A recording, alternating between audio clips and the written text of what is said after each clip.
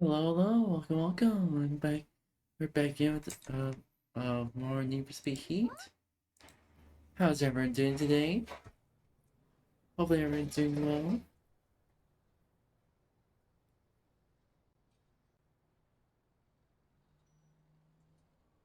Okay, let me pull up the stream on my phone real quick. Oh, network in here.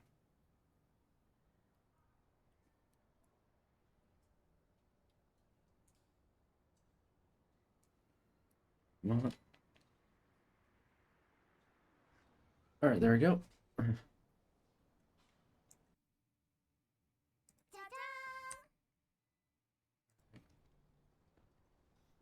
Alright, so we're gonna try to get more ultimate parts here. Yeah, ultimate plus for cooling. Just ultimate for nitrous.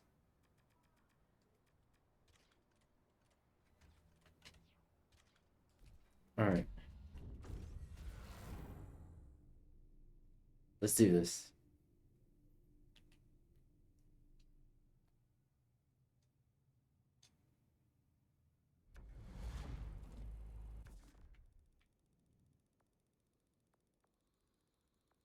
Okay, where's the...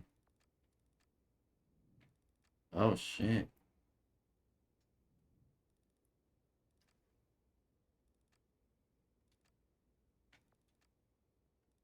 See here.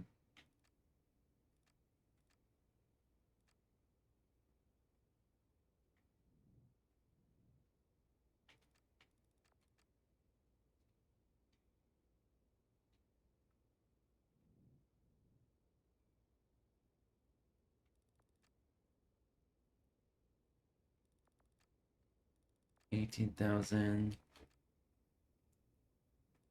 13,000, 9,000. Okay. Here we go.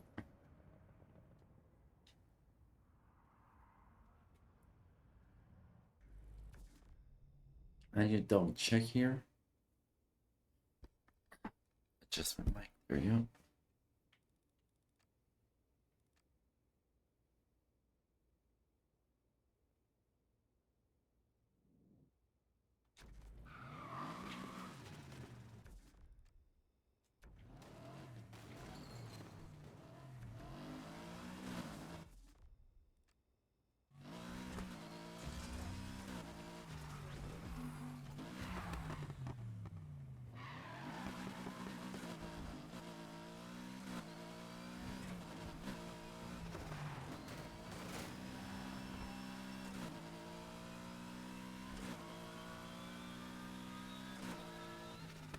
It's too close.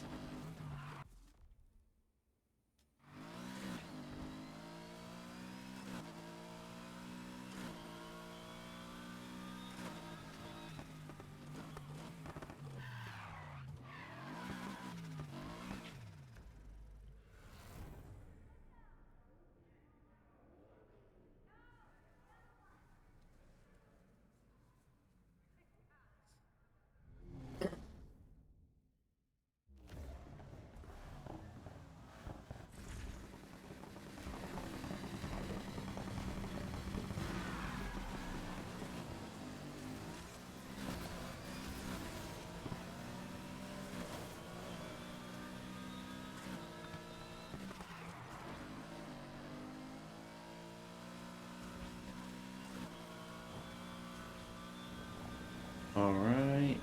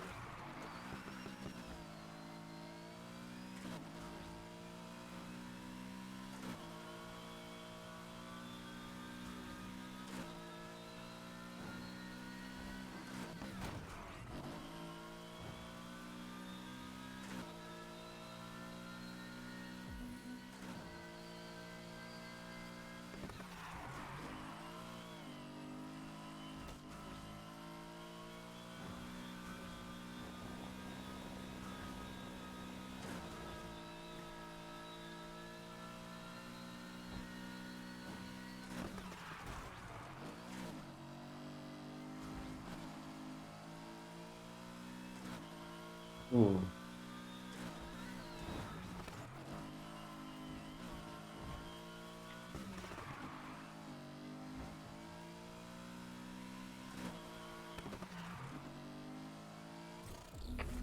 You just made my night.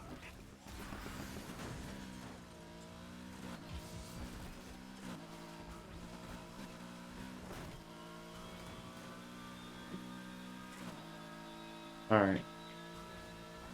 Oh, shit.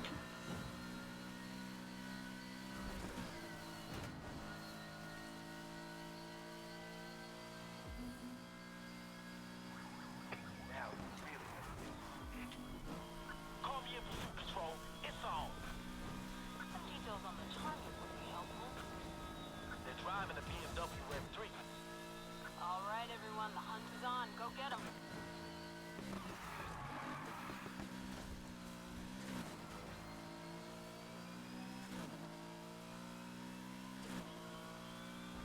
On web.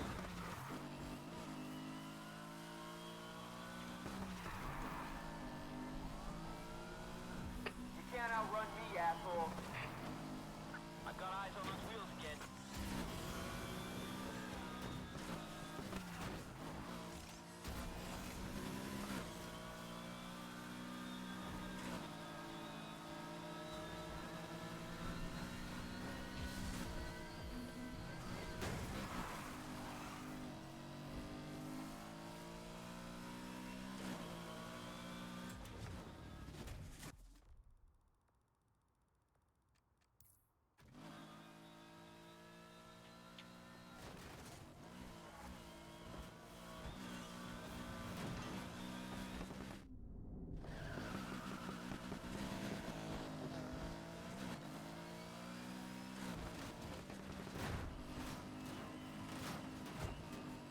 Calling off the pursuit. Driver gave us the slip. Copy. I'll get back to control.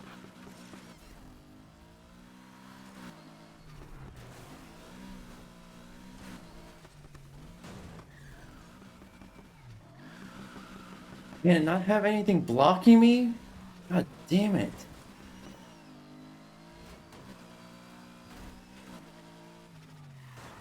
Ugh!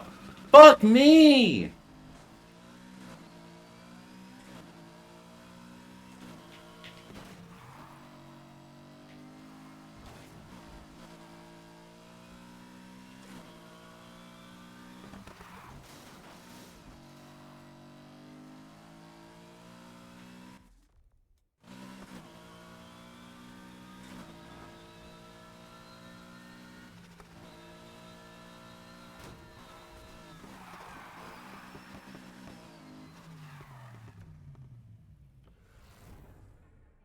Oh, fuck me. Ooh.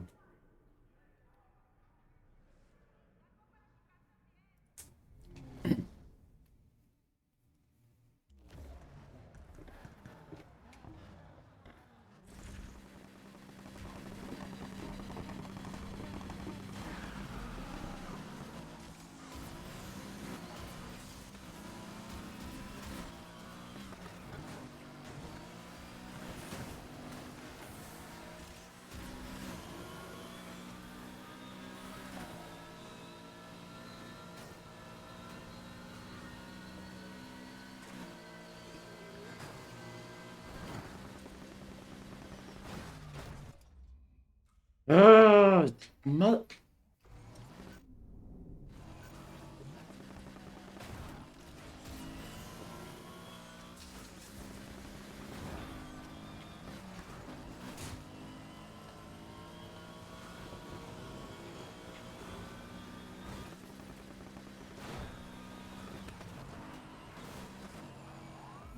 You're not getting away.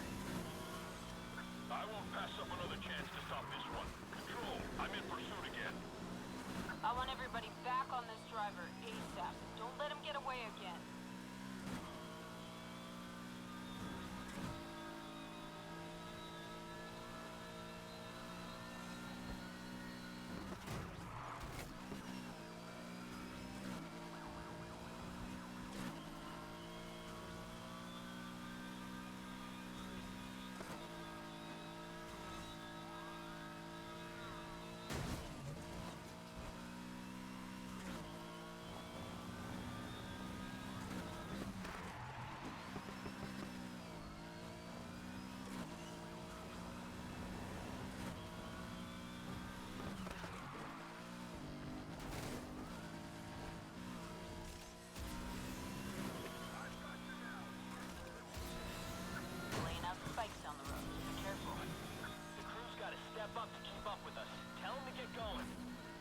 don't have spare units, so get creative and deal with it.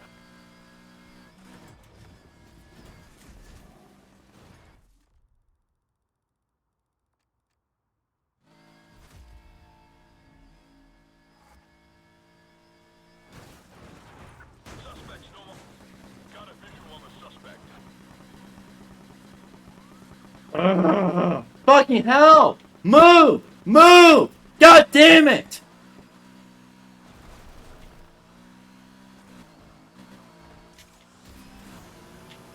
I'm here to finish what you morons started. Motherfucker! That flipping the fucking half! I've lost visual on the subject vehicle.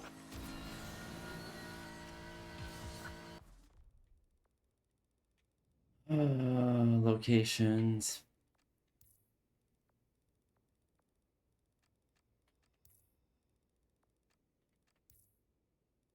Looks like someone lost our target. Get in there and find that car.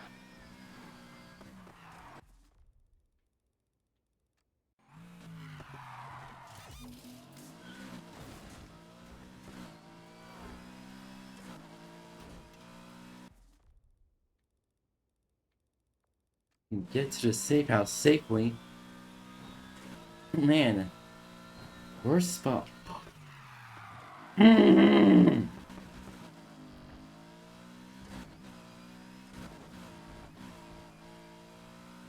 got owned. Are you actually chasing them? Motherfucker! God damn it! Running fucking loops here! Fucking dumbass! Next time they won't be so lucky. Okay, back to work, everyone. Oh, fucking hell!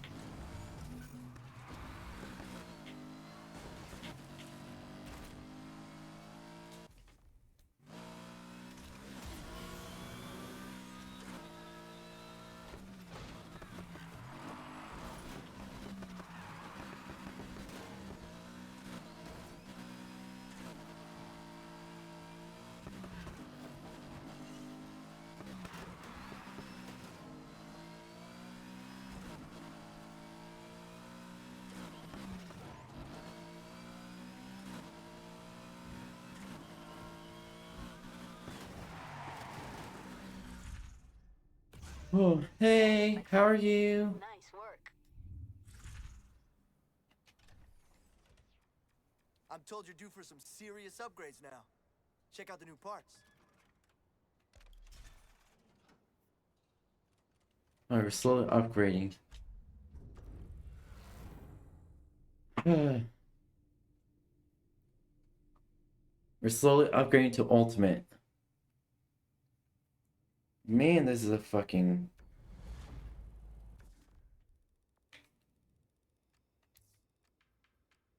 all events.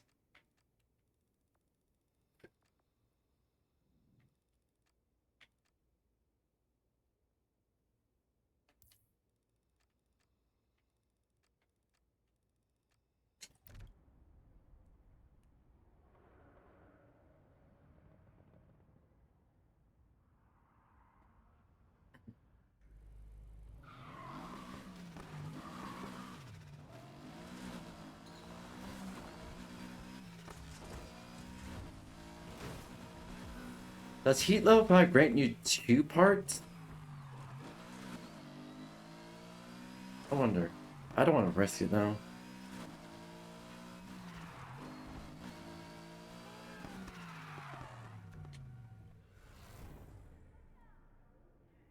How are you? How do you pronounce his name? Liange? Keep. Can I just call it Gebo?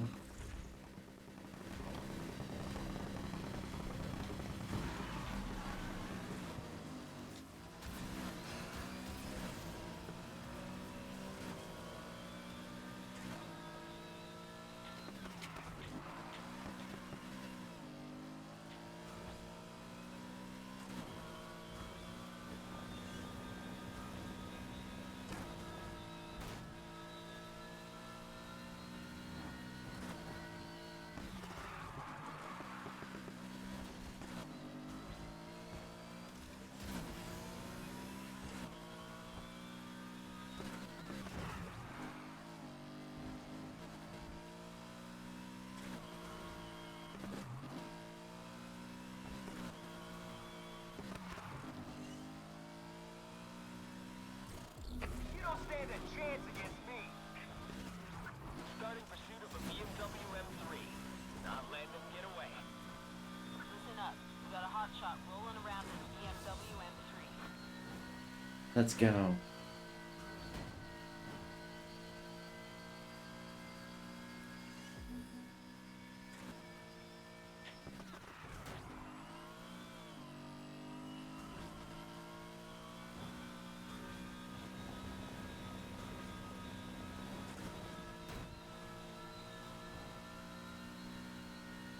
All right.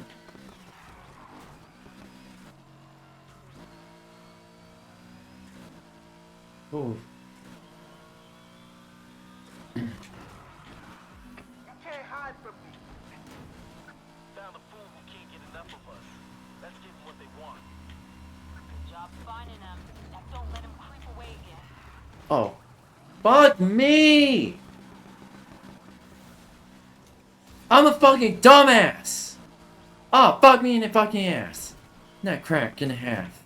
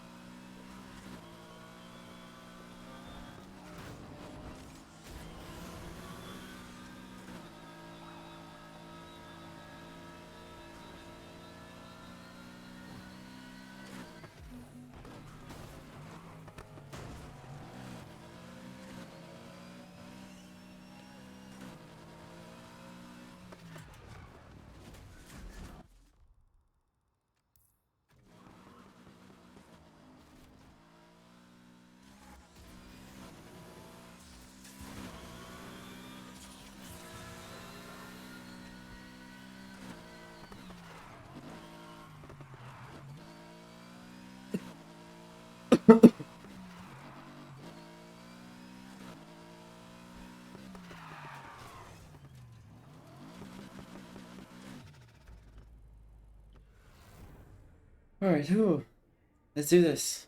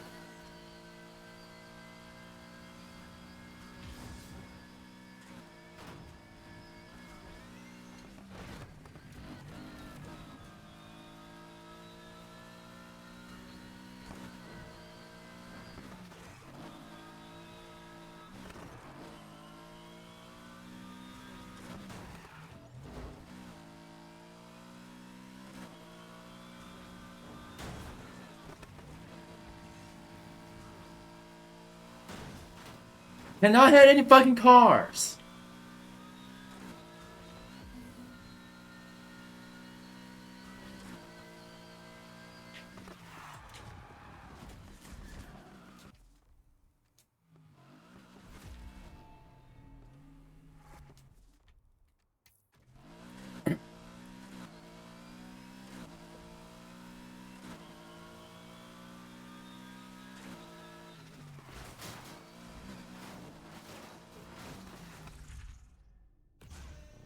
That's enough for one night. Get some rest. Oh, you just got greenlit for some new parts. Take a look.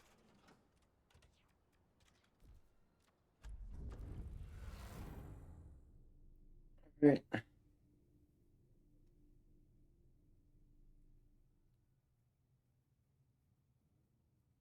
do this. Oh, fucking neck crack in half.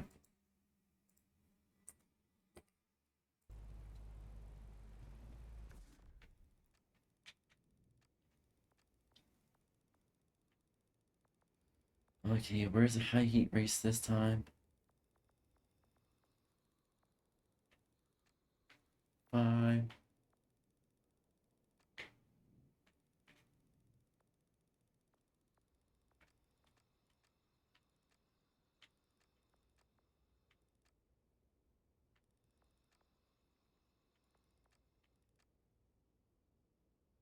Alright.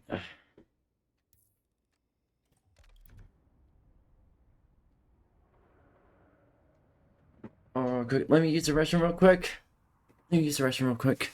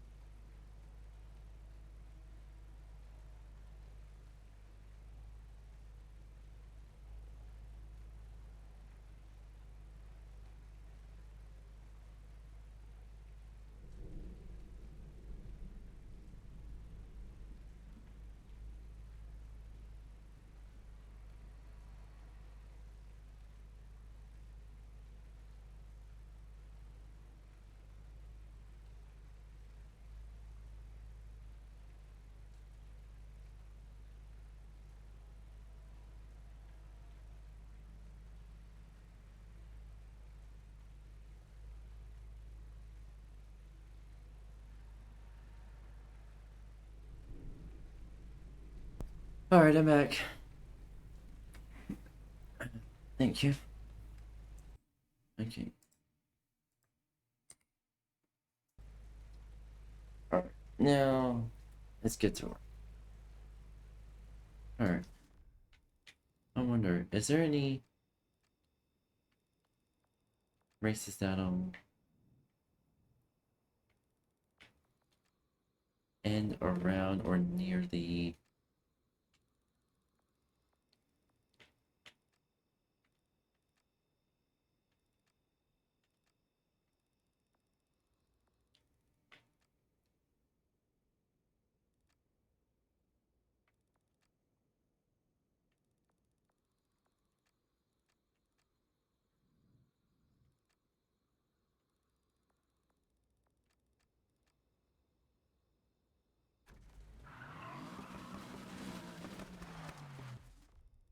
I'm gonna have quite a drive. Don't get something around or near the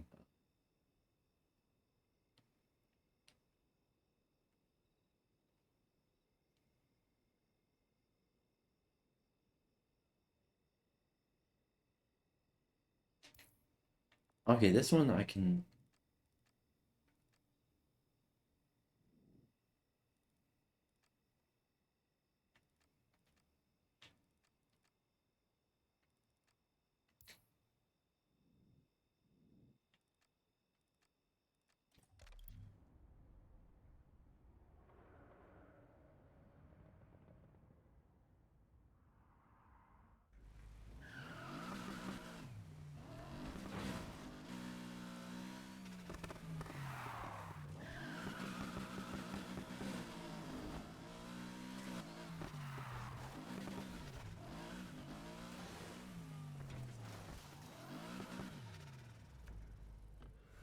Alright, here we go.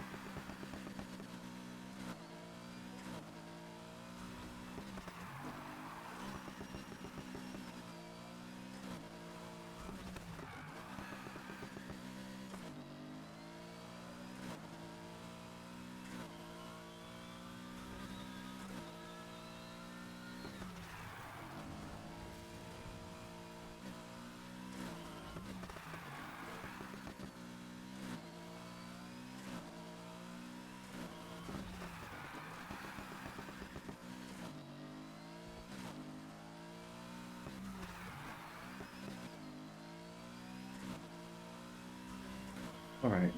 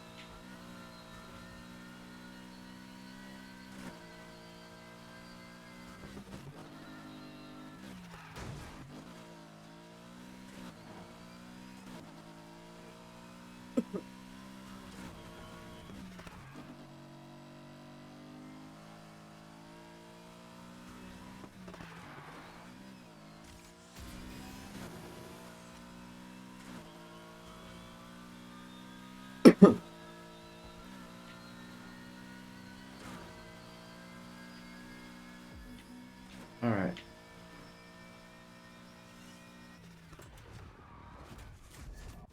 He level, oh my fucking god. He leveled to my fucking ass. God damn it.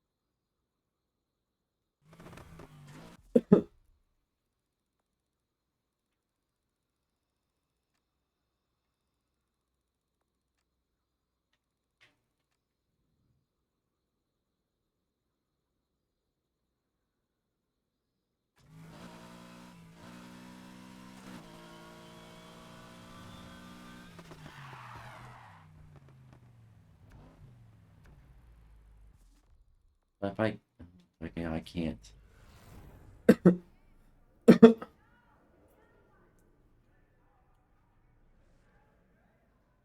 I thought I was gonna be able to do a speed trap, but there's cops around, so I can't.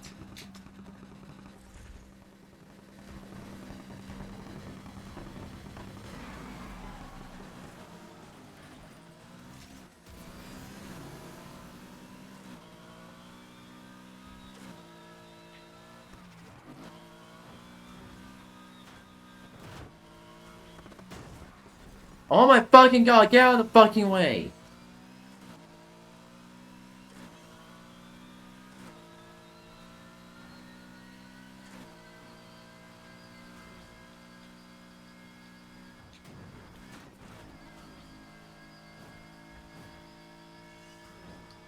Alright, we can do this.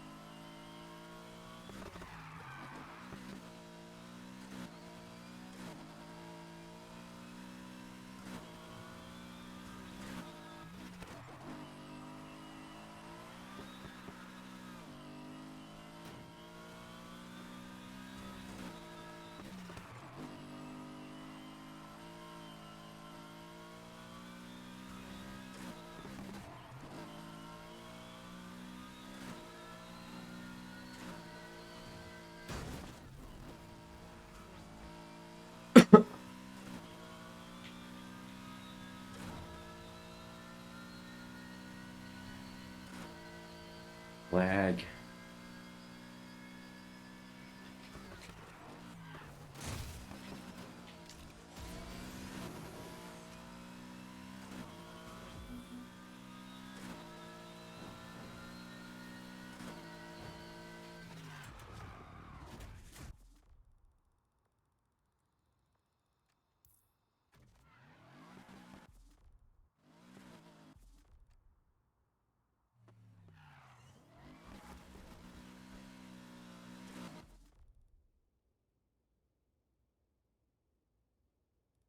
Oh, that fucking stupid ass cop's in the fucking way.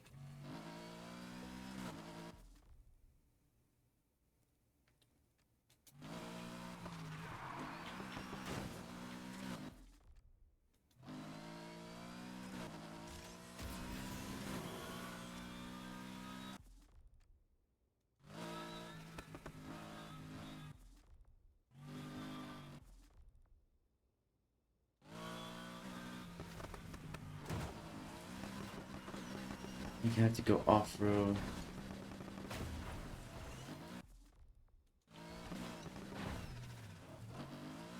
Even farther away.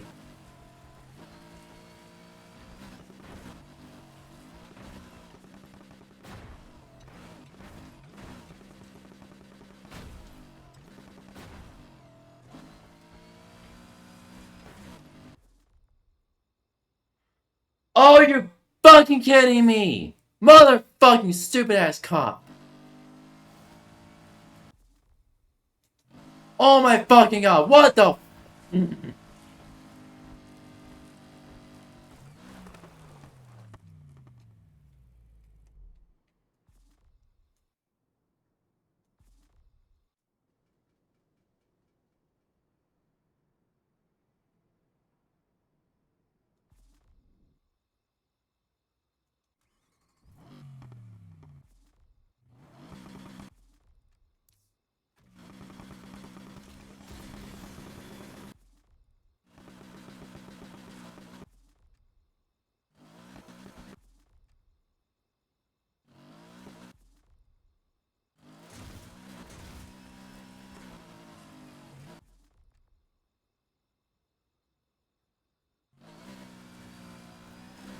Go, go, go, go, go, go, go.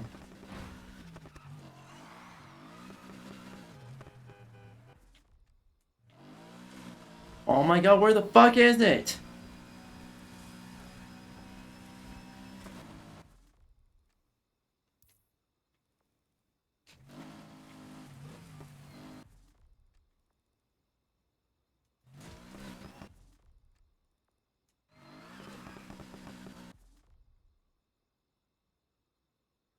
Oh motherfucker, fuck you!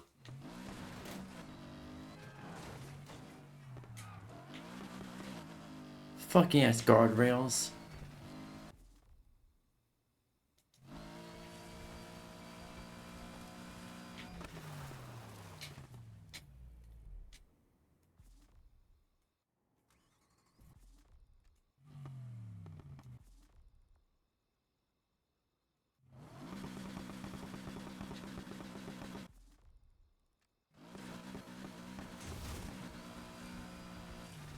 Are you fucking kidding me? Motherfucking cops! Fucking hell!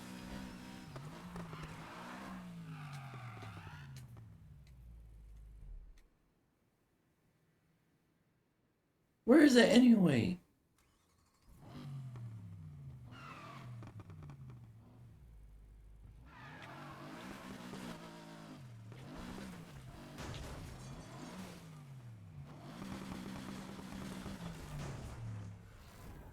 Holy shit! Motherfucker!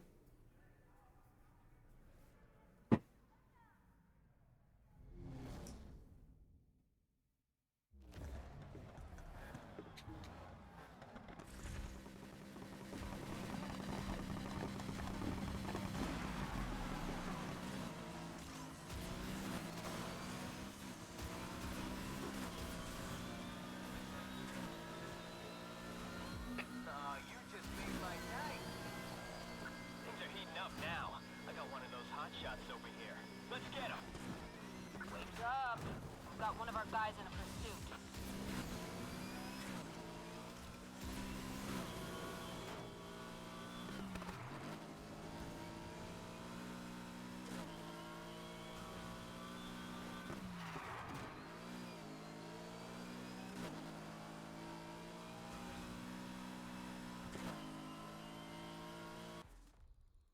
Oh, he's gonna be.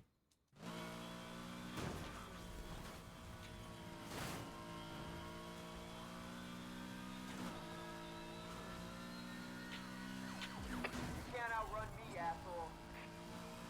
Hey, there's the dump skull again. Control, I found him. I found him. Johnson, the attention you're giving him. Come on, move it, everyone. I want him caught this time.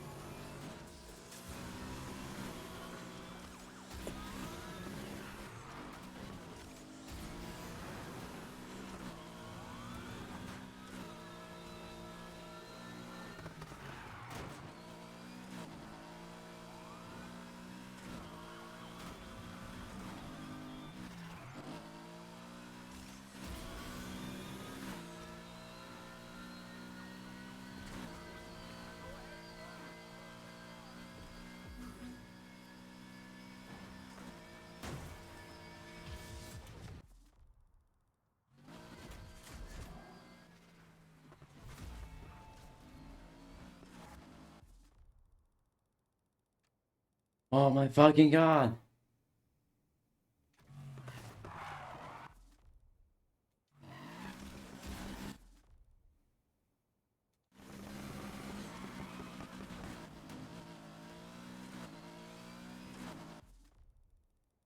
How the hell am I? Motherfucker, it's the worst fucking situation! There's a cop there! There's a cop there! Here! Oh my fucking god! All around the fucking table! What the fuck? This is bullshit!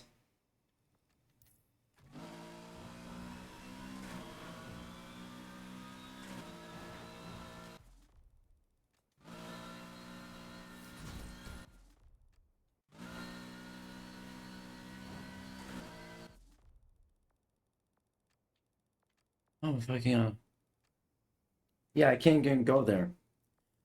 Nobody's got eyes on the suspect, so I'm calling it a wash. Copy, Control. Someone should bring this one in. Oh my fucking god. Oh my fucking god! Motherfucker!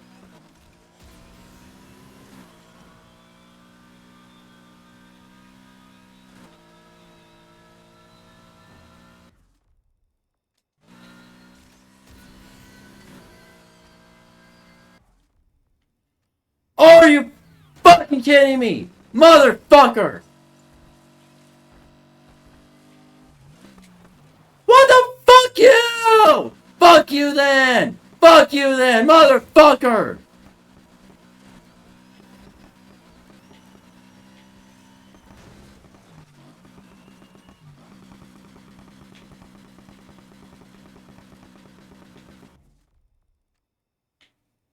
Are you fucking kidding me? So fucking close! What the fucking little shitheads! Where the fuck am I supposed to go now? Motherfucker!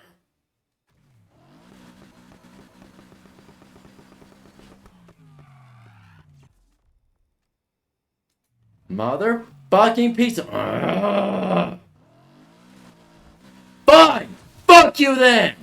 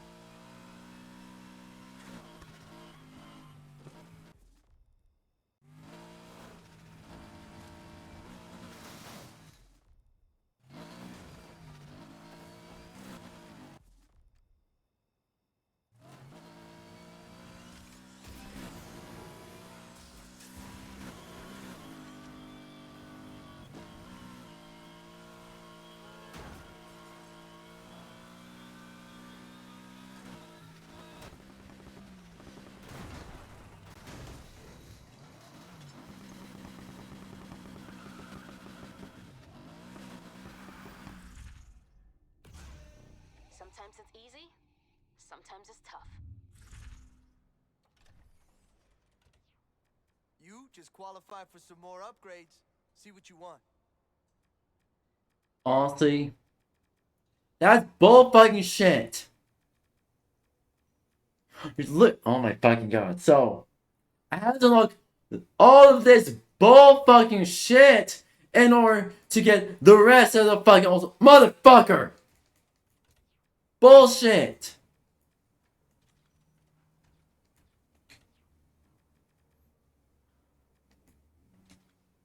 Oh my fucking god.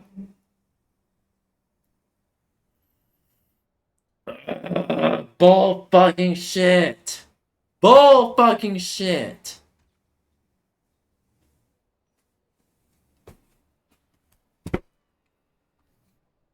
You're telling me that fucking god. Oh, neck rocking the fucking half.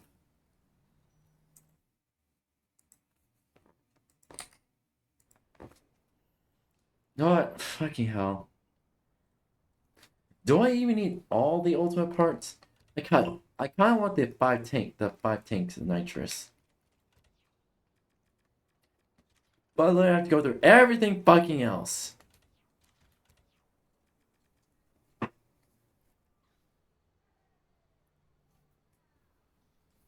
I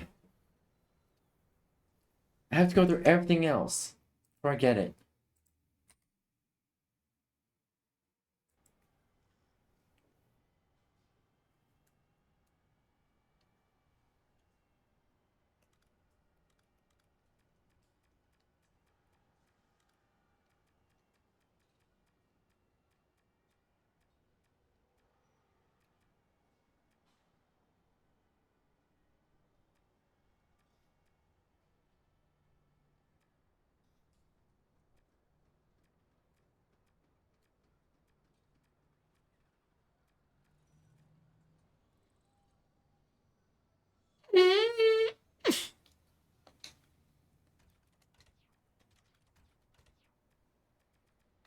Let's try to unlock the nitrous. As soon as we unlock nitrous, we're done with getting the ultimate parts.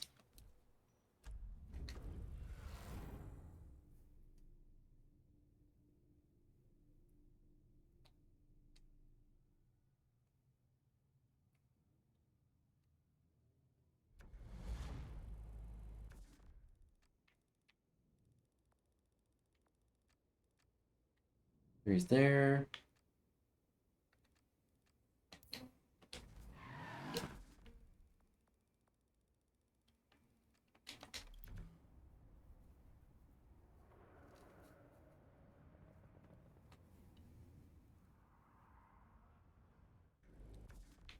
Let's see here.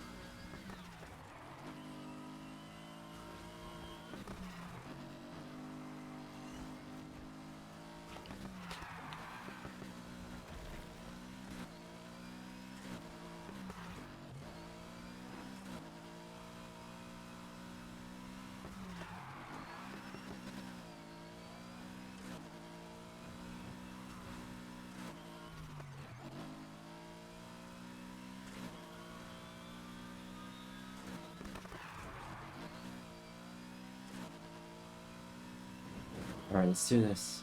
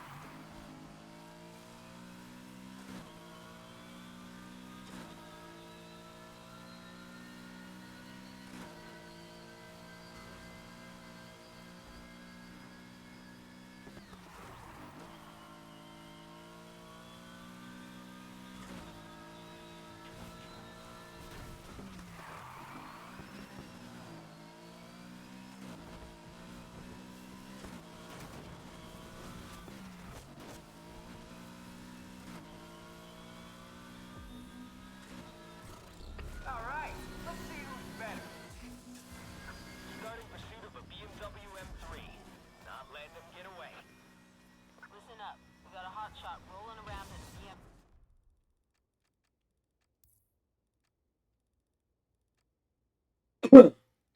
Really? Really? You can have the worst fucking time! BMW M3.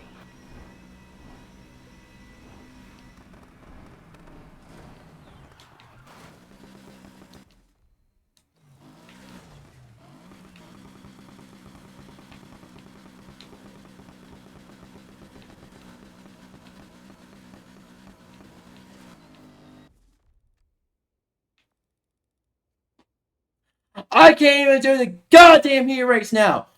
Bullshit! Bull fucking shit! Motherfucker! Look how many cops! Look how many bullshit cops are here! What the fuck? Bullshit! Bull fucking shit! I have to give up! I have to fucking give up! This is bullshit! Bullshit! Bullshit! What a shit show. I'm ending this pursuit. Get back to patrol.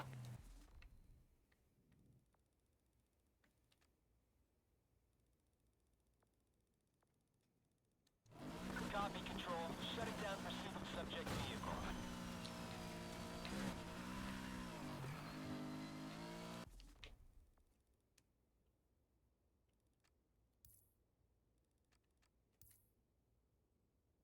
I want to get to this, but I fucking can't.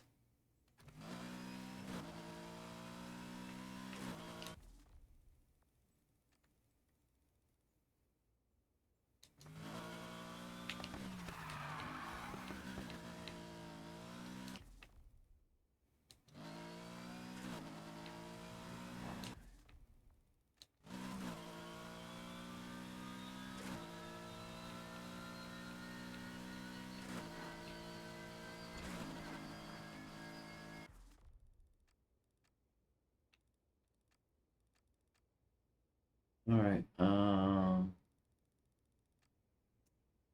the fuck can we get there?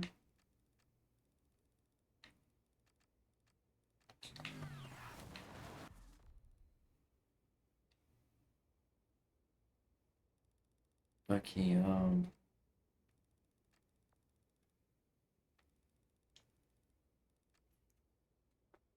uh,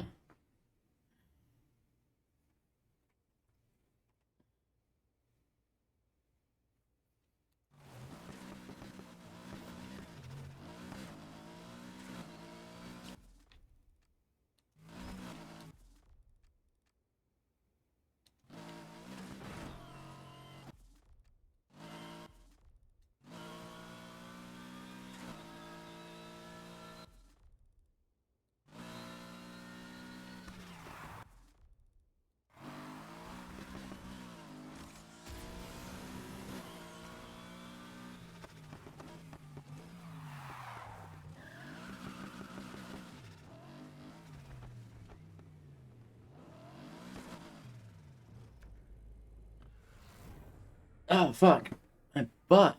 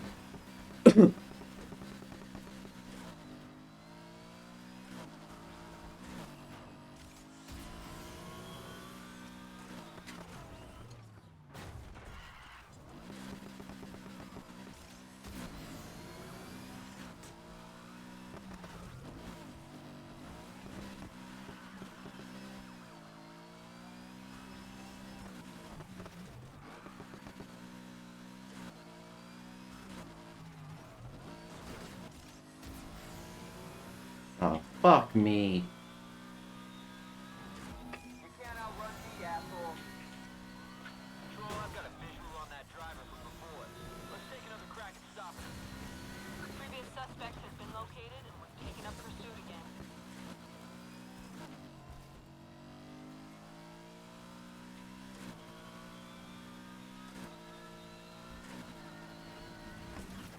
Okay, cool.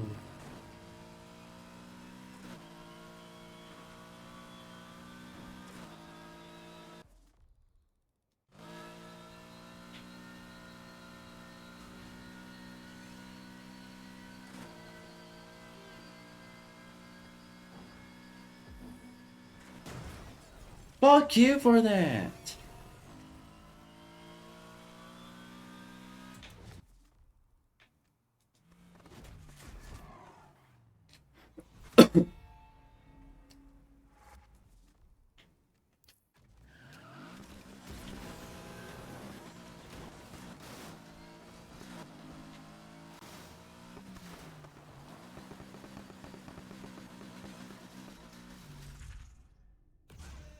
Did sunrise come early, or were you just on fire tonight? I just got the okay to sell you some new parts. You're making friends in the right places. Hopefully next one we get the nitrous.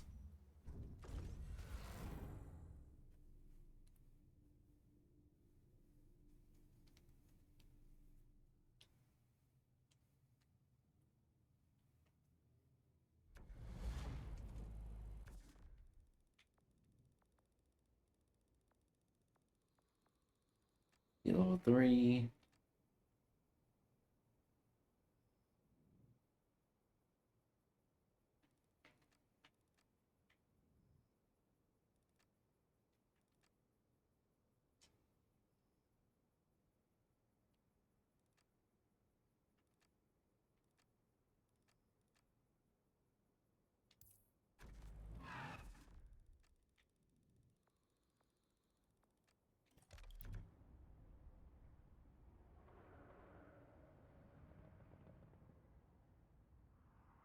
Alright.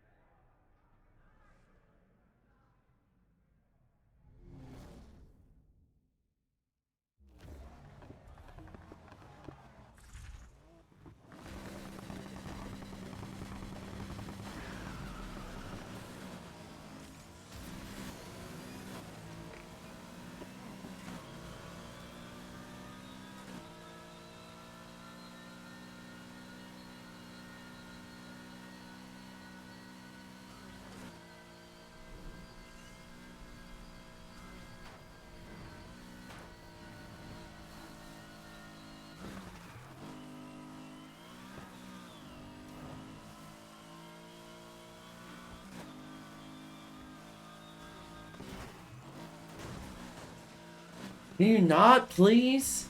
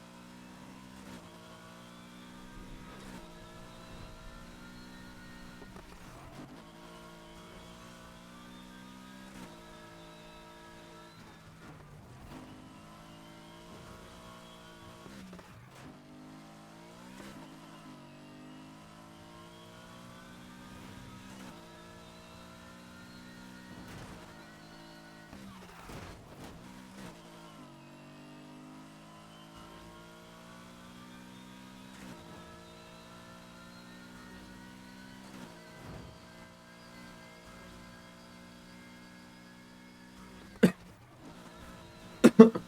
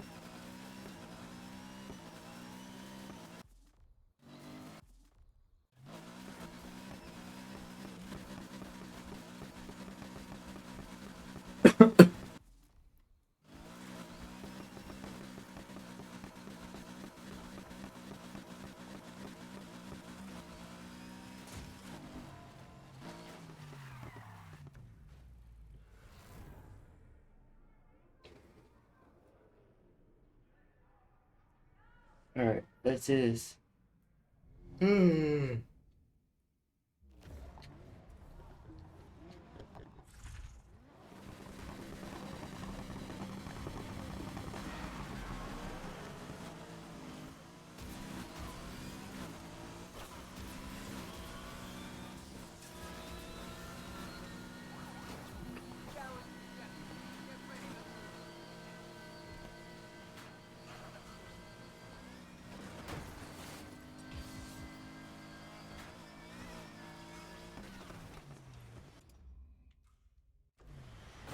Motherfuckers!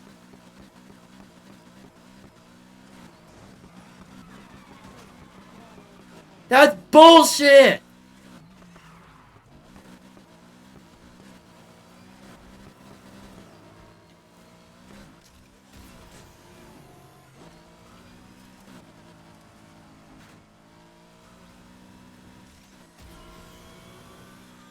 That was fucking bullshit! I shouldn't fucking fly like that!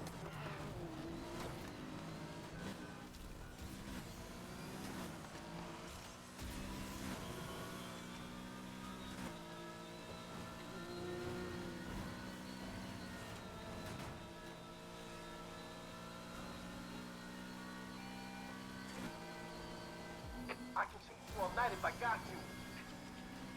Found a fool who can't get enough of us. Let's give them what they want. Good job finding them. Now don't let them creep away again.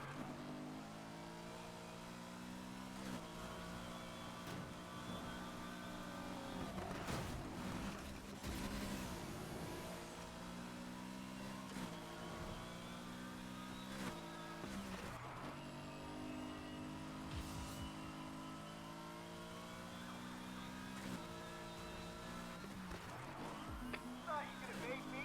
Ha! Got eyes on the target vehicle?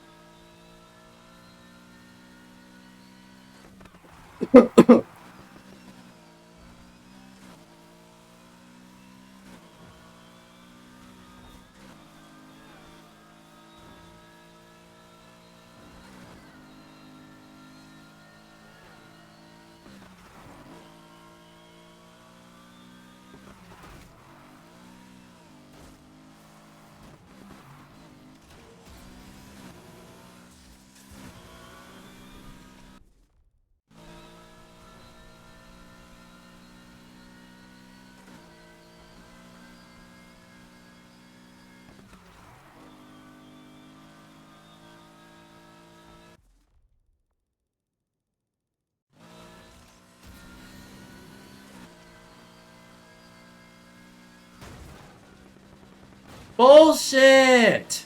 Motherfucker!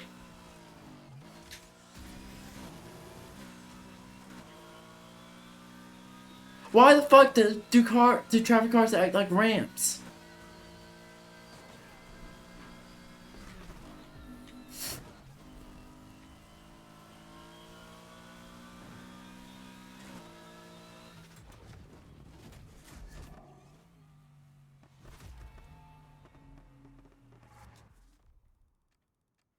Motherfucker. Alright.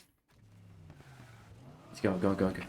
Motherfucker! Go fuck yourself! Motherfucking piece of fuck you! Fuck everyone!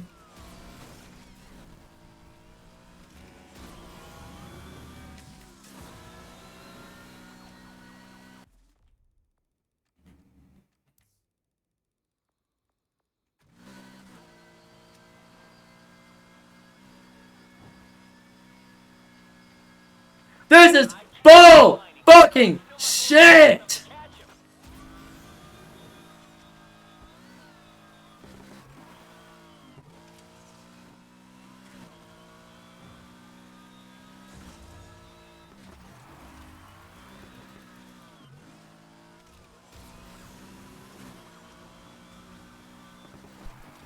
I've lost visual on the subject vehicle. That was bullshit! What the fuck was that? Spread out and search for that vehicle. They can't have gotten far. And fuck off!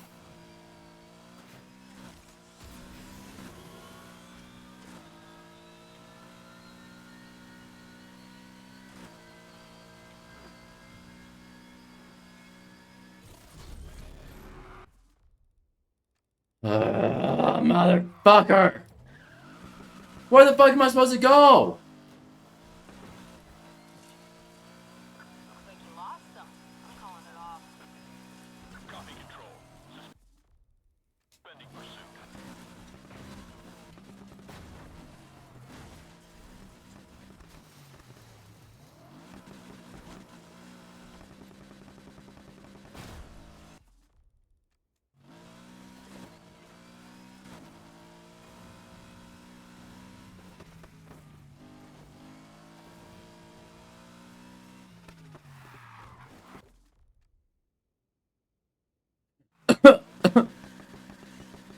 Really? Are you fucking kidding me? Oh my fucking god. Is there no exit? Is that the one fucking exit? Motherfucker! Then what was the point of that? Why not add 2 fucking exits?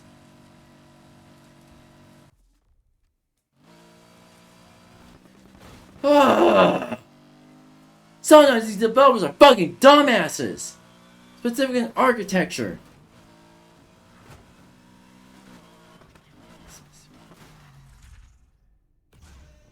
Even when you're in the league, it's never easy. Finally! Looks like you could buy some fancy new parts now. Okay, we got all that we needed.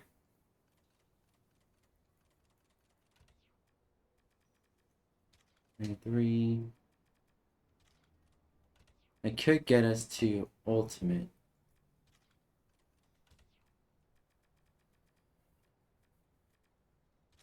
$391. But right now, I'm not really concerned getting the ultimate plus parts that just end up making us a little bit faster. But right now, just having the ultimate parts these is actually good.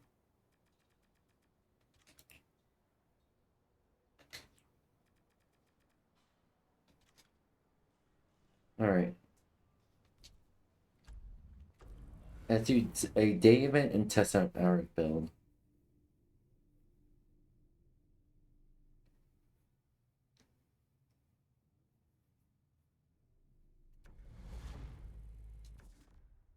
Right now, what matters is just having a ultimate part. Ultimate Plus is just an added bonus that makes you a little bit faster. But not by much. It's a little bit by quite a bit. But I don't want to, like, make myself go even more insane and try getting the ultimate plus parts.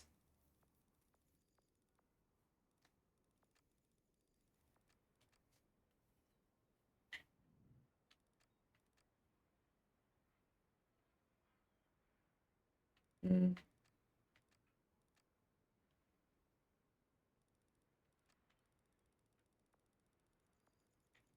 Let's see here.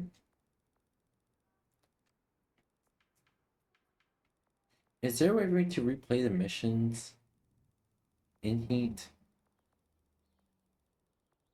I wish they added it or make it more obvious.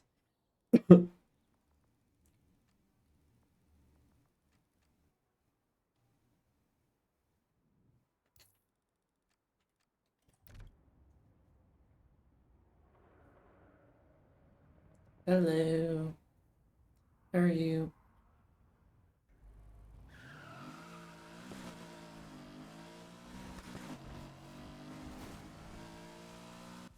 Let's see here.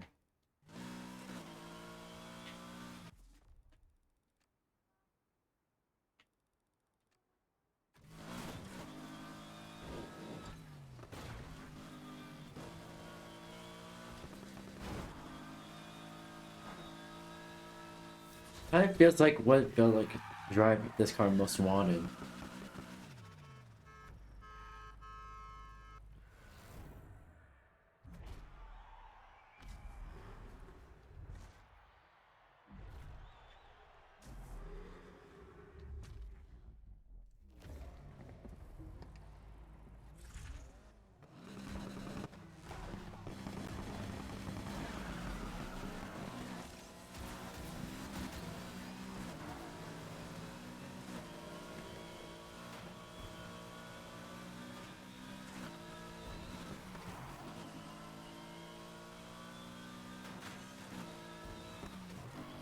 For anyone who's watching the stream or happens to be watching the stream VOD, does ultimate plus parts matter in the long run, or is it just an added bonus?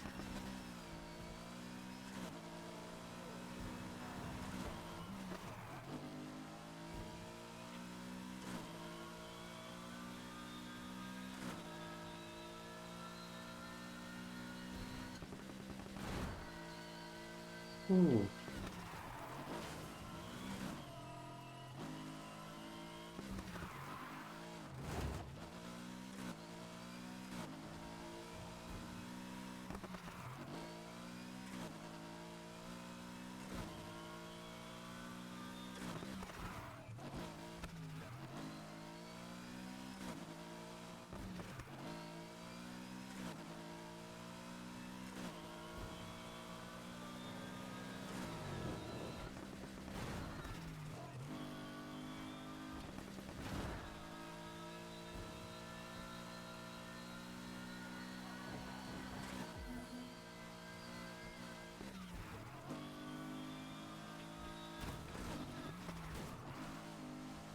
All right.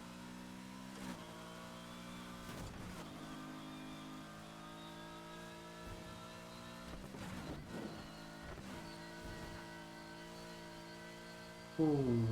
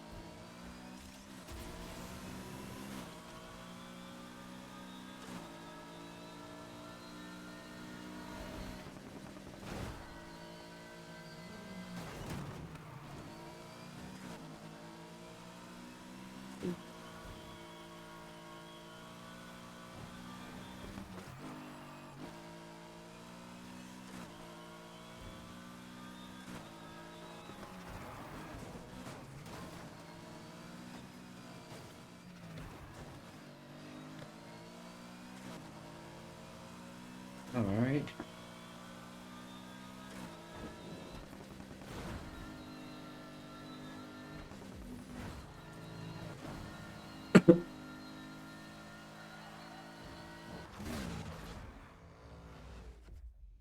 Ooh. Hello. Counter. We got the ultimate, all the ultimate parts unlocked. Well, not the ultimate plus, cause I don't want to make myself go even more insane than that.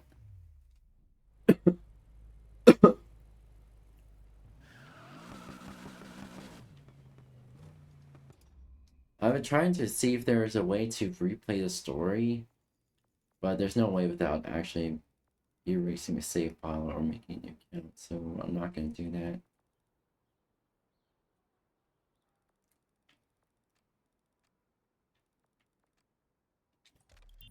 I can show you the parts we have. Hey, did you hear the news? No, what? That cop you took out with a trunk full of cash, Officer Shaw, the one who impounded my car, he got sent down for fraud and extortion today. About time. He was a real piece of work. Yeah, but what about Torres? She's still on duty, squeaky clean, but she was mixed up in this just as much as he was. Why didn't he take her down with him? Guess he cut a deal. Or she's got something even worse on him. Something that made him too scared to speak out. Who knows what shady stuff they got up to? Yeah. I'm starting to think Torres might be the worst of them. She's definitely smart. Let's not get on the wrong side of her. Good plan. Later. Hold on. Is there more to the story that I should be looking forward to? What the fuck? Also, yeah, we got ultimate parts. I guess if we do get the ultimate plus, it will be able to get to 400, but I'm not really worried about that.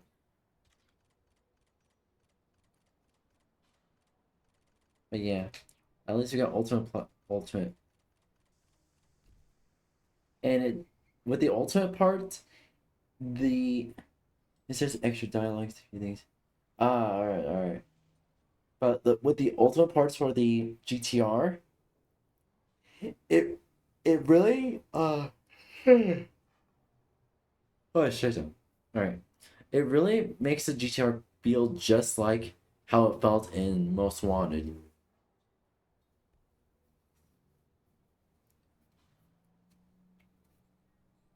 And what I want to do now is get back into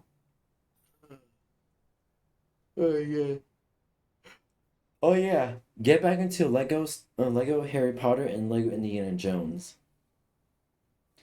Hey, Denning Saturn. Hey Saturn, how are you? Welcome. I'm Brandon Blitz. I'm a variety streamer. I stream lots of video games and also stream some art, as well as I recently got into programming, and I really gotta do another programming stream. Because I haven't done programming in a few days now, mostly because of work. Hold on. Whoa. The tires.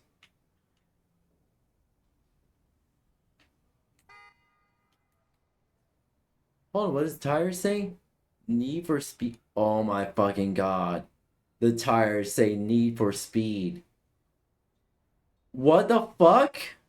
Has anyone noticed that?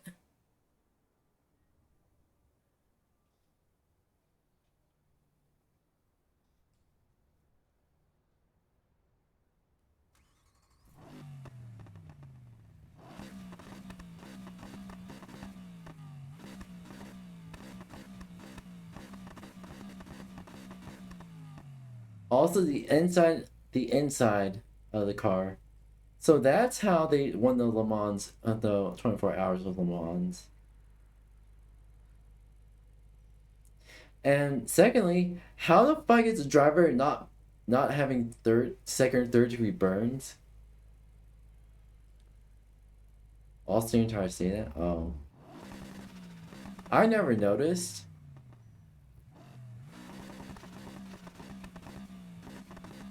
Also, the flames are fucking Ooh.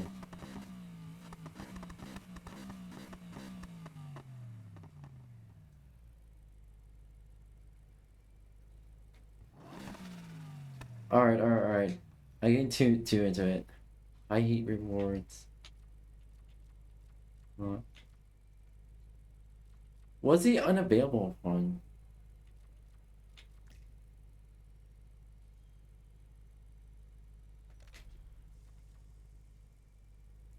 Is it related to...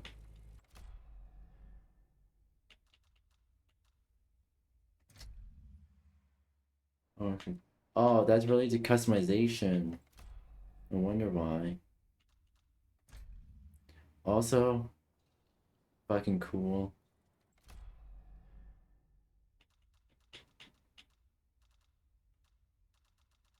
All card the one I've been using. Still 318. Yeah. What I want to do is get back into Lego games. Or until... Get back into Lego games until I either need to find something else to play, or be playing Minecraft until something catches my eye. I haven't played Lego games in a long time, and in quite a bit. Deluxe edition. Yeah. I got the deluxe edition, but it's for... I think it was on sale for about $4. It was on sale about for $4. $4 or $5, but yeah. Anywho, I'm gonna get back into playing some Lego games.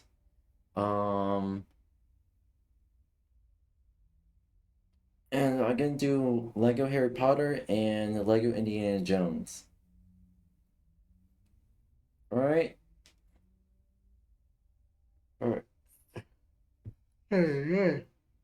Alright. Let me get everything set up, and we'll get going. Alright. Alright, matane.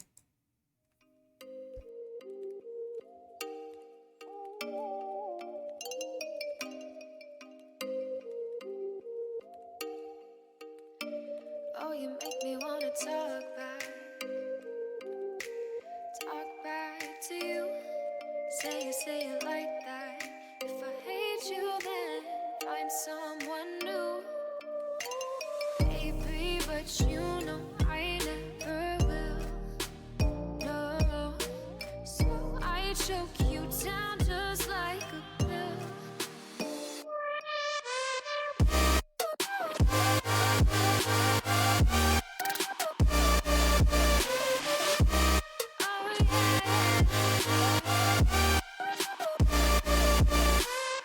Take you like a pill.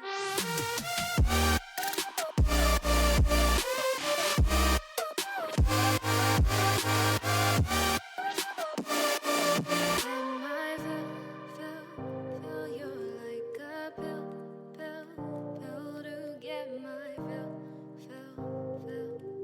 No, do me in the worst way. Don't let me sleep, never say sorry.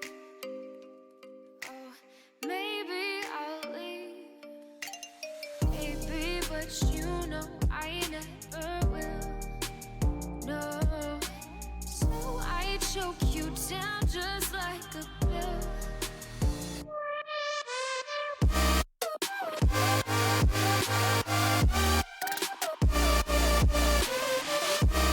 Oh yeah.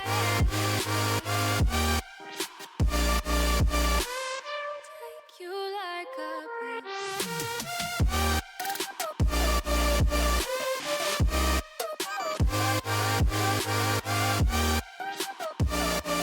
Get my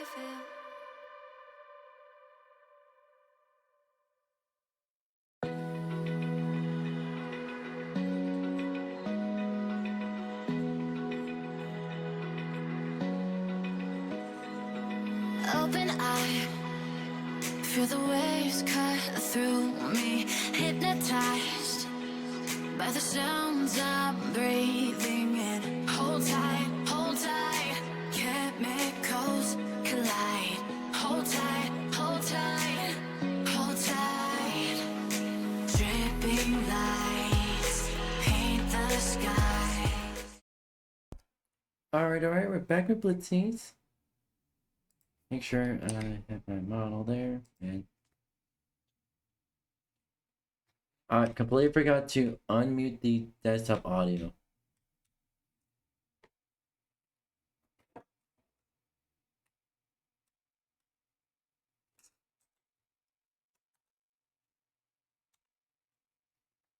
And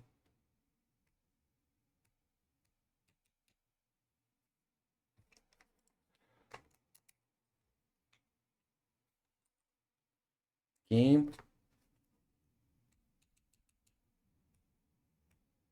Oh my fucking god. Motherfucker!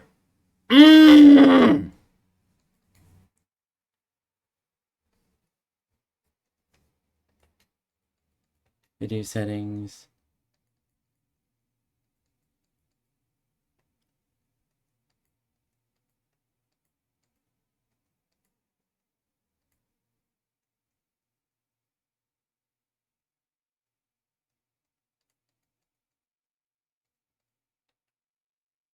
Oh fucking god.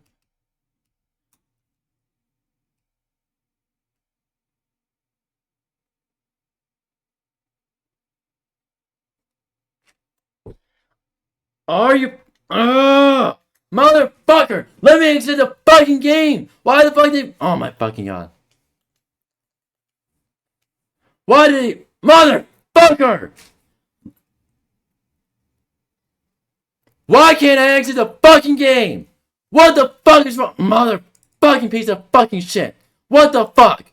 What an absolute fuckhole is wrong with you? There we go.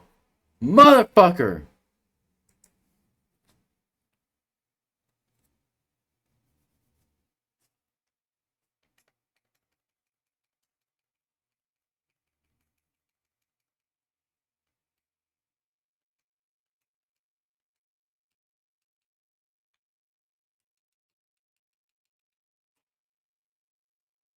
Hit. Did Steam? Oh my fucking god. Mother. Hold on. You mean to tell me that Telltale Games did a bullshit motherfucking move and said, oh, you can't exit the fucking window unless you close the entire fucking game? Excuse me, I'm trying to fucking avoid copyright. What the fuck is wrong with you? Bull fucking shit. That's bull fucking shit.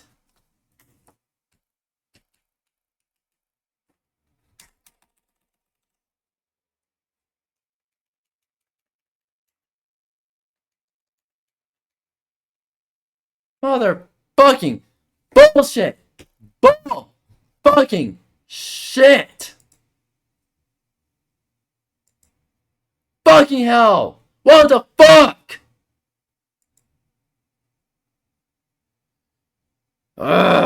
This is bullshit. Bull fucking shit. No, I'm gonna get fucking copyrighted because Taylor Swift's fucking stupid. They really are fucking stupid.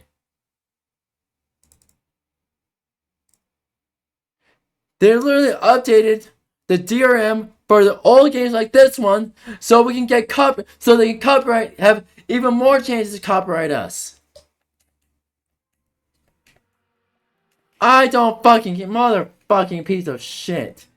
Motherfucking piece of shit.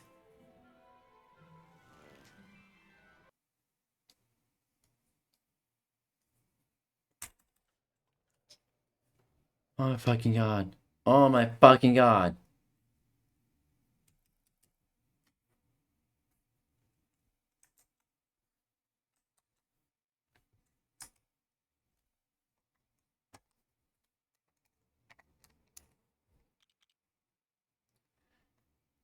Can I?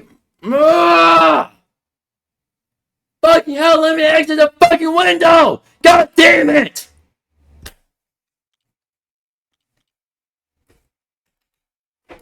Bullshit. Bull fucking.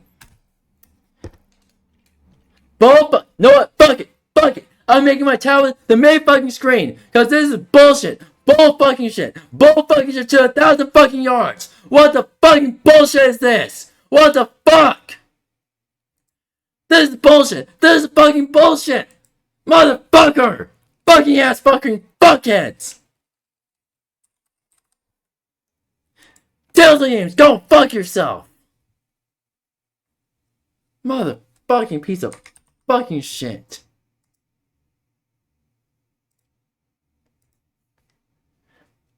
Ugh. Fucking hell. Fucking hell.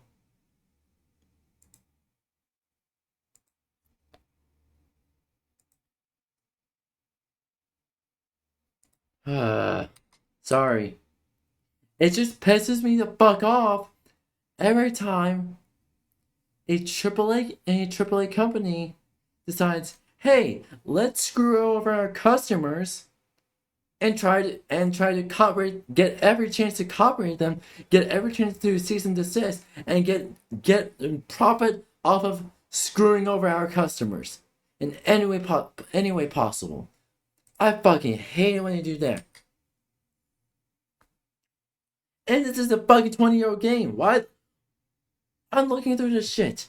Why the fuck did they change their DRM to not allow me to exit the fucking window? Are you fucking kidding me? What the fuck?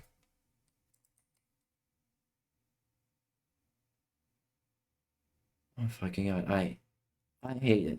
I hate every time they pull that bullshit.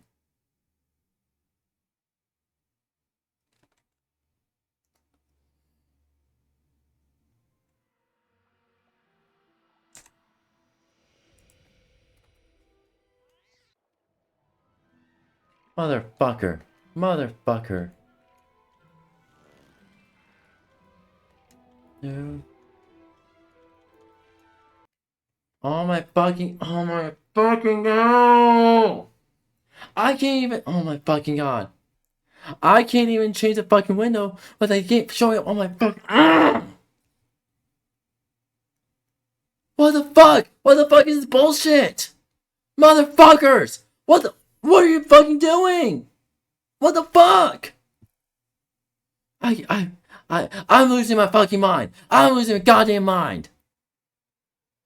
What is this bullshit? What is this bullshit? Oh my fucking god. Oh my fucking god. I can't actually.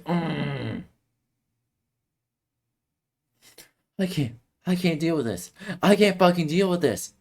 Why the fuck would it change a DRM like that? What the fuck? Literally make oh my fucking god. Literally, they're changing them in a way that makes my own PC unusable without exiting the fucking game entirely. What the fuck? What the fuck is this bullshit? Motherfucker. I fucking can't. I fucking can't with their own goddamn stupidity.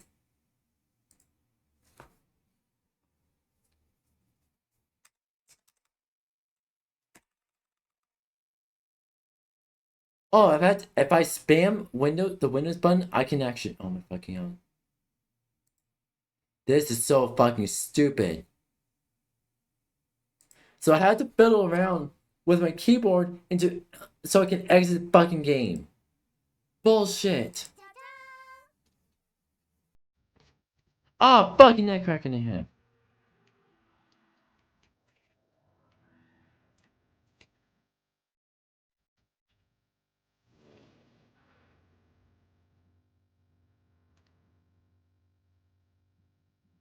Configurations.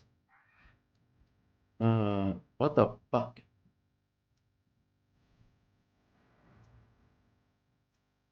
Are you fucking kidding me? Motherfucker, I can't change it.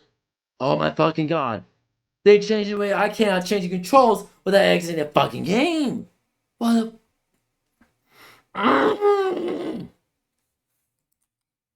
Crashing it. Oh my fucking god. What the? What is this bullshit? This is bullshit, mother. Fucking hell.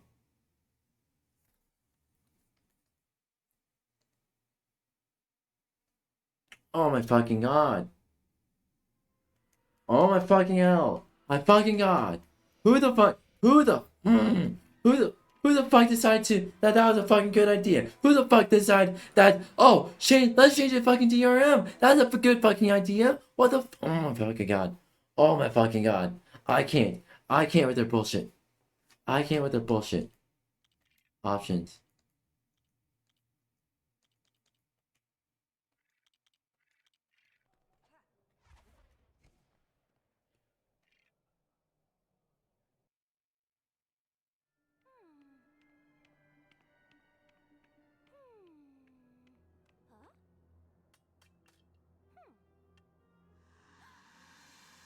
Right, I mean.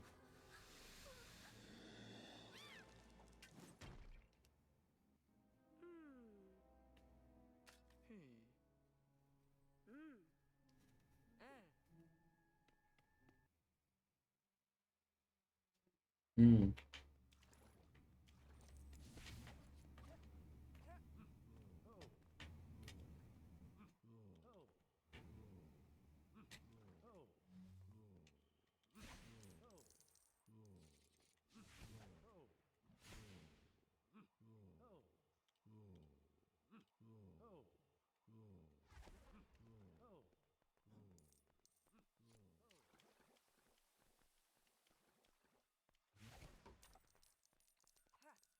Oh, we're supposed to go here.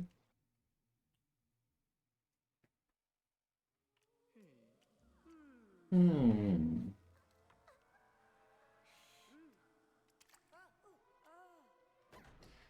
Sometimes I don't fucking get it.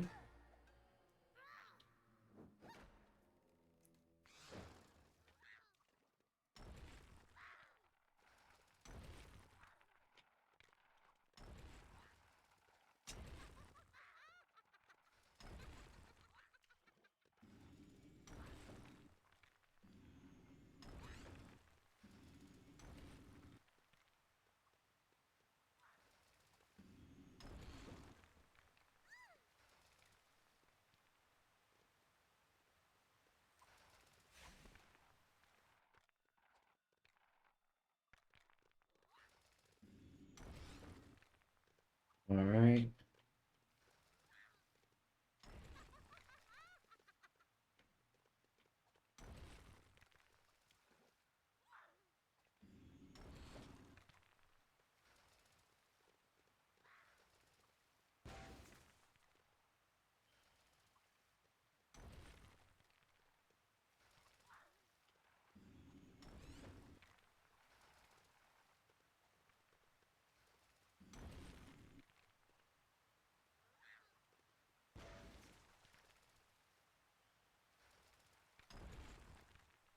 How the fuck?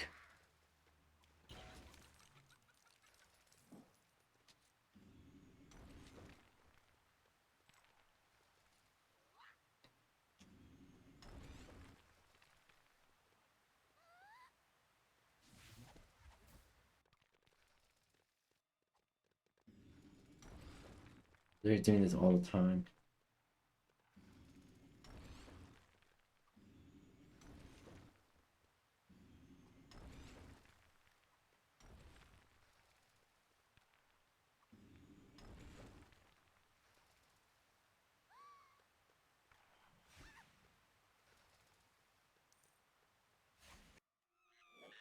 Lol.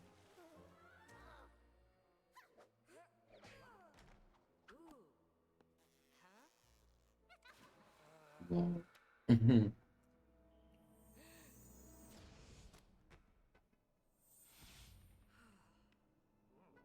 Second to a storybook.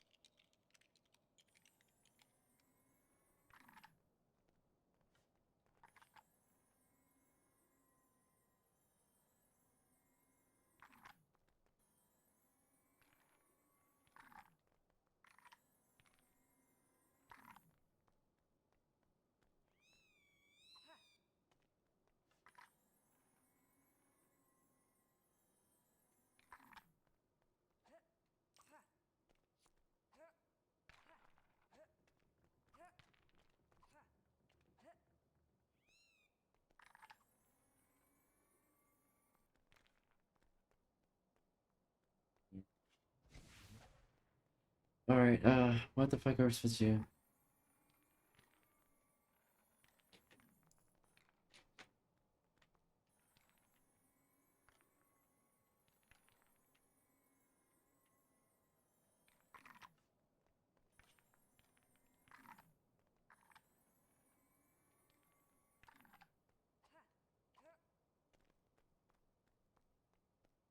Hmm.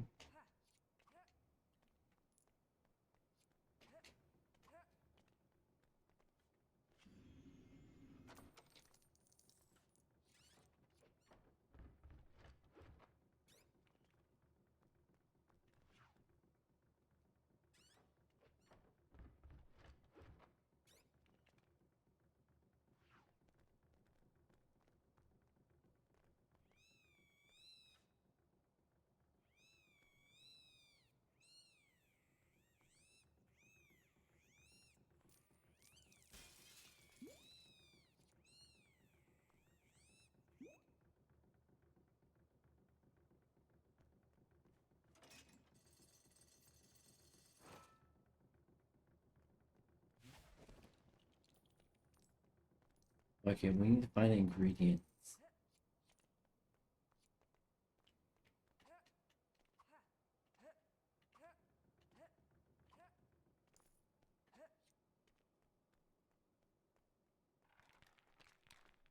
If that's one.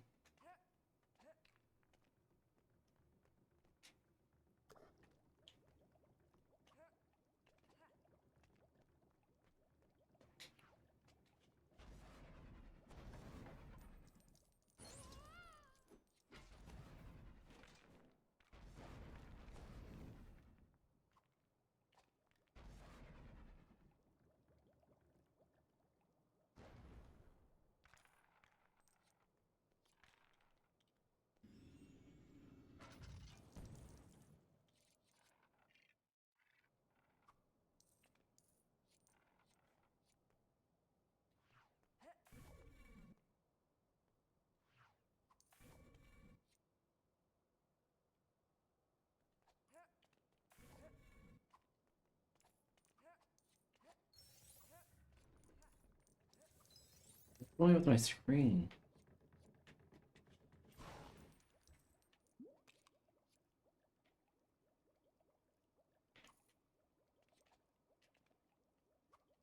Is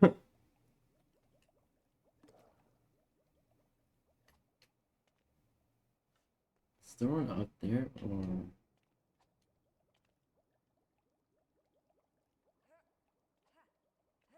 I guess the screen is glitching out for some reason.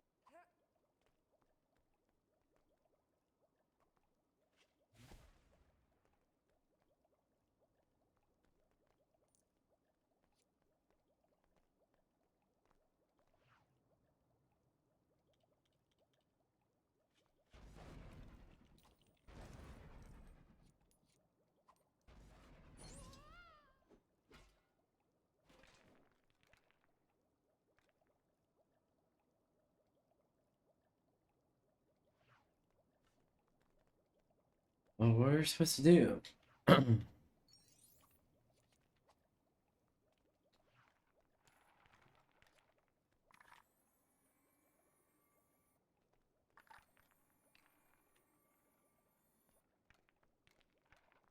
Um.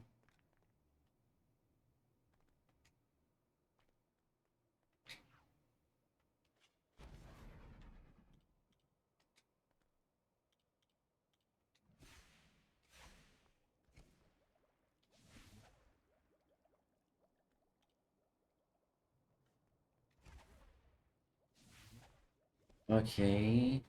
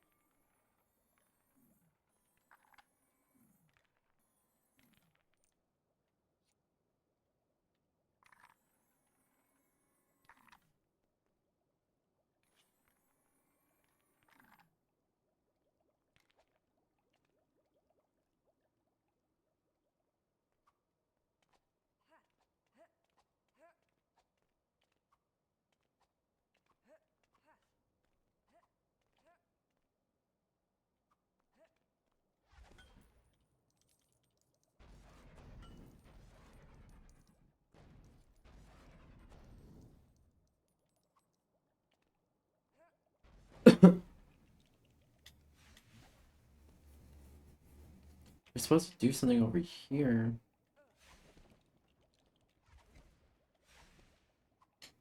Okay, so what are we supposed to do? Got a strength potion. Oh fuck.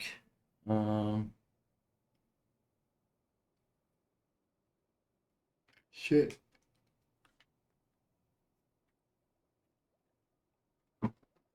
Oh fuck. Just my legs. There we go.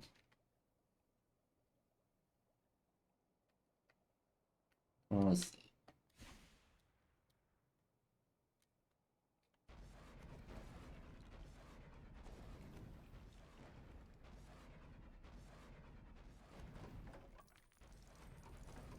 I'll say I am going ham until I find something.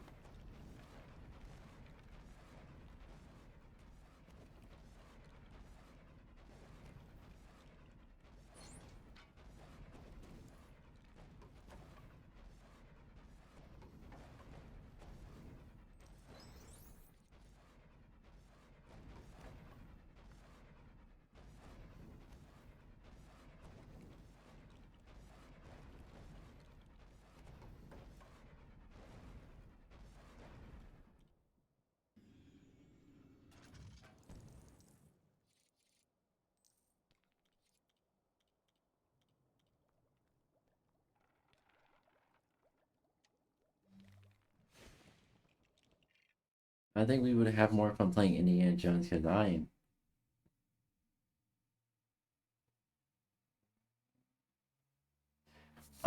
don't know what the fuck is going on.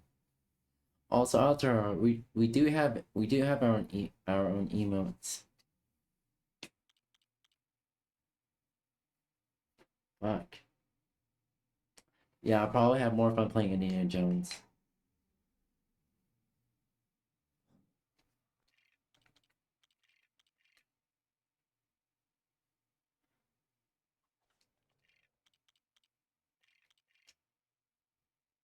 Honestly. No. Alright. Let me load up Indiana Jones real quick. I'll have more fun doing that.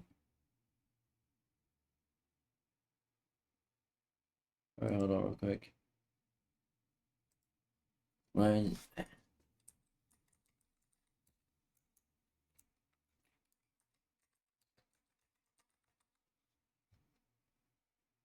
We're gonna start looking at Indiana Jones 2. That's alright with everyone.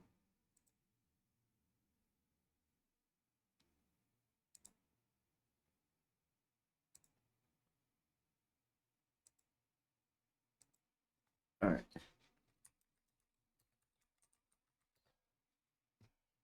Yeah, 2. I'm just updating the stream real quick.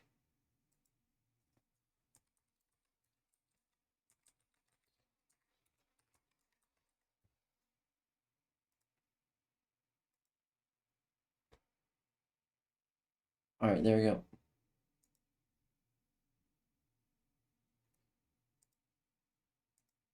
Alright.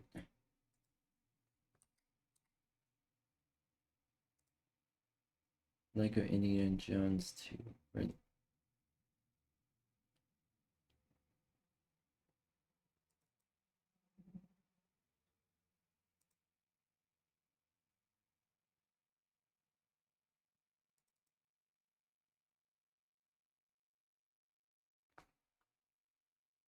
Hold on real quick.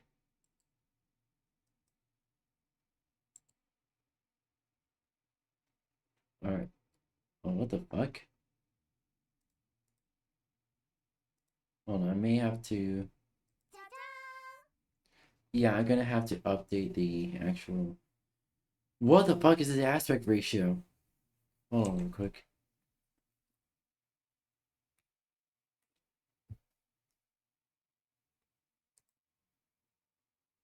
Alright. No matter what position I think I'm gonna see some... How the fuck? This was supposed to be a comfortable ass office chair. How the fuck is this this uncomfortable?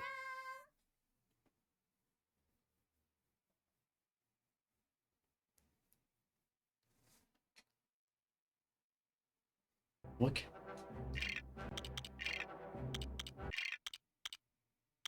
Video settings.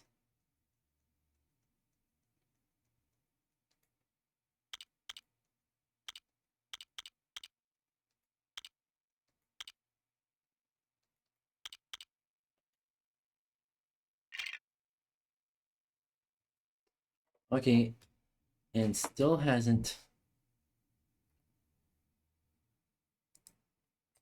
Okay, I'm able to do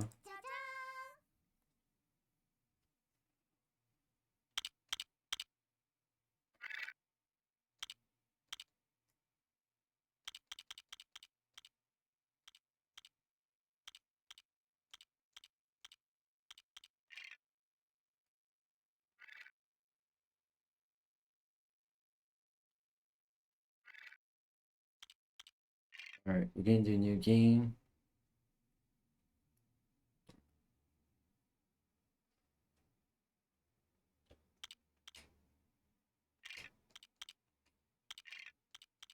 Options.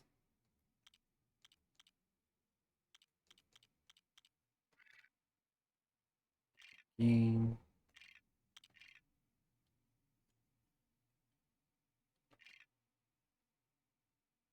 Alright, let's fucking go.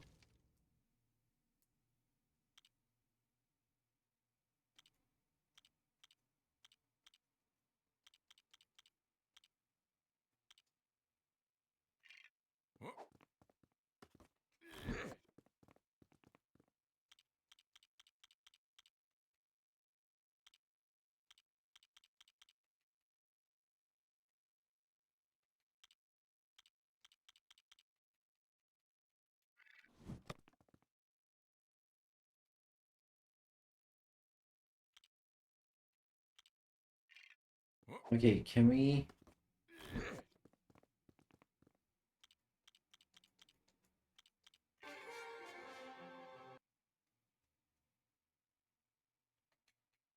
Alright, let's do this. Honestly, hold on real quick. Oh, fucking hell.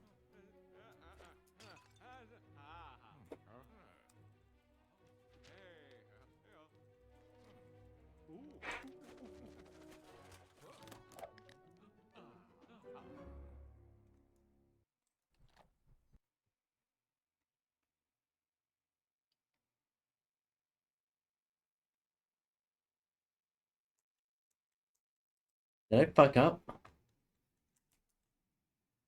Hold on, what's going with my actual settings here?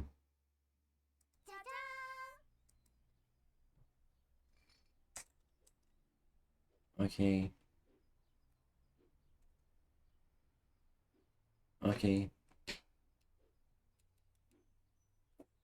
The control windows escape. There we go. Oh, that's a key. This always fucking up like that. We do have a shortcut. So playing Lego games like that is basically they'll allow you to escape the window normally. You do control windows escape.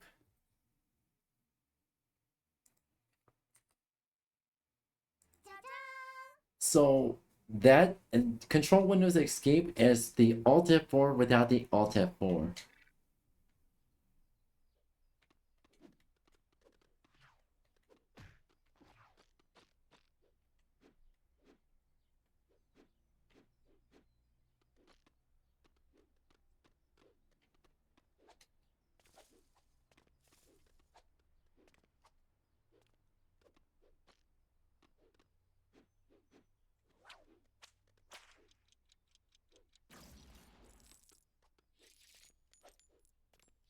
All right.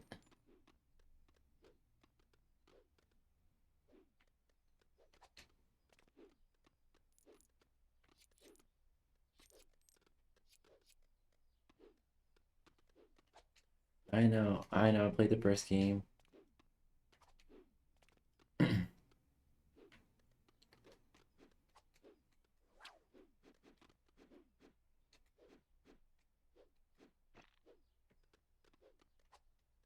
controls for they changed the controls from the first game, which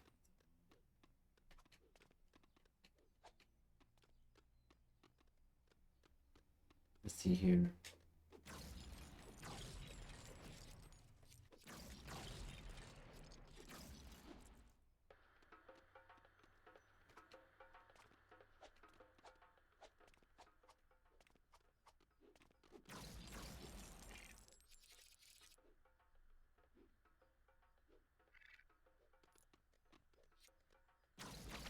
Buy vehicles?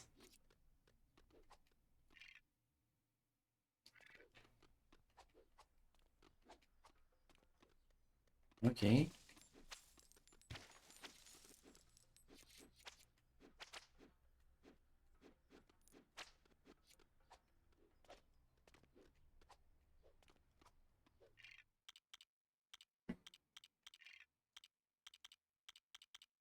Oh, we can't do. Oh my god, yes. Honestly, cheat code time. What you need to do is. Oh, that crack in the half.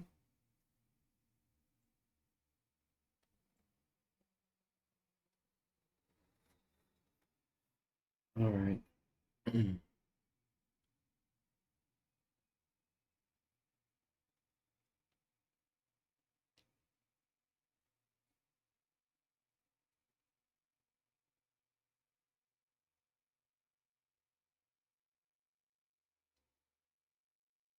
Lego Indiana Jones 2.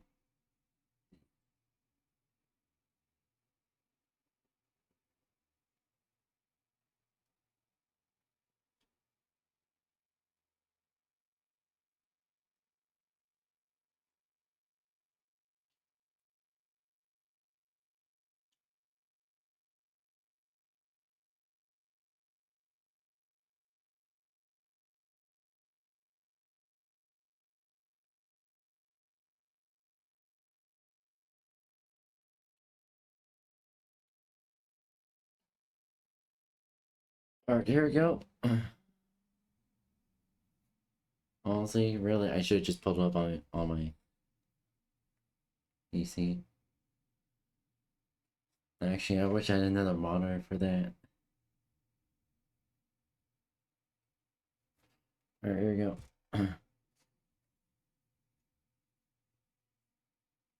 Alright, it's gonna be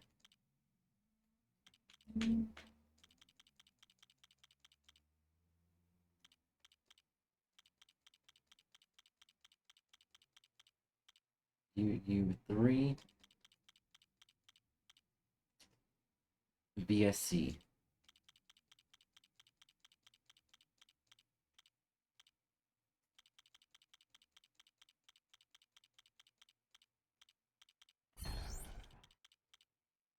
Oh, that sound is so fucking good.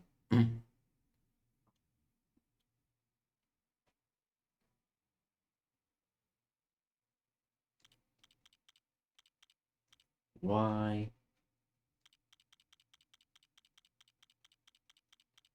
9 TE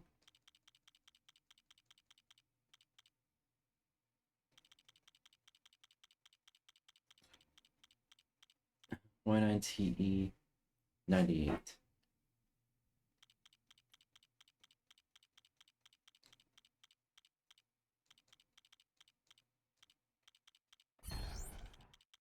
Alright, there we go.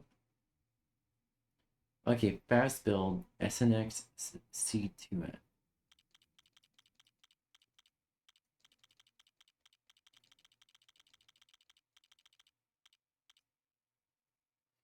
Yep.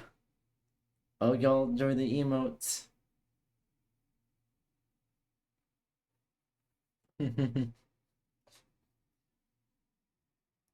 Hello. How are you? SNX.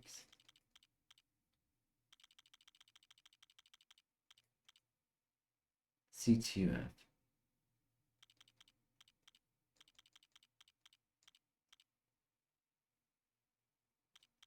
I'm good. I'm currently inserting cheat codes for Lego Indiana Jones 2. Fast dig.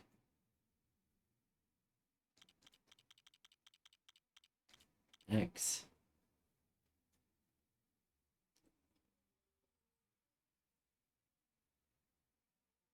XYAN 83.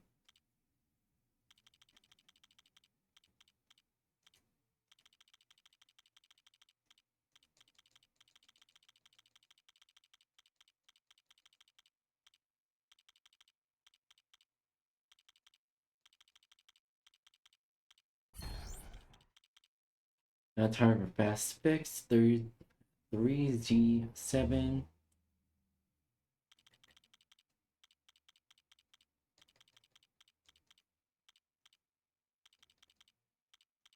Three Z7 PJX.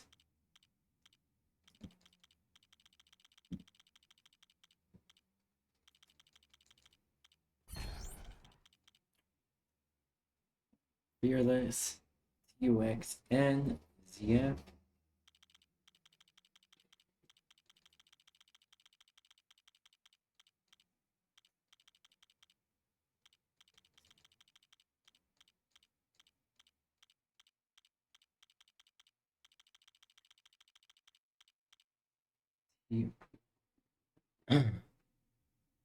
UX and ZF.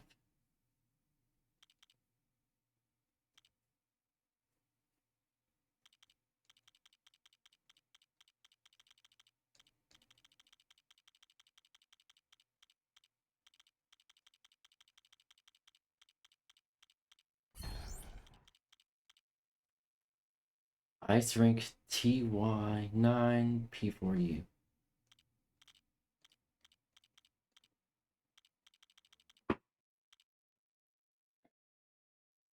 Alright.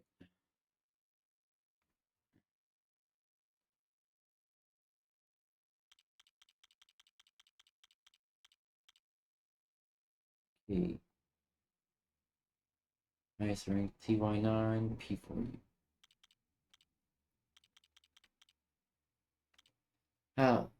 How's everything been?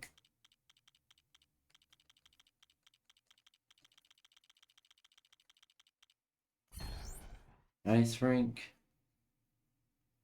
invincibility 6JBB65.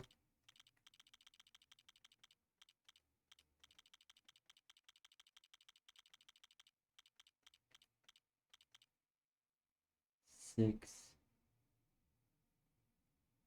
JB.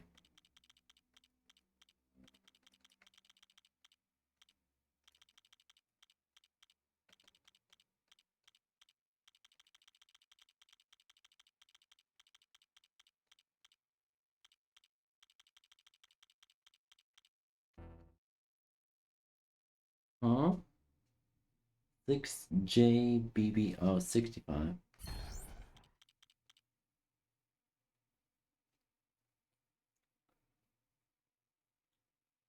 Yeah. Our poo money. SZFAAE.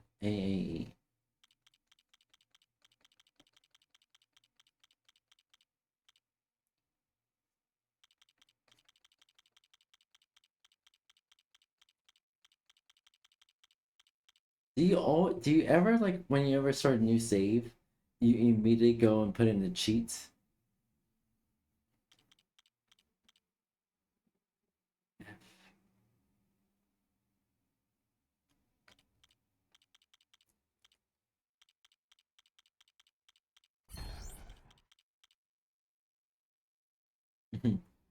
B, okay, score times 10.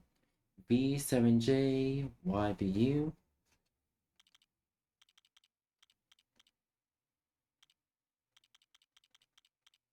7 YBU.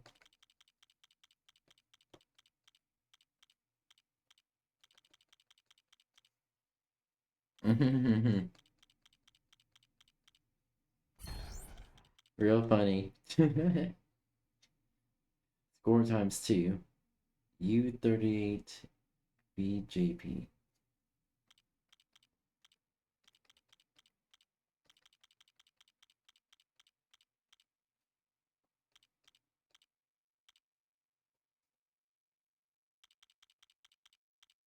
J.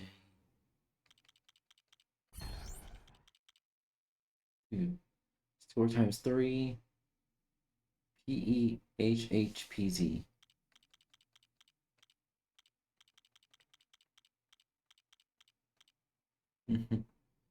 𝑃EHHPZ. H.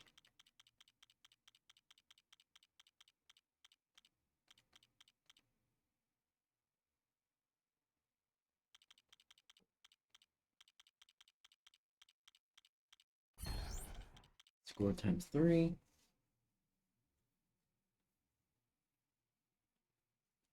Score times 4. UXG TP3.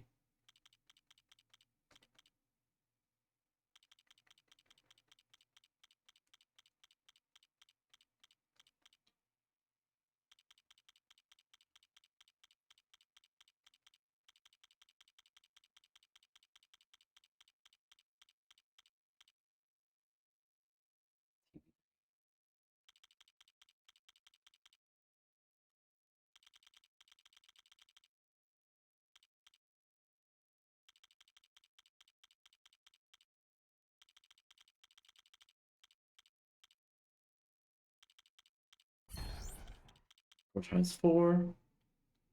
Score times 6 is XWJ5EY. XWJ.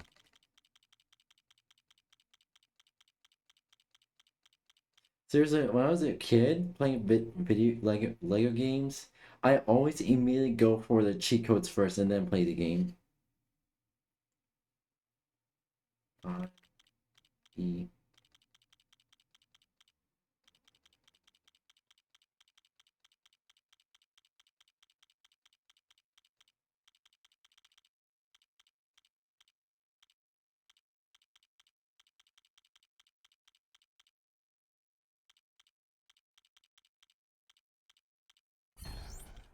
Score times 6.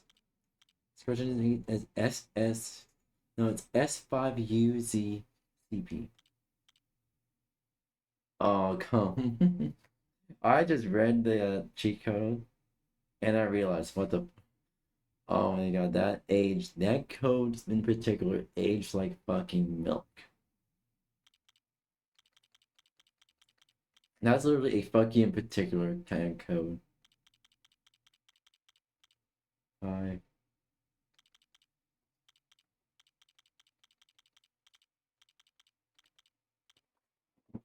Ah, fuck.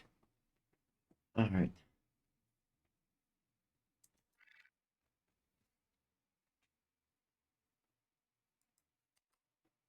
There you go.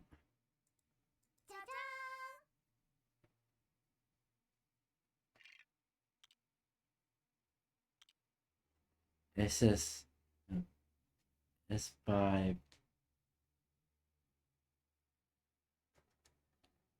U. Z. C.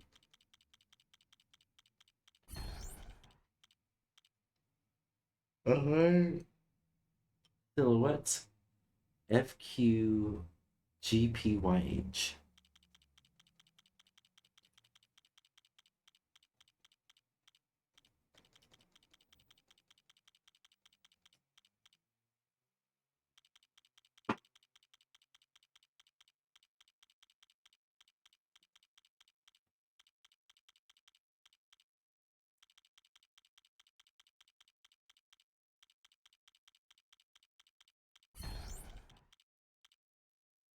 Alright. More effects codes. That's not effect. It's character codes. Alright, here we go. 7 EQ, F47.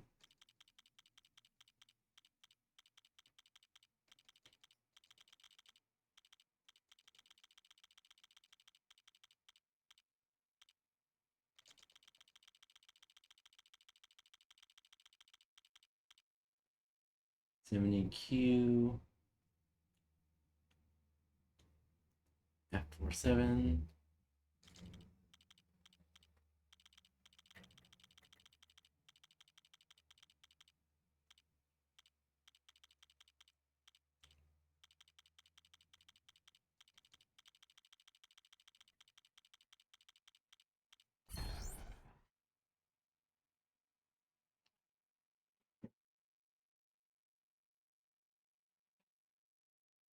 Okay, WL for T6N. I'm going to be putting all the codes I can in here.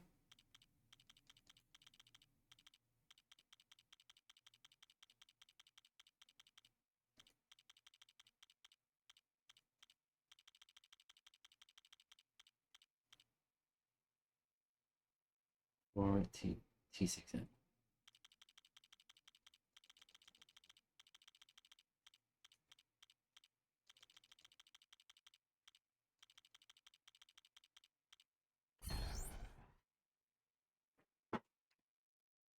Indiana Jones.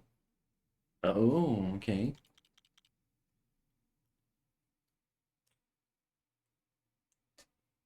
PGWC.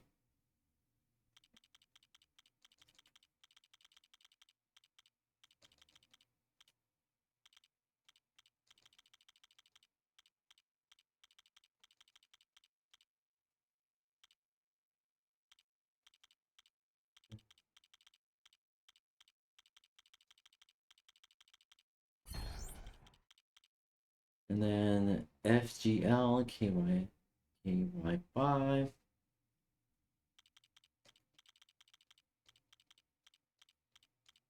FG.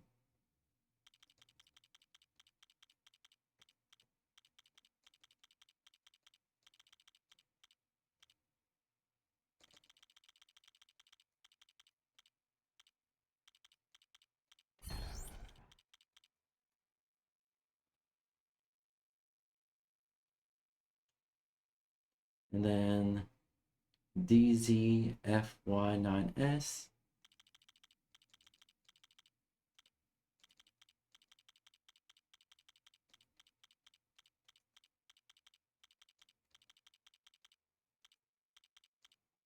DZF.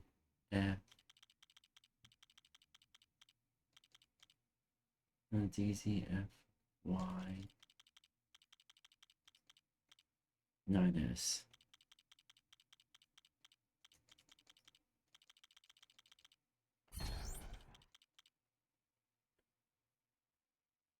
Eight BDJG5.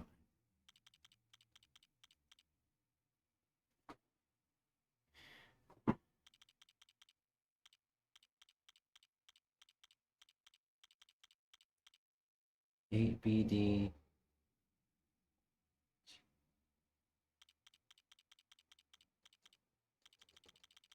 J G and 5. Huh? 8 BD 8 BD JG. I'm reading code here. 8 BD JG 5. I think they got the code wrong in here. We'll buy it later. So M4C 34K.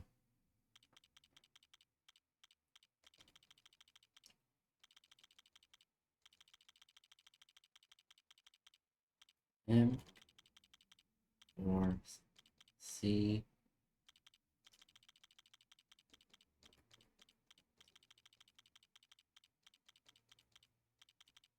4.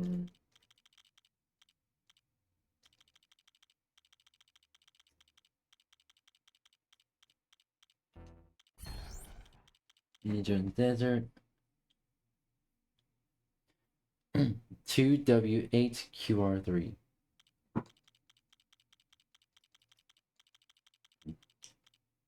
Two W8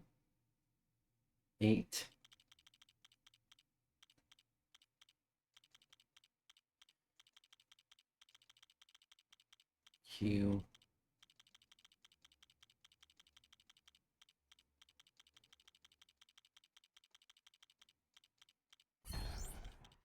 Alright, there we go.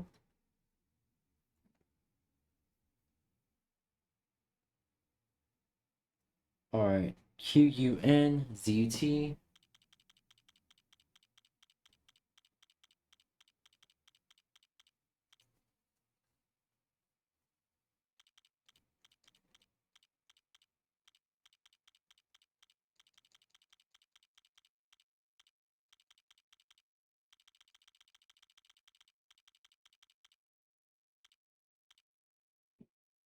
QNZUT.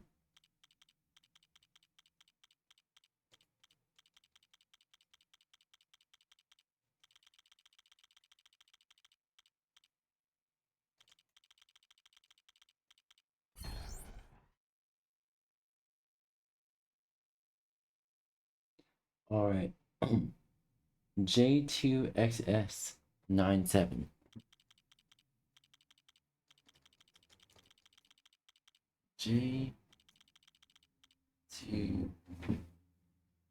J2X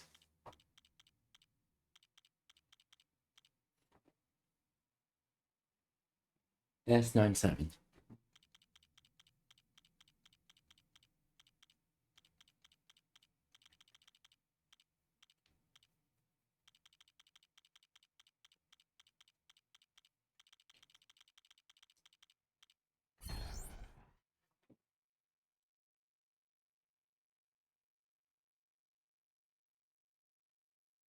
Alright. 3FQFKS.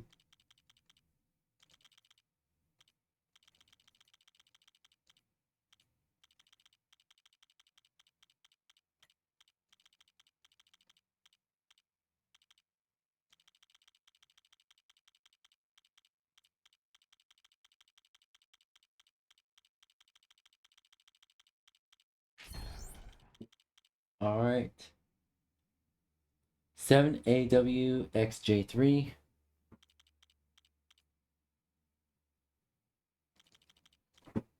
7AW.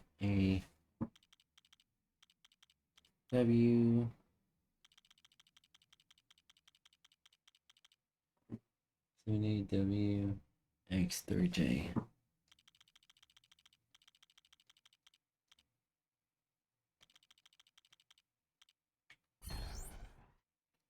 There we go.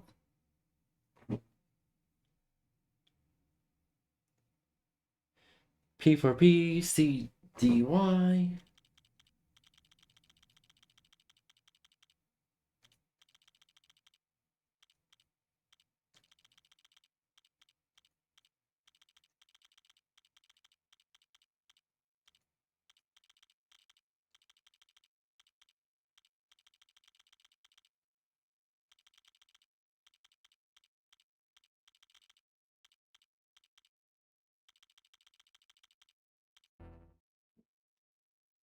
P for P, P for P.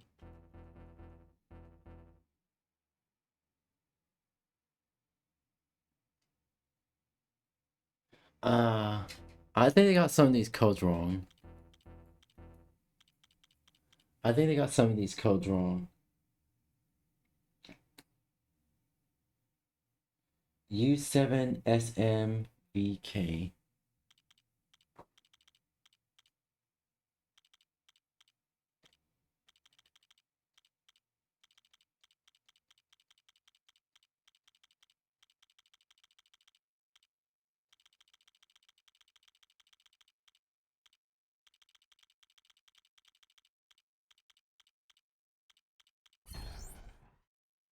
Alright.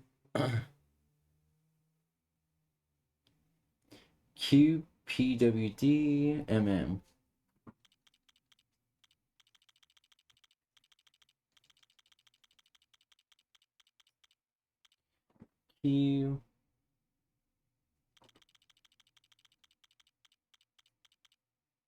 P.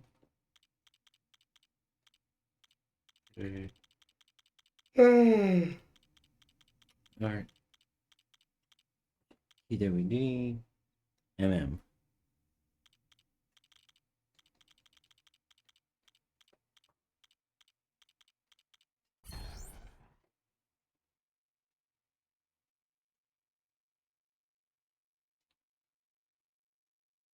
Alright, 3PG 5EL.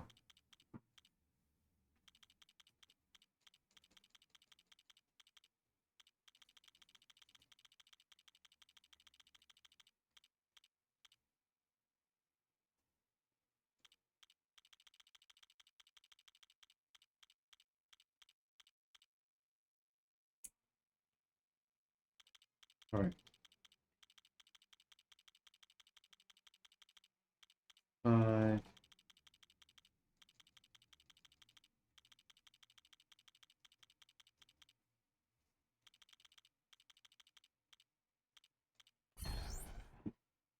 Alright. 2UJ QWC.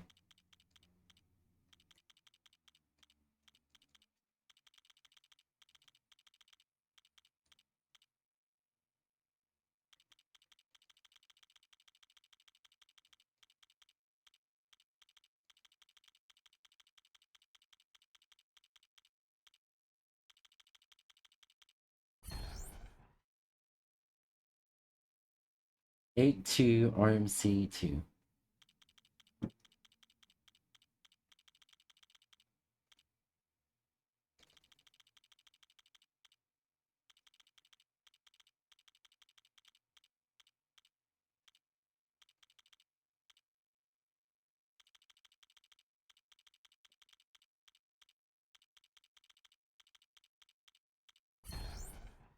Alright.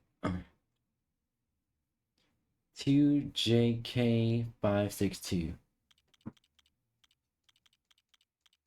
2.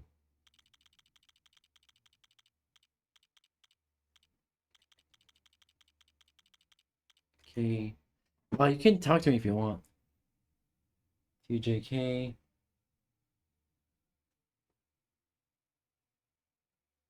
2JK. 2JK. Where the fuck am I at? I lost my place. 2GK. 2GK562.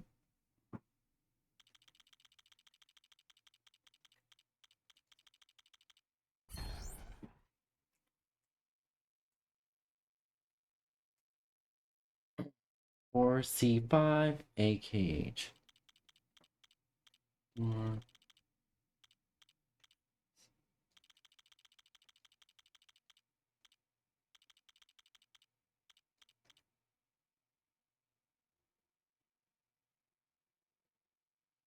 KH.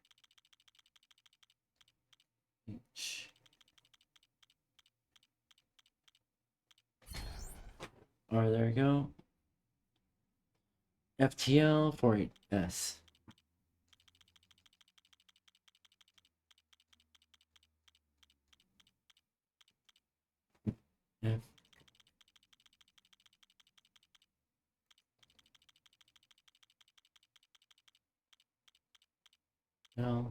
FTL 48S.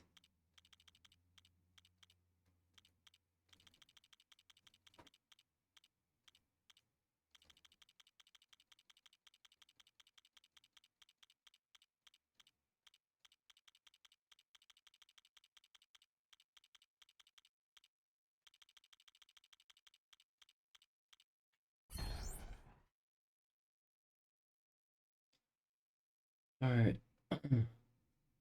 E88YRP.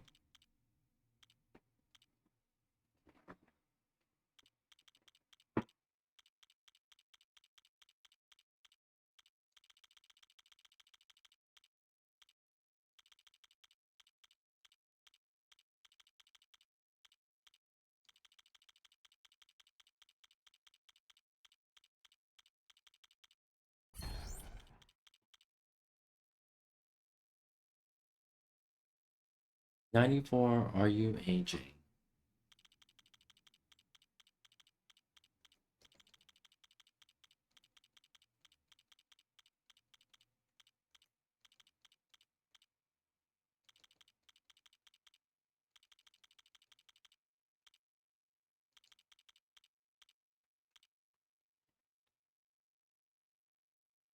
𝘂𝙚𝙣𝙬𝙬.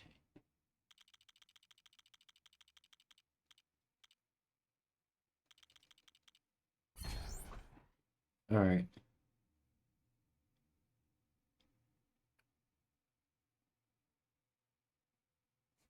Oh, I was reading the wrong ones. Fuck. Wonder why.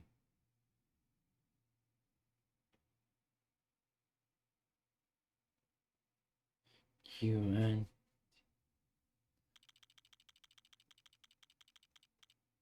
Q. U. N.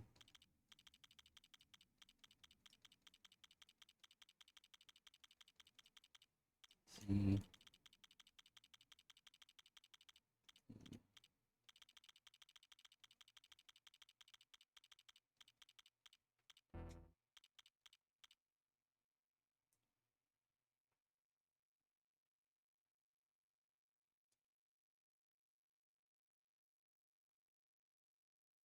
HDB. Alright, is. Oh, alright, it's 8 BD.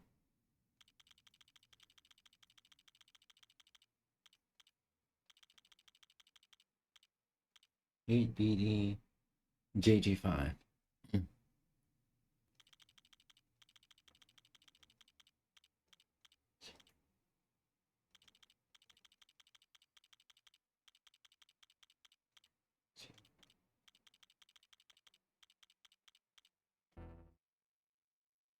Unless I got most of them already.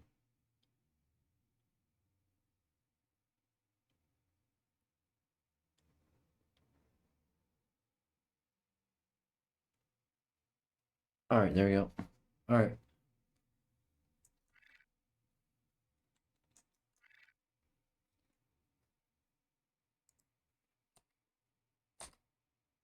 Alright.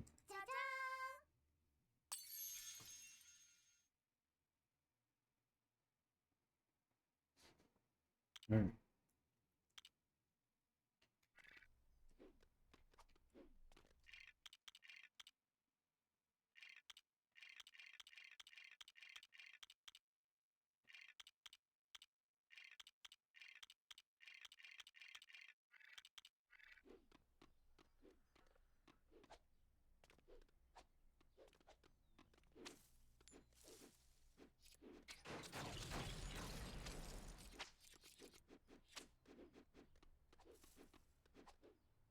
Alright.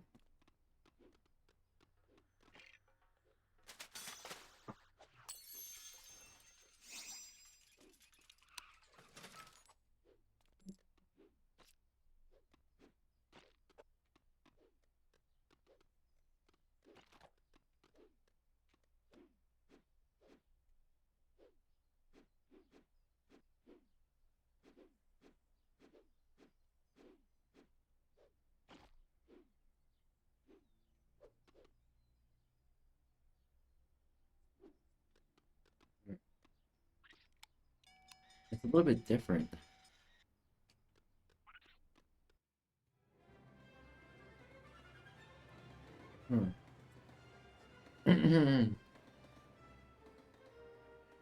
Honestly.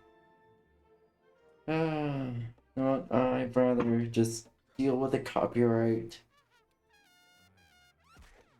Oh, yeah. Goofers.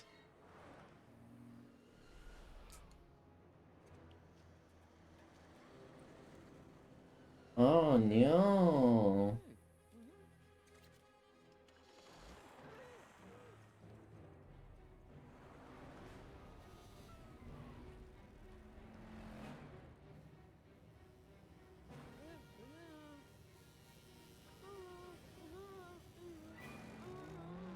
Lol.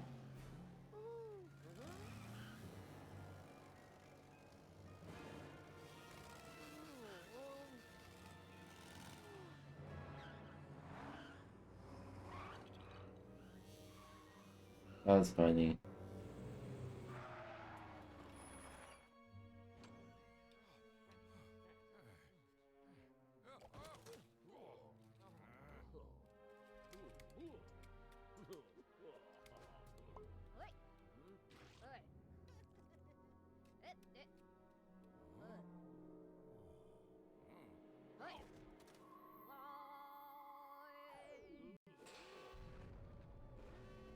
Lol.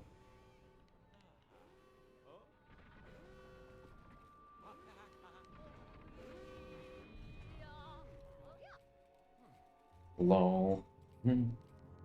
Okay, that's funny.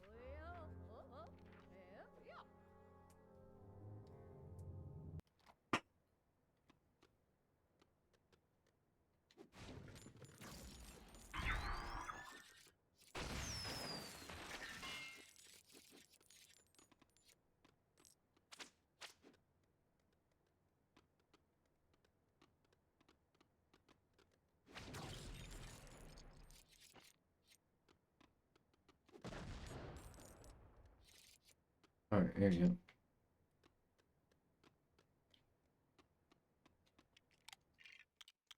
Extra spares.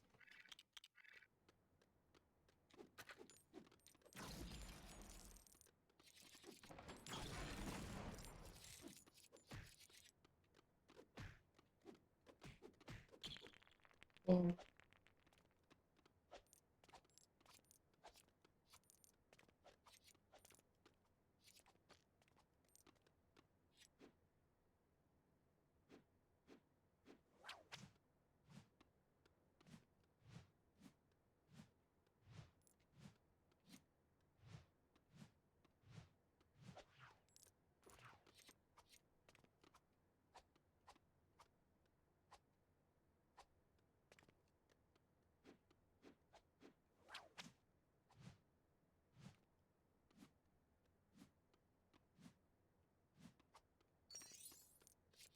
Alright.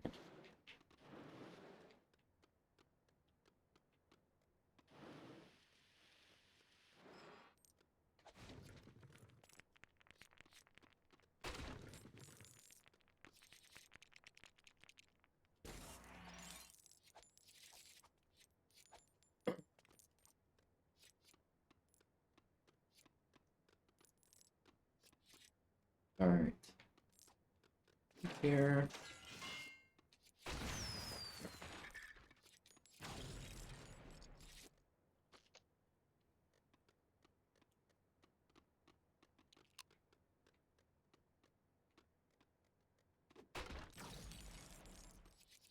That's kind of boring.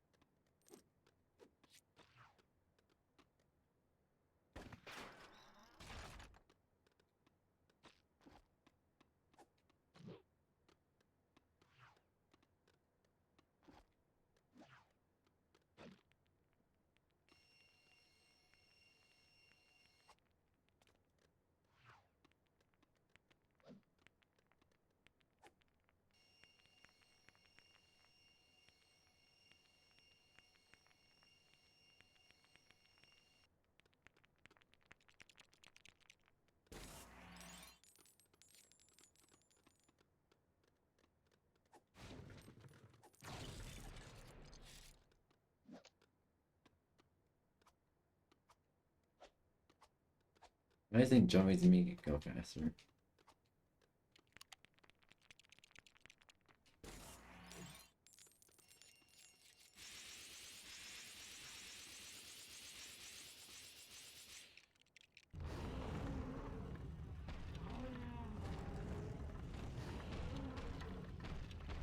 Oh no.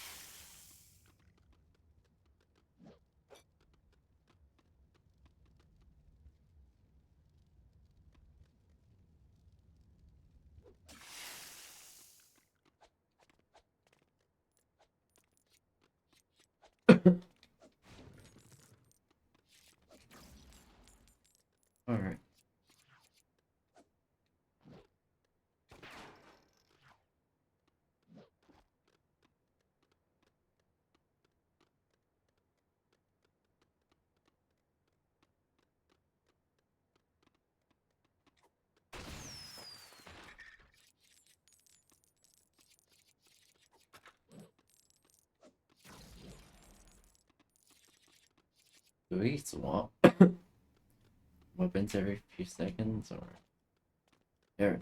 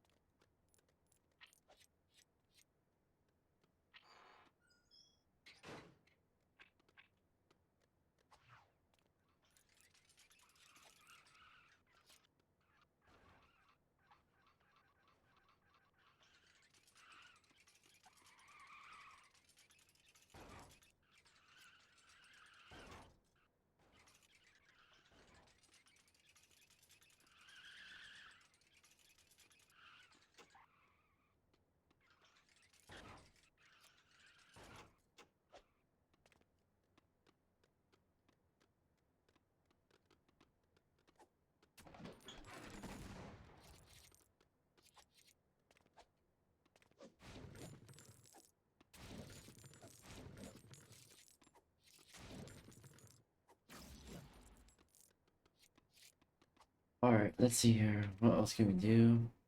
Ooh.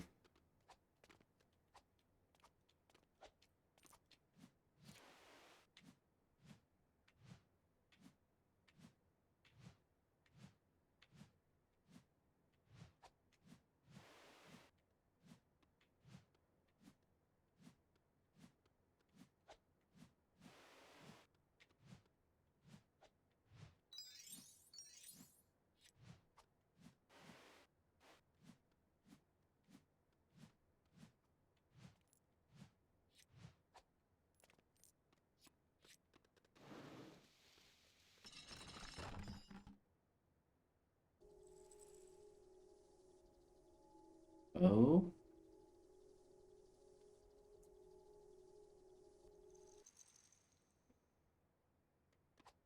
Okay, Harry Potter little shit.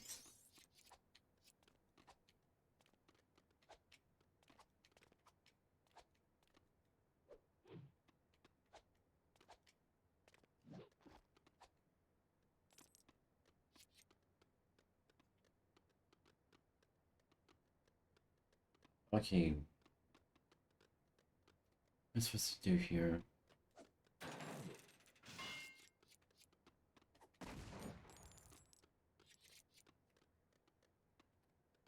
Alright.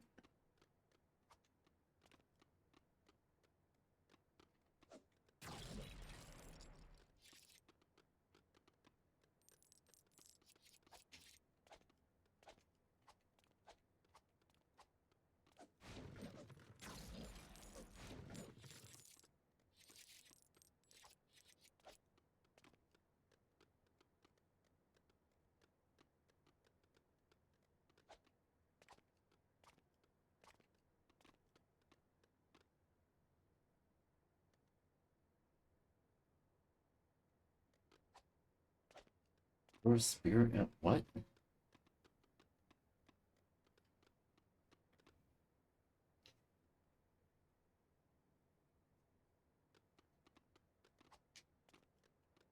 Oh.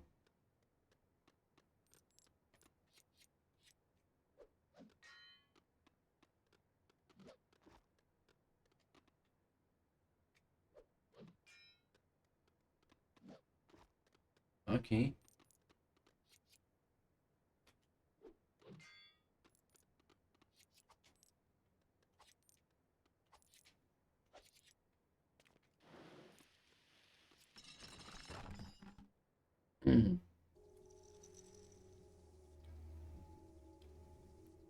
Alright, here we go. We're making progress.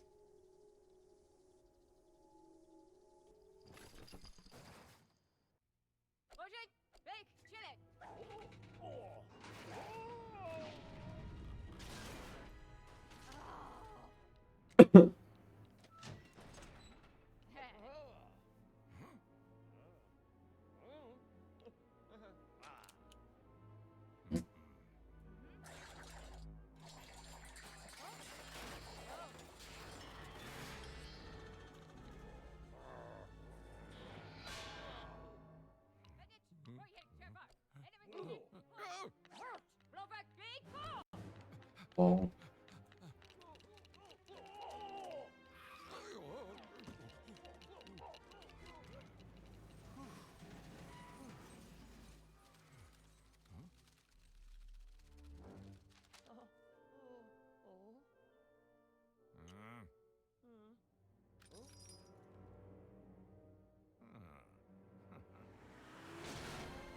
let's fucking go!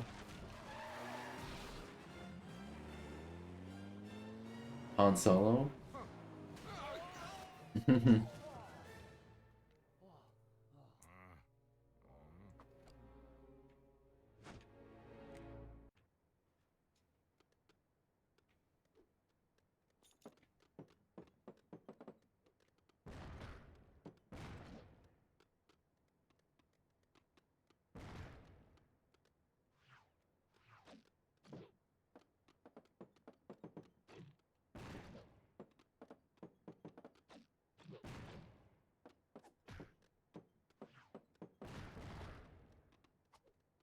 What the fuck?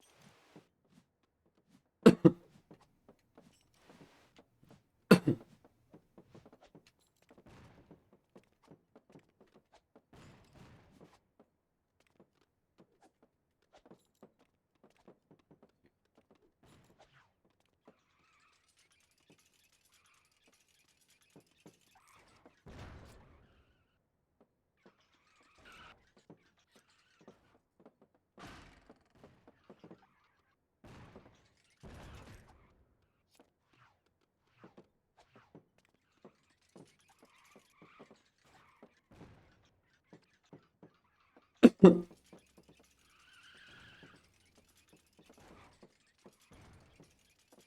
on.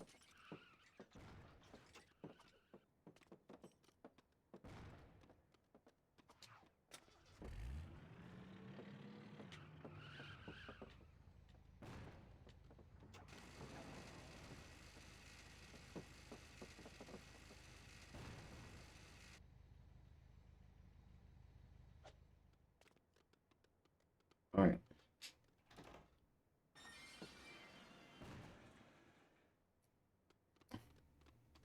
Alright.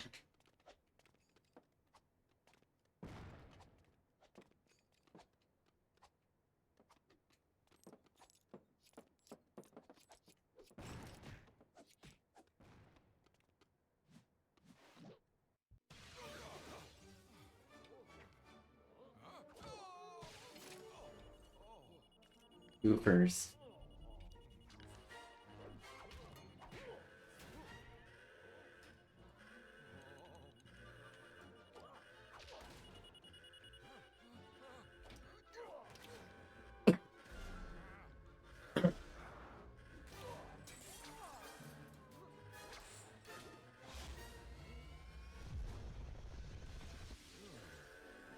Right.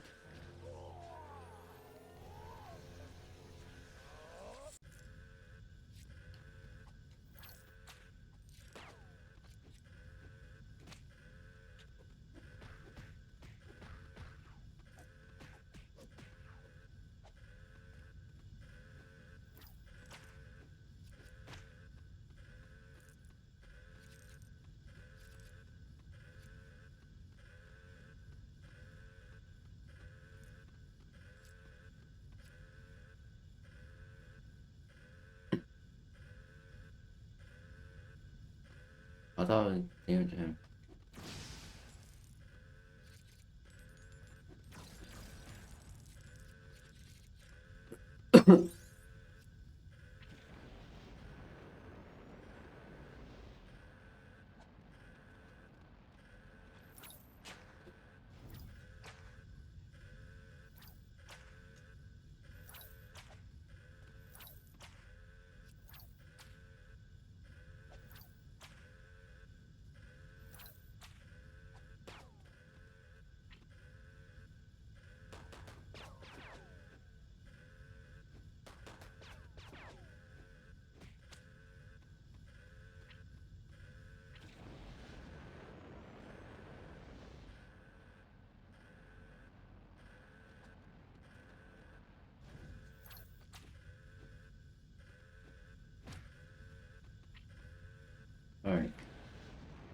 That was easy.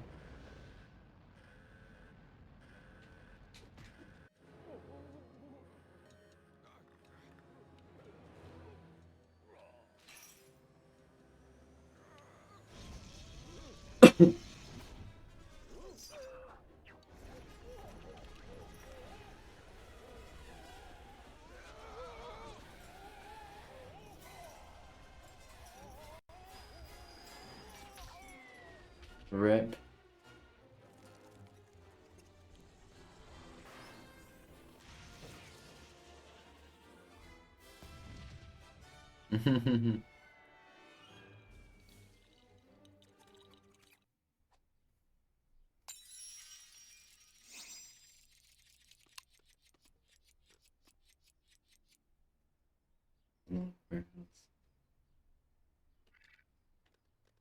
Alright. Ooh. Hold on, I need to use the restroom. Shit.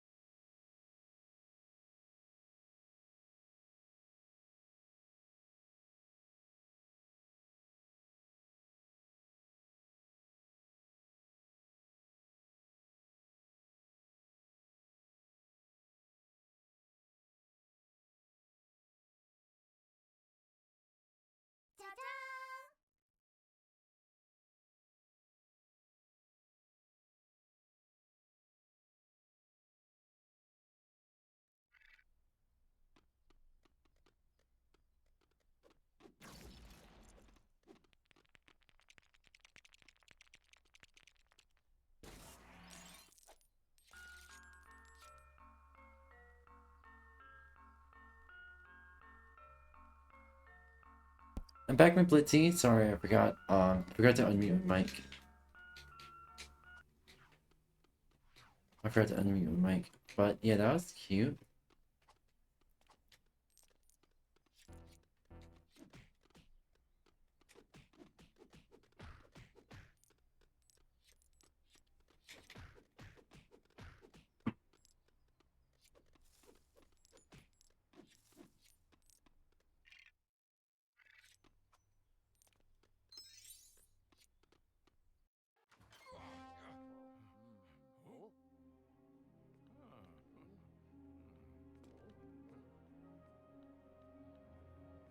Mannequins.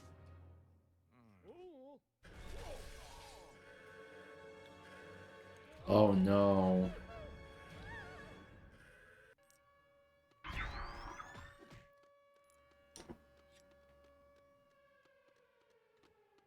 Need someone to get out of here.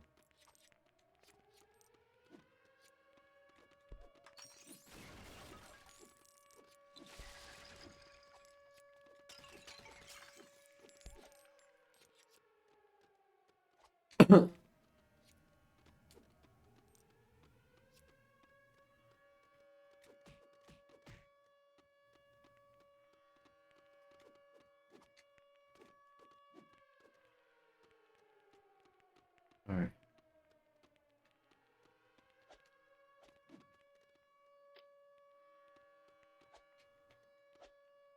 Alright.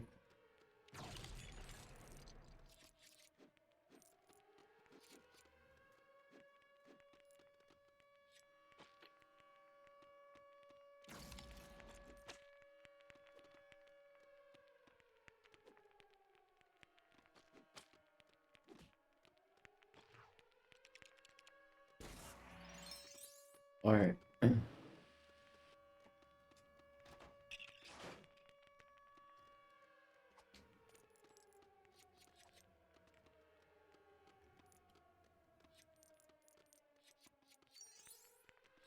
Okay, got fine.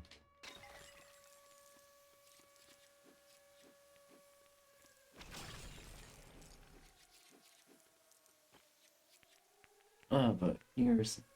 Ears.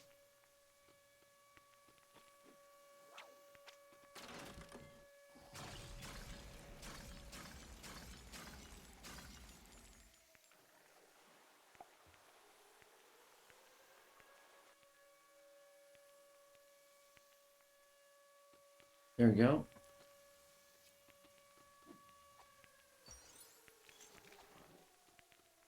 Taking a little bath.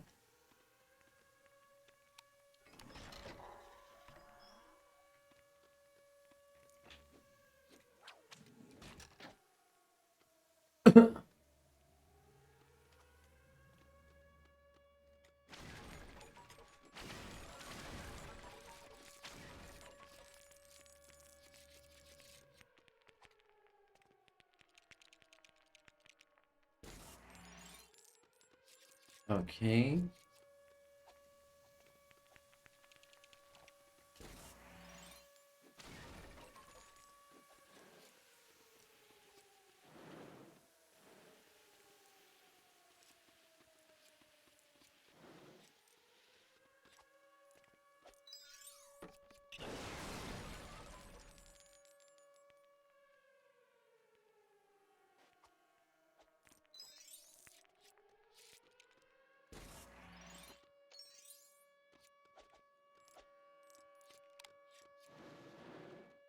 Alright.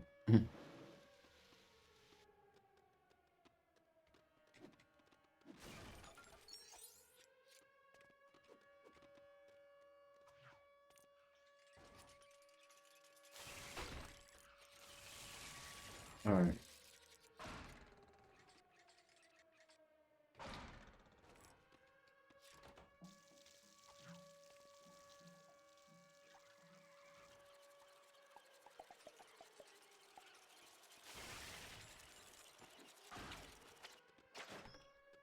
Alright.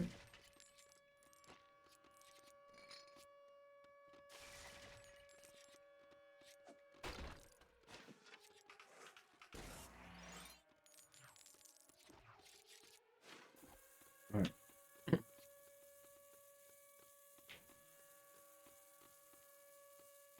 Where am I supposed to throw it at? Okay, where was I supposed to throw it at?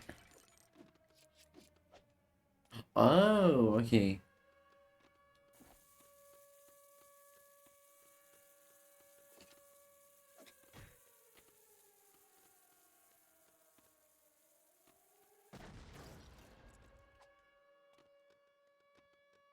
Ew. Oh, now I see.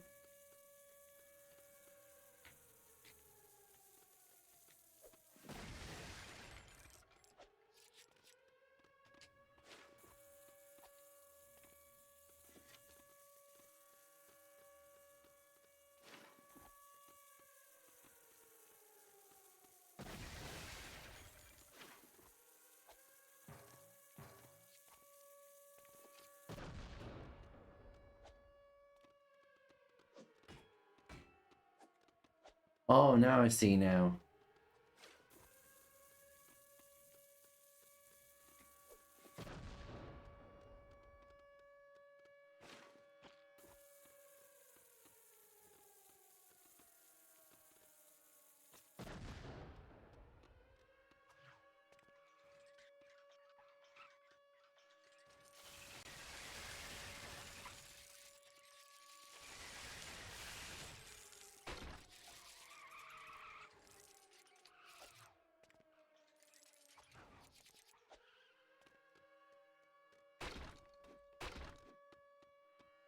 Okay, I am utterly confused now.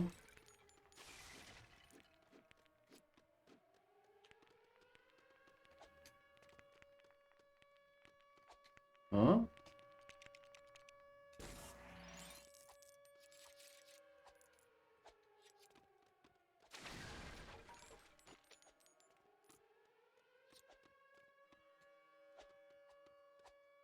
Oh.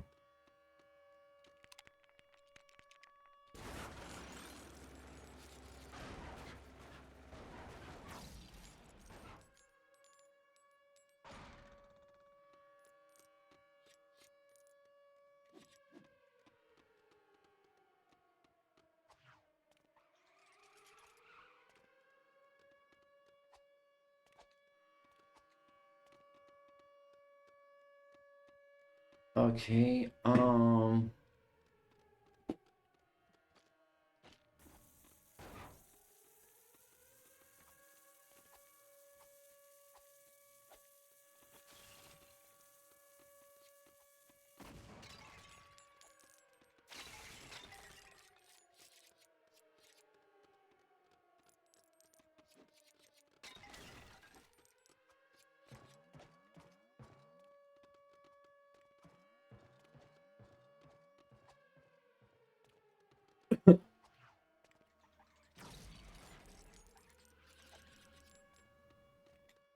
okay.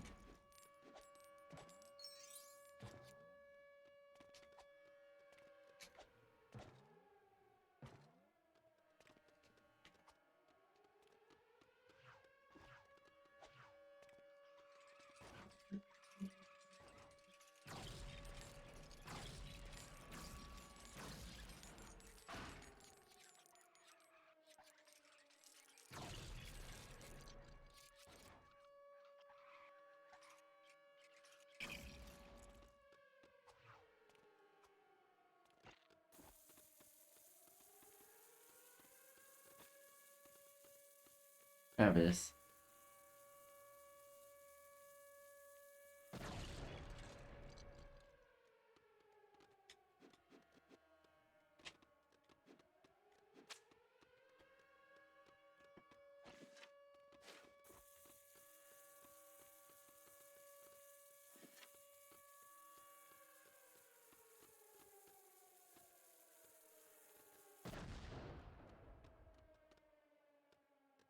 Okay, can someone help me here?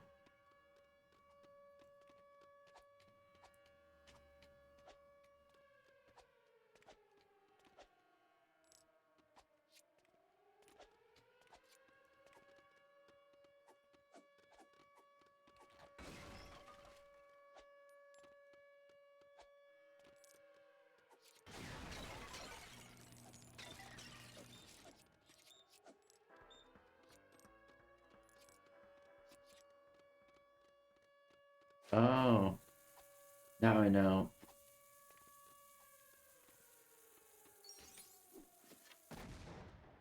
Okay, that's bullshit.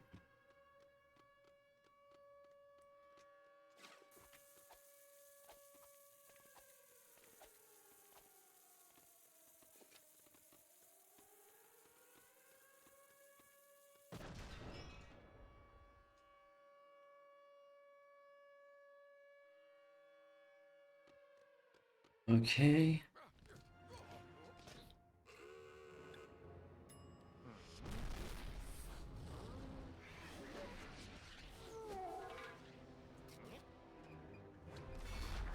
Well, everyone's dying.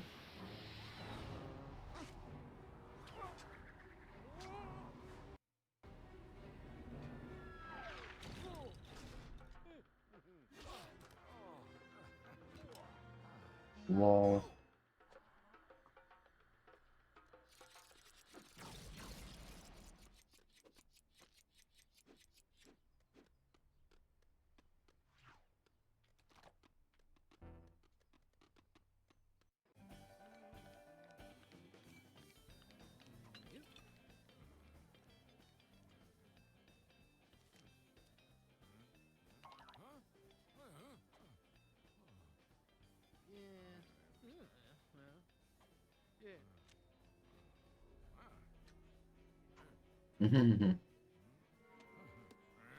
Ooh.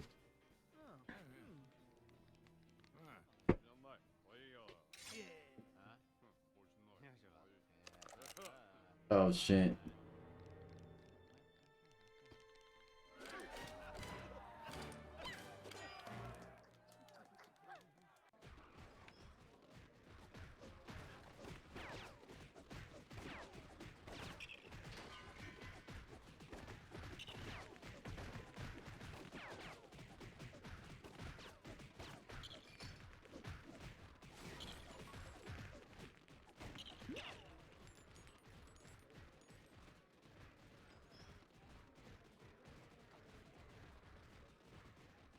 Here we go.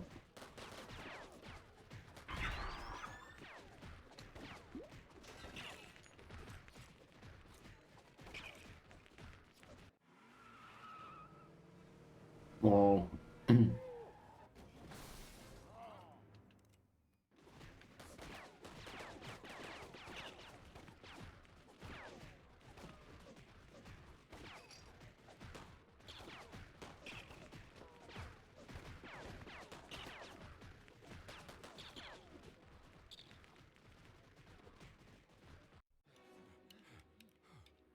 I didn't know what did I just do?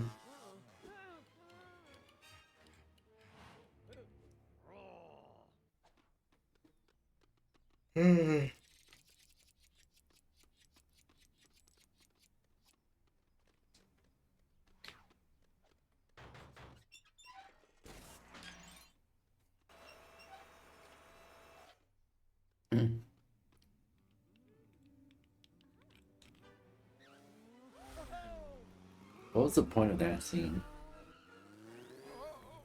That little bit of level.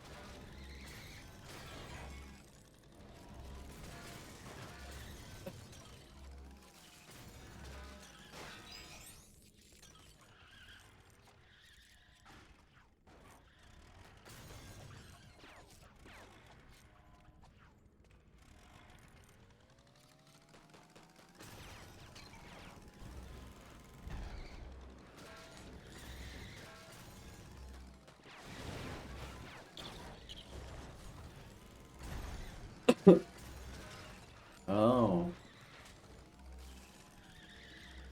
Use the power so we can.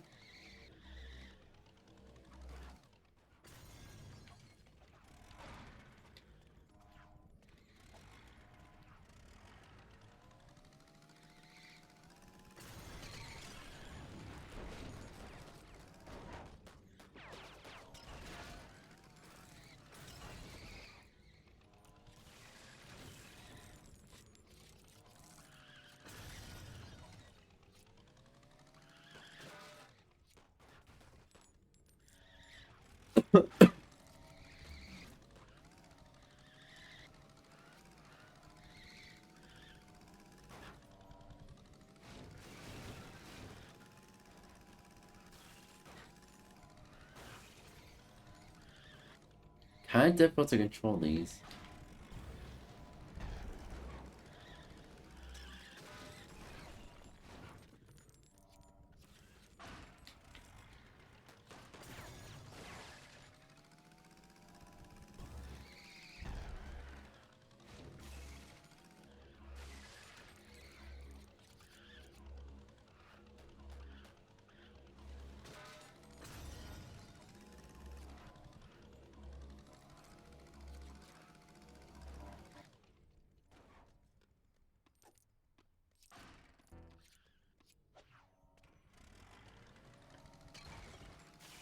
Where are they?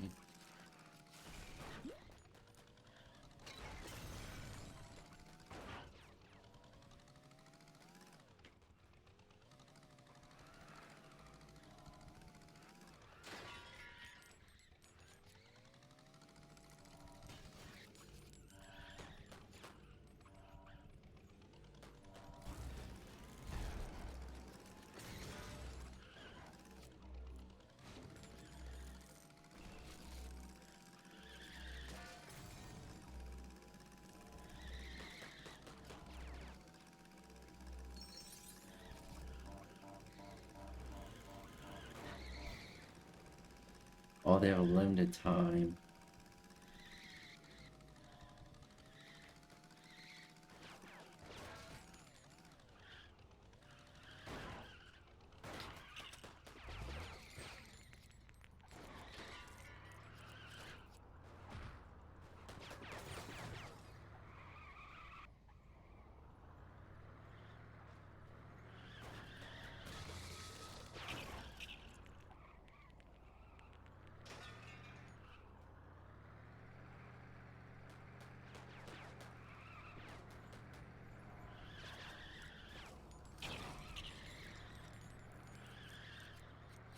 Alright, so you just run into them. Nope, whatsoever.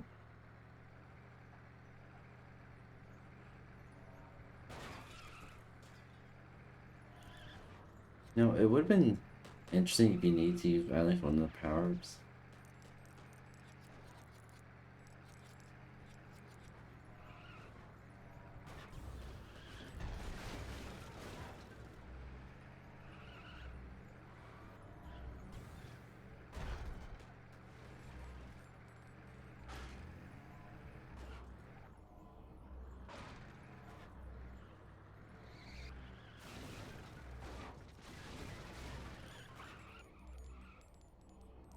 Alright.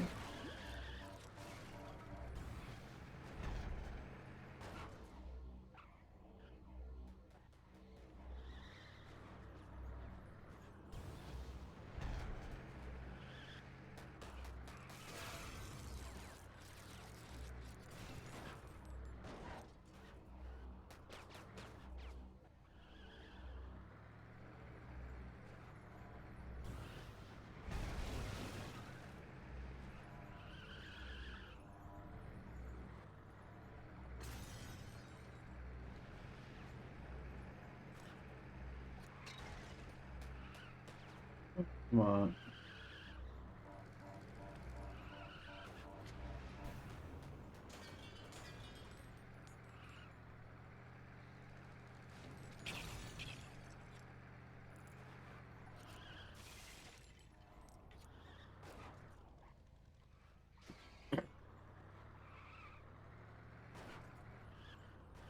No, I kind of understand why now that the first Lego Indiana Jones game is actually better than the sequel.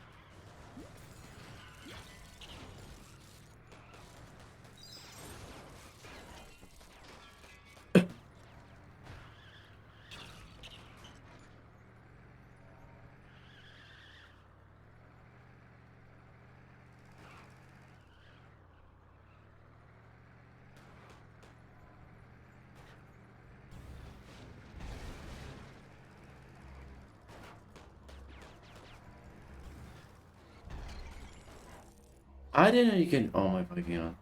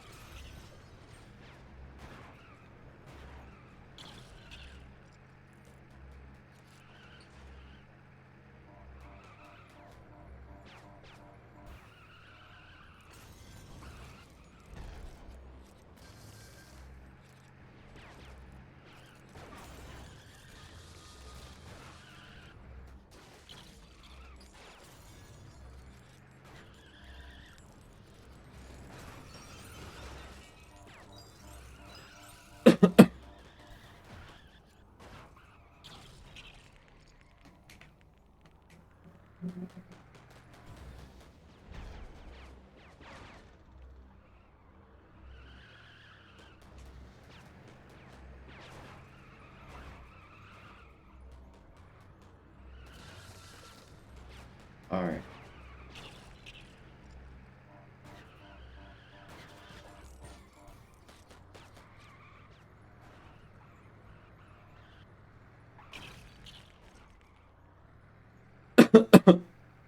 One more.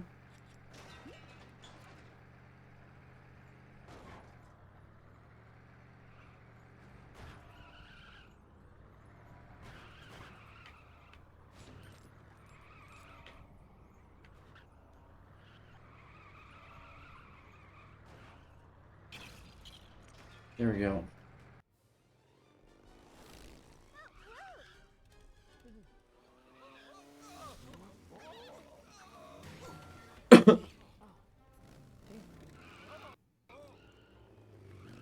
Let's fucking go.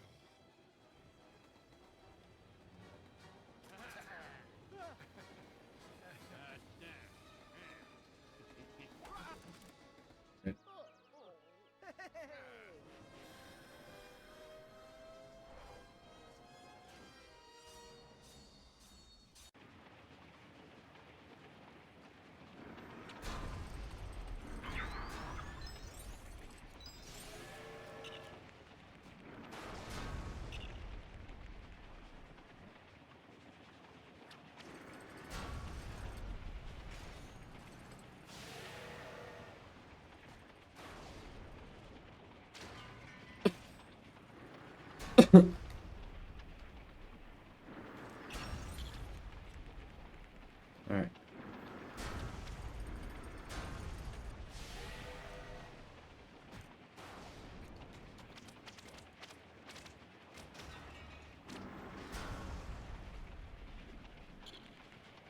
Okay.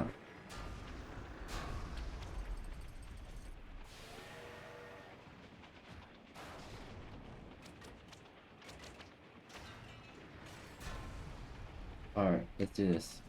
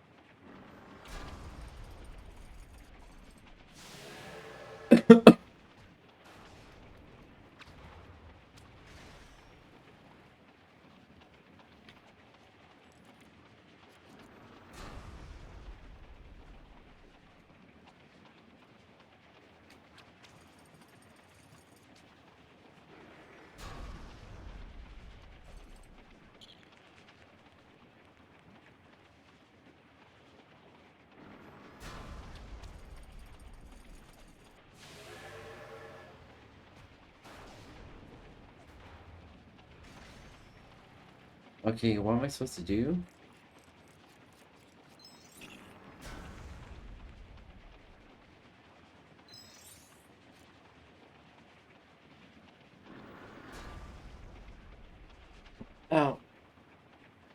Oh, fuck. Oh, shit. Okay.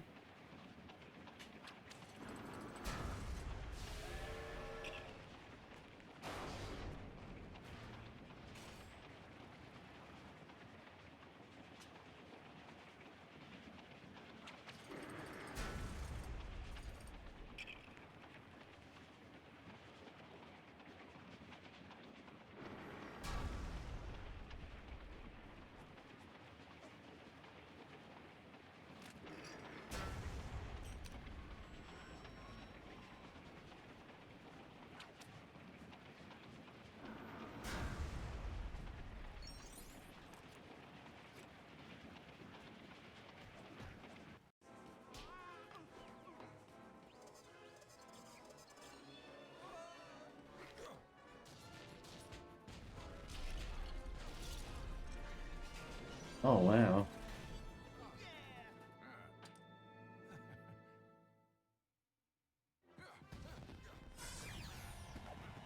Congratulations, you complete.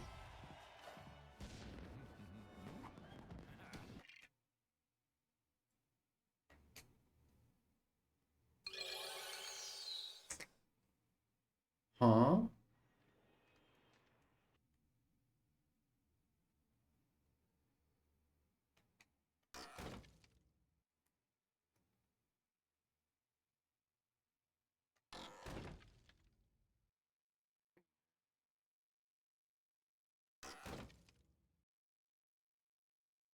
So part 2.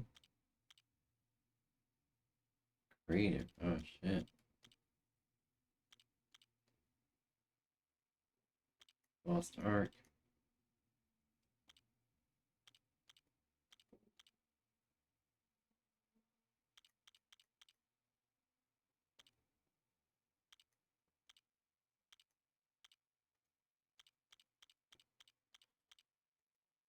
Alright, time is it?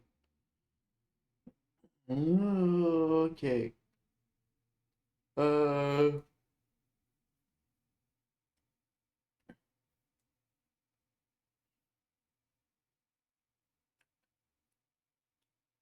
Alright, got an idea.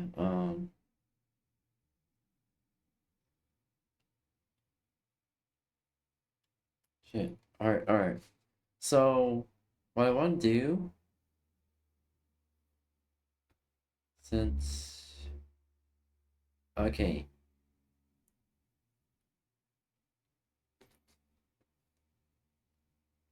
Okay, we'll come back to Indiana Jones, but I want to get some to eat first. Alright. I'm gonna get some to eat first, alright?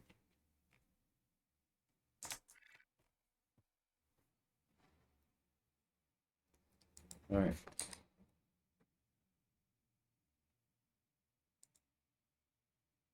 Alright, chat. I'm gonna go get something to eat. We'll be watching some YouTube.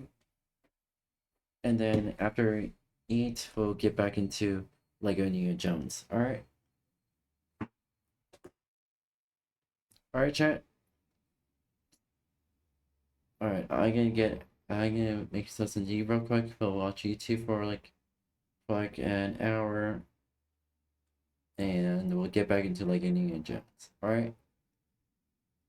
Alright, make sure y'all get something to eat as well. And get some and hydrate too. Make sure you stretch and make sure you use the restroom, alright? Matinee!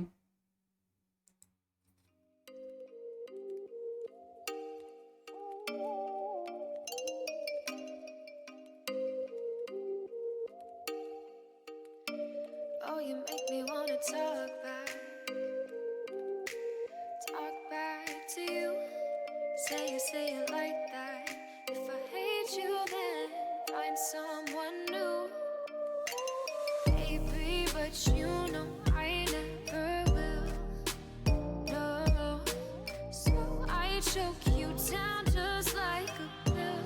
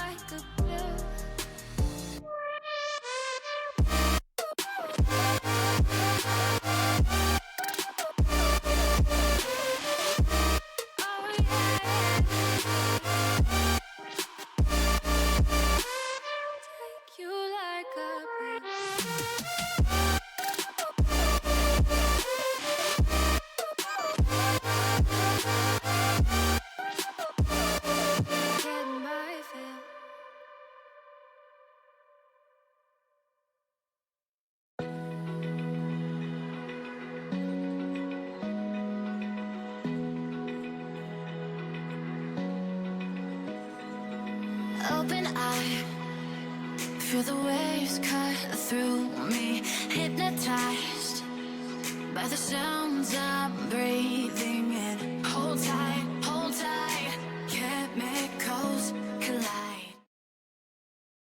Alright, we're back. We're back to white YouTube reactions. See here. What do you want?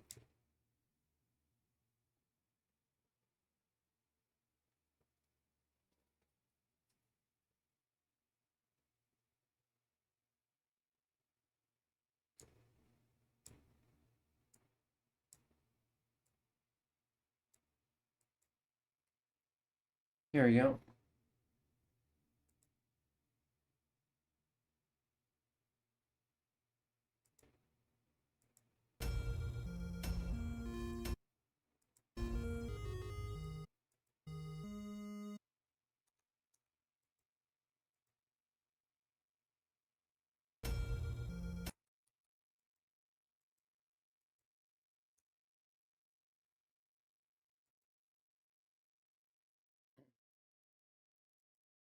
I'll wait for it to load up real quick. Let's see here. Go.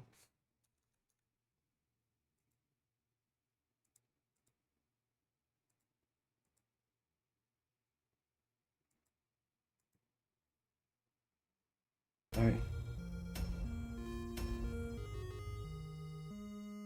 What the fuck?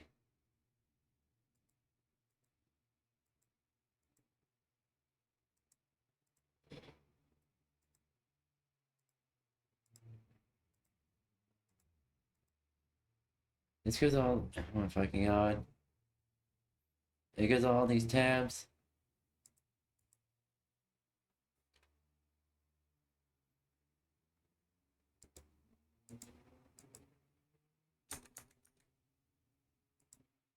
Now let's try to reload the page real quick. See, that fixes it.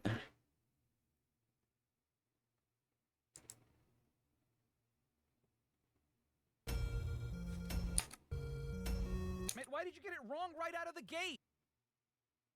Alright. Just for the minute, just enjoy the video. And I'll go get myself something to eat real quick. Alright. Oh, fuck. Alright, here we go. Alright, enjoy the video for a minute, alright? Matinee. I haven't even started the game yet. 𝙂𝙚𝙣𝙚 is the pig guy from Zelda. 𝙂𝙚𝙣𝙚 is the name of Irish origin meaning fair-skinned or fair-haired, of which this guy is neither. I also don't understand why the quotation marks. Like, I get it, you have to denote names and concepts that are foreign to new players, but you would think that having their names colored differently would suffice. I mean, the word Triforce doesn't have quotation marks, it's just colored differently. But then the number 8 does have quotation marks? People know what the number 8 is, and why is Zelda the only character not denoted with quotation marks? Link makes sense because you can name the character anything you want. Is Ganon in quotes because they knew they spelled it wrong? That still doesn't explain why 8 is in quotes. What are the rules, damn it? Bro, it's 1986. You think people kept that shit back then? Nah, dude, as soon as the game was out of the box, parents threw that paper and cardboard away. It's dangerous to go alone. Take this. Well, I'd still be alone, I just have a sword now. So, because I've played this game at least once in my life, I have an okay idea of where to bomb walls in the overworld. In fact, because I've played this game before, I know that you can even do that. But if I'm some poor video game novice from, Jesus Christ, 40 years ago, how would I know that you can bomb the walls at all? And if your answer to that is, well, because the manual tells you so, let's explore that, shall we? Typically, I don't read the manual until after I've beaten the game because you don't really need them to experiment and figure things out yourself. Usually, I just like to look at them for additional story material or if there are in-game discrepancies with the manual. While I tend to not consider them essential for playing the game, they're still packaged with the game, and so can be seen as supplemental material for it, especially when considering gameplay mechanics that aren't explained well, or at all, in these early home console titles. So what does the English version of the manual tell us? From page 31, and I quote, "Caves are not only in the places you can see. What was that you said? I looked for the caves in every nook and corner, but I couldn't find them anywhere? Well, you know, they're not only in the places you can see. Link just might be able to pass through the pathways he hasn't been able to get through by using something else. Get the gist? No, you overly sarcastic piece of paper. No, I do not. The manual also happens to have little tips on the bottom of each page, so does that maybe clue us in on what to do? Not in the slightest, because each tip is basically just telling us that secrets exist, but not giving us even a remote hint at how you're supposed to figure them out. And as it pertains to the bombable wall specifically, the tip we're given is, legend has it that there are caves in every possible place above ground. Link is bound to find them as long as he has enough power. Get the idea? Well, the manual says that there's an item called the power bracelet. Is that what I have to use?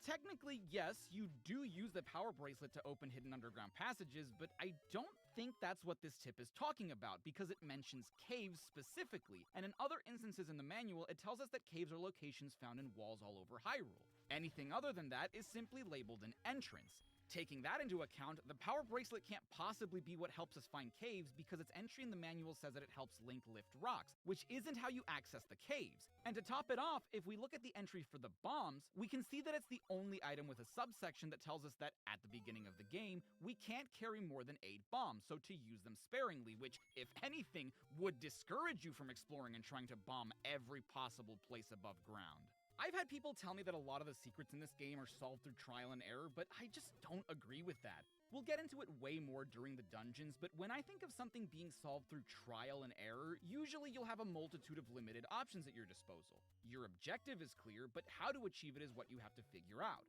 And you could even make the argument that the same is true here. The objective is to find the caves. It's not like you have many items to work with, so it must be something you're carrying. But where that falls apart for me is that even once you figure out that you have to use the bombs, Hyrule is massive, with many wall tiles across the overworld, and I can only carry 8 bombs at the start of the game. And it's not like you get bombs super easily either. They're only dropped by specific enemies, depending on which number of enemy they are that you defeat, or you have to go to a shop and buy them, and I'm going to die someday, so I really would rather not waste my precious time on this mortal plane testing out every single bombable wall just on the off chance that I happen to find a cave and replenish my stock after I use them all and find nothing. And unless you had the money or the parents that would let you call a tip hotline or purchase a strategy guide, especially in areas of the world where those things are either uncommon or straight up non-existent in a time before the internet was widely available as a commodity, that is what you would have to do.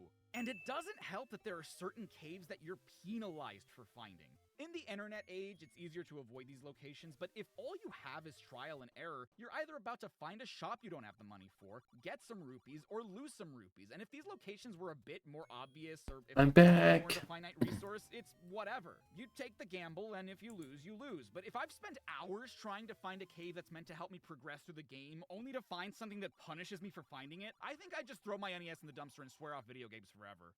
And to add insult to injury, since I never encountered one in my playthrough, I had to go back and capture footage of a door repair cave, which was incredibly easy because one of the enemies that drops bombs just so happens to be in the same area as one of those caves. So imagine if this was your first exposure to finding a secret in this game. With negative reinforcement, why would I want to find any more caves? Why would I trust interacting with any secret that I find when my earliest exposure to it was punishment?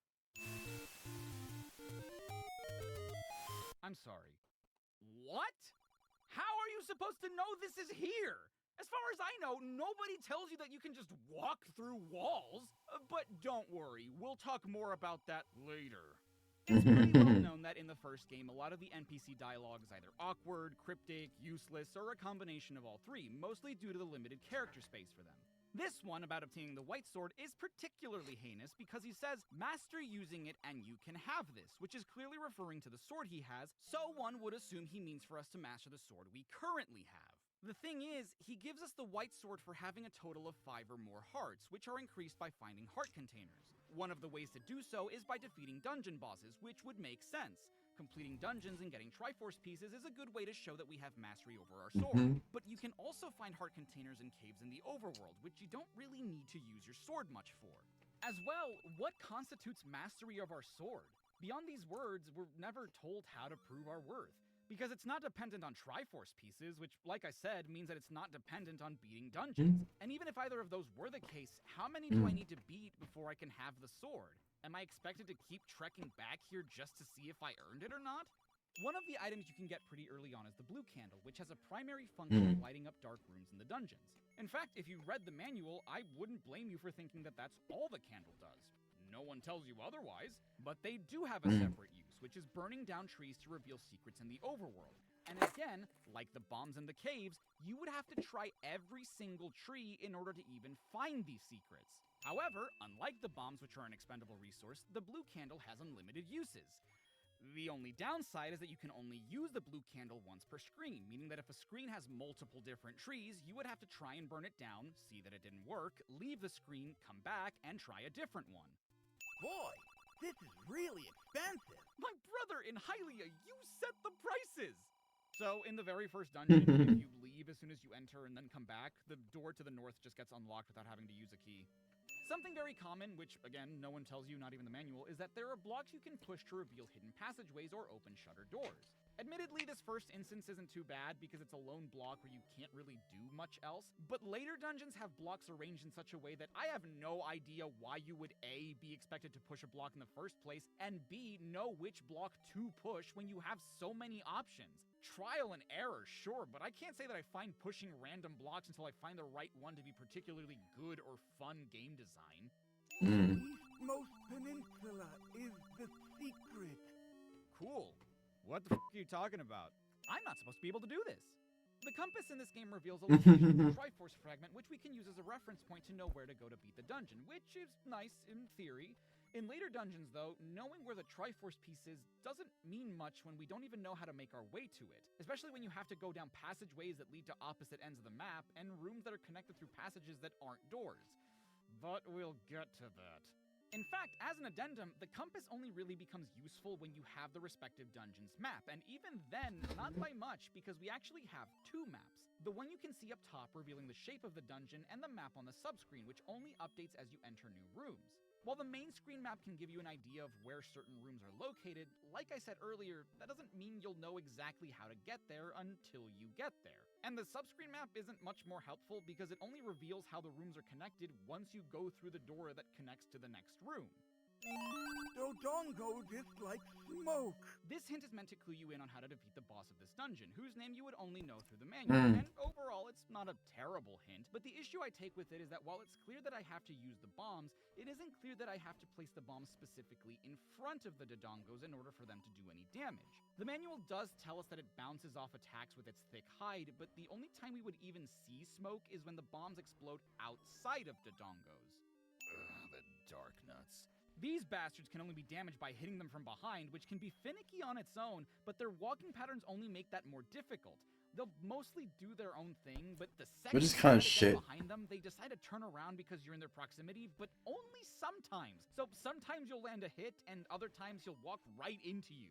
You can hit them from the side too, but again, that involves getting close to them and risking them walking right into you. Oh! Okay, so don't freak out. The third dungeon in this game is based on the Japanese character Manji, which is represented by way of what is known as a svastika, not a svastika. The difference between the two is that svastikas have their arms rotating clockwise, whereas svastikas have theirs facing counterclockwise. Both are used as symbols of peace, the word svastika coming from Sanskrit and meaning something akin to conducive to well-being. In Hinduism, svastikas represent the sun, while salvastikas are meant to represent the night or deeper spirituality. And both symbols have been adopted by different branches of Buddhism over time. That's why it has this meaning in Japan. And because The Legend of Zelda originally had major religious undertones to it, it's not surprising that a symbol that represents spirituality would make its way into the game as a dungeon. Yeah. The iconography we in the West most associate this symbol with is not only not a svastika, but it's also rotated at an angle, so no worries, that's not what this is. That being said, given that certain events had only just ended 40 years before this game came out, I would have maybe included something for us homies out west. Like, I kind of wish Minoru Arakawa had been like, okay, so y'all aren't gonna get this, but don't worry, Ganon's not a white supremacist. I can't really blame him, I guess, considering he was literally born a year after World War II ended, so that probably wasn't at the forefront of his mind too much when running Nintendo of America. Something this game does is take control away from you when dialogue is being displayed, and the only time that's really annoying is during the dungeon You know what would have been funny? If the game, the time that it came out, and they found out that the dungeon has a symbol, and the game instantly gets banned. And then America has to go back, redo the dungeon, and then re-release it. That would have been shit in half. Dungeons where you encounter the NPCs that give you tips. Not upon first encountering them, mind you, but when you have to go through their room and backtrack through it again, only for their dialogue to have to reappear and waste your time. I already know what you're going to say. Can I just leave? Why does the second potion cost 68 rupees? Like, it's such a specific number. I get that. You know, where's a mod for the Legend Legend of Zelda, where you walk in and then tape his mouth shut? It's a better deal to buy it over the regular life potion, but why not 70 rupees? That's still 10 less than you would pay for double the price. Maybe I just like multiples of 5, and that's why I think it's so weird. I just assumed that the number had special meaning or something, but I couldn't find anything saying so. Someone once pointed out to me that the red pieces that spawn from the Vires look like Mickey Mouse's trousers, and now I can't unsee that. So I just got the step ladder, and you would think that it's used as a bridge to cross certain chasms, and it is, but usually what you'll be crossing with it are bodies of water, which is kind of... Hold on. So I just got it out to me that the red pieces that spawn from the Vires look like Mickey Mouse's trousers, and now... Oh my god. Oh my god. Bruh, I can't unsee it too. Now I can't unsee that. So I just got the step ladder, and you would think that it's meant to be used as a bridge to cross certain chasms, and it is, but usually what you'll be crossing with it are bodies of water, which is kind of... I need your help, stepladder. Sorry. strange, because I picked up the raft earlier, and is in fact the item I needed to get to the 4th dungeon in the first place. So why can't I just use the raft to cross over one-tile bodies of water? I can cross entire oceans with it, but I can't use it to cross a puddle? I guess when I put it like that. But you wouldn't use a step ladder either. Okay, here we go. From this point on, there are certain rooms and dungeons that are only accessible via blowing up the wall with a bomb. Not through a locked door that requires a key, or a shutter door that requires defeating all the enemies in a room, or even pushing a block to reveal the way. You need a bomb to destroy the wall and grant you access to the rest of the dungeon. The thing is, how would you know that to begin with? And once you know you can, how would you know where to bomb? In the overworld, aside from the final dungeon, none of the bombable areas, to my recollection, are strictly necessary in order to beat the game. You'd miss out on some heart containers and easy rupees, making the game more difficult, but you don't need to find any of them. And this dungeon, while not requiring that you bomb the wall in order to proceed, is the first instance where this happens in a dungeon, and the last few dungeons will require you to bomb walls in order to progress. And again, assuming that the answer is trial and error when, at the end of the game, assuming you found and purchased both the bomb upgrades for a max total of 16 you can carry, that's not a whole lot when you have multiple rooms that have at the least 1 and at the most 3 additional walls you can bomb. And some have none, meaning that in trying to figure out which ones can be blown up, you can absolutely waste and run out of bombs, forcing you to hunt down enemies that drop bombs if you're lucky, or having to straight up leave the dungeon in order to get more. Just to set an example, the last dungeon in the game, Death Mountain, has 57 rooms in total, and of those 57 rooms, 133 of the walls contained therein could be bombed, not counting doors, stairs, or rooms where you likely wouldn't bomb anywhere, such as Ganon's room and Zelda's room. Now, obviously, of those 133 walls, not all of them can be bombed, only 38 of them can be, and obviously the room you're bombing into gets affected as well, meaning you'd only need 19 bombs to tear down every possible wall in the dungeon. Of course, certain rooms have multiple bombable walls that lead to rooms you might have already been to before and can access elsewhere, so at minimum, in order to fully complete the dungeon, and assuming you have the master key which opens all locked doors and ignore the red ring which quarters the amount of damage you take, you only need 4 bombs, half of the amount you can carry at the beginning of the game, meaning that technically speaking you don't even need the bomb upgrades. On which walls though? Well, that's the question, isn't it? There's no way you would know until you tried it. Sure, you only need 4 bombs, but that's assuming you know what you're doing. When you don't and are experiencing the game for the first time, there's absolutely no indicator of which walls can be bombed, and taking that risk, while absolutely necessary, may not be worth it. When you can only bomb 19 out of 133 walls, that's a 14.28% chance of even getting to where you need to go. And I realize that this example is more of an issue with Death Mountain specifically, but I feel like it's emblematic of what my problem with bombing walls in this game is. Trial and error, sure, but if I were to test every single wall in Death Mountain, even with the bomb upgrades, that means that I would have to replenish my bombs. 133 walls minus the 19 walls that can no longer be bombed once you find a bombable wall is 114 divided by 16 max bombs. You can carry 7.125, around 7 times. But remember, you only get 4 bombs per drop or purchase, meaning that I'd need to find 28.5 or 29 bombs just to be able to try every wall in the dungeon. And if you know this game, you'll know that finding even just 1 bomb drop can be a blessing, never mind 29. I swear that the 𝙂𝙚 hitbox makes no sense. Sometimes I have to hit the head, other times I have to hit the neck. I know it's not luck, but it sure can feel like it sometimes. Speaking of luck, and those quotation marks are doing some heavy lifting there, I was getting ready to rant about how it is you're supposed to figure out how to navigate through the Lost Woods, and just learned that an old woman nearby tells you how if you pay her the right amount of rupees. Now, for starters, I don't even know where you find this old woman. Looking it up, it seems like she's in a cave surrounded by peahats and will only tell you the solution if you pay her the right amount of rupees. Pay her too little and she says you're too poor to talk to. Pay her too much and she'll remark about how rich you are but still won't tell you anything, all while keeping the rupees you just gave her. Anyway, that grade A bullshit aside, let's assume you pay her the max amount out of the gate, right? If all she did was take my rupees and not tell me anything useful, why would I assume that coming back and paying her less rupees would yield the result I want? Why do I even have options here? If you want a specific amount, just ask for the specific amount.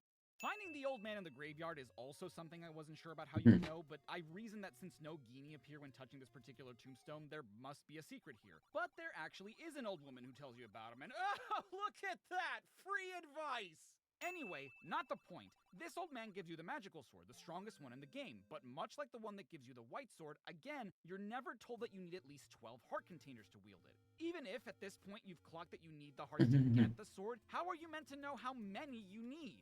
Yeah. The power bracelet is an example of how outdated this game design is. To start, you'll likely have already Hello. certain armor Hi, stats Censored. How are you? so that by itself isn't a huge deal. The problem is that before coming to this area, you'll likely have only encountered the Armos by a handful, so not many options leading to a quick eventual result. In this area, you're likely coming in through the west. Right now, through the graveyard. right now we're watching YouTube for the hour. And past a whopping 10 of them on a single screen. If you're checking and awakening each one of them meticulously and seeing that you're not getting anything out of it other than a fight with an Armos, why would one think that the last statue of the top row of the next screen is going to have anything? I feel like you wouldn't even risk it at that point. And granted, the power bracelet is an entirely optional item, but how you get it and how you use it both represent this exhaustive design choice of try everything because you'll never know where a secret is. 𝙂𝙀 hates certain kind of sound. Atrocious grammar aside, rooms like this are exactly why you never throw away the manual. If you came in here without it, not only would you not know what a 𝙂𝙀 is, but you'd likely have forgotten that this game has a recorder item in it, which you likely don't have when you find this room for the first time, so this just sounds like nonsense. These big-eared, whiskered freaks are the Pulse Voices, enemies that you might notice take a while to be defeated by the sword. Surely, there must be a better way. Checking the manual tells us that they do in fact have a weakness. They hate loud noise. But wait, the old man said that 𝙂𝙀 hates certain kind of sound. Is the manual wrong? Is this 𝙂𝙀 and this is Pulse Voice? Well, see, the manual is wrong, but not in the way you would think. It doesn't get the name of the enemies wrong. That is a Pulse Voice, and that is a 𝙂𝙀. And it's technically not even wrong about Pulse Voice's weakness. It is weak to loud noise in the Japanese version of the game. You see, the Hyrule Fantasy 𝙬𝙤 no Densetsu was released on the Famicom Disk System, a floppy disk attachment for the Japanese NES. Now, the thing about Famicom systems is that they came with both controllers attached to the console, and the Player 2 controller has a unique component to it in the form of a built-in microphone. Originally, what you would do to defeat Pulse Voices would be to make noise into that Player 2 microphone, and the game actually has other Player 2 controller functionalities that are still present in the international versions of the game. But since only the Famicom has that microphone, how do we defeat the Pulse Voices in the West? By playing the recorder near them? That would make sense, right? They hate noise. Nope, they're weak to the arrows in this version, and you would think the least they could do would be to update that information in the manual, right? Because literally nowhere else in the game is this ever even mentioned. Why would it? The manual mentions it. And don't worry, we'll get into the other instances where you can tell that the team translating the manual was not the same team translating the game. I bet you'd like to have more bombs. Oh, I sure fucking would, especially because I had to defeat 3 Dodongos and bomb 2 walls to find you. Fortunately, the game's not that cruel and gives you more bombs after defeating the Dodongos and puts enemies in your path that are guaranteed to give you bombs, but I hope you knew to have at least 100 rupees before you got here, because otherwise it's back to grinding for you. If you hated Dark Nuts before, now they come in blue. Secret power is said to be in the arrow. What? How am I supposed to know what this is in reference to?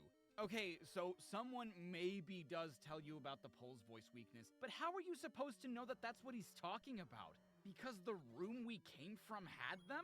I likely defeated them with the sword or already figured that out by myself. I'm not going to try to place a bomb before I've cleared the room, especially not in the room I came from. And the thing is, this could also be in reference to the item we need to defeat Ganon, which almost makes more sense since the manual suggests that Link needs to use his sword and some other object. And this is the only instance I could find of someone cluing you in on what to use for that fight.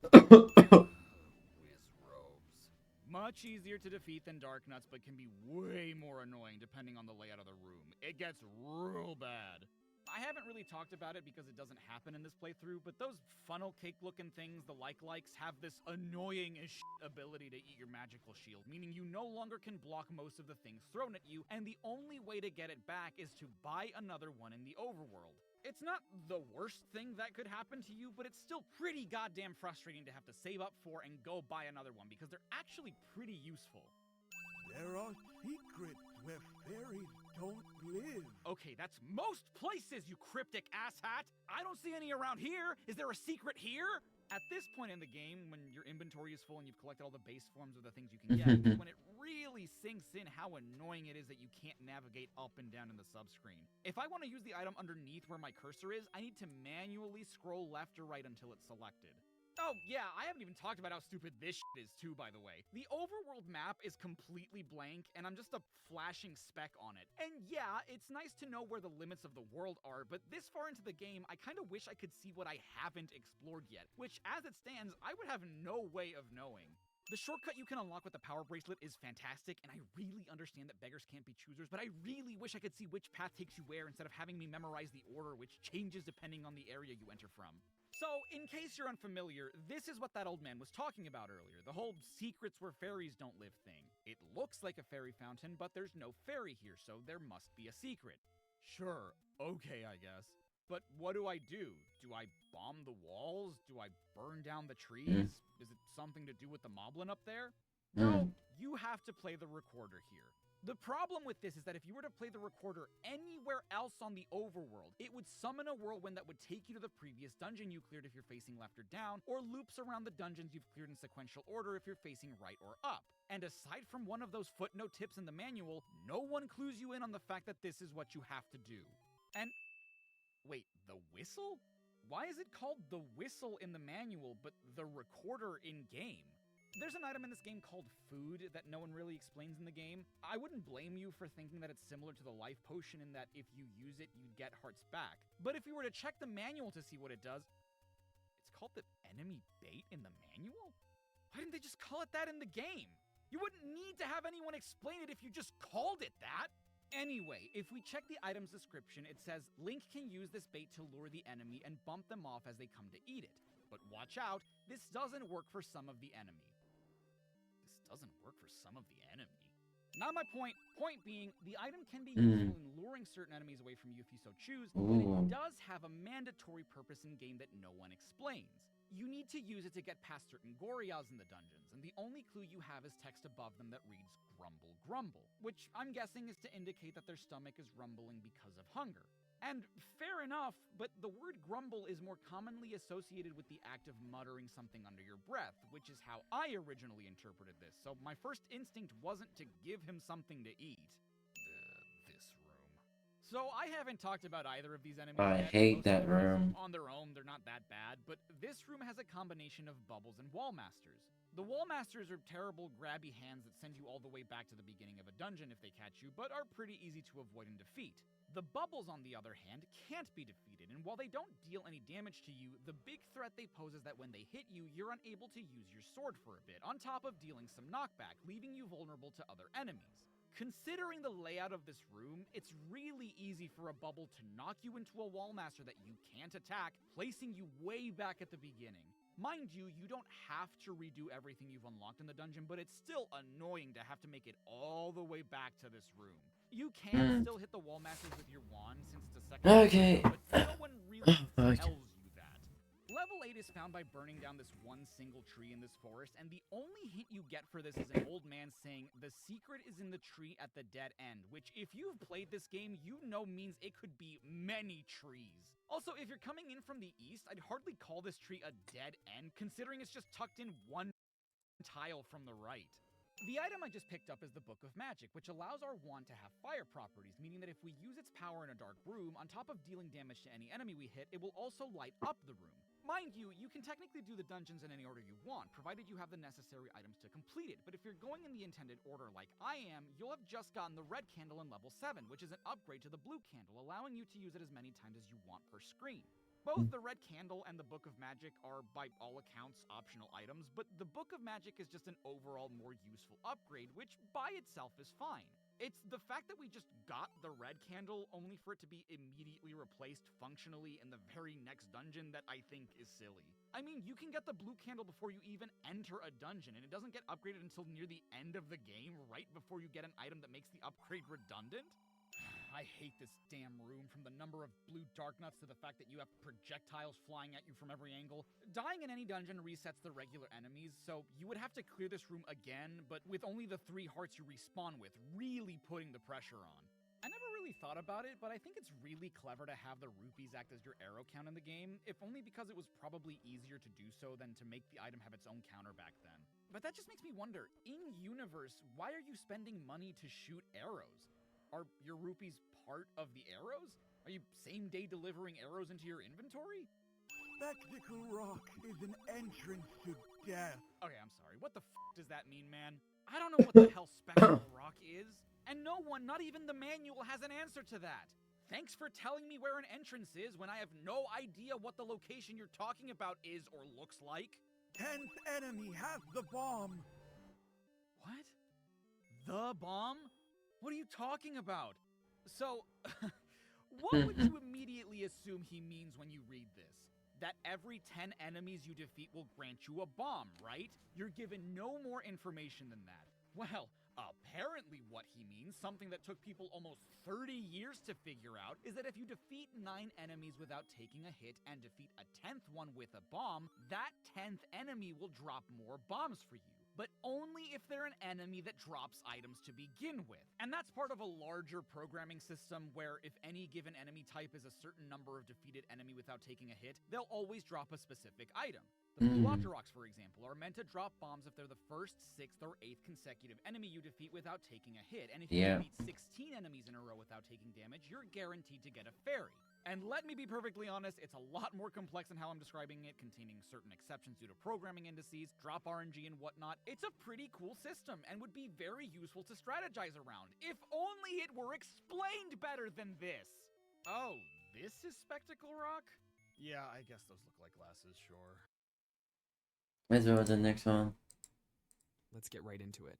Number 8. Escaped from the Cult of One. Imagine having a superpower that lets you spot toxic people from a mile away. Well, some people actually have this power. They're the ones who escaped from what psychologists call a cult of one. Basically, a relationship where one person tries to control everything about your life. When these people finally break free, they develop something incredible. Their brain basically gets upgraded with a built-in manipulation detector. They can spot a fake compliment faster than a cat spots a laser pointer. They can sense emotional manipulation coming before the manipulator even opens their mouth. Scientists have actually studied this phenomenon. They found that survivors of these relationships develop an almost supernatural ability to read micro-expressions, that tiny twitch in someone's face that most people miss. These folks catch it every time. They're basically the human equivalent of those airport security scanners, except instead of finding hidden weapons, they find hidden manipulation tactics. They become like a walking, talking manipulation Wikipedia for their friends. Their friend starts dating someone new and says, "They told me I can't hang out with my other friends anymore because they love me too much." And their red flag radar starts going crazy. They're sitting there like, "Hold up, I've seen this episode before.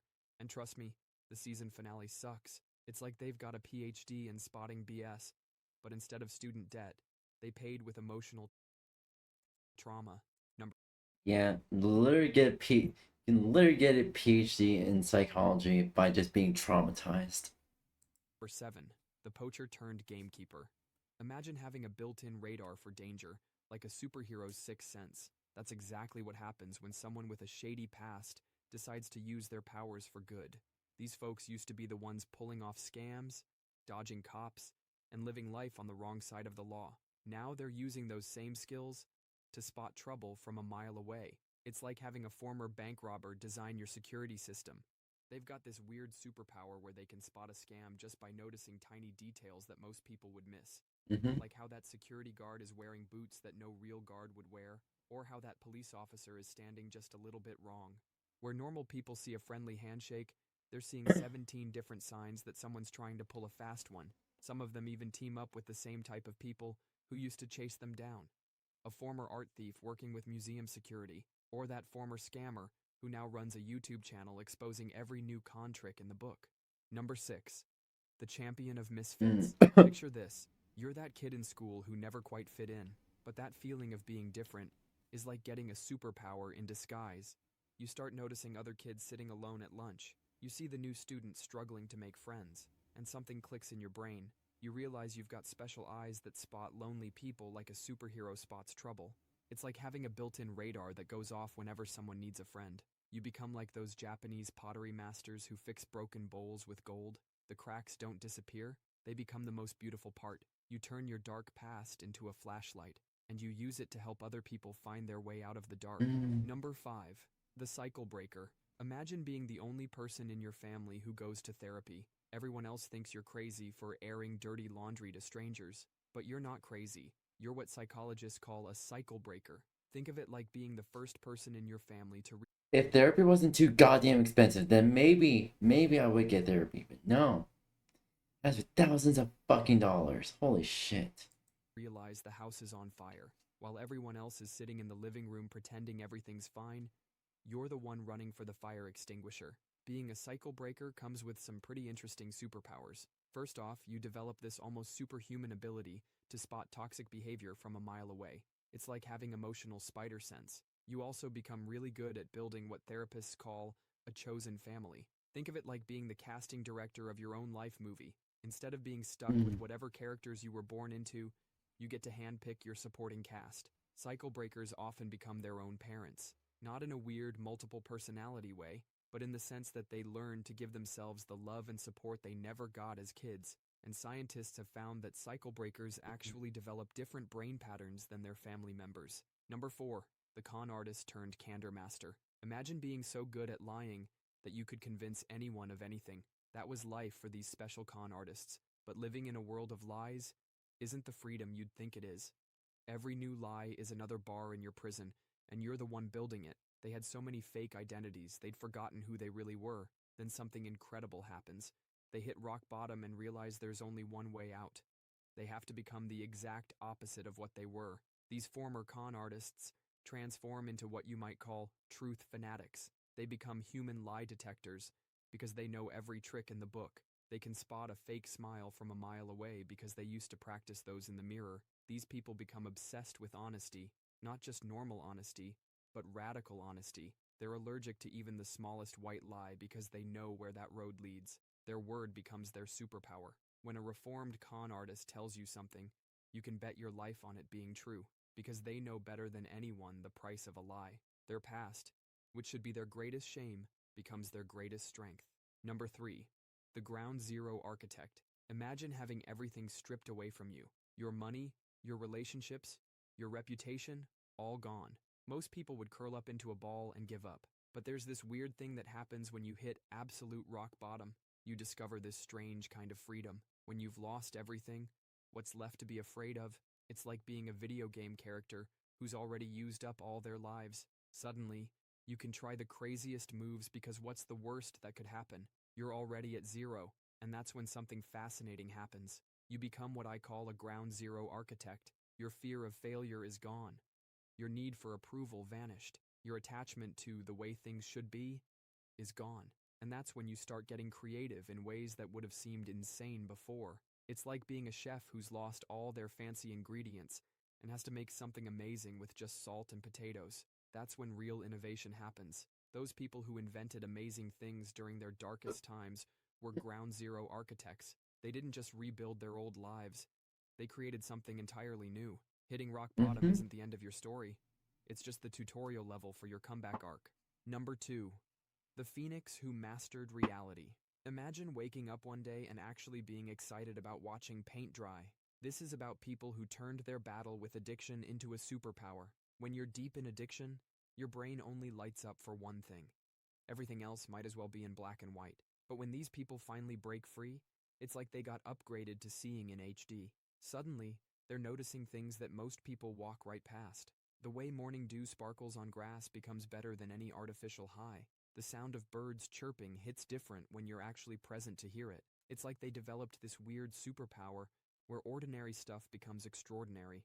Their dark past actually helped them appreciate these little things more than people who never struggled. It's like having to eat nothing but bland food for years, and then suddenly tasting chocolate for the first time. These people don't just notice the good stuff, they celebrate it like they just won the lottery. A quiet morning with a cup of coffee becomes better than any party they've been to. Now they walk around like they've got some cosmic inside joke with the universe. Maybe hitting rock bottom is actually finding the foundation for building something extraordinary. Number 1.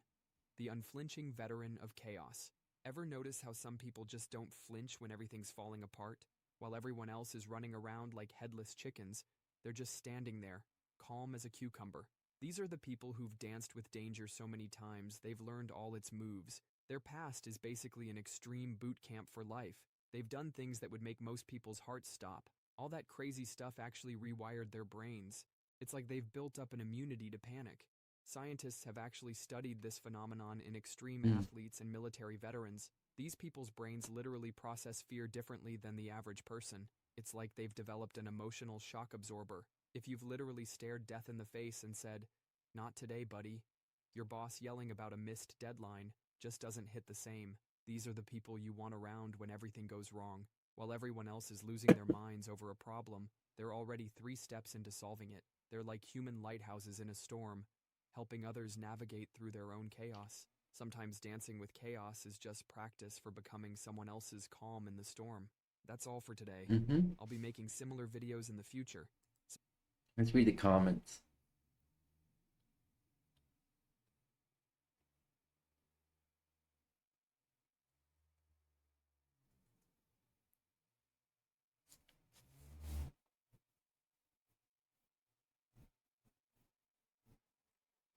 Let's just say he really got into it. Today, you and I are going to be taking a look at the ridiculous state of YouTube ads in 2025. So get comfy, grab a snack, and join me as we look at women doing freaky things on camera, a quiet yet very noticeable increase in ads across the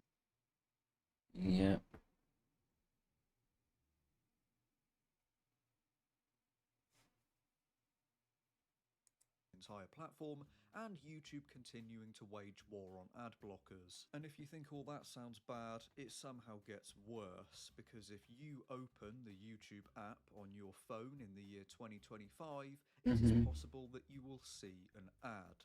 As a wise honey-addicted orange bear once said, "Oh, bother." I figured that YouTube can technically say these aren't conventional ads because, as you've just seen, they're either promoting YouTube Premium or promoting a certain song to use in YouTube Shorts, which is more like a sponsorship. But regardless of what you call them, it is just a sad, sorry state of affairs at this point. And inevitably, YouTube will continue to increase ads in every possible way, just like they did back in June 2025 when they announced more and more viewers viewers would begin to see 30-second unskippable ads when watching on a TV. For context, when unskippable ads were introduced on YouTube, they were only 6 seconds long, before being increased to 15 seconds, then again to double 15 seconds, and finally 30 seconds. As you might have expected, there's not many people who appreciate the ads being this long. I actually found something quite... They're gonna soon do double 30-second unskippable ads. Oh, there's I think it's on YouTube TV that I got literally 9 concurrent 30-second unskippable ads.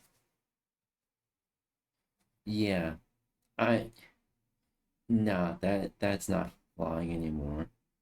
Interesting while making this video, it's a Google help page for advertisers, and as you can see there's a table that contains all the different types of ads that can appear on YouTube except pause ads. But what caught my attention wasn't the absence of pause ads, it was in fact that in the skippable ads category it explicitly says that these ads don't have a maximum length, meaning advertisers could, in theory, upload ads that are hours or even days long. I've seen plenty of Reddit posts over time saying things like, I've just seen a whole movie as an ad, or I've just seen a My Little Pony episode as an ad, and hopefully this statement, which I should reiterate, is on an official page by Google, brings these people closure. It's not a weird bug or glitch, it's an actual option for advertisers. However, this table also states... I think one of the ads, one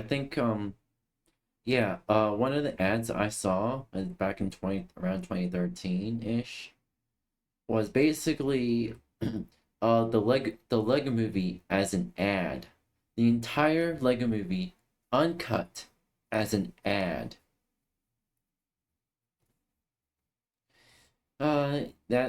That got taken down, and I'm pretty sure YouTube took all the money and gave it to the to the copyright holders.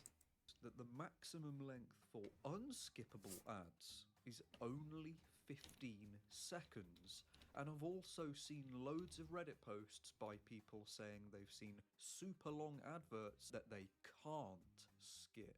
So, if you've ever seen an unskippable ad that's over 15 seconds long on a device that's not a TV, like a PC or VR headset, as far as I can tell, that is not okay. So I would encourage you to report such ads. But maybe the good people of YouTube wouldn't mind watching longer ads, if the ads themselves are appropriate and at least somewhat entertaining. To be fair, they are entertaining, but only if you're in a certain type of mood, if you catch my drift. Inappropriate, freaky, suggestive, adult, call them what you want, these ads have been an issue on this platform for quite a while, and I think the big question on your mind right now is, have they gotten worse? A lot worse. Let's see what Reddit thinks. What the hell are these ads, bro? The state of YouTube ads. Bro, I'm in my early 20s. Why is this ad showing on my YT?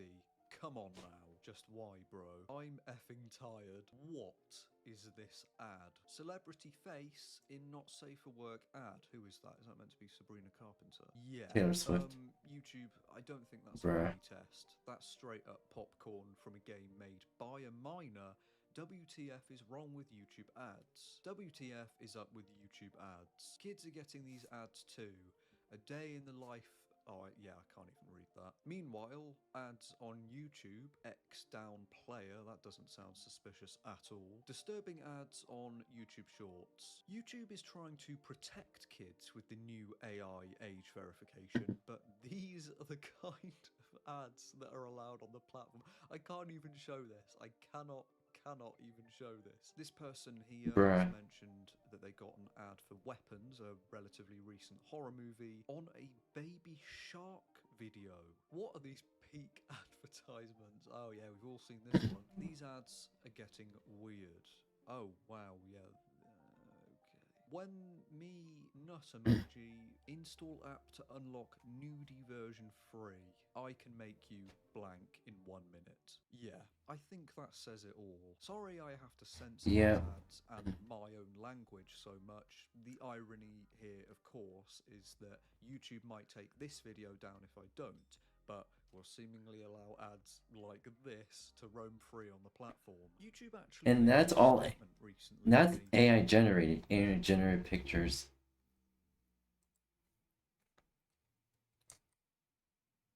BBC News article saying they feel like they shouldn't be regulated like a TV channel in terms of ads, and that they have strict policies that they enforce rigorously. They also claim that when they find ads that breach their policy, they take immediate. You know, that would have been sensible if YouTube did not host actual football games on their platform. Paid football game. Paper. But people don't know, YouTube hosts pay-per-view videos. They do. They really do. So since they do that, YouTube should absolutely be regulated as basically a cable TV. Action in the form of removing the ads in question. At this very moment in time, if YouTube is working hard to stop inappropriate ads from getting onto the platform, I will give them credit, because that is undoubtedly a step in the right direction. But having said that, I'm pretty confident that these ads go against YouTube's own guidelines, and if this was the case, surely they would have already made it impossible for these ads to sneak past their moderation. Sometimes they'll crack down on creators for the slightest breach of guidelines, and of course they've been known to have wrongfully removed videos and channels in the past, so why does the same strictness seemingly not apply to ads as well? Am I missing something? Whatever the case may be, I will be a happy man when the website is rid of this utter weirdness. I'll also be a happy man if AI ads ever get banned from YouTube, but sadly for me, there's no chance that will happen anytime soon, thanks to YouTube currently having a very public love affair with all things AI. If you go onto YouTube's own blog, they currently have a category for all posts relating to AI, a clear indication that they are proud to be putting AI front and center to represent the company. Anyway, in May 2025, YouTube unveiled a new ads feature called Peak Points, which involves using Google's AI Gemini to determine the most peak moments of a video, which is basically when the majority of the video's viewers are at their most engaged. They even created a little GIF to demonstrate the feature. As you can see, it's a clip of two people on a mountain, and all of a sudden one of them proposes, yay! And then an ad plays. Oh dear. But if you think YouTube using AI to place ads is bad, did you know that Google has tools for advertisers to create ads using AI? Well, if you didn't, the next time you see an ad on this platform, pay close attention, because if something about it looks slightly off, it might well be because it's AI generated. I feel like I should also mention here that if a YouTuber uses AI in their videos, they are technically supposed to disclose it by ticking a checkbox. Not sure why I struggle to get through that sentence so much, but what I want to know is, why do advertisers seemingly have more freedom than creators when it comes to AI? That's a question that I probably won't get an answer to, and speaking of questions, people on Reddit have recently been asking something a little bit different. Is YouTube slowing down my PC? It's a bold claim, there's no getting away from that, but there is without a doubt a clear pattern of users on Reddit wondering that YouTube might be deliberately slowing down their PCs. And why on earth would they do that, you might ask? Well, people are theorizing that if you use an ad blocker on YouTube in 2025, they will slow down your PC as a sort of punishment, I suppose. Now, for legal reasons, I've got to absolutely say that this is just a theory I've seen. I'm not personally claiming this as a fact. I'm just relaying what some adblock users have experienced. So it is interesting to consider. And with with built-in ad blockers, with like Brave and stuff like that. Brave has been combating Google. Brave and Firefox have been combating Google, and optimizing their browsers even further to make sure the user experience is good. However, YouTube may just say, "Fuck it, we're blocking your browser entirely from accessing YouTube." I'm betting my bottom dollar that Google will start blocking entire browsers from accessing their services if you use an ad blocker. That's what I'm thinking it's gonna go to.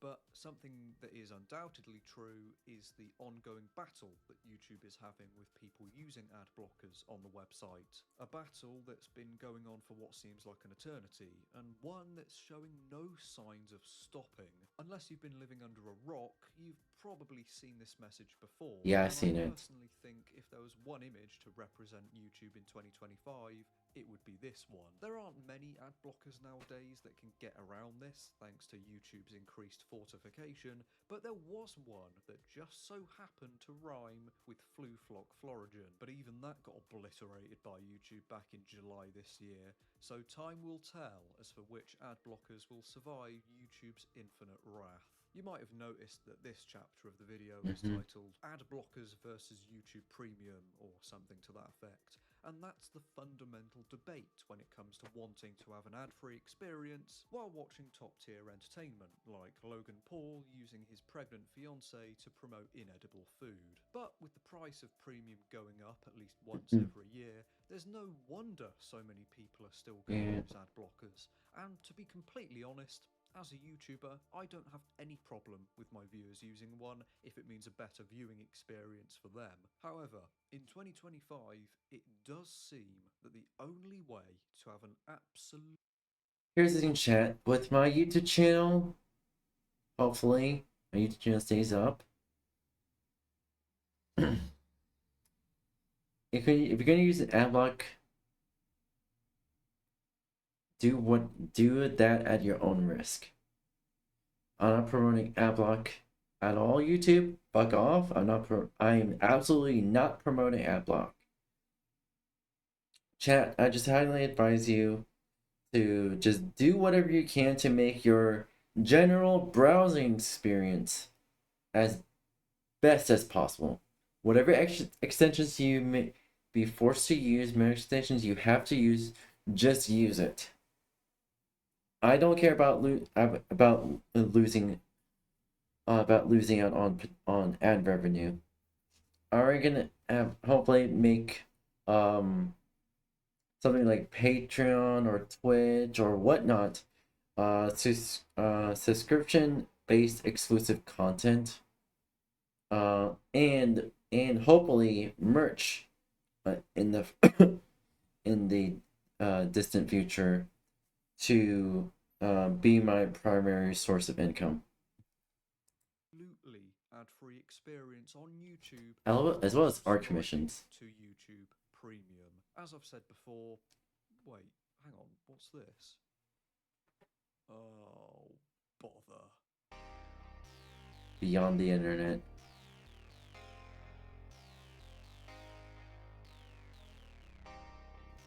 Yeah. Okay. I realized that was the end, and I'm probably gonna get copyrighted for that song. Fuck off, YouTube. Not my fault. Super Mario. YouTube, it's not my fault that you did not inform me that your own library that you provide can still be copyrighted. Your own free library that's free to use, YouTube, can still be copyrighted. YouTube, if one of your songs in your free to use library expires, like the licensing for it expires, let us creators fucking know. Don't just be quiet about it and then copyright us left and right because we still using we're still using the songs, or you copyright us you retroactively copyright a bunch of our videos for one song that was in your free music library that the license is now expired, let us fucking know so we can erase the fucking song from the videos, you motherfuckers. 64 has to be one of the most influential games ever made. Not only was it a genre-defining release, being one of the first full 3D platformers, but it is also still relevant decades after it is. Yeah, I still play Super Mario 64, albeit an unofficial way on my PC. I'm not gonna get too much into it. Come out. From being one of the most popular speed games to being responsible for countless memes, launching many, tackling the Super Mario Star Road ROM hack for this video. This set has 32 mostly completion-based achievements, ranging from 11 progress achievements for getting certain star counts and beating bosses, 16 achievements for collecting every star in each of the game's 15 worlds and overworld, then 4 miscellaneous achievements. Because of the nature of this set, I'm gonna just go for 100% completion and see if I missed any achievements along the way. And I like input from you, so if you have any ideas for any achievement sets I should tackle in the future, leave a comment. I like to know what you guys like. And while you're down there, hit the like and subscribe button. These videos take a long time to make, so it really helps motivate me to keep going. Alright, that's really enough yapping. Let's get the show on the road. Fuck. We get the honor of talking to the one and only Yoshi, who lets us know that Bowser has reached the world of the Star Spirits and has set up a base there. Because of this, he has access to all of the Star Road portals, and he's using them to wreak havoc all over the Mushroom Kingdom, and we need to stop him. This time around, the courtyard and castle are completely different from the base Super Mario 64 game. It has more of an open concept deal going on. I can imagine a kitchen here, couch here, and an industrial-sized McDonald's 3-platinum gas grill here. Well, this area gives us access to the first few worlds of this hack. I found the first stage, Bob-omb Islands, pretty quickly inside of this painting. As you may have guessed, Bob-omb Islands is pretty much the Bob-omb battlefield of Star Road. It's a decently sized sandbox-style level that rewards exploration. The first star, Big Bob-omb Sky Fort, has us climbing up to the top of this mountain and then do a bit of platforming over to the castle in the sky. Up here, we have a rematch with King Bob-omb from the original game, except this time the fight is way more interesting. He takes 4 hits instead of 3, and for defeating him, we get the first star of the game as well as the first achievement of this set. By the way, if you hear this sound, take a look at the top left corner of the screen. It'll let you know which achievement I just got. Star 2 of Bob-omb Islands is called Top of the Sunken Shit. I'm noticing we have to do a bit more exploring this time around. Using my eyes, I saw the star over in the distance, and I figured that in order to reach it, we would need to open up the cannon. So I ran around a bit looking for the Bob-omb that would do that for us, and I finally found it on top of one of these towers. I have no clue how he got up there. With that, most of the work was done, and I shot myself over to the star. Next, I needed to go around the back side of this mountain to complete this little platforming challenge, which in all honesty was light work. It was just a couple of wall kicks and a long jump. I genuinely think a baby could do this. Star 4 had us collecting the 8 red coins, so I decided I would tackle the 100 coin star at the same time. Running around and trying to find the 8 red coins and 100 coin star in each stage really became one of my favorite parts of this hack. As we're gonna see, the hack's level design is amazing, and exploring each stage thoroughly is really fun. The hack also gets decently difficult later on, so it adds another layer of challenge. But this search was pretty easy and was over in no time. Star 5 was called Deep Dive in the Cage, and as far as I could tell, there wasn't a way to grab this one, so I moved on to the next stage. Psych, you thought I would give up that easy? I'm an expert at this game, and if I see a bomb, I'm gonna use it. The final stage here had me stomp on the 5 rocks near the Chain Chomp, which spawned the star, and with that, I was completely done with Bob-omb Islands. Course 2, Sky Island Resort, is accessed by jumping into this vase. Once again, like in Course 1, the stage kind of matches the same theme of vanilla Mario 64. Like Whomp's Fortress, the Sky Resort has us fighting the Whomp King. Well, this time the new Whomp King. We already have a pretty big jump in difficulty here. This course is a Sky Island where there are tons of places where you can die. The only thing really comparable from base 64 is Rainbow Ride, which is the last course in the game. This is sort of an easier version of that. From this blue Bob-omb, we learn that the Whomps have taken over this resort and are ruining the place. So let's go fight him and kill him forever. The path up to the Whomp King is pretty short. Just up these moving platforms, a couple of jumps, and another moving platform. This fight once again is similar to the base game. I'm noticing, except this time, the Womp King is much faster, and we have holes in the ground to worry about. But still, it was a piece of cake, 3 hits, and we're done. Now, we need to climb the windmill, and this one is pretty fun. It's the first of many platforming heavy stars in the game, taking the same path used over the Womp King. If instead we go right, we end up in this windmill. And here we do a couple of wall jumps,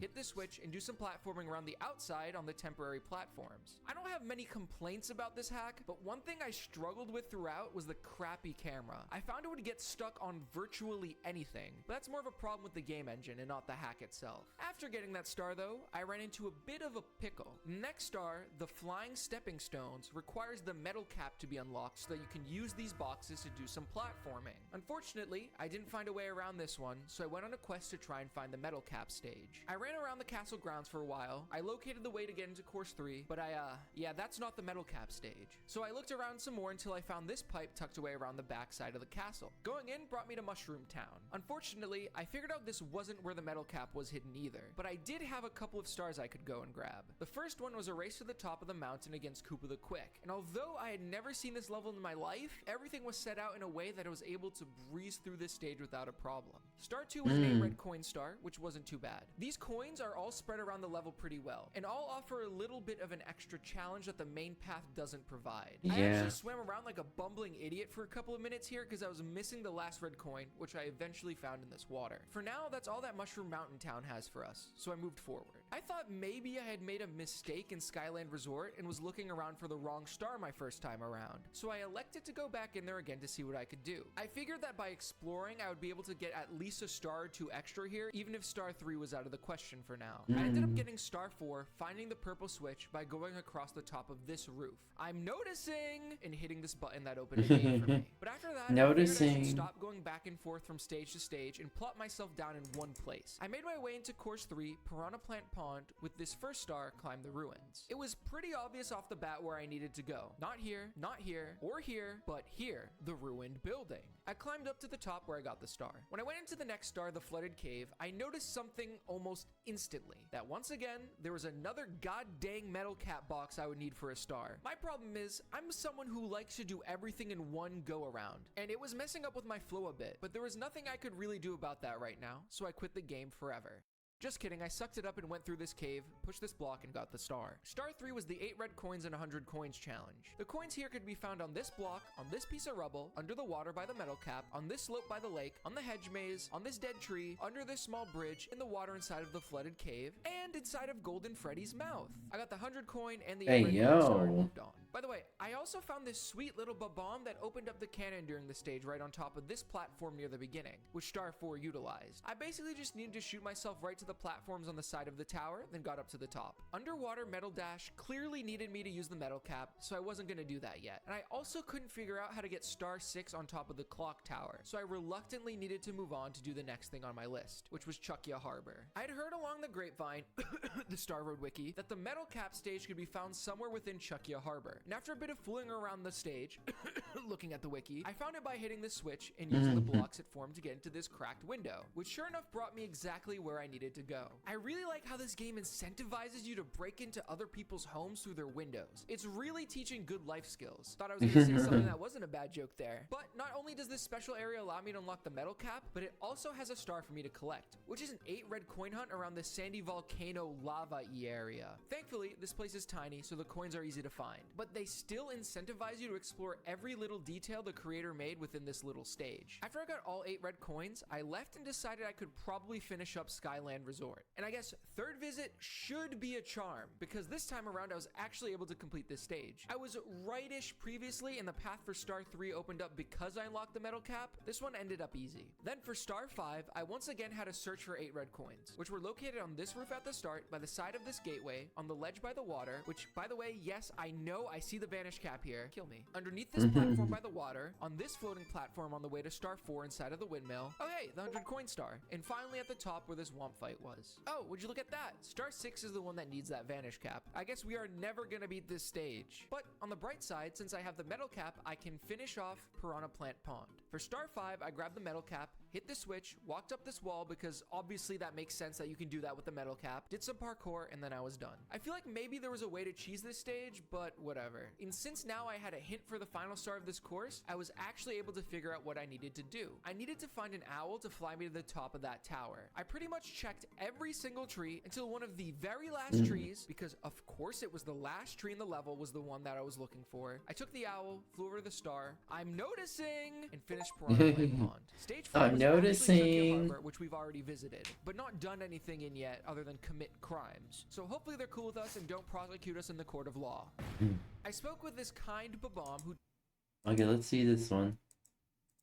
These stories I'm about to tell are some of the worst plane hijackings in history. Ooh. And let's start off with Indian Airlines flight IC-814. This first hijacking lasted for 7 whole days, during which one of the passengers was brutally stabbed to death and then had their body thrown out like trash. It's December 24th, 1999. A seemingly normal day. And we're here at 𝙂𝙬𝙖 International Airport in Kathmandu, Nepal, with 179 innocent passengers and 11 crew members ready to take their nice 2-hour flight to, well, New Delhi, 1639 IST.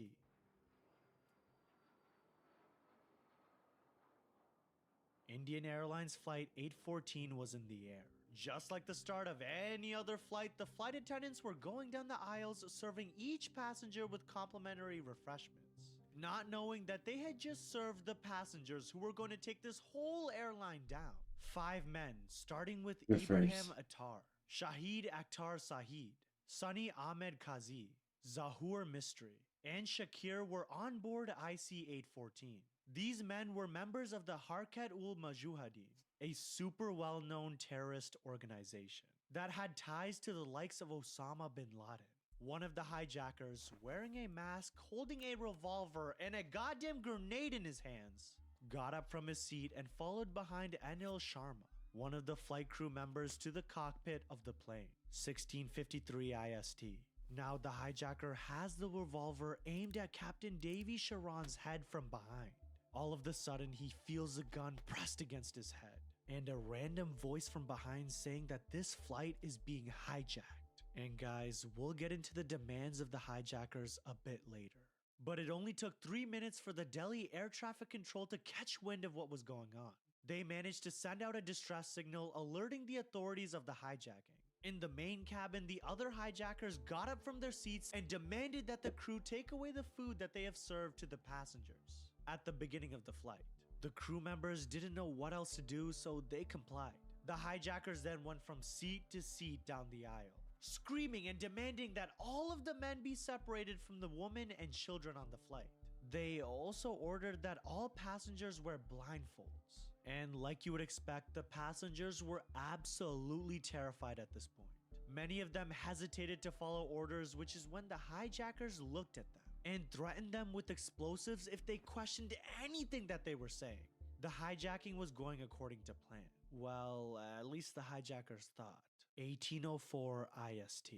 In the cockpit, the captain grabbed his radio and begged the Indian Air Traffic Control to convince the Pakistani Air Traffic Control to let them land.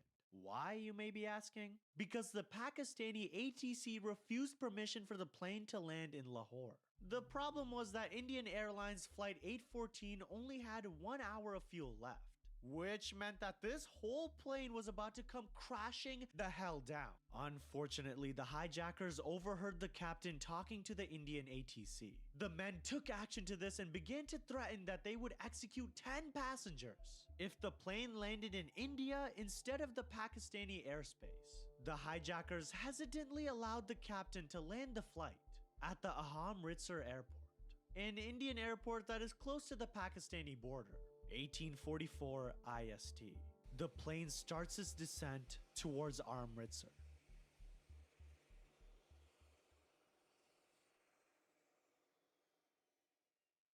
As soon as the plane landed, the captain quickly grabbed the radio and requested that the refueling be done as quickly as possible. The captain turned to the hijackers and handed them the radio, begging them to say something.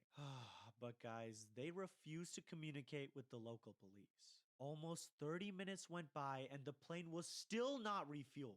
The pilot turned to the hijackers and could see them visibly getting upset from the delay. But their response was anything but normal.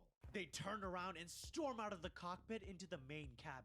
They walk over to the passengers and aggressively pull 7 of them out of their seats. Then they drag these poor passengers to first class, shoving them into the seats and tying them up.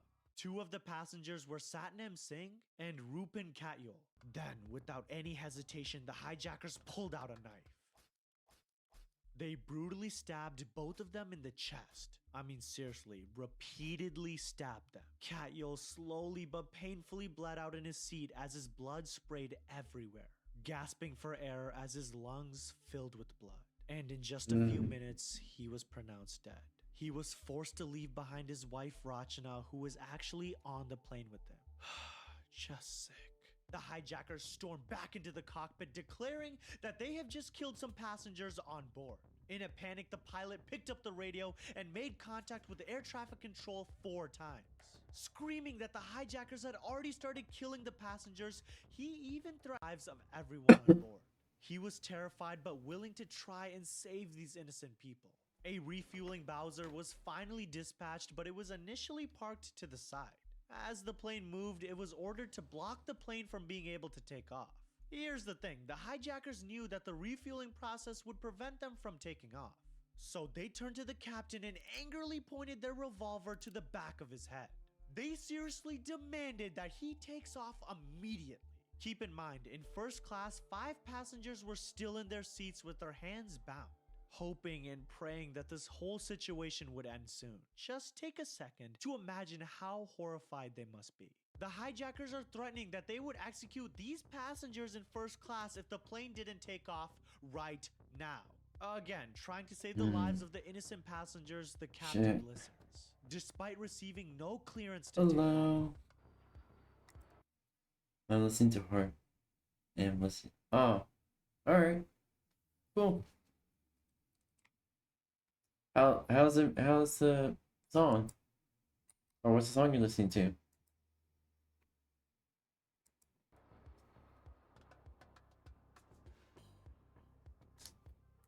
"1947 IST. Captain Charon is distraught.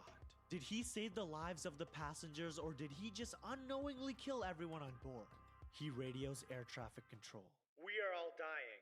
The plane was headed to Lahore. Now, if you remember from earlier, the Pakistani ATC had already denied IC-814 from landing in Lahore. But that didn't stop the captain from picking up his radio and hoping that this time it would be different, because a man on board had already died. And well, they were denied again. The plane flew over the Lahore airport and the hijackers looked outside the window, beginning to fill up with rage, as they saw the lights and navigational aids suddenly turn off, preventing them from landing safely. The fuel was running dangerously low. The captain instantly regretted not allowing the plane to refuel, realizing that now he might have to attempt a crash landing, potentially killing everyone on board, including himself. With fear in his eyes, he looks down at the highway near the airport, accepting the fact that the plane would crash multiple cars, most likely killing innocent drivers. The plane is about to make an emergency landing when suddenly, the Pakistani ATC turned on the lights and navigational aids, allowing the plane to finally land at the airport. Whew. 2001 IST. Indian Airlines Flight 814 lands in Lahore. And just as the plane lands, suddenly the runway lights went out and the hijackers realized that they have just been tricked. Why? Because without the lights, the pilot couldn't take off from the airstrip. As the hijackers rushed over to the windows to see what was happening, the Pakistani forces surrounded the goddamn plane. Yep, they were completely trapped. The hijackers started to panic, realizing that their plan had just become unraveled, which is when they finally agreed to release some women and children that were on board. Because you know why? Because, oh my goodness, so basically, punishment for plane hijacking, if it was a Pakistani local airplane, is execution. Either on the spot or sentenced. But this time, the Pakistani authorities denied them permission to release anyone. The plane was then refueled and allowed to leave Lahore. 22:32 IST. Inside the cockpit, the hijackers demanded that the captain fly to Kabul. However, there was one major issue. When the captain radioed to request permission to land in Kabul, he was informed that the Kabul airport lacked night landing facilities. He sets the radio down and turns to the hijackers and pleads to them that it's not his fault. As the plane flew more west, almost every Gulf country closed their airspace, preventing the plane from landing anywhere. The captain thought that this was it. He had no words. The passengers were crying while holding each other, terrified, not knowing what would happen next. IC-813, you were all cleared to land at Al-Minhad Air Base in Dubai. Over. December 25th, 1:32 IST. The plane has landed in Dubai. This time, the UAE authorities wasted no time and they demanded to speak with the hijackers. The demand was the release of 27 passengers in exchange for fuel. Like you would expect, the hijackers caved in because they just didn't have any fuel. The dead body of 𝙂𝙚 and injured passengers like 𝙂𝙚𝙣𝙚 were also released. Alright, even though the plane was now in Dubai, the Indian authorities wanted to attempt a rescue by Indian forces, but the UAE authorities refused permission. They didn't want to get into a dangerous situation. The UAE authorities then sent catering trucks to feed the passengers inside, and to also further delay the plane from taking off. But guess what? These hijackers didn't even care about feeding the passengers, and they decided to let them go even longer without goddamn food.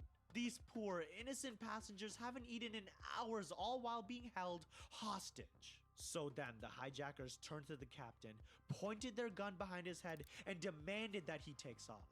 This time, the captain thought that he should crash the plane into a building on the runway so that the plane couldn't physically take off. Just as he was about to crash the plane, he remembers that the plane was filled with fuel and the whole plane could explode, literally disintegrating everyone on board and everyone around. 6:20 IST. The airplane takes off from Dubai. The hijackers decide it's time to head to their final destination, Kandahar, Afghanistan. Now, here's where things get even sketchier. Remember, this is 1999. Afghanistan is under the rule of the Taliban, and the international community isn't exactly on good terms with them. But for the hijackers, Kandahar is the perfect place to hunker down. With the Taliban in control, they're pretty much untouchable. When the plane lands in Kandahar on December 25th, the Taliban steps in, offering to mediate negotiations between the hijackers and the Indian government. Yeah, right, Taliban mediators, that's like asking a fox to guard the henhouse. But India doesn't have much of a choice. The plane is now in a hostile territory, and any military action could lead to a massacre. So over the next 5 days, the situation drags on. The Indian government is scrambling to find a solution, but the clock is ticking. And the hijackers are growing even more dangerous with every hour they have to wait. And of course, food, water, and other resources are running low. Let's just say the tension is rising. And while the hijackers made it abundantly freaking clear, either the Indian government meets their demands or more people will die. Back in India, the government is facing an impossible decision. The hijackers want 3 militants released from Indian prisons. And these weren't some small-time criminals. Like, this isn't some free my boy, he didn't do nothing wrong. No. These were dangerous men. Like, full-on terrorists. And their release could lead to even more terror attacks in the future. But on the other side, refusing to comply could mean the deaths of 149 innocent people. Their time was running low, the clocks were ticking. By December 31st, the Indian government was out of options. After nearly a week of negotiations going back and forth, they made the impossible decision to give in to the hijackers' demands. In a controversial move, they agreed to release 3 violent and notorious terrorists: Maulana Masood Azhar, Ahmed Omar Saeed Sheikh, and Mushtaq Ahmed Zargar. These men are flown to Kandahar where the swap goes down. As the prisoners are released, the hijackers let the remaining hostages go. The passengers, some of whom are barely alive after days of captivity, are finally free. For nearly a week, they were held hostage as they watched each other suffer in terrible conditions. They were terrified, hardly ate any food or water, and didn't know if they would even survive this whole situation. And guys, the hijackers, on the other hand, slipped away and were never caught. So what exactly happened after the dust settled? Well, for one, those 3 released militants didn't exactly go on to lead quiet lives. Maulana Masood Azhar went on to found 𝙂𝙚𝙣𝙚, which has been responsible for multiple terrorist attacks in India, including the 2001 Indian Parliament attack and the 2019 Pulwama attack, which killed 40 Indian soldiers. As for Ahmed Omar Saeed Sheikh, he played a key role in the 2002 kidnapping and murder of American journalist Daniel Pearl. The decision to release these militants sparked a national debate. Has India done the right thing by negotiating with terrorists? Or had they set a dangerous precedent? Who's to say? I mean, I just know that I wouldn't want to make that call. Boxheads, in the comments, tell me what you would have done. Next, we have Aeroflot Flight 3739. This next hijacking is about a family who tries to escape from the Soviet Union, but their hijacking results in the deaths of 9 people. It's March 8th, Jesus Christ. Aeroflot Flight 3739 is sitting on the tarmac at 𝙂𝙚 Airport in Serbia.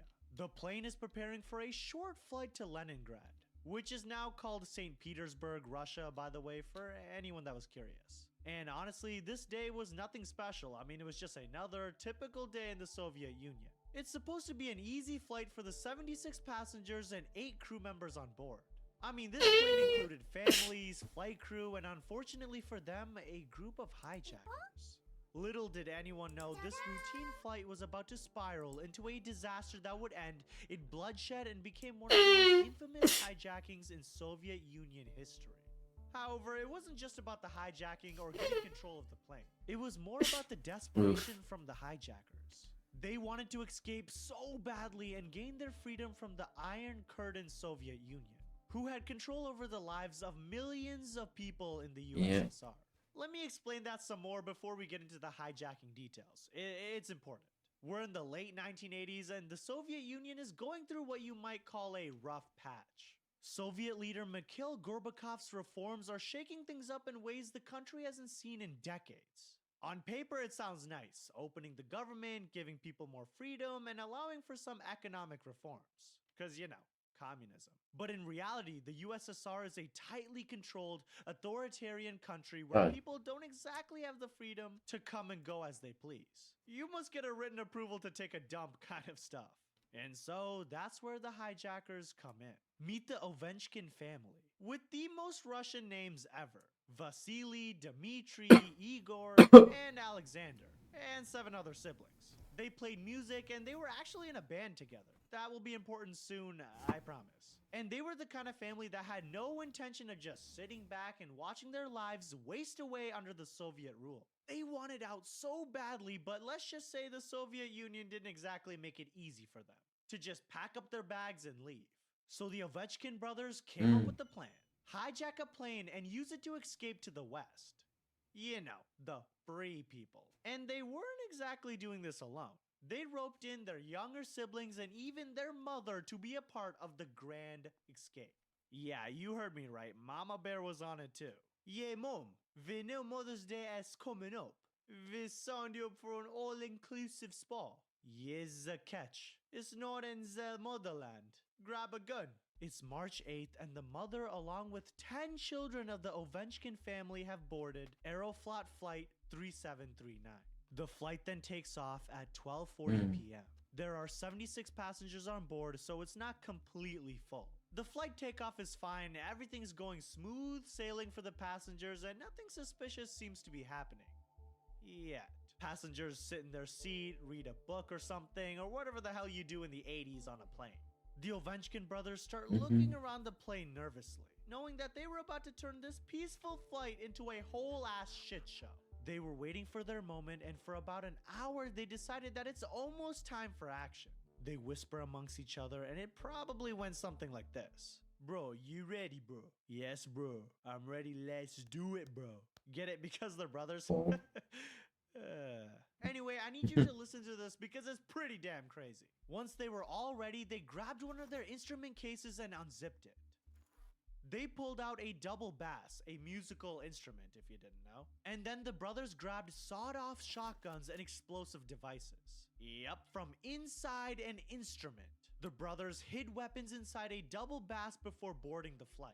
After all, the family was in a band together and they were kind of known locally, so the security at the airport let them through with the big-ass instrument case. The Owęczkins are now armed and dangerous, holding shotguns and grenades. The passengers start to notice those weapons and, well, panic ensues. The Owęczkins quickly get up from their seats and rush to the front of the plane. They barge in, aiming their weapons at the flight attendants. One of the Owęczkins then hands a note to a nervous flight attendant.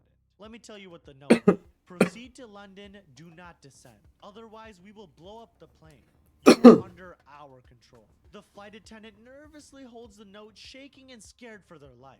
In a panic, they sprint to the cockpit and warn the pilots of the danger everyone is in. Alright, so the hijackers' goal is to divert the plane to a Western country. Specifically, they want to land in London or Sweden, anywhere that was far, far away from the Soviet Union. The flight crew was caught off guard but tries to keep calm, knowing full well that the Soviet policy doesn't allow for much wiggle room when dealing with hijackers.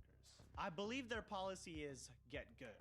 But with the Owęczkins armed and dangerous, the situation in the cockpit is quickly spiraling out of control. The Owęczkins are aiming their shotguns at the flight crew, making their demands known. They are desperate to leave the USSR and will do anything to get somewhere else, like hijacking a goddamn plane filled with innocent people. The hijackers believe if they can get the plane over the border, they'll be home free, embraced by the West. Unfortunately, the West has their own laws. Basically, they would be charged with terrorism, despite being from Russia, As and political hijacking. But here's where things start to go sideways. The Soviet authorities, now fully aware of the hijacking, aren't about to just let this plane full of citizens land in a Western country, no matter what the hijackers do. The pilots keep flying west, but soon they see that Soviet fighter planes are following them in the sky, with an order to shoot the plane down if it crossed international territory. Yeah, these guys are literally insane. They would do anything to stop their citizens from escaping. At this point, the plane is headed towards Finland, or at least the hijackers think so. In reality, the pilots are flying to a Soviet airbase, 𝙂𝙚, in an attempt to avoid international conflict. However, planes need this little nifty thing called fuel, and it was running out. With their low fuel levels, they're not going to make it to Finland. But the Owęczkins don't want to give up. With the guns pointed to the pilots' heads, they continue to threaten the crew, insisting they head west.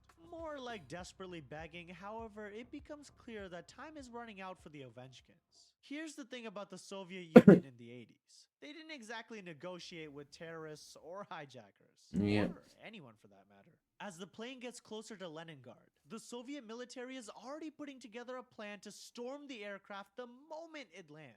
At this point, the passengers are on edge, aware that they're caught in the middle of a deadly situation. And the Owęczkins, they're getting more frantic, knowing that their plan is quickly falling apart like a Jenga tower. As the plane descends, the Soviet special forces are on the ground and are visible outside of the plane windows. They're waiting for the plane to land.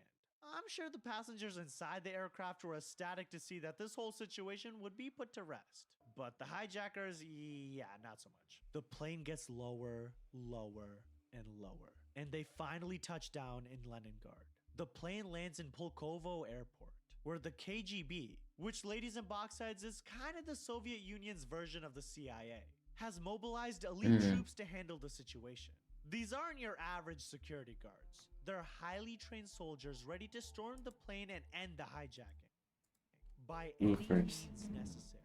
The Owęczkins start to panic as they realize they are completely trapped in the plane. Nowhere to go, nowhere to hide from the KGB. With no other options, they give an ultimatum. If the plane isn't refueled and allowed to take off again, they'll start killing the hostages. But the Soviet authorities aren't budging. In fact, they cut off all communications with the hijackers, basically playing a game of chicken with them.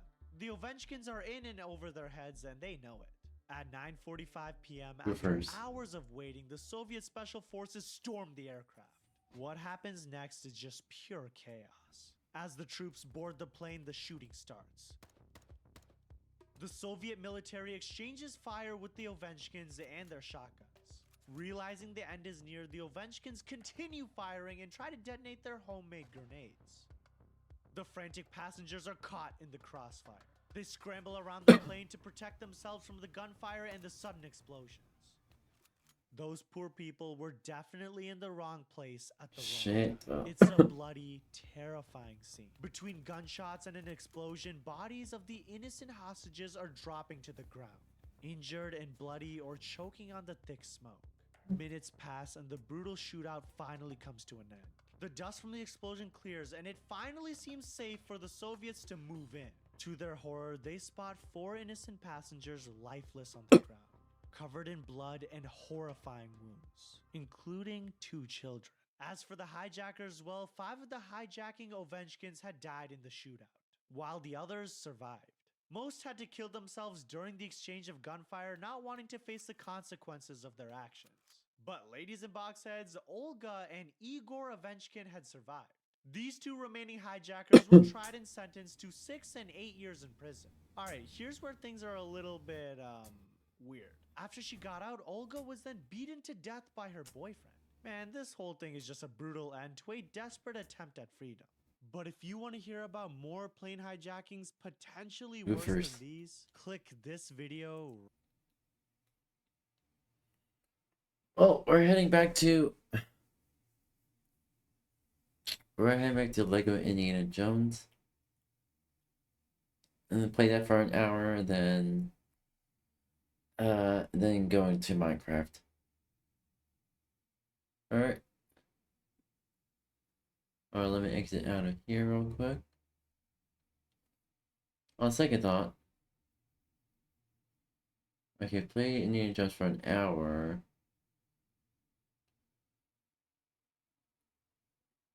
And then Minecraft and then art for 2 hours.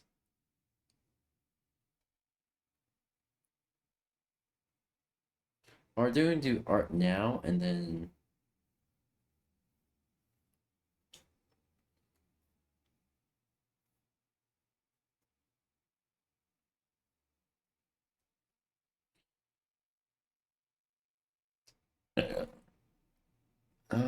fuck, what do I do? No, fuck it, Indiana Jones. Oh, pardon me. Anywho. Alright, and real quick. Yep. No. I could figure out it's set like that. Alright. All I need to do now, since I still have the game open, is just change the actual category enemy.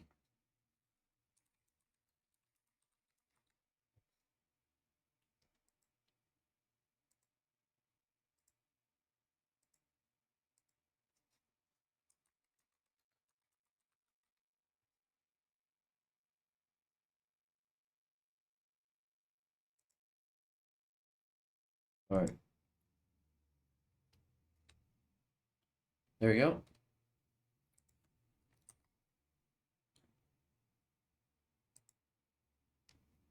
Alright.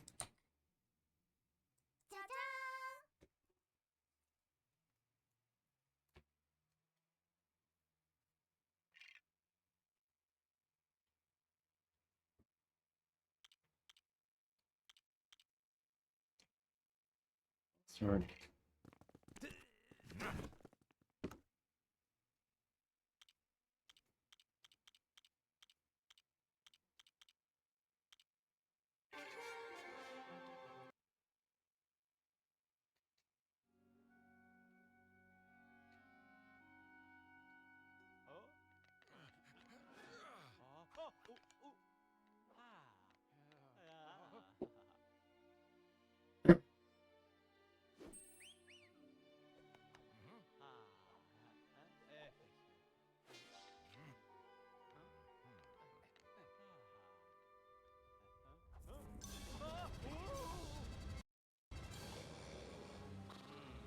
Hold on, is Lego Indiana Jones 1 like the second half of Lego Indiana Jones 1 on part of this?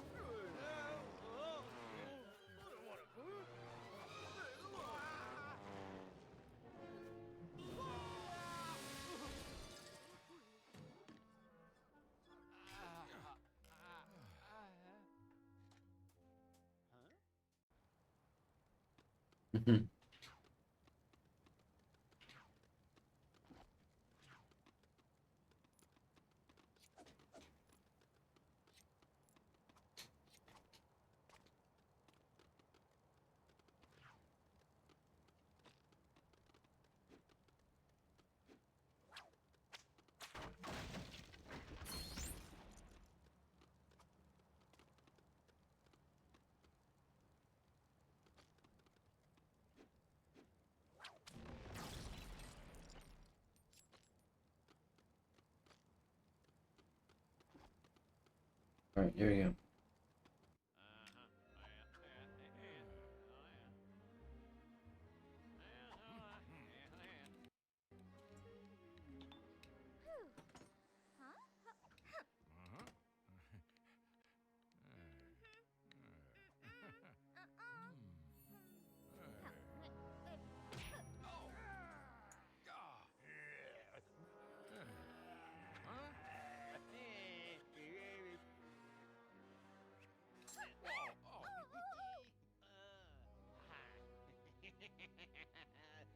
Now I'm starting to think is that the Lego and the second half of Lego Indiana Jones 1 is reused.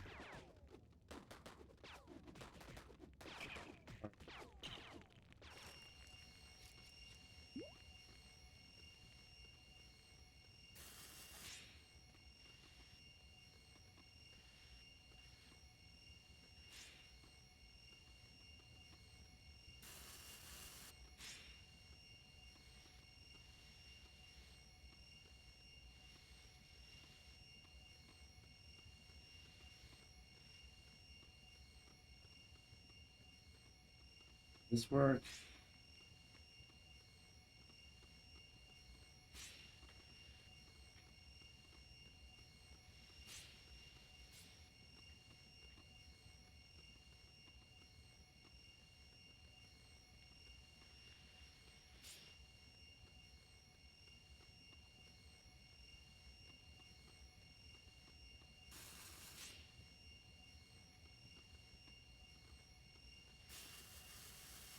There you go.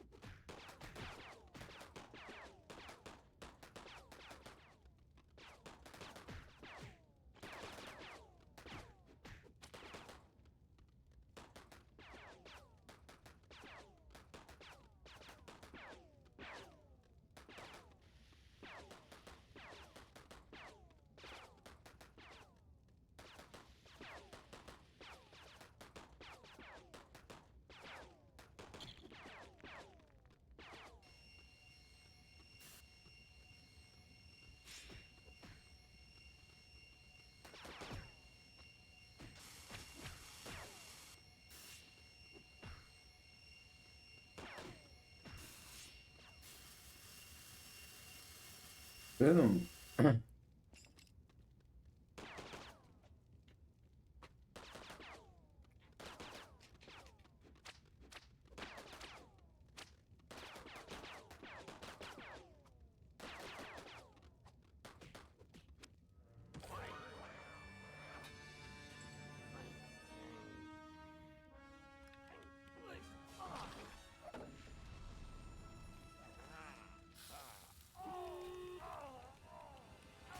Right.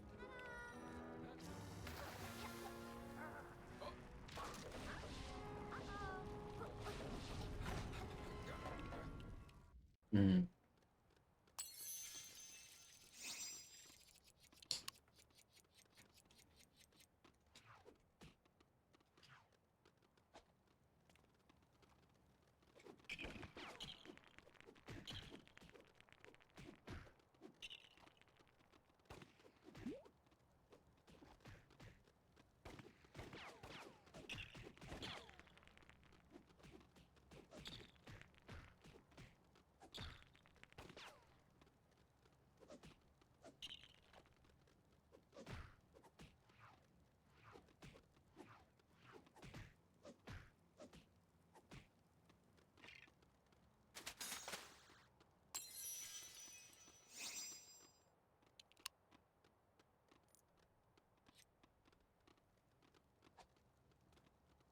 Okay, where else do we need to go?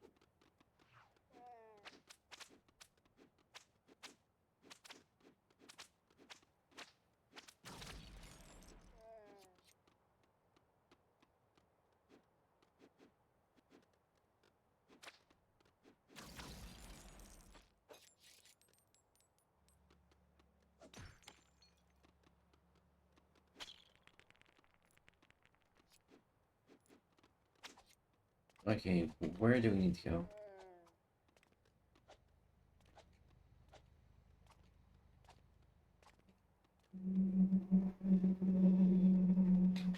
Ah.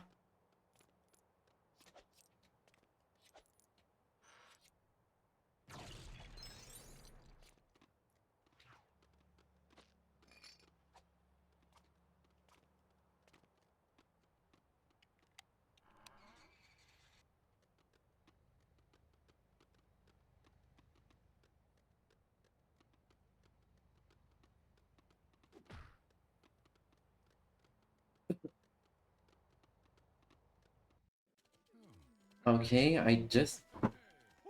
Alright.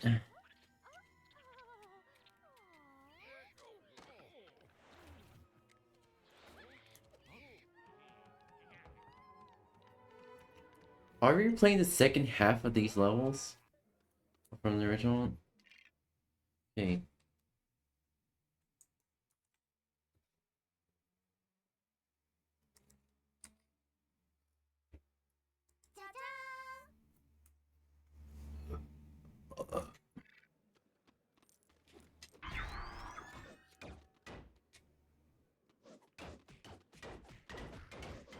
Okay.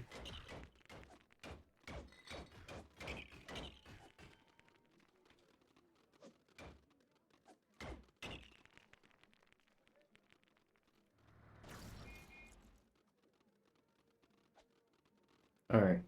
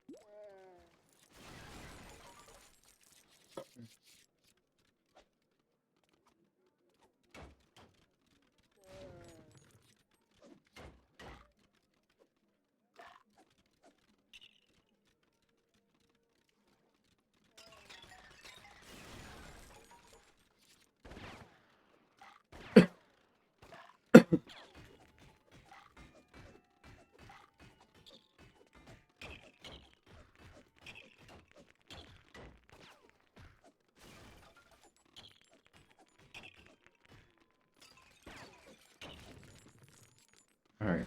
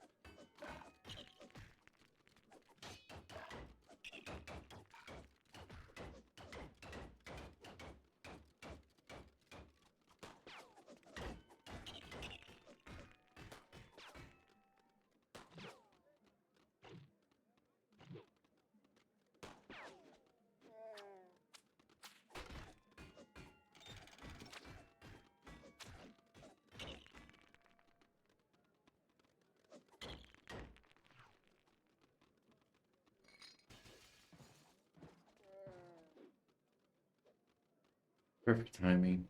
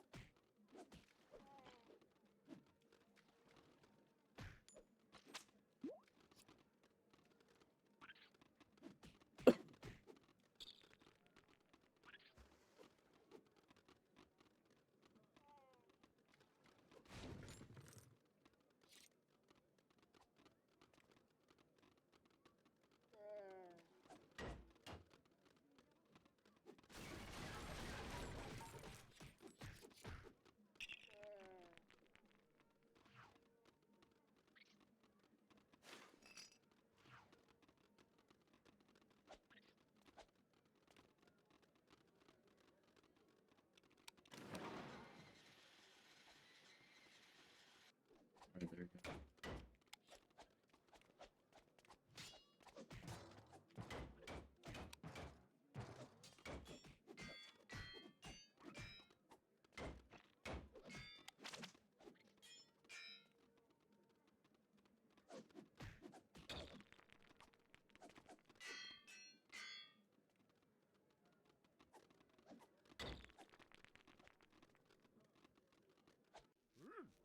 Alright, oh.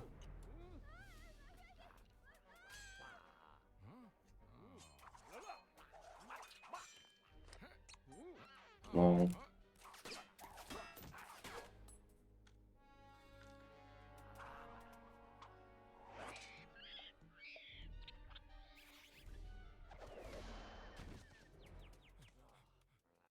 Well.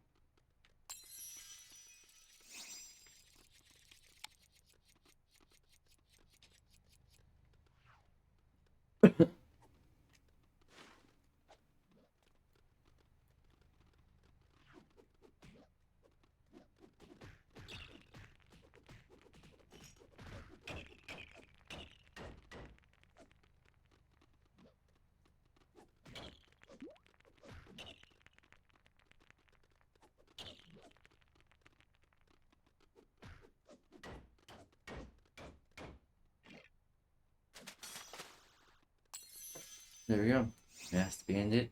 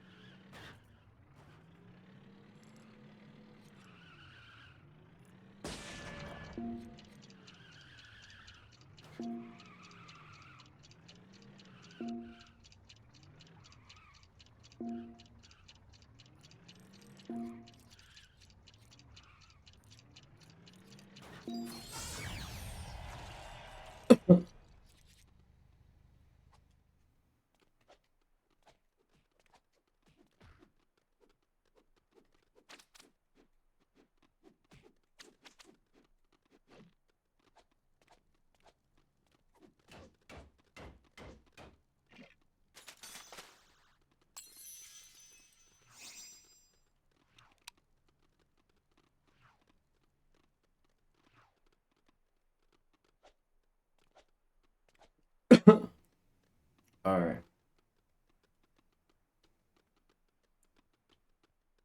Let's do this and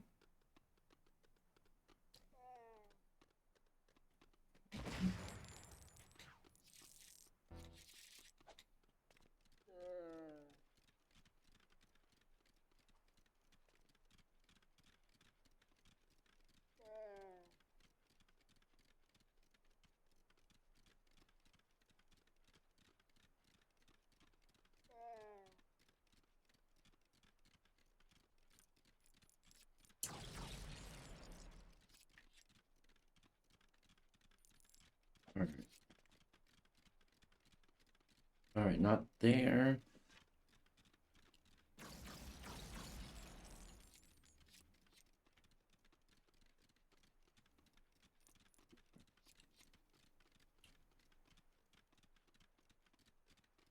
Several ones.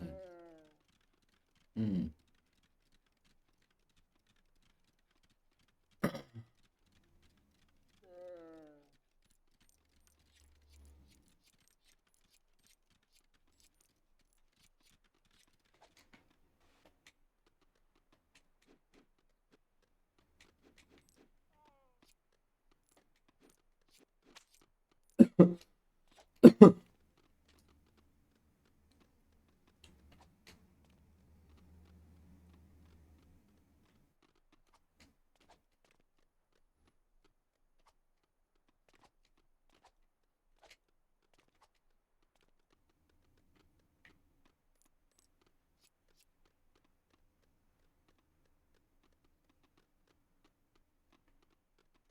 Ew.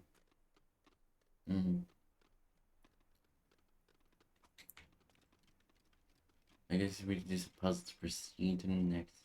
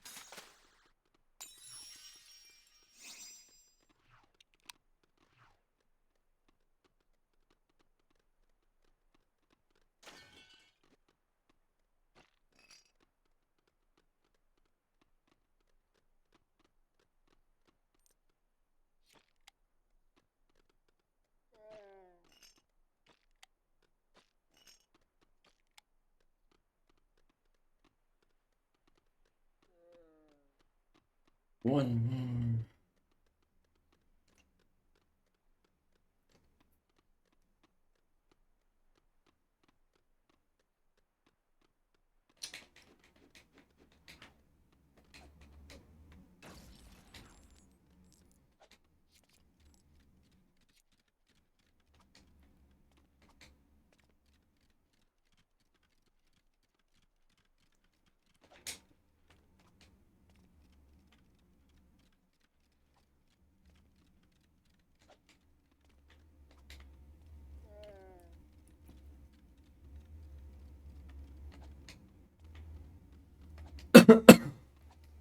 I thought I could choose it.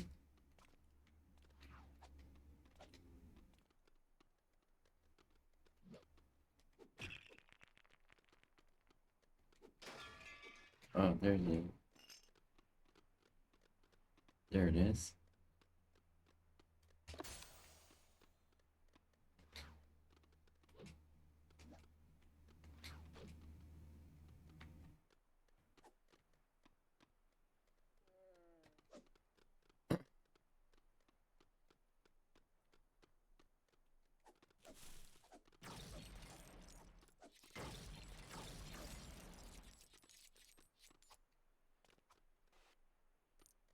Okay, and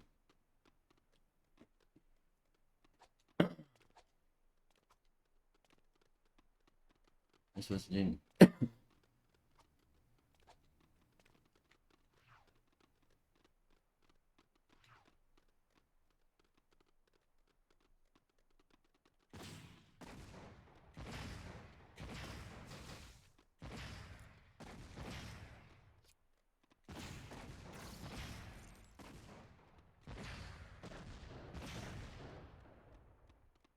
What are we supposed to do now? Fuck, where?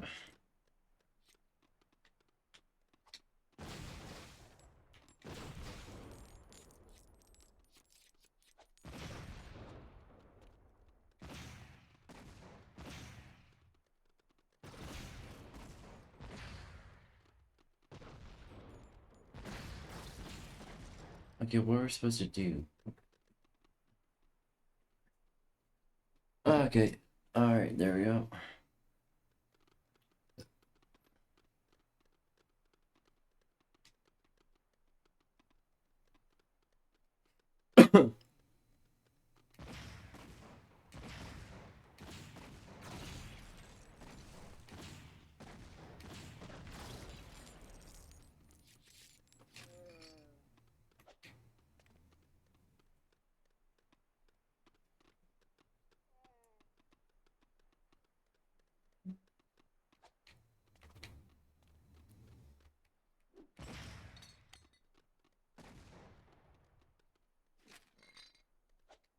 Let's put it somewhere. Right.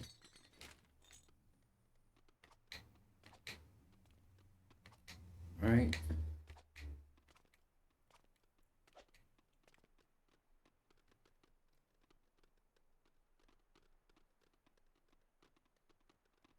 Where are you supposed to put it? Sometimes this is a little too big.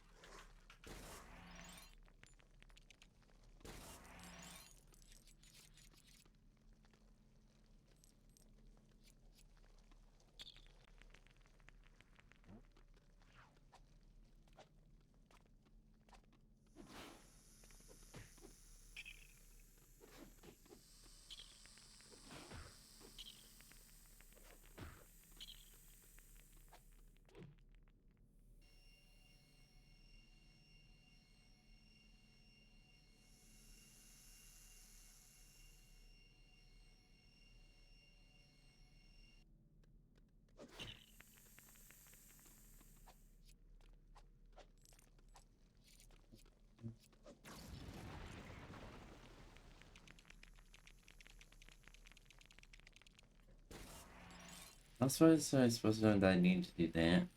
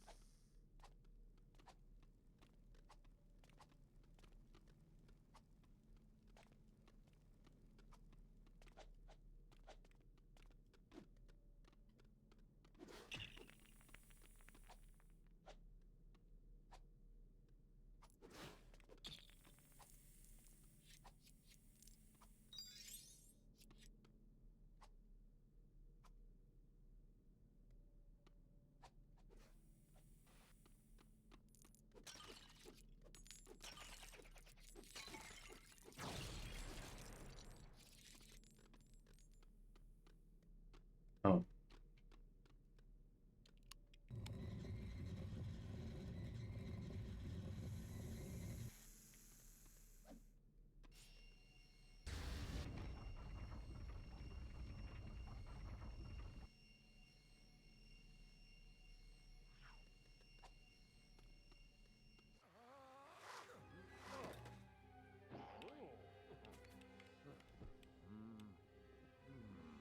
Hmm.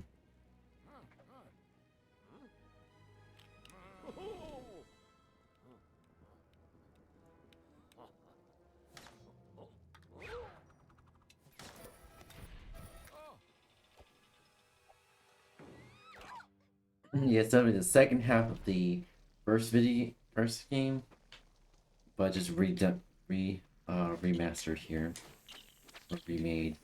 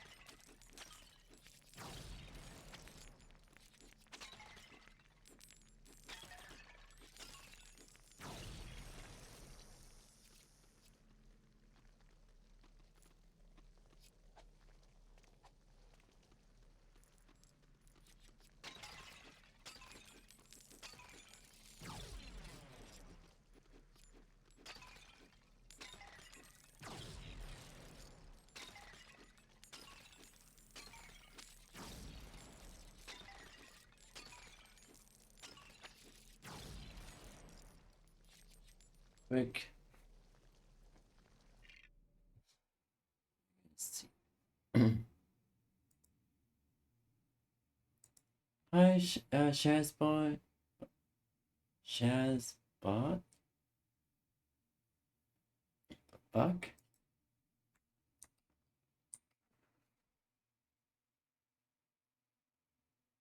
Alright.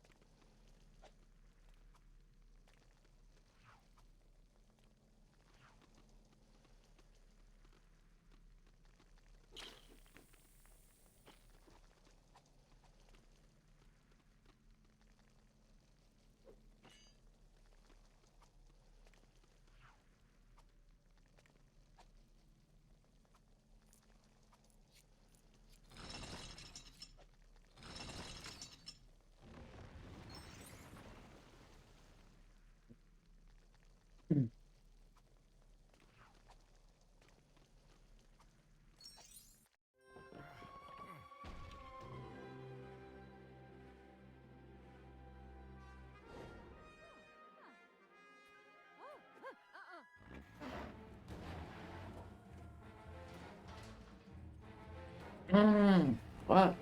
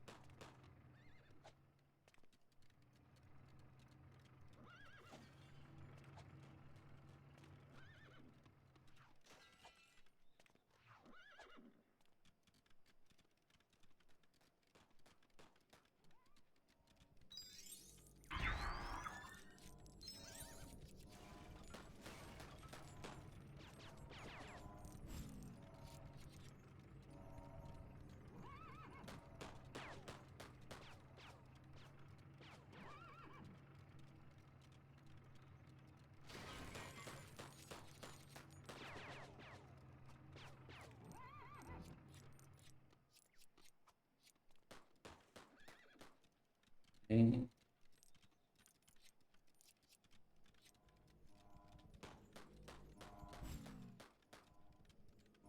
How am I supposed to do this?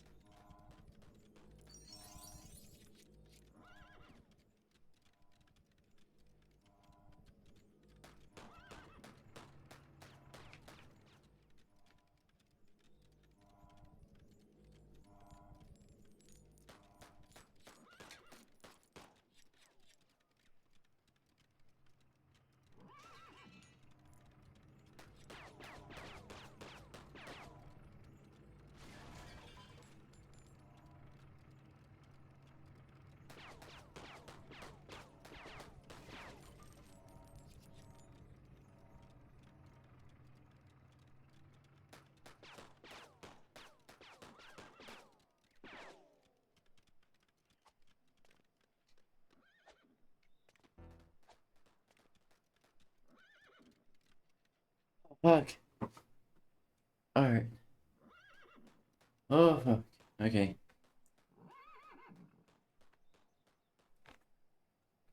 Mm.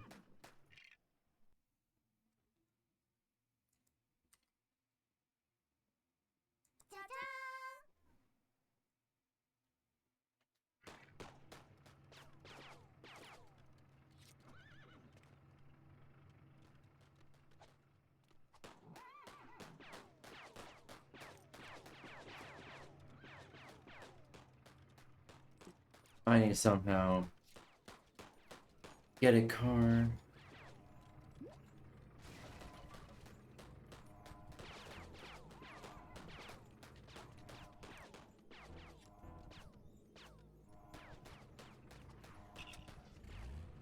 Got it.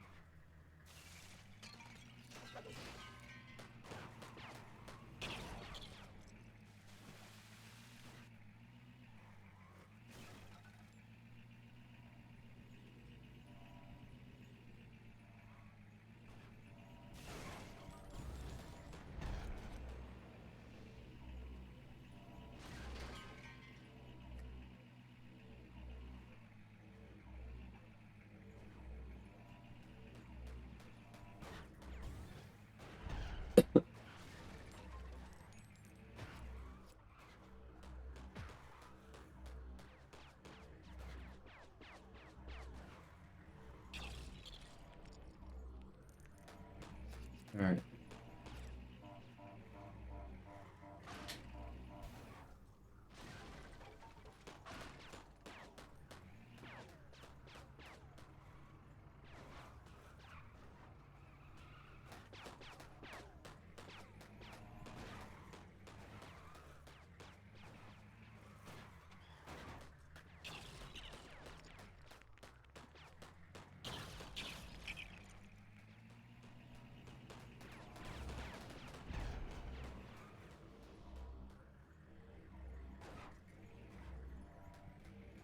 All right.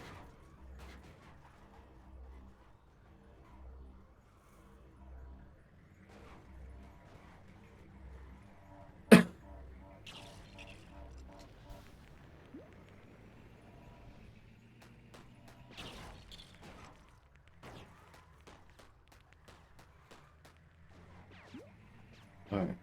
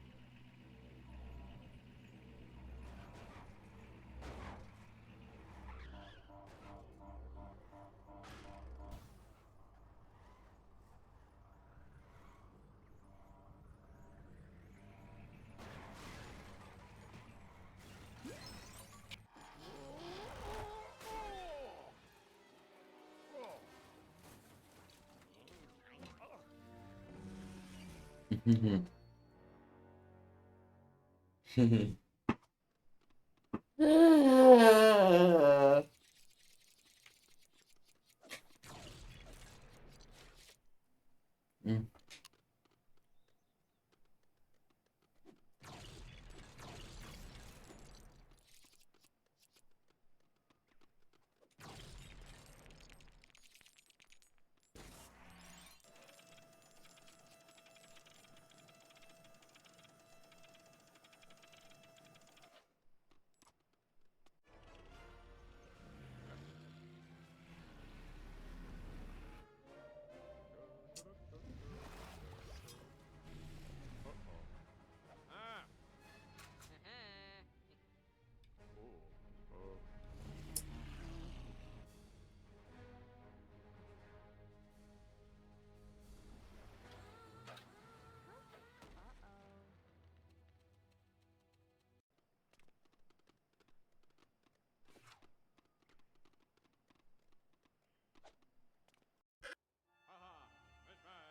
Mm-hmm. Hoopers.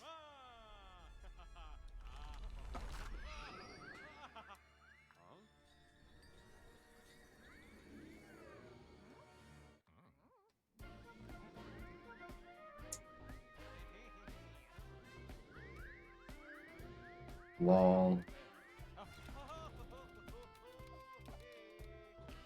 Get your punk on.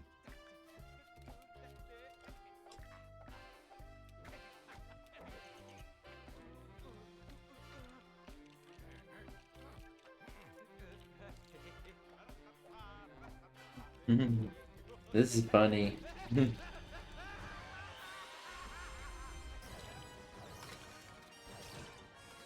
Oh no.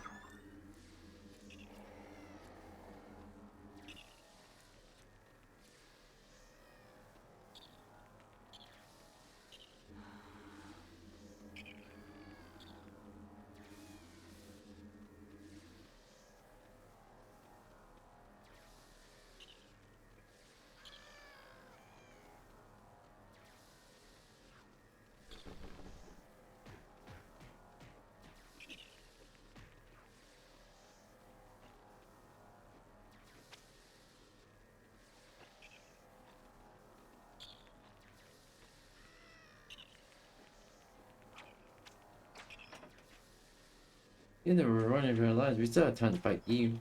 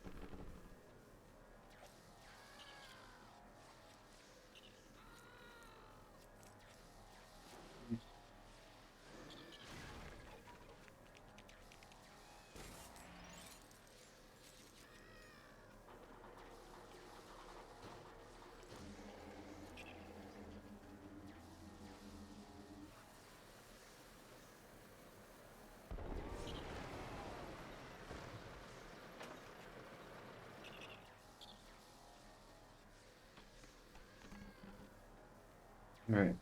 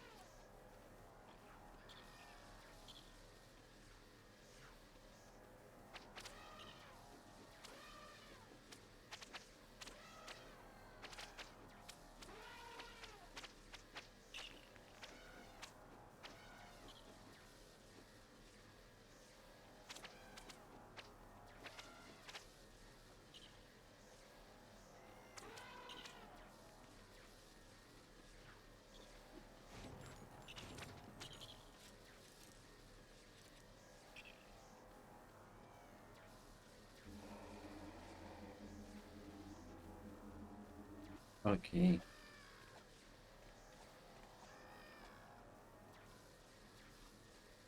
Come on.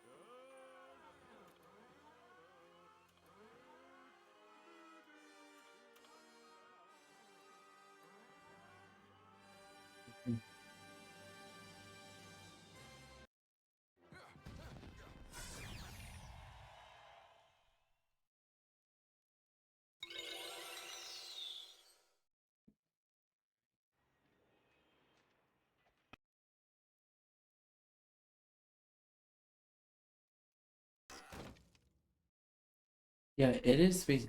Oh. 1, 2, 3, 6, 7.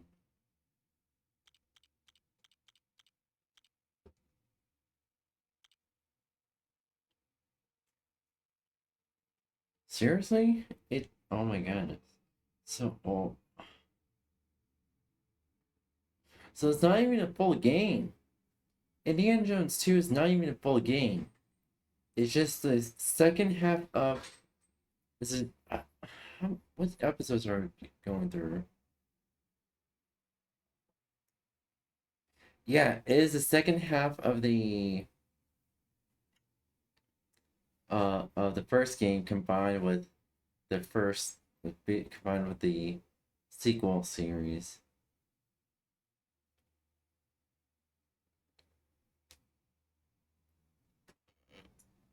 I don't understand.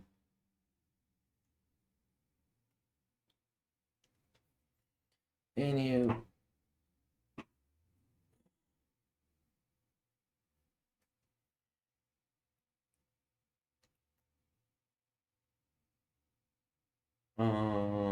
Okay, so maybe for what I want to do.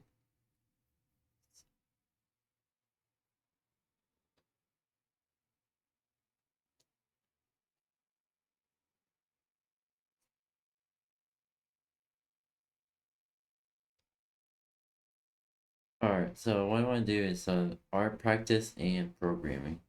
Art practice and programming practice.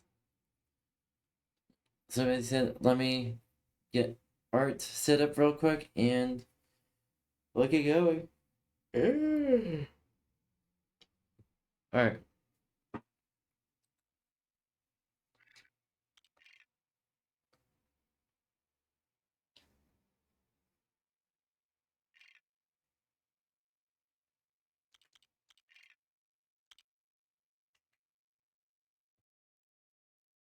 Alright, let's see here. Alright, let me get art set up real quick. And we'll be going, alright? Matane!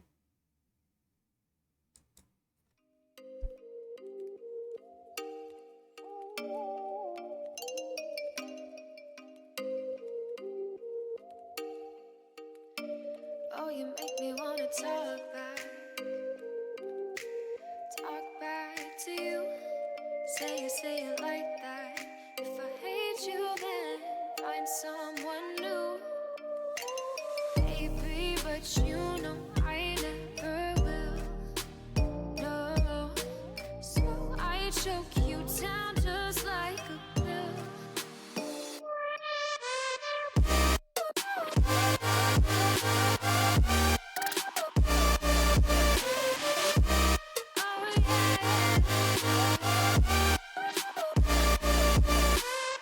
Take you like a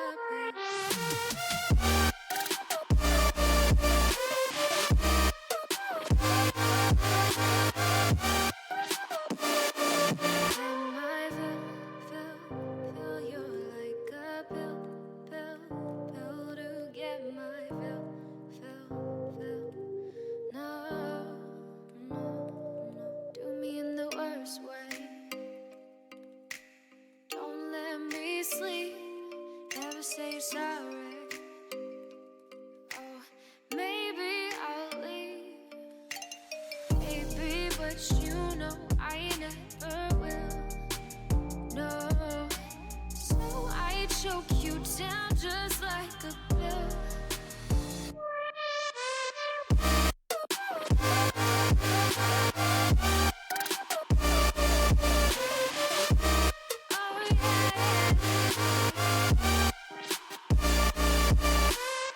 Take you like a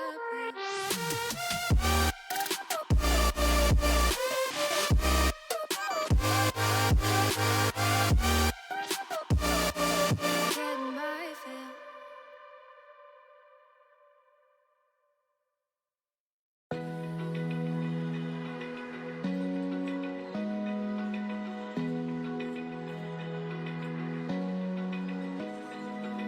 Open eye, feel the waves cut through me, hypnotized by the sounds I'm breathing in. Hold tight, chemicals collide.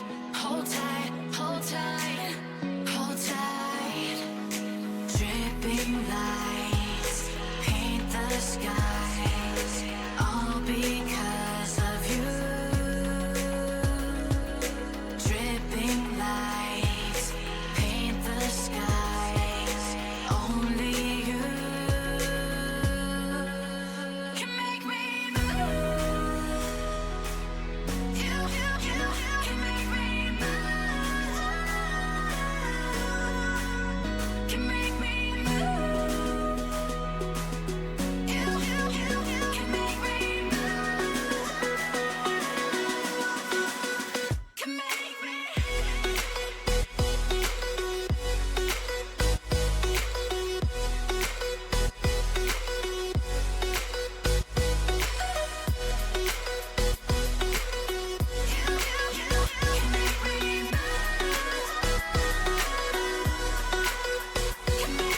So alive, make it last forever. Stop in time, yeah, I'm surrendering. Hold tight, chemicals collide. Hold tight, hold tight, hold tight. Dripping lights paint the skies, all because of you. Dripping lights paint the skies, only you can make me move. You can make me move. Can make me move. Can make me move. You can make me move. Can make me.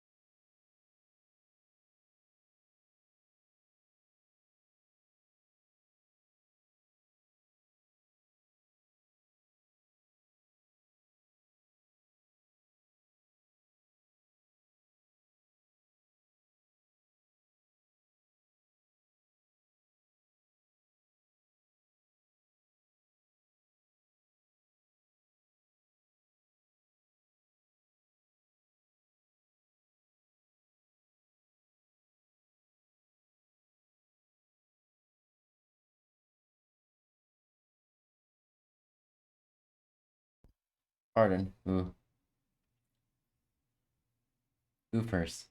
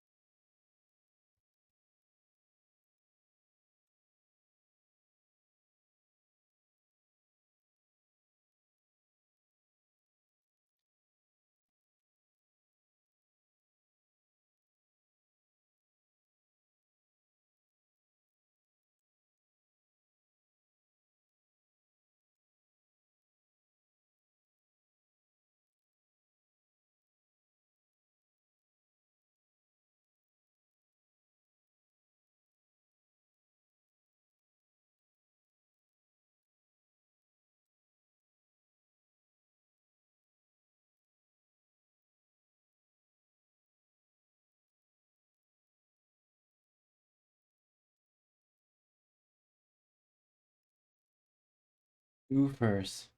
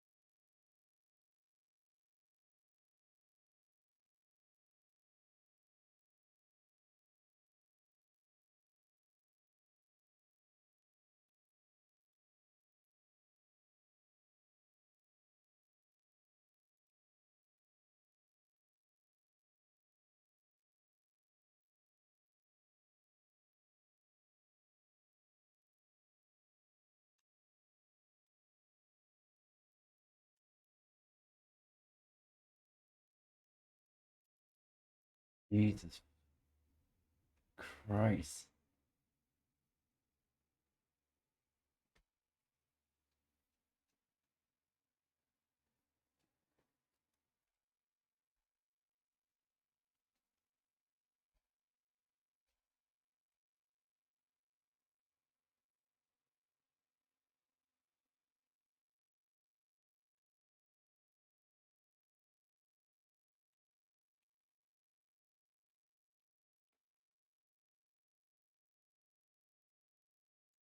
Because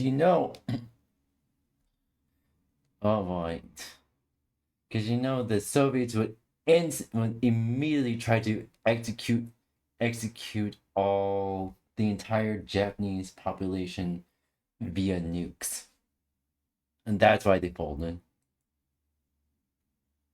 At least from my perspective, I wouldn't be surprised if there's a universe that they did not fold and they ended up costing the entire Japanese population. There's probably a universe where that happened.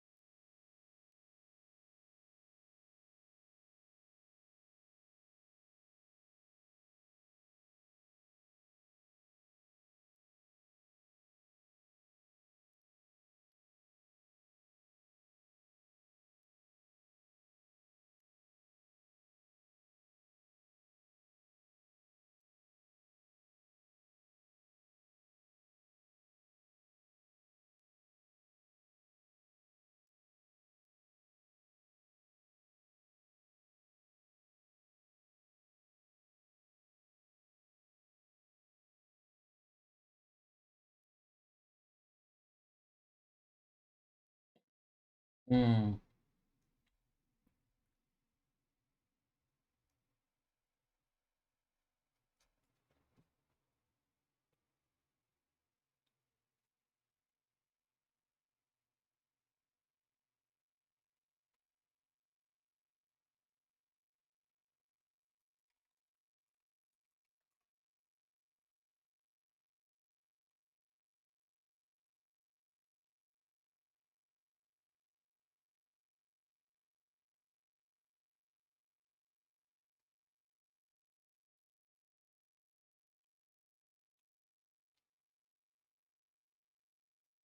Mm.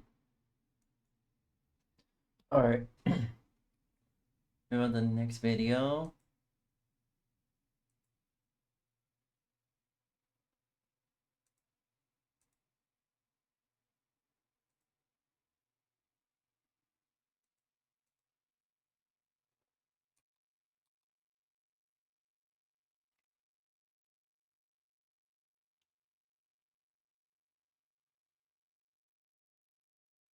Good thing I don't use WhatsApp.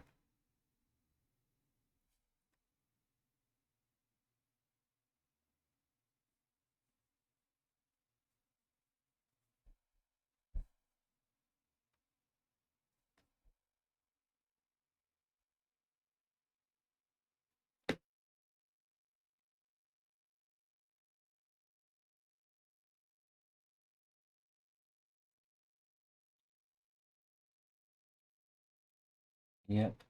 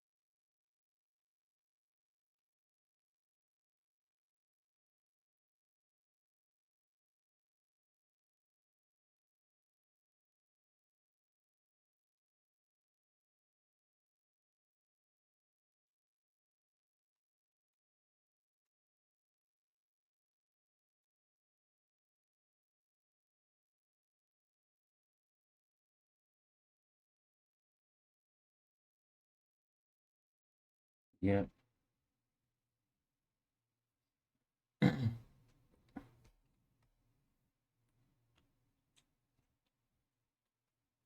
Mm.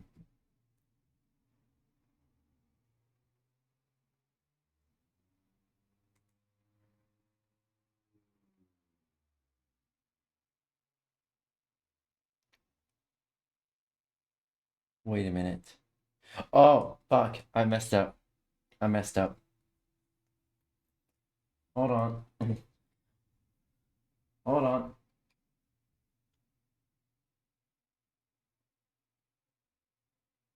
I kind of went to autopilot.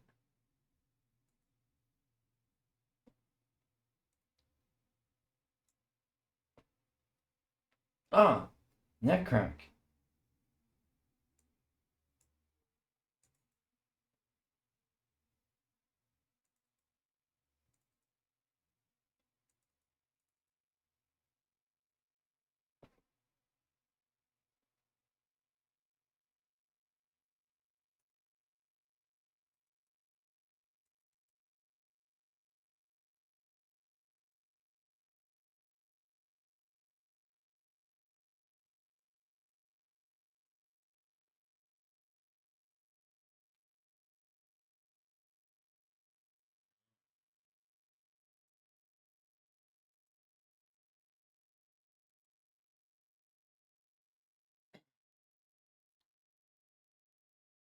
No.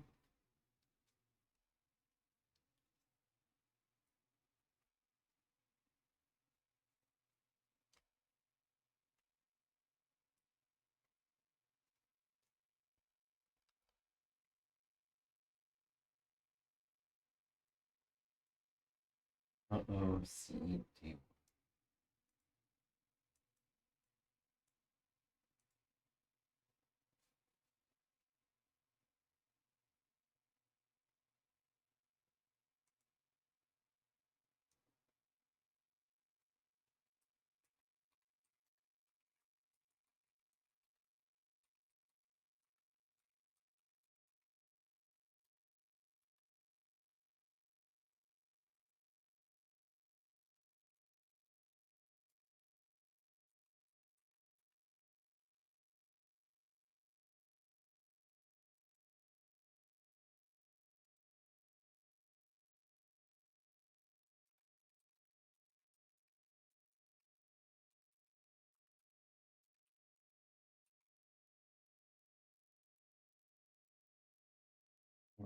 D1CC.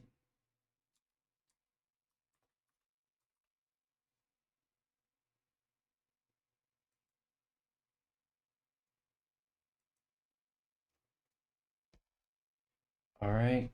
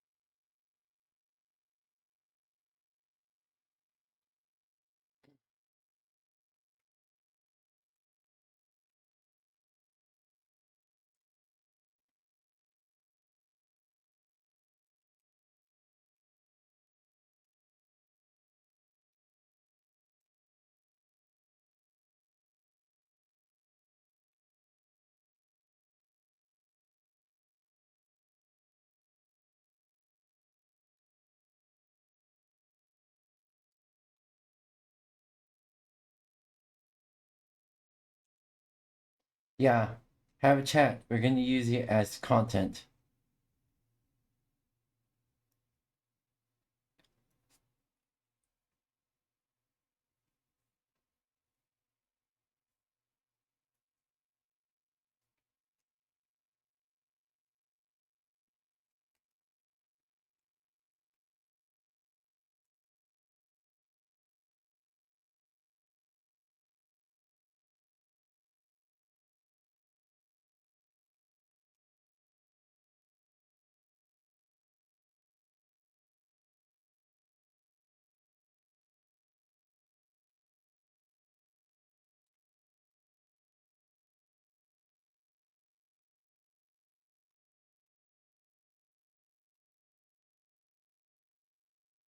Peace.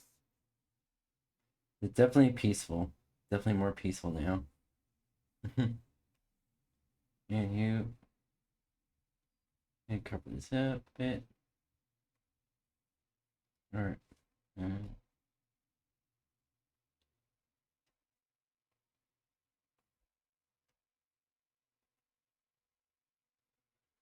All right, there we go.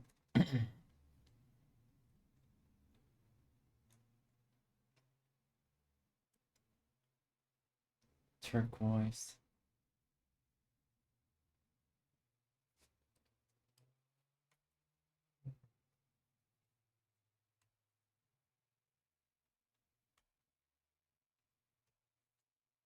All right.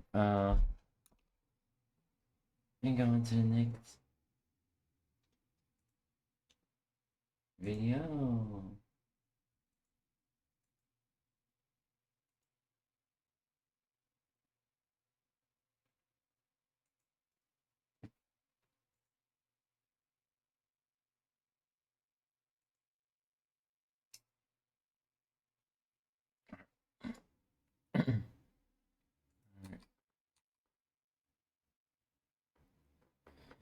All right.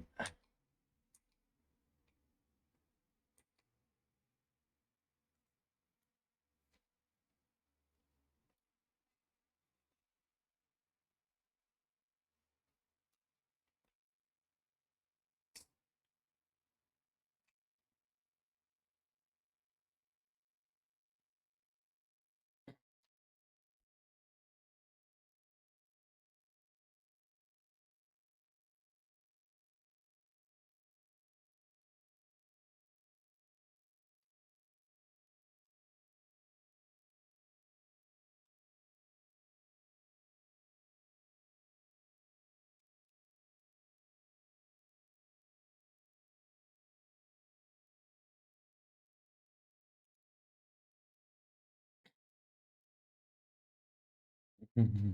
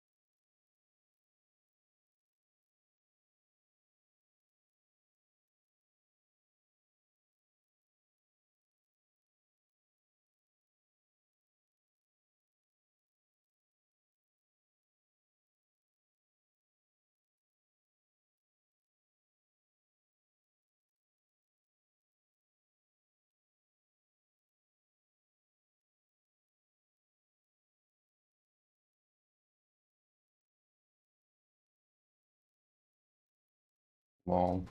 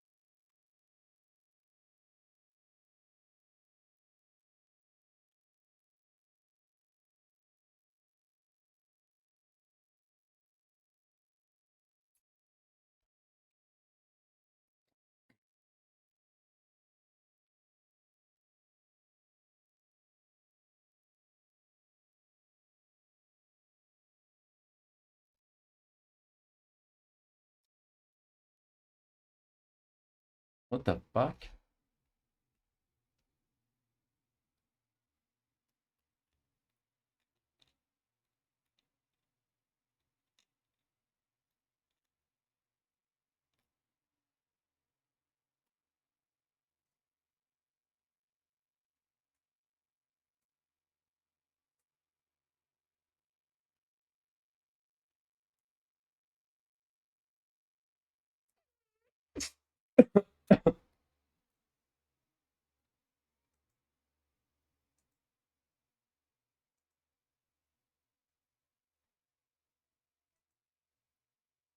Yeah. I'm gonna pull up a different video.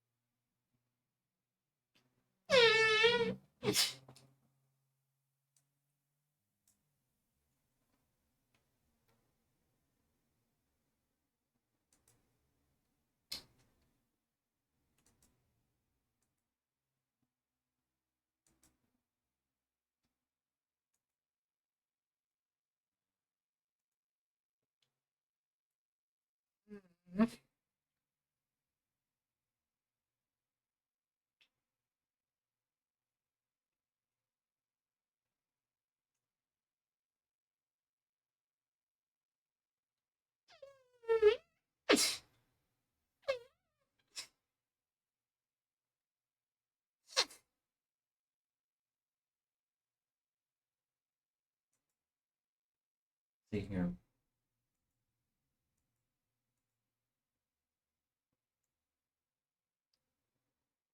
Ah, fuck. Okay. There we go. Uh,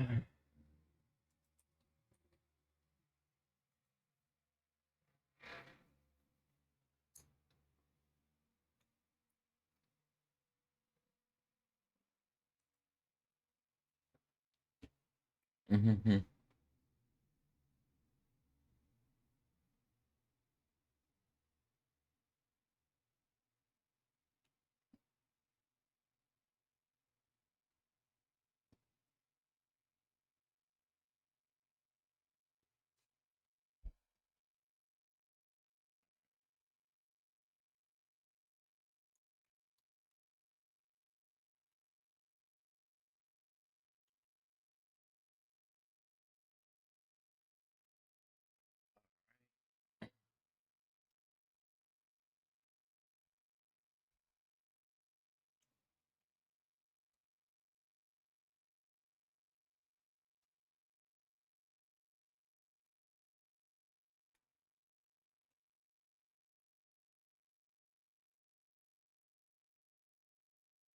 Let's get that.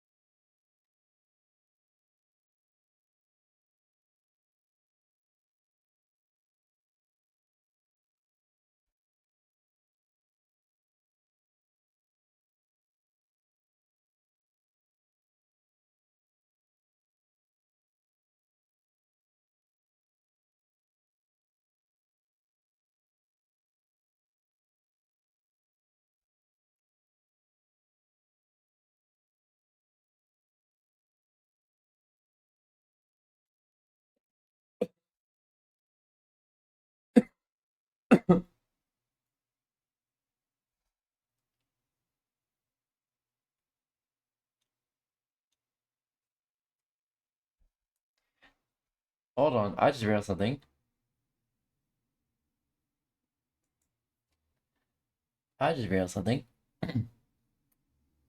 Doki Doki Panic and Doki Doki Literature Club. Lawsuit! Lawsuit! Lawsuit! Lawsuit!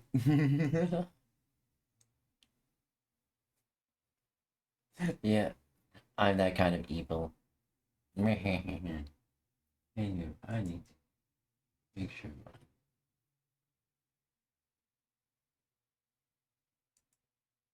Where the fuck is my stream chat at? Hold on. Hold on real quick.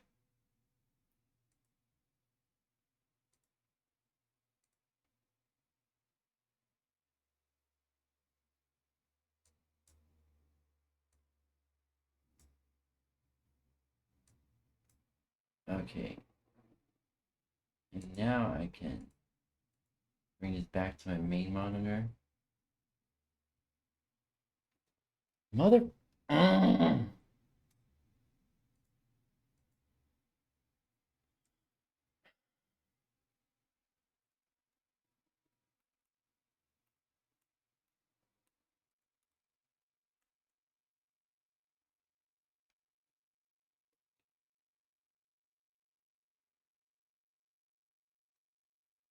Ah, fucking hell.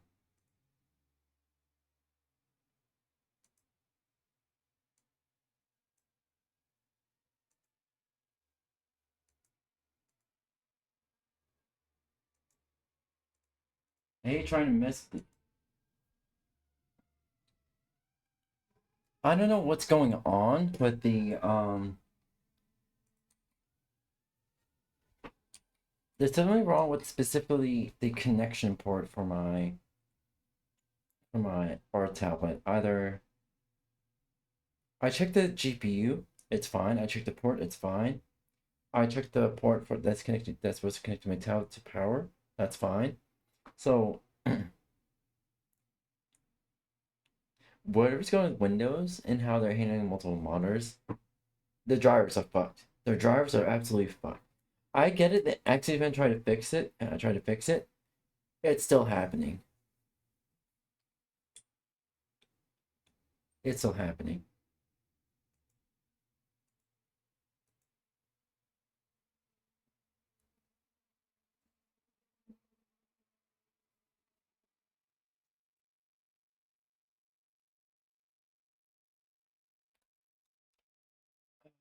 What's going on with the...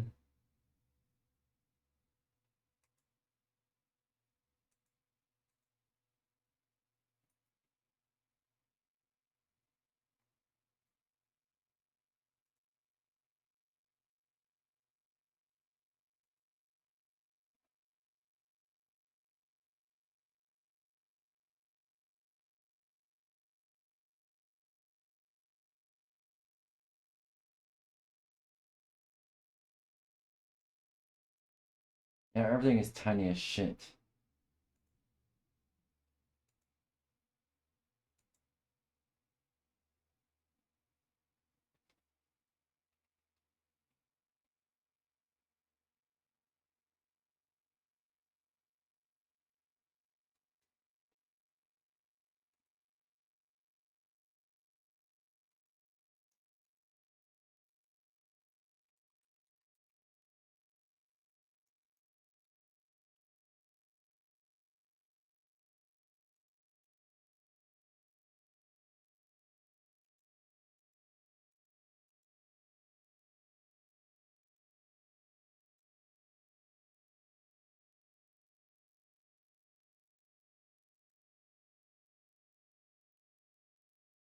All right, 150%.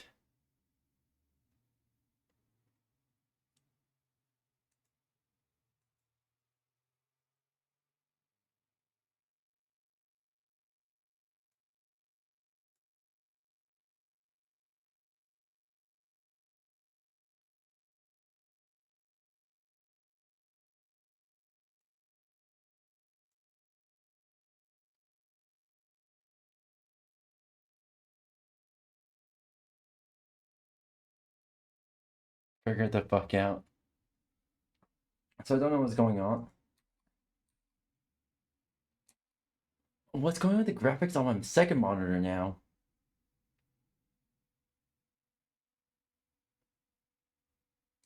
I started when I try to fix one thing, it messes up on the... Oh yeah, I can't look at my second monitor. Oh fucking god, it's painful. What's going on with the second monitor now?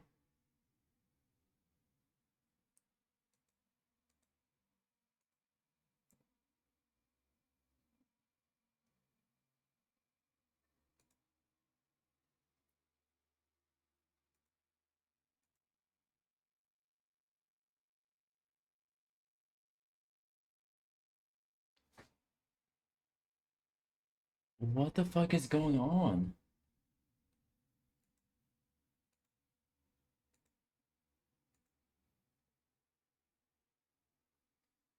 It's like awful retro graphics is on here. I can't look at it. It's like CRT graphics is on. And oh fucking hell.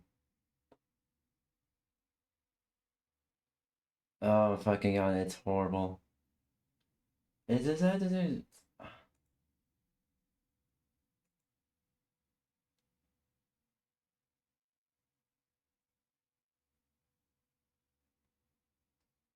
I don't know.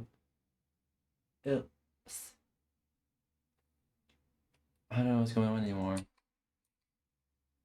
Alright, let's try to deal with it.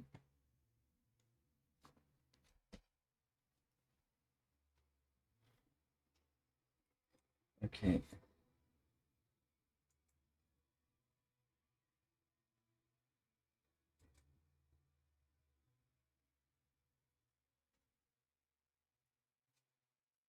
Alright.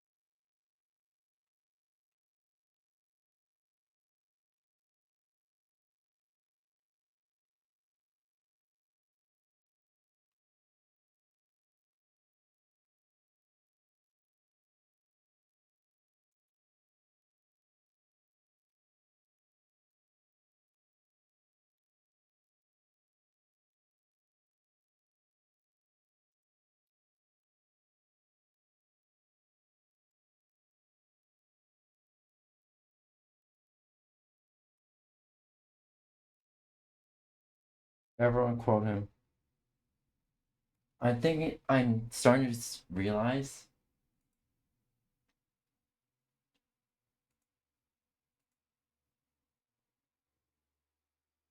Okay, that didn't fix anything, but to me, it probably works.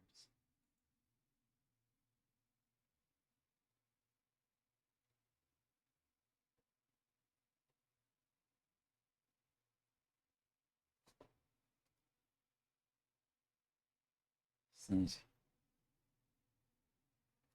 Alright.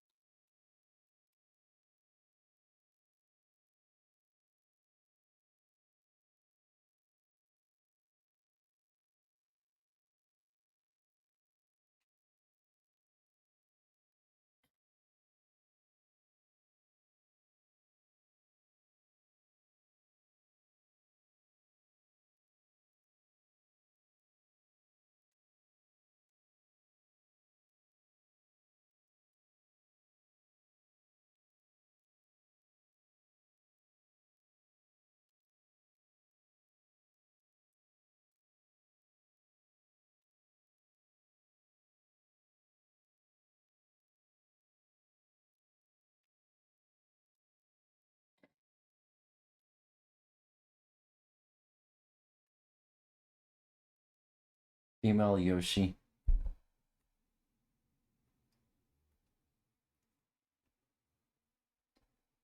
Alright.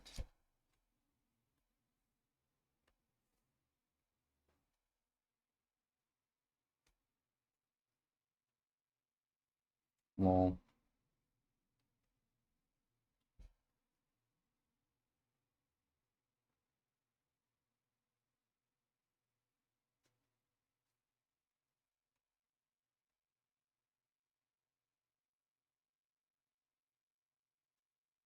Alright.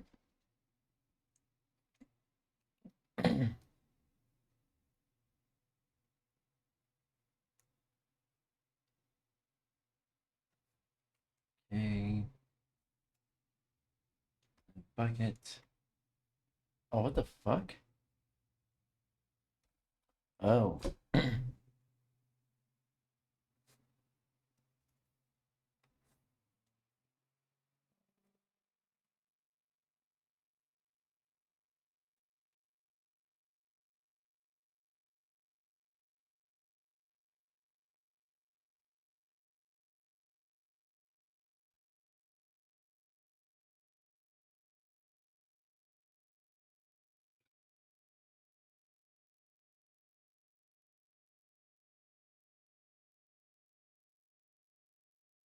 Get fucked, nerd.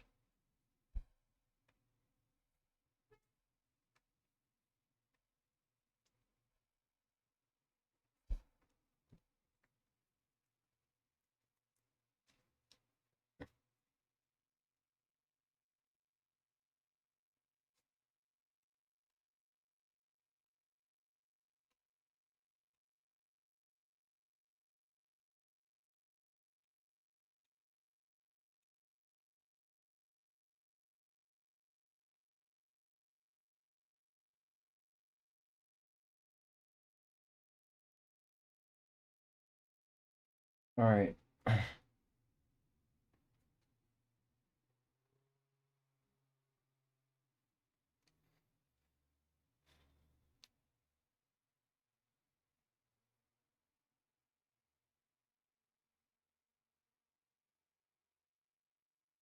Mm-hmm.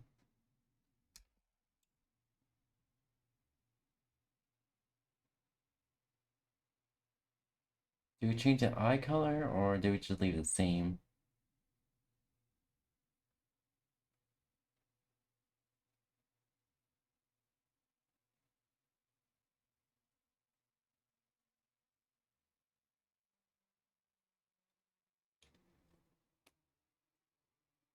Oh yeah, now I remember.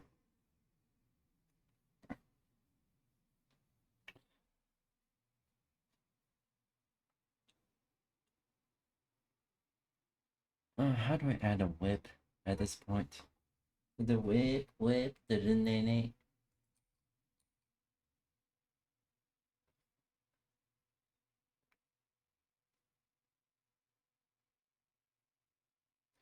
Hold on. I have jiggle physics. A little bit, but yeah.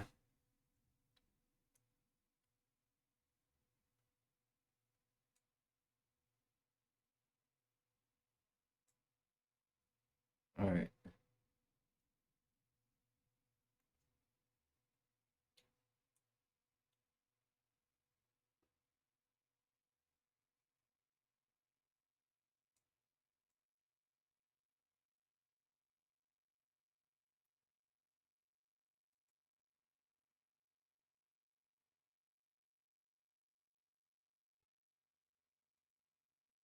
Uh-huh.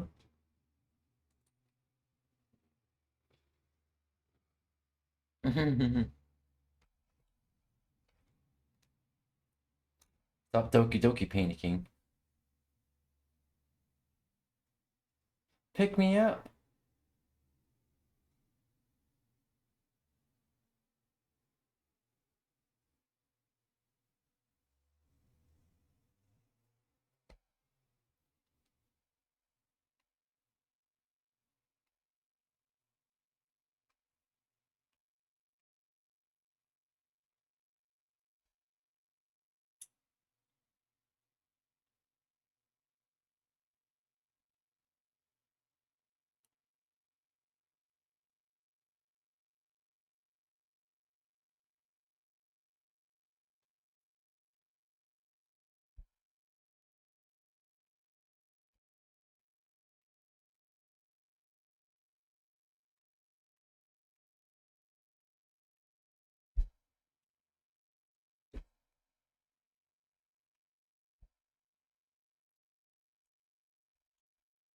Yeah.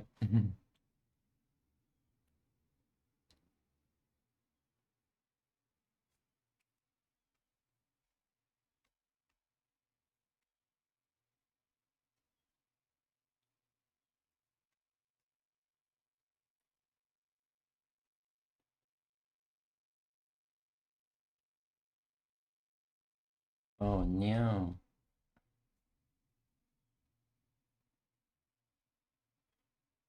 Clip it.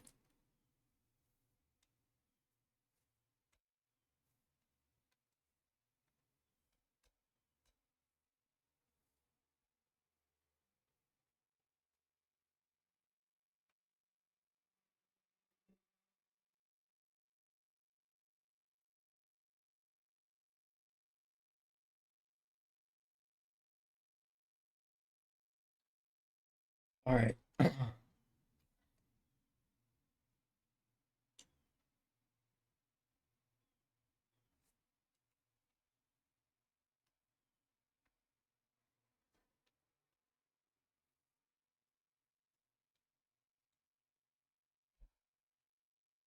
Yeah.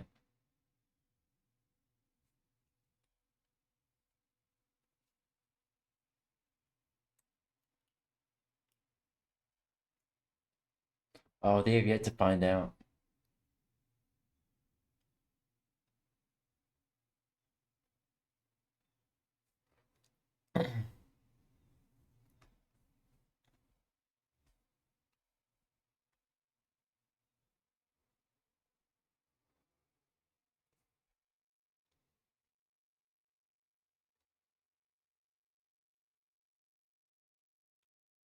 Yeah.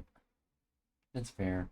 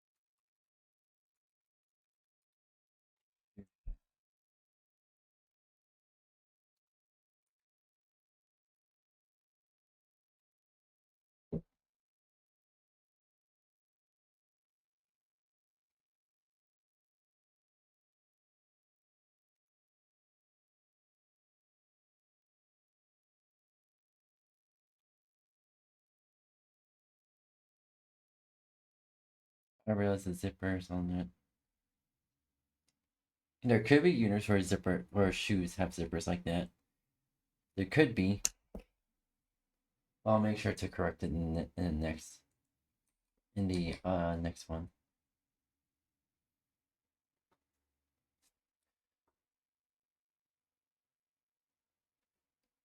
Can I image?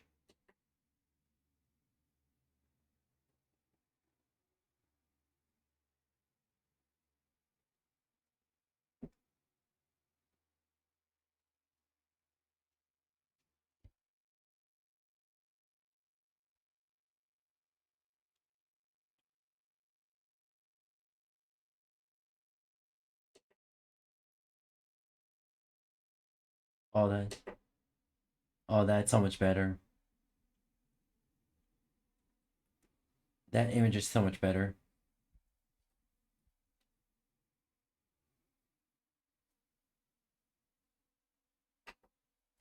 Okay, that image, so it's with the actual monitor. That image is so much better now.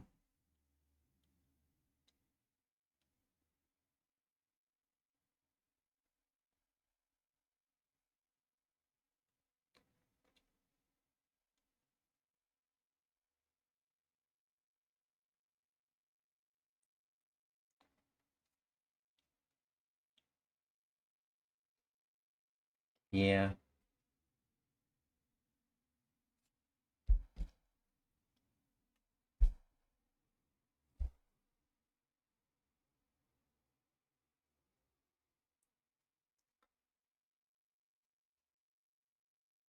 Alright.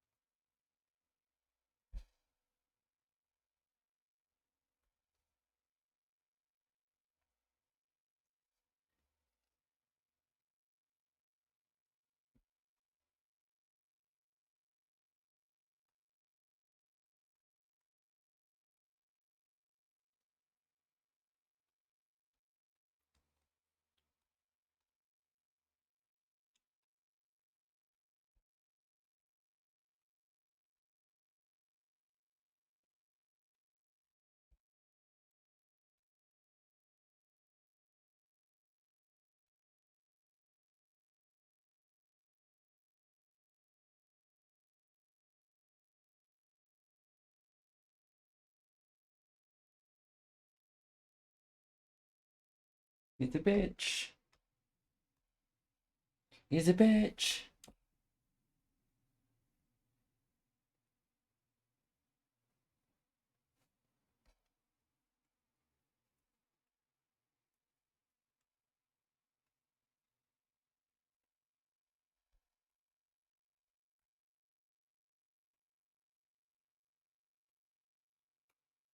There we go.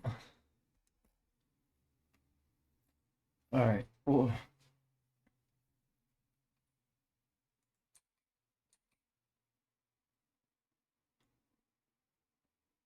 right.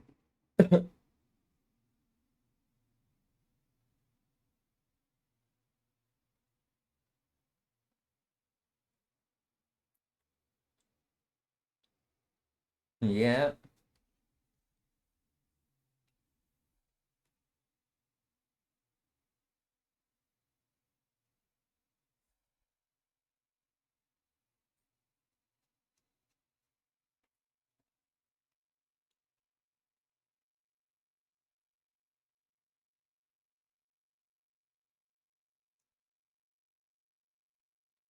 Alright, there we go.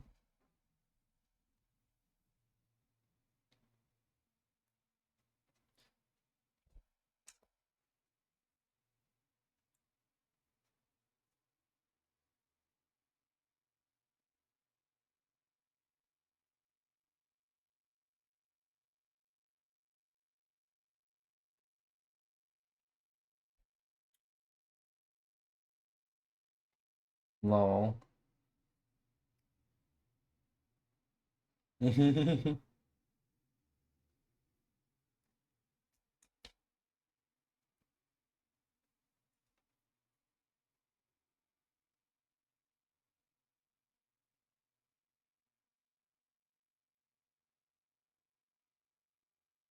Oh shit, hold on.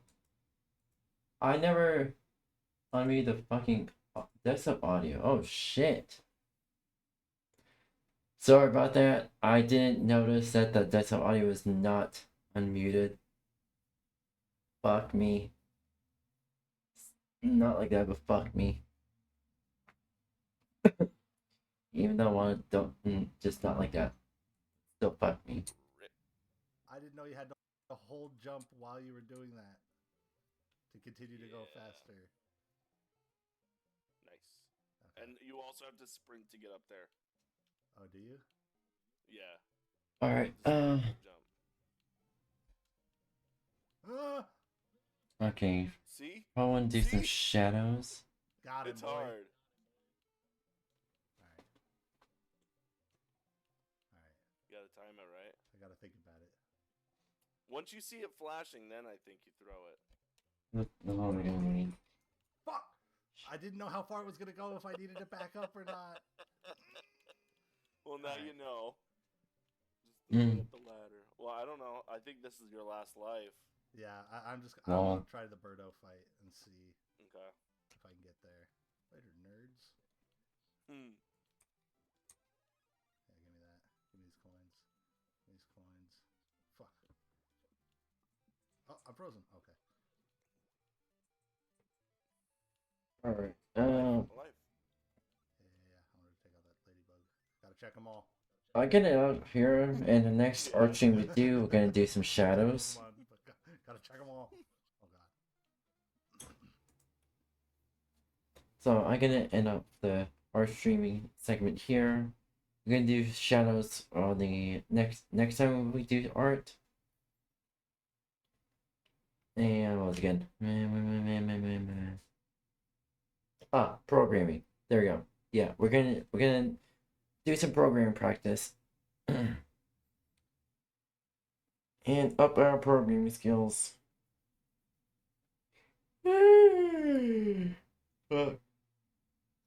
Okay. Man, I really do need to search for a course that's more interactive than just copying, being taught, putting down some notes, and then, because my memory is shit. And I need an interactive course that for better problem solving, to better build problem solving skills. Anywho, I'm gonna set up the programming segment real quick, and we'll get going. All right, matinee.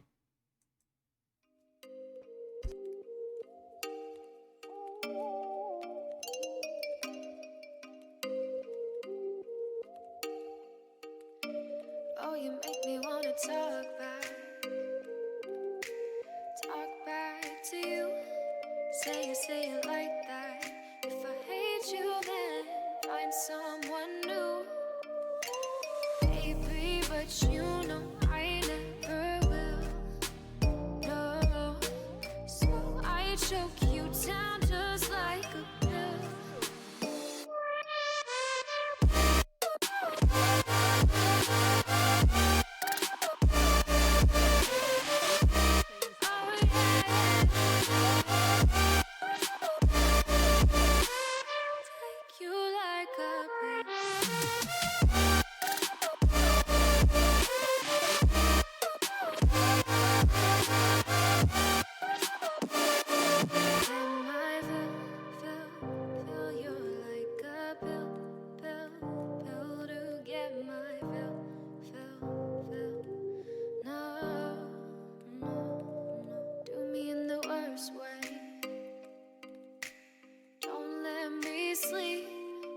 Say sorry. Oh, maybe I'll leave, baby, but you know I never will. No, so I choke you down just like a pill.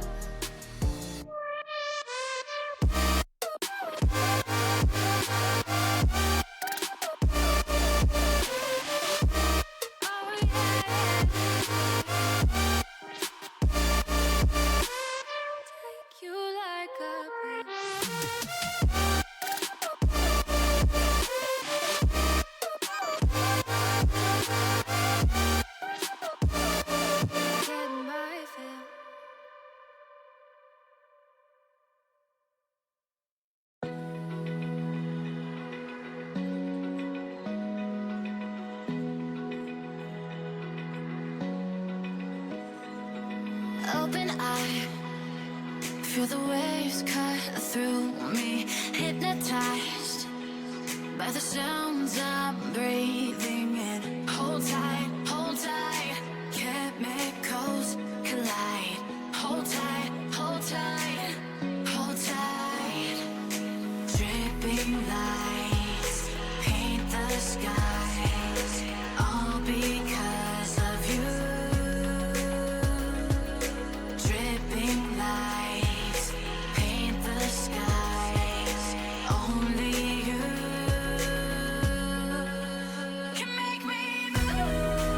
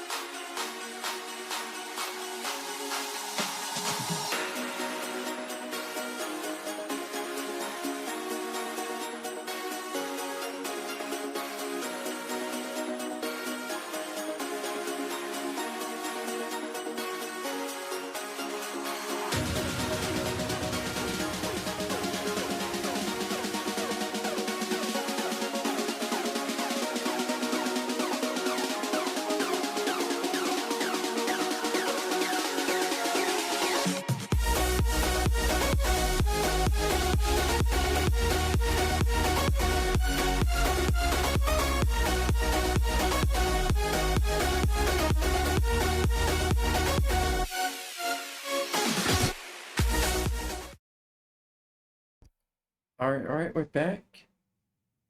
Where the fuck is my VS Codium?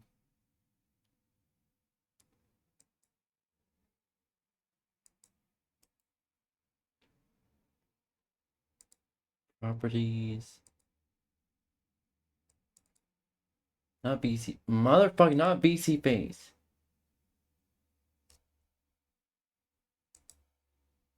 There we go. Alright, there we go.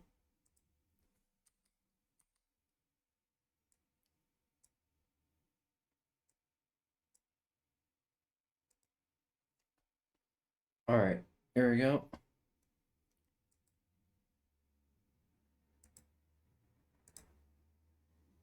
Hold on. There we go. In these loops, that we look a little more closely at these lists. It turns out that in Python and really in programs in general, it's useful to have a list of values because we're going to be able to work with more and more data, larger and larger data sets. So let me propose that we come back to VS Code here, and let's do something that's perhaps a little familiar to some. Okay.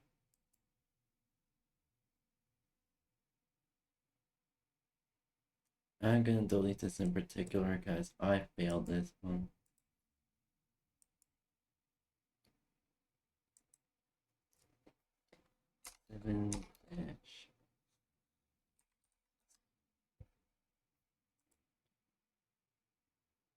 Alright. Folks, the world of Hogwarts. And let me go ahead and code up a file called Hogwarts, and let's see if we can't have a list of students at Hogwarts here. So I have a new tab called Hogwarts.py, and let me go ahead and propose that I just define in this program a list of students whose names I know in advance. So I'm not going to get user input for now.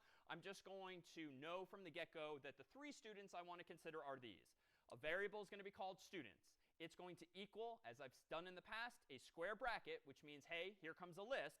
And those values are going to be Hermione in quotes because it's a string, Harry in quotes because it's a string, and then Ron. Alright. Students equal square brackets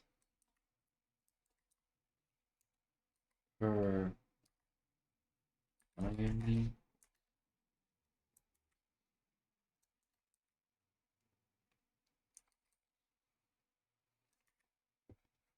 Oh wait. Rename. I said rename, got motherfucker. Dot.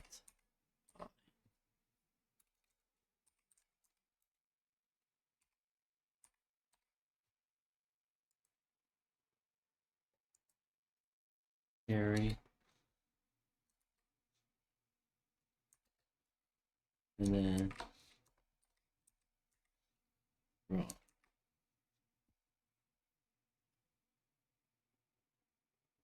There you go. In quotes because it's a string as well. So this is a list of length 3. It's similar in spirit to my list of length 3 earlier. Oh, fuck. 0, 1, 2. Now I have a list of 3.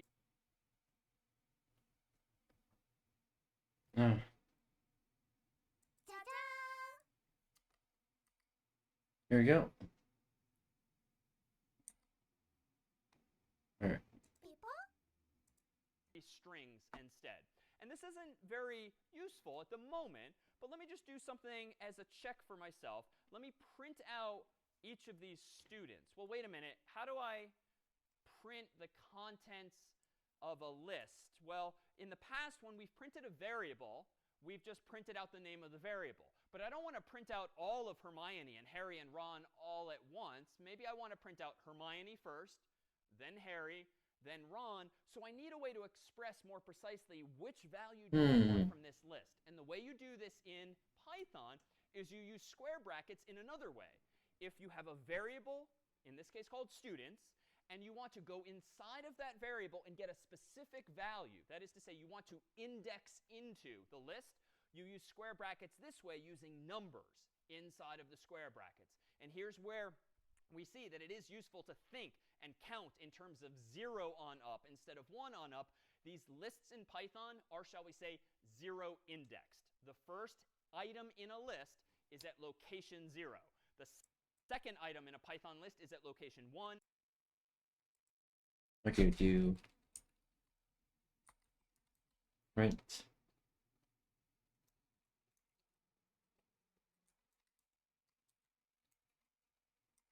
students, and then square bracket 0.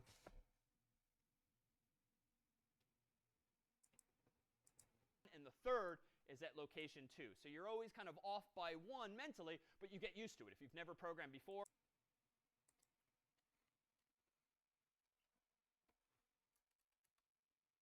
Let me leave myself a note here. List meaning you will list.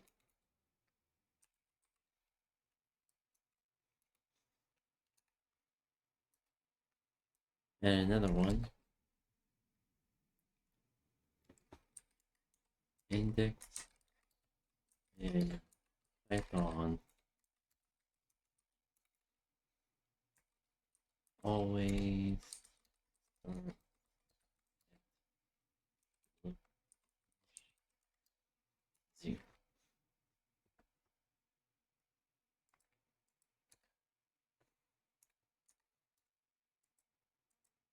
Okay, there we go. over time.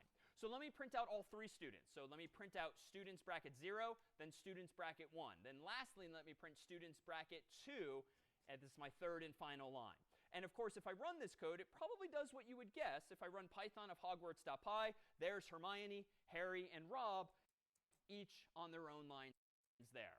But there's got to be a better way, right? Especially if I don't know in advance who's going to be in this list. If next year there's some new students at Hogwarts, we can use a loop to do something automatically without having to manually type out 0 and then 1 and 2. Well, here's another feature of Python. You can use a for loop, not just to count from 0 to 1 to 2. You can use Python to just iterate over anything, not just numbers, but strings. So I could actually do this. For student in students, colon, and then indented underneath that, I can say print student. Now,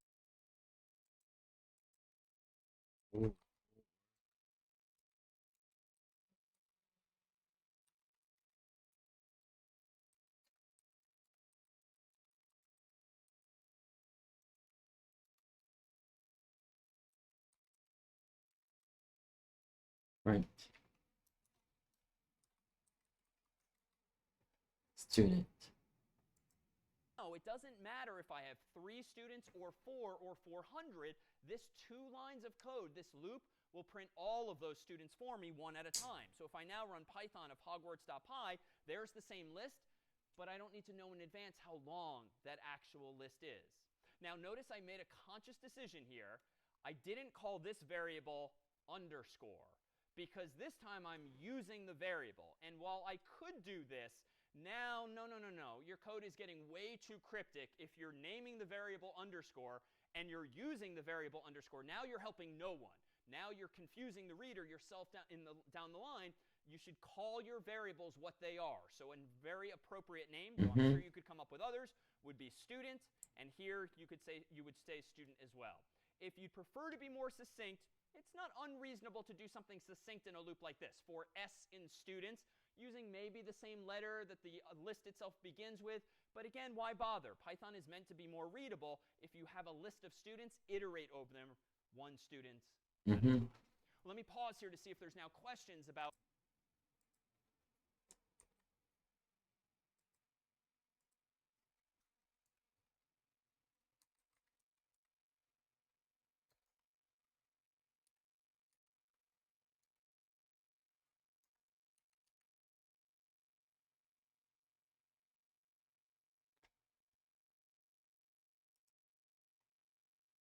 Rename to 7 dash.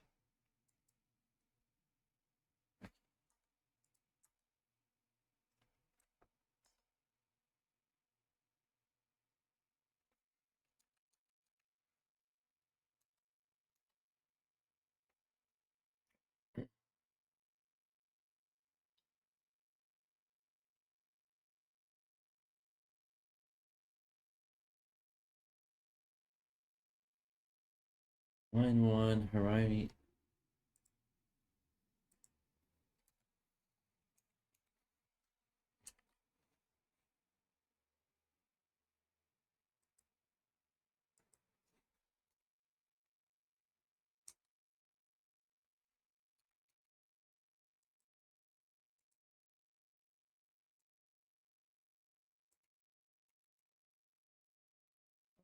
Let me just redo this.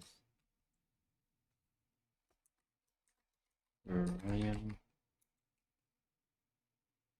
Rainy.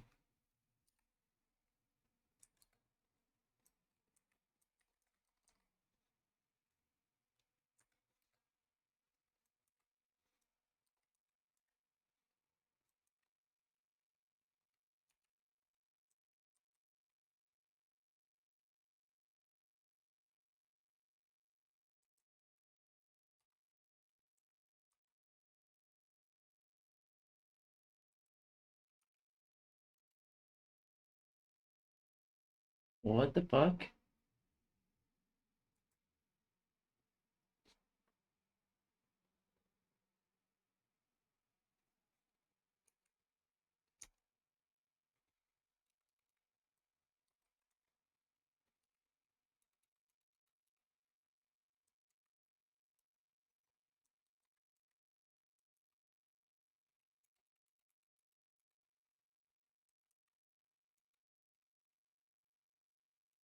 Oh. No wonder why.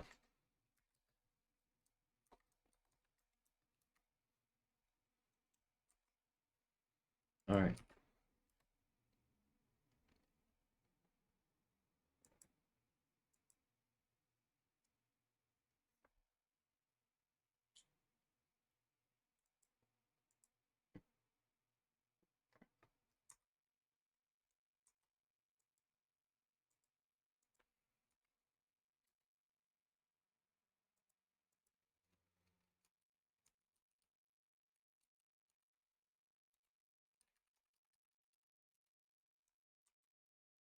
Alright. I gotta make sure to remember to not capitalize anything.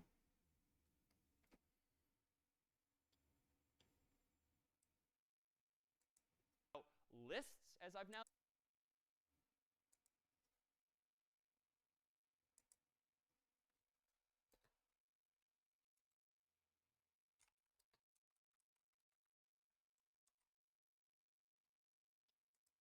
define them, a list of strings in this case, or using a for loop now to iterate over and print each of those names. Yeah, so is it not necessary to initiate student in this case, or we can just declare a variable in the loop? Good question. You do not need to manually initialize it. Python takes care of initializing the student variable to Hermione first, then Harry second, then Ron third. Unlike other languages, you don't need to initialize it to something yourself. It just exists and it will work. Other questions on loops and lists in this way? Since you described break, so is there any concept of continue so that we can skip a particular case in loops? Yes, you can continue using another syntax as well. We haven't shown that. For now, we focus only on break. Okay, sure.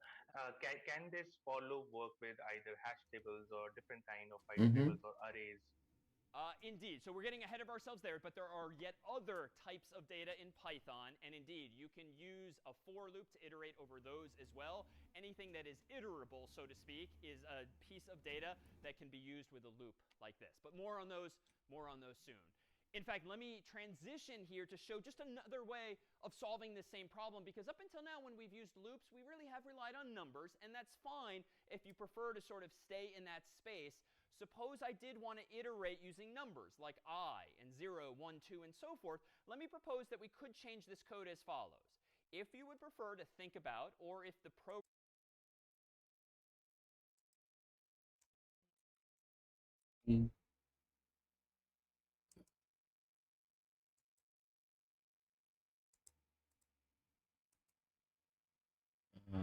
if each list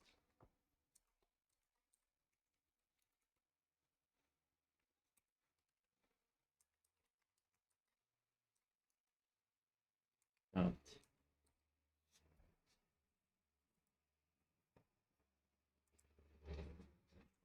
B.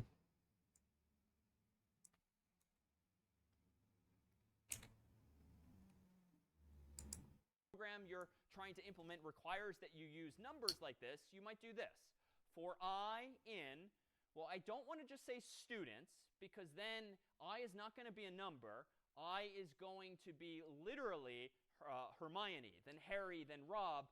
I need to iterate from 0 to 1 to 2, right? If I know a list with 3 elements, has these locations, 0, 1, 2, I need to create a loop somehow that starts at 0 and ends at 2. Previously, if I wanted to do that, I needed range, but this 2 is not going to work. I can't just say in the range of students, because students is not a number. It's not an integer, so you can't pass it to range. Range expects an integer. But there is a solution here. It turns out that there is a function in Python called length, or len, L-E-N, that will tell you the length of a list. Ringing.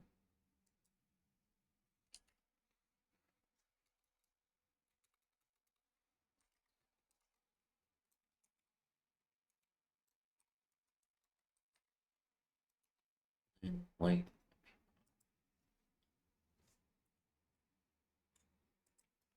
And other things down the line too. And now I think I can assemble these building blocks in a way that can allow me to use numbers in this way. So range doesn't take a list of strings, it takes a number. And ideally that number is going to be 3, so I get a range of values, 0, 1, and 2. So I think I can nest my functions like this. If I first get the length of the student's list, that's going to be 3. Then I pass that return. Okay.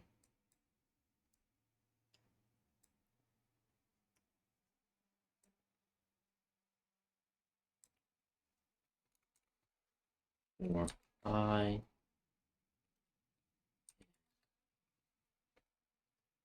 ring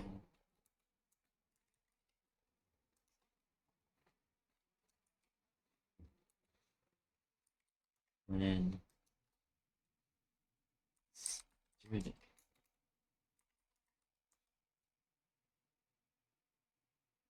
value as the argument to range, that's going to give me back a range of values, 0, then 1, then 2. And what that's going to allow me to do then in code if I want is not just this. I could do print now students bracket I. And this is now where the syntax we're Ooh, okay.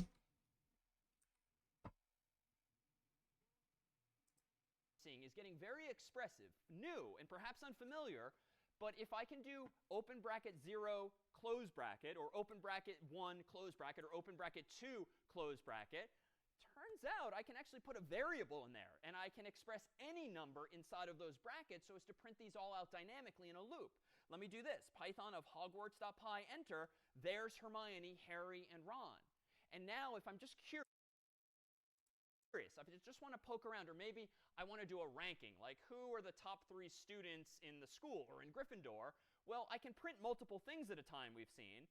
Let me print out not just the students at location I, but rather let's print I first, and then the student at location I. So 2 things to print, and we know that print can take 2 arguments. We've seen that before. They'll be separated by a space. Let me go ahead and rerun this. Now I see that, okay, Hermione is the top.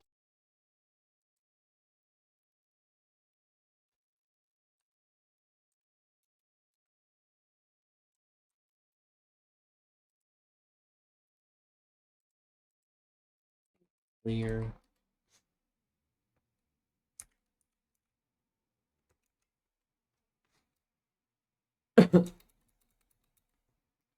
Have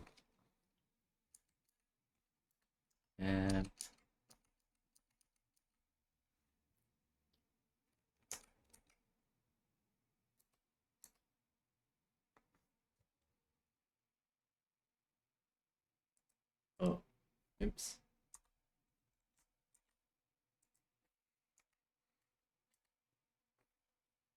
All right, there we go.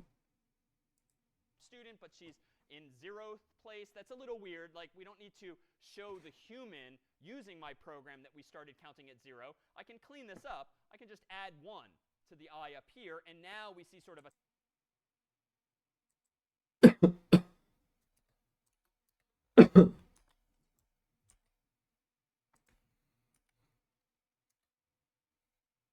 there we go. top 3 list of students. Hermione's number 1, Harry's number 2, and of course Ron is number 3. So we can get access to all of those same values as well. Are any questions now on these lists? Questions now on these lists? This length, these ranges, or otherwise? My question is for I in range. Hold on, chat. Just give me a minute and allow me to just grab a snack real quick. All right. I will be right back. All right. I'll be right back. Anthony.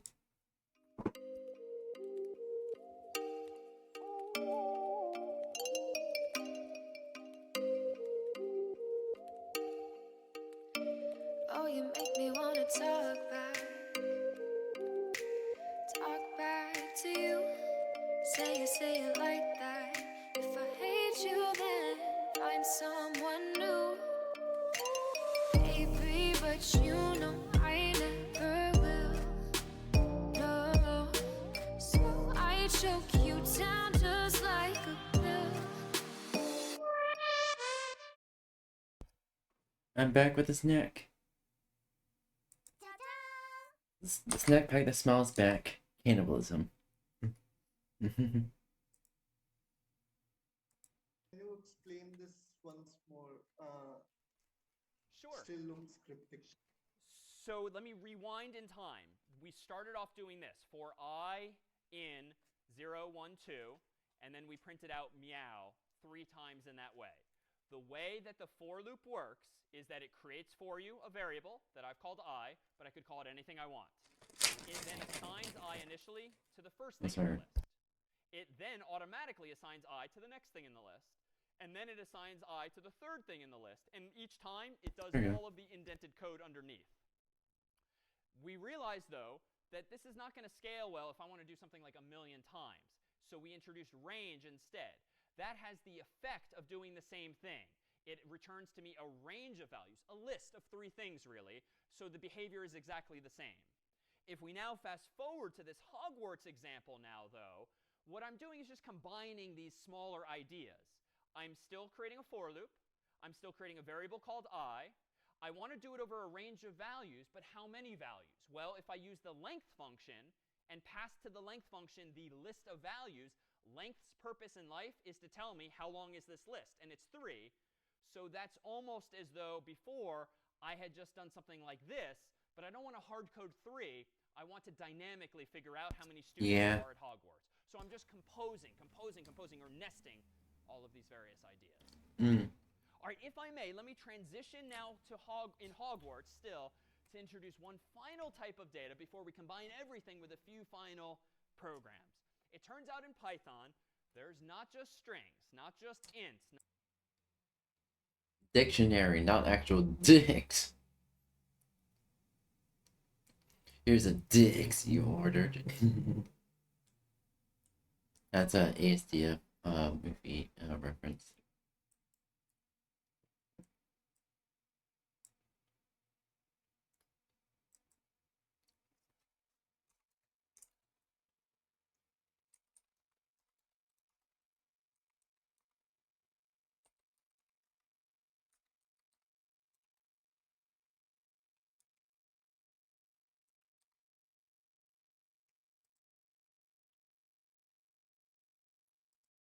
Not just floating point values, not just bools, not just lists. There are also what are called dictionaries, or dicts, which are a data structure that allows you to associate one value with another.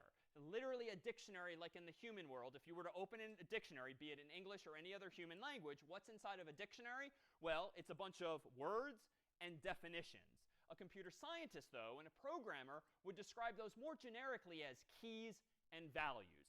Something associated with something else. That's all a dictionary is. It allows you to associate something with something else. And notice this is already more powerful, more interesting than a list. A list is just a set of multiple values. But a dictionary is sort of two-dimensional, if you will, just like a human dictionary, a book. It associates something with something else, like words with their definitions.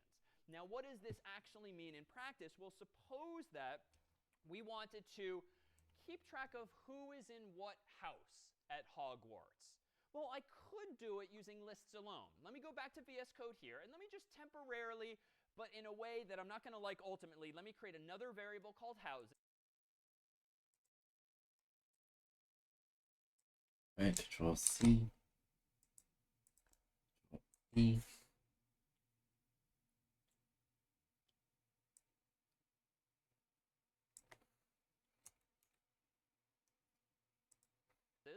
Set it equal to Gryffindor, corresponding to Hermione's house, Gryffindor, corresponding to Harry's house, and Gryffindor, corresponding to Ron.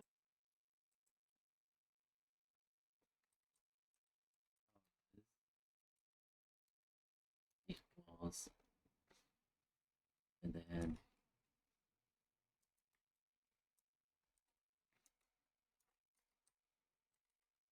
Gryffindor.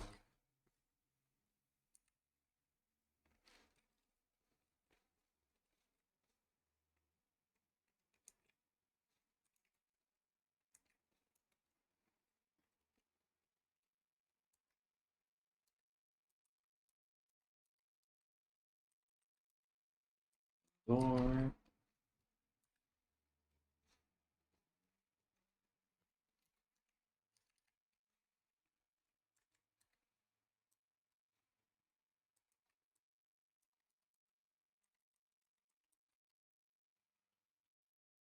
All right, there we go. House, and let's add Draco in there, so we now have 4 instead of.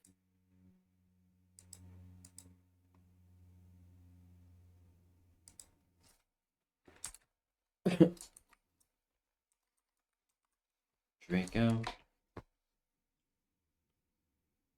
3 students, just so we have a little variety, and he was in Slytherin.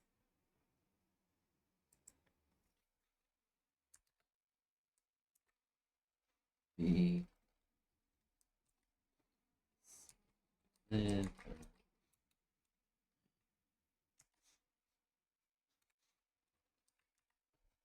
Slytherin.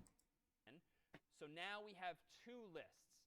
And we could just agree amongst ourselves that whoever is first in the students variable lives in the first value in houses. Whoever is second in students He's gonna try to lives list in all the of it. second house. Who's ever third in students lives in the third house.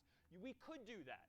But honestly, that is going to break down quickly when we have a lot of students, when we have a lot of houses. And what if we want to keep track of more things than that? What if we want to keep track of every student's house and the Patronus, this image that they conjure up magically? Well, then we need a third list. Like, this is just going to get messy quickly if we're just on the honor system using multiple lists where everything lines up logically. It doesn't end up well when your code gets more complicated. But I do want to implement this idea.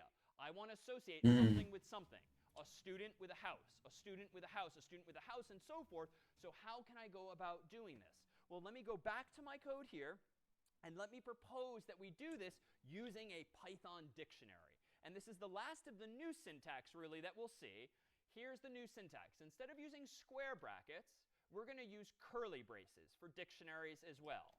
We've seen curly braces in the context of F strings, completely unrelated. Sometimes you run out of keys on the keyboard and the authors of a language need to start reusing symbols in different ways. That's what's about to happen. We're using curly braces in a different way now. So let me create a variable called students, and let me go ahead and set it equal to open curly brace and close curly brace. This is an empty dictionary at the moment. And here's how a dictionary works. It allows you to associate something with something else. And you do that like this. Hermione, quote unquote, colon, and then the value thereof. What do you want to associate with Hermione? Well, Gryffindor. What do I want to associate Harry with? Well, I want to associate him with Gryffindor. What do I want to associate Ron with? Well, I want to associate him with Gryffindor. Well, this is actually not gonna, this is gonna get very ugly quickly. Once we add in Draco and Slytherin, my code is gonna get too long. It's gonna start wrapping. So this is purely aesthetic. It is perfectly acceptable in Python and other languages to format your code a little more readily and just add new lines if it makes it more readable. And one way of doing this might be as follows. I still have my curly brace up here. I still have my curly brace. Okay, curly brace.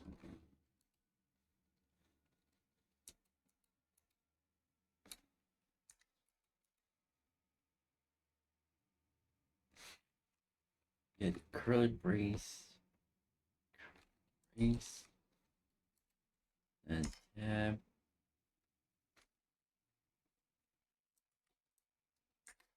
Right. Colon.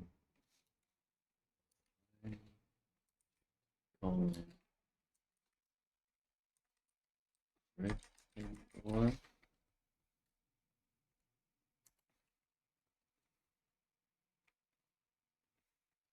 Oh, no.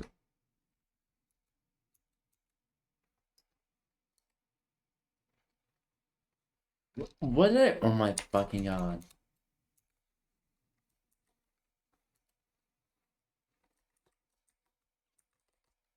Harry. Griffin. And then Ron.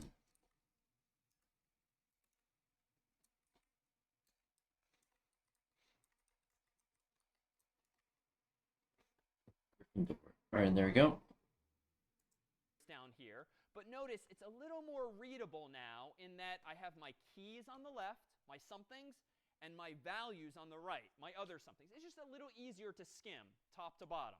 You could format it differently as well, but I'm going to go ahead and add in now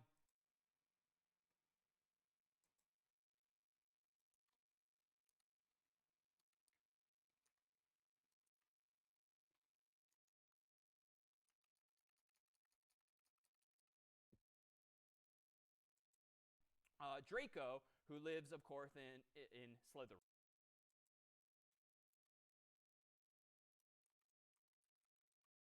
Draco.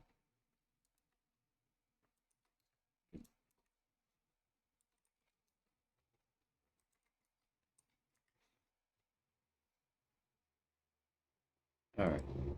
So now I have each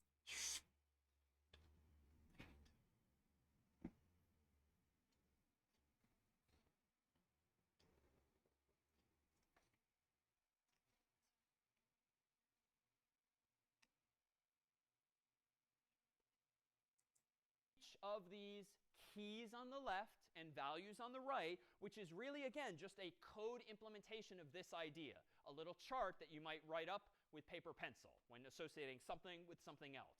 So how do I now use this code in an interesting way? The syntax is almost the same. If I want to print out the very first student, Hermione's house, I could do this. Print out the name of the variable, but I need to go inside of the variable. I need to index into it.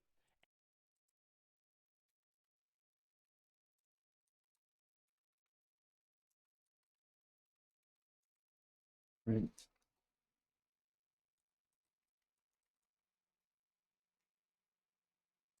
And what's neat about dictionaries is that whereas lists have locations that are numeric, 0, 1, 2, Hermione, Harry, Ron, respectively, dictionaries allow you to use actual words as your indices, so to speak, indexes, to get inside of them. So if you want to print out Hermione's house, the key you care about is quote-unquote Hermione, and what this syntax here will do, notice it's not a number 0. Ooh, okay, okay.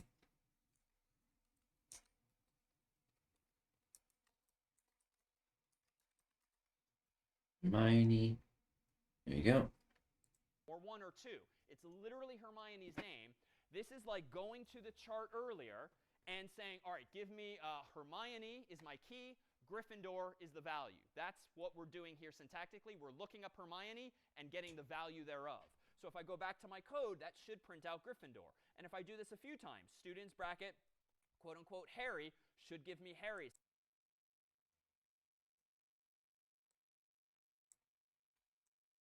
Mm.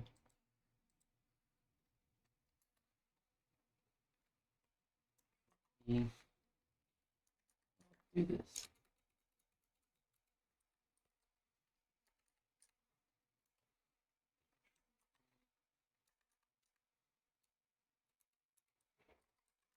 Wrong. V.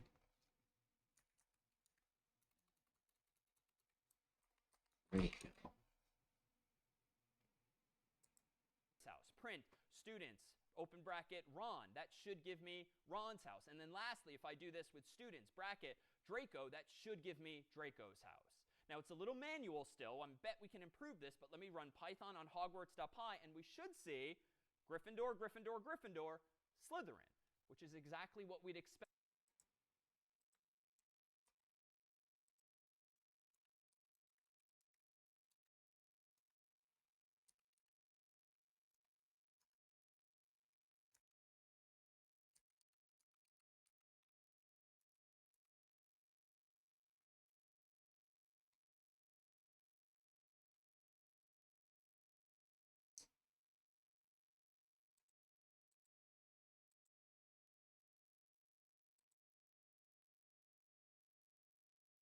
What the fuck? Invalid syntax.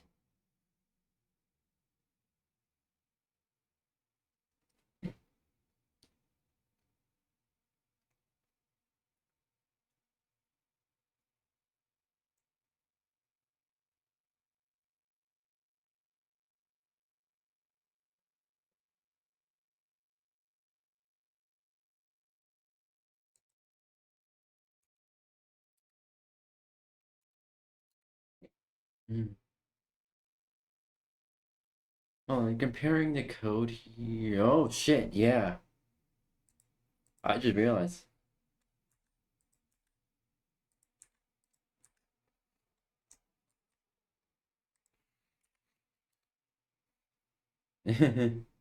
Oopsie. Now, all we've done again is we've just now moved from having just a simple list of names to, again, sort of two dimensions, associating, like we would on paper pencil, something with something else, keys with values respectively. Allow me, if you will, even though I realize this is getting a little fancy, allow me to escalate things slightly here and transition from looking at just, for instance, that pattern there, just hard coding those values there, to actually printing these out more dynamically. Let me go ahead and use our loop. And this question came up earlier as well. Let me go ahead and say for each student in students, go ahead and print out, for instance, the student's variable at, well, let's just say student first. Let's keep it simple. So this is not going to be that interesting yet, but when I run Python of 𝙂𝙗 and hit enter, notice, what should I see? Let me take a question here to see, what am I going to see when I hit enter now, when I'm doing for student in students? Yeah, I think we will only see keys. Perfect. So good intuition. It could have gone both ways. Could have been values, the houses. But when you use a for loop in Python to iterate over a dictionary, by design, it iterates over all of the keys. So we should see, I think, Hermione, Harry, Ron, and Draco. Let me hit enter now. Enter. And indeed, you're exactly right. We see just the keys. But that's not really that useful if what I really care about is who lives where. Can I print out both? Well, I think I can. Let me go ahead and do this. Let me print out not just the student's name.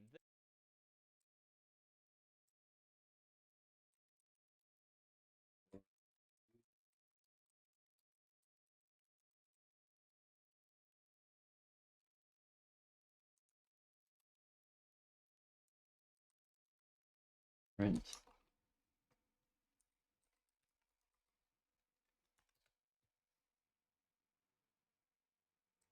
The key, but let me use the key, their name, to index into the dictionary. Right? If I know the word in the dictionary, let me look up its definition. If I know the student's name, let me look up their house. And the syntax for this, just like a list, is students, bracket, and just like in the past we used I, when I was a number, we can also, with a dictionary, use a string. So if the student's name is the key, then this syntax, students, open bracket student close bracket will go to Hermione's location and get back her house.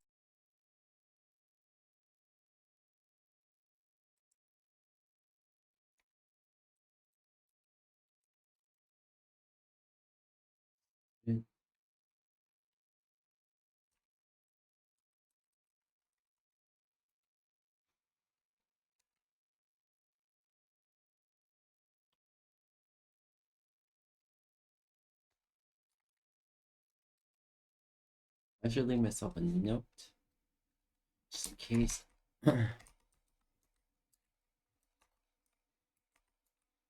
Dictionary.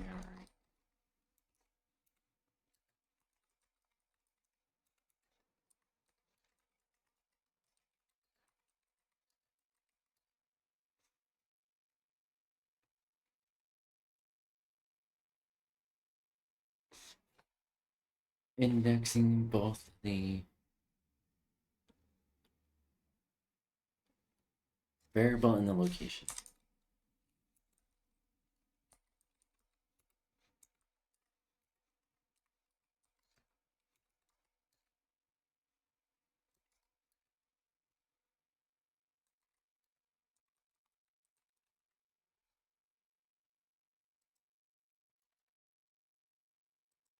Will go to Harry's location and get back his house and so forth. So if I do Python of Hogwarts.py enter, now I see Hermione Gryffindor, Harry Gryffindor, Ron Gryffindor, Draco Slytherin. Now it looks like I've given them all new last names, but I can clean that up. This is just a print thing. Let's go ahead and change our separator from the default space to maybe a space comma. And just using print features now, let me run the same program again, enter. Now I've just got some nice pretty commas in there.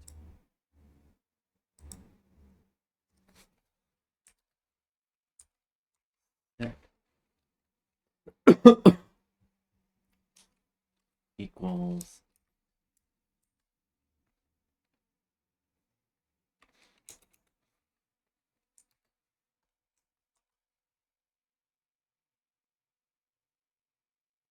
To make clear that Hermione's last name is not, in fact, Gryffindor, but that's just a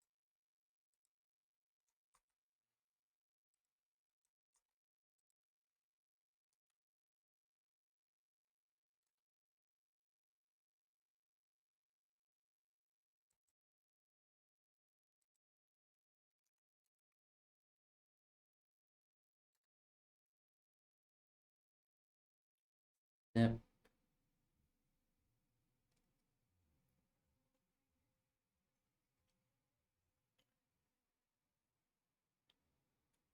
For student and students, print student. Oh, okay.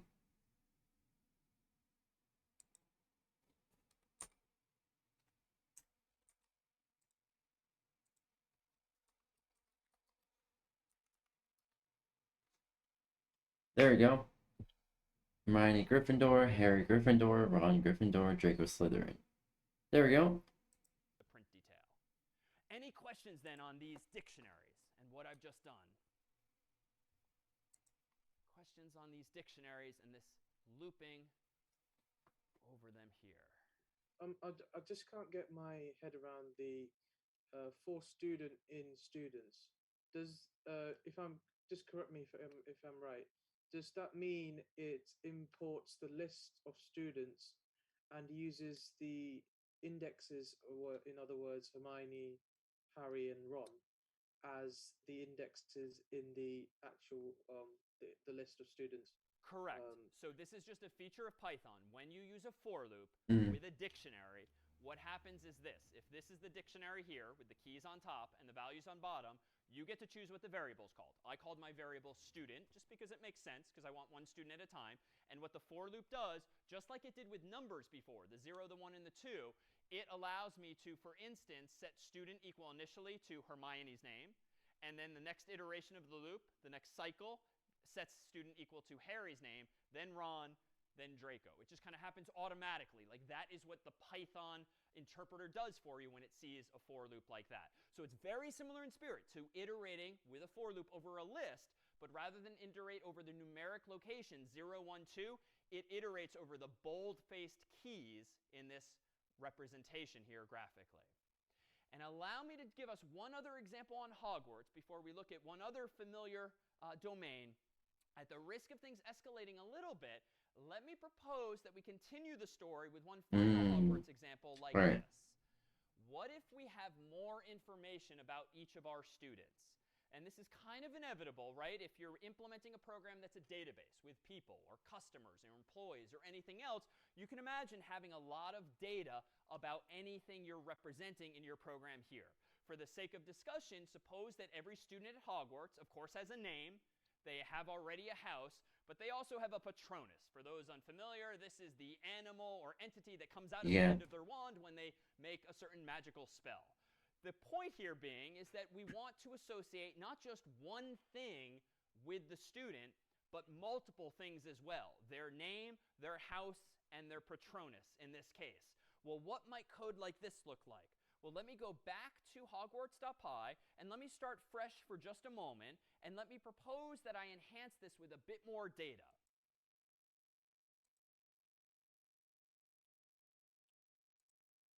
And this data is going to look as follows. My students variable now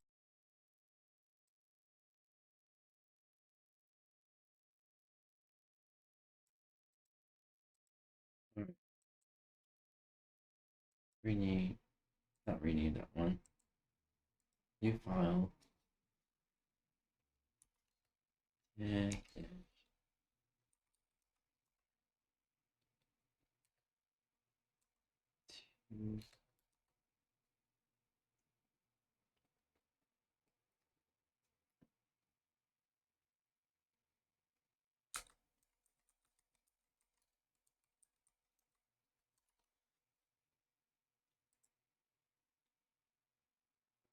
alright. Rename.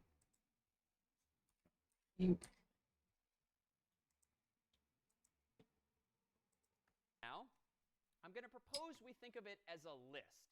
What if we have a list of dictionaries as follows? Indeed, I want to literally implement this picture here. So notice that my previous picture just represented a single dictionary. But suppose I wanted to compose a list of dictionaries. That is, 4 students, so a list of 4 students. Suppose that each of those students is itself a dictionary, a collection of key value pairs, keys and values, something and something else. Well, here's one other way we can do this in code.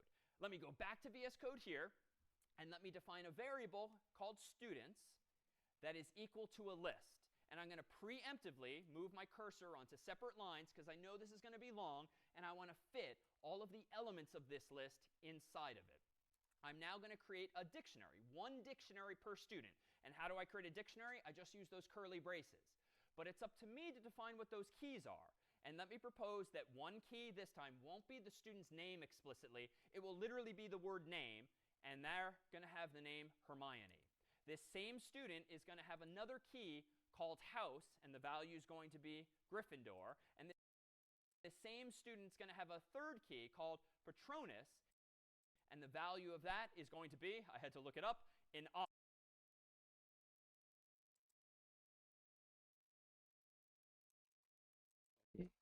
Hermione, colon, Hermione,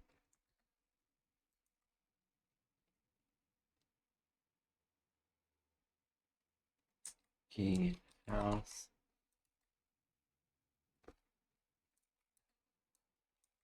good, and door,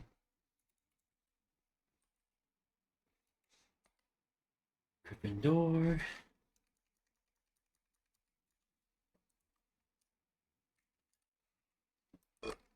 Alright. What is this?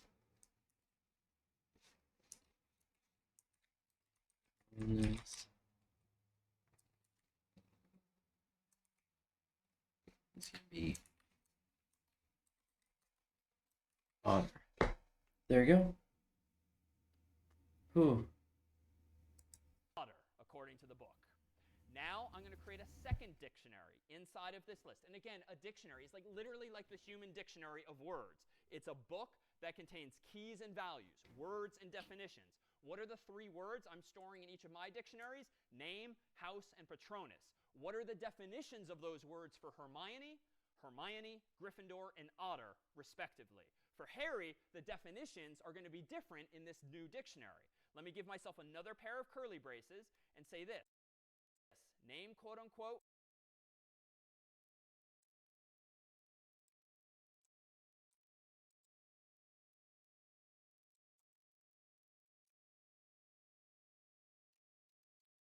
A little bit of cheating here and a little bit of cheating there.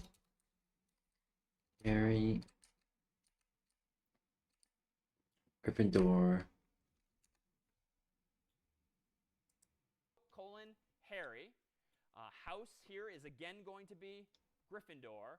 And this one I knew, his Patronus is going to be, in this case, a stag. Stig. I wish it was the Stig. I'm sorry.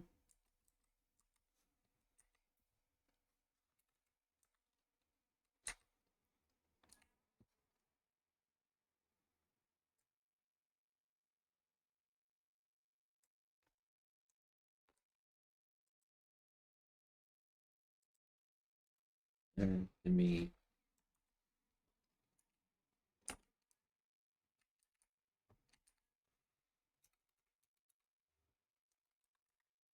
Ron. House, Gryffindor. Bonus. Sorry. Next, a third dictionary.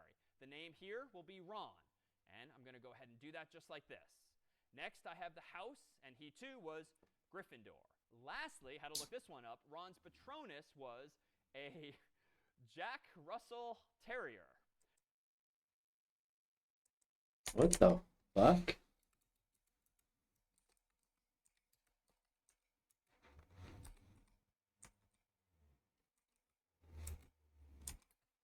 Jack Russell.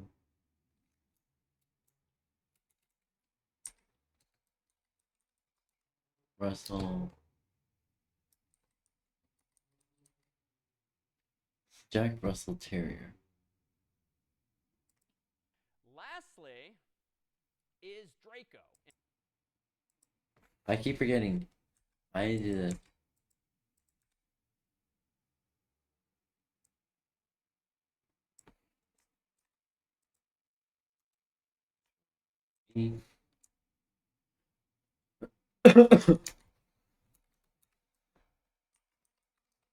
Draco.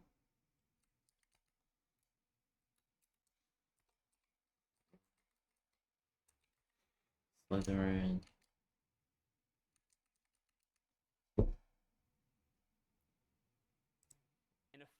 In a fourth dictionary now, so another pair of curly braces. The name of this student is, of course, Draco. Oh, fuck. The house of this student is Slytherin. There we go. Thank you. And Draco, interestingly enough, at least according to the internet, has no Patronus. Really, none? And he's not a wizard. Sorry. Never revealed in the books or the movies. So it turns That's out dumb. actually a wonderful teachable moment. There is a special keyword in Python that is literally none. N-O-N-E with the first letter capitalized. This represents officially the absence of a value. So I could a little sloppily do something like quote unquote, but does that mean I didn't get around to typing it or not? It's a little clearer semantically to say literally none, a special keyword in Python to make clear that I know Draco has no Patronus.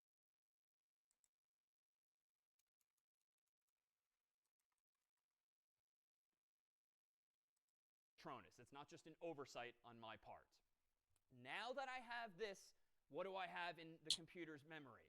I have a list. How do I know it's a list? Because I see a square bracket at the beginning and another square bracket at the end. That's just my visual clue. Okay, I don't know necessarily what else is going on here, but there's a list of something.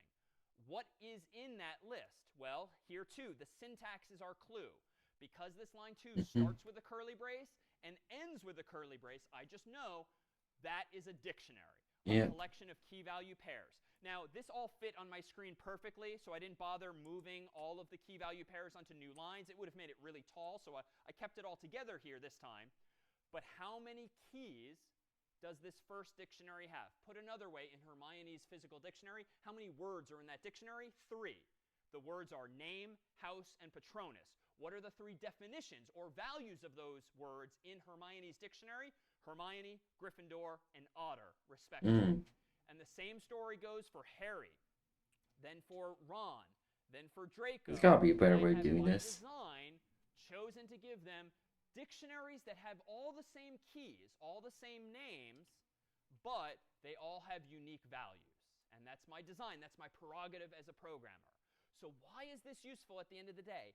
Now I have access to a whole collection of interesting data about all of these students. And I can still do a loop. I can say, for student and students, that's going to allow me to iterate over this list of students. And let me go ahead and print out just one thing at a time. Let me print out the current student's name.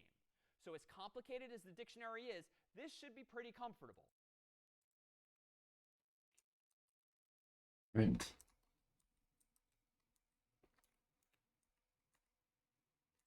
Student.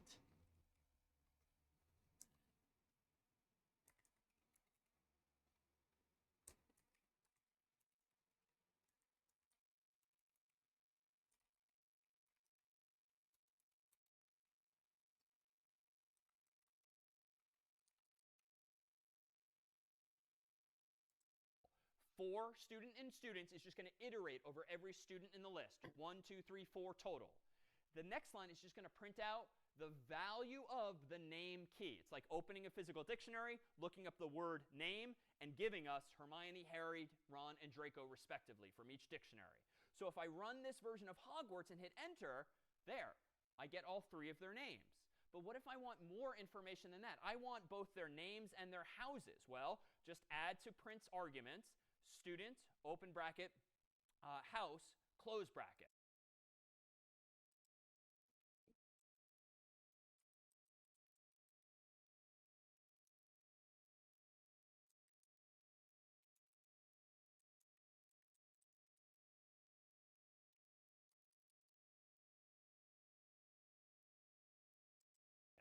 All right, let's go ahead and run this. Python of Hogwarts.py and hit enter. So I now see Hermione Gryffindor, Harry Gryffindor, and so forth. Well, we can aesthetically clean this up a little bit by adding a separator with print, like a comma and a space, just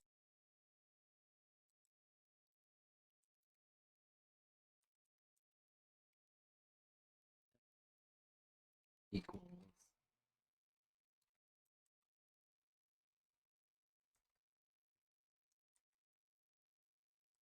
so that when I run this again, I now see some commas separating these values.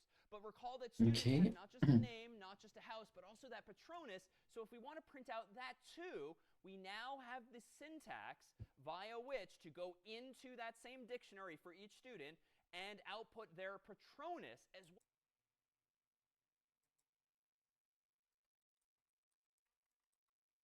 Student.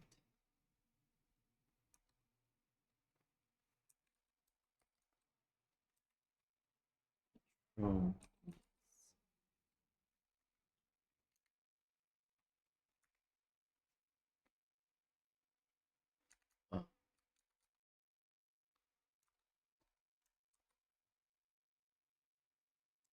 Well as their house and their name. So if I run this program one final time now,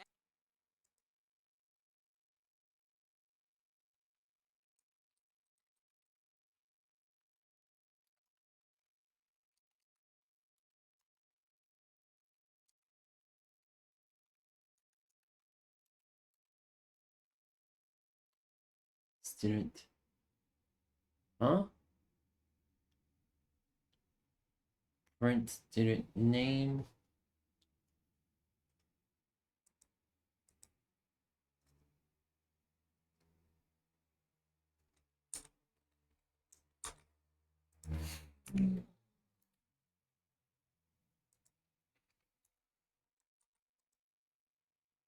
Student name, student house, student Patronus.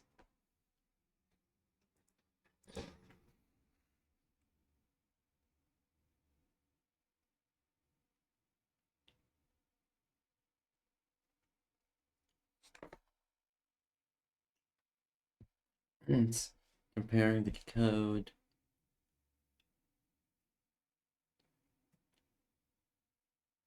So mainly the issue here is student name, student house.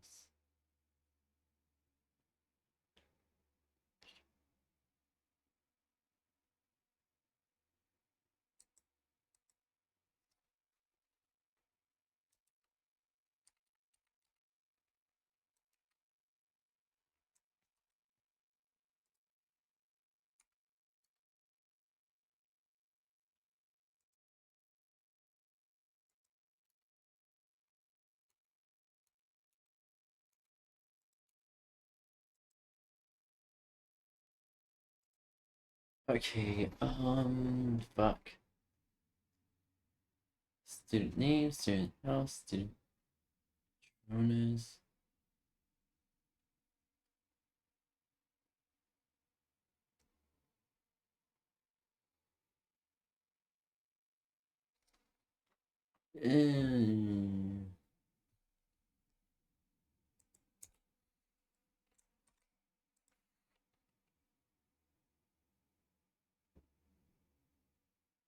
Oh.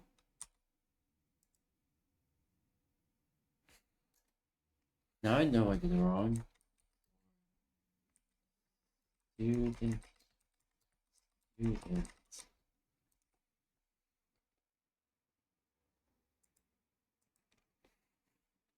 I just have this. Yeah.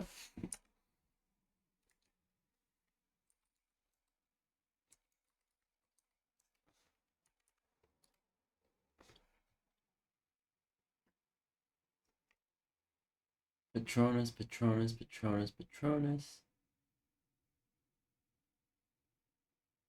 Oh, okay. Yep.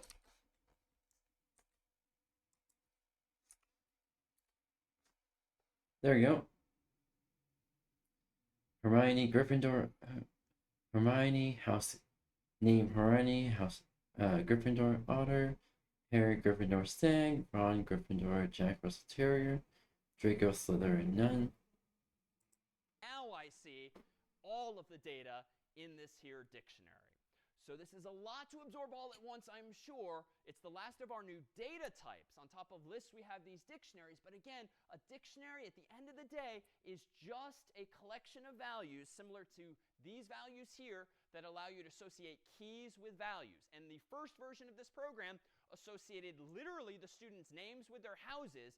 But then I realized in my next version, wait a minute, what if every student has not just a name and a house, but a patronus? Let's actually standardize the names of our keys to be name, house, and patronus, and then the values of those keys can actually be the data, like Hermione, Gryffindor, Otter. Ooh, that's actually smart. Questions now on these dictionaries and iteration thereof.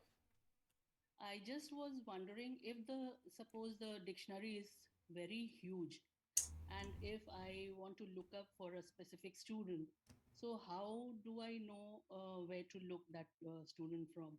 Like, can we sort it out in alphabetical order or numeric order or anything like that? In short answer, yes.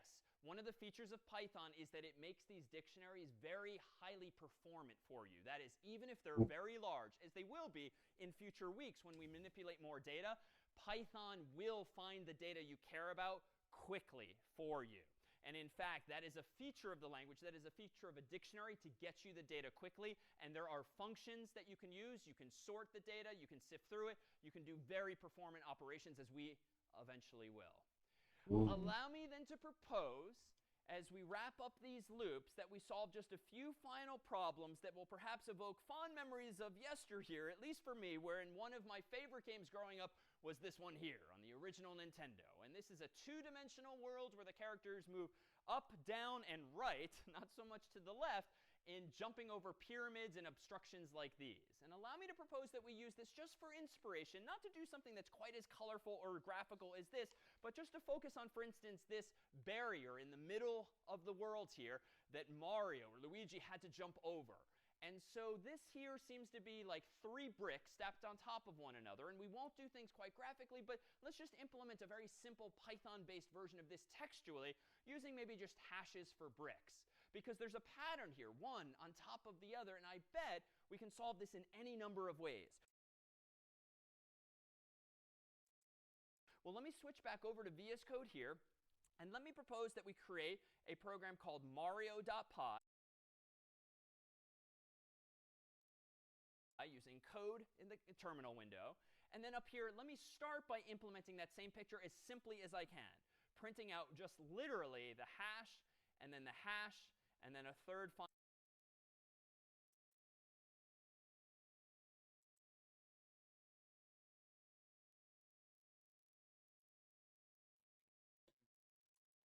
dash ASCII.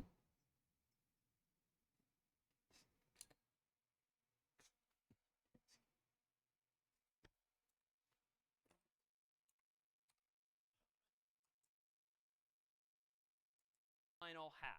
This is going to be a very textual approximation of it, but I think if I run Python Mario.py, I've got a very simple version of that same column of bricks, so to speak.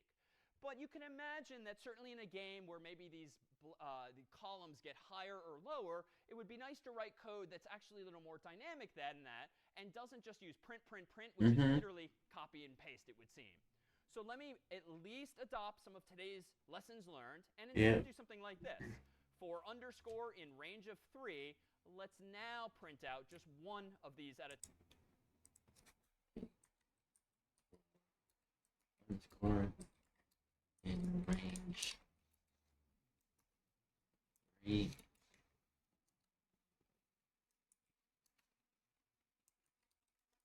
Print.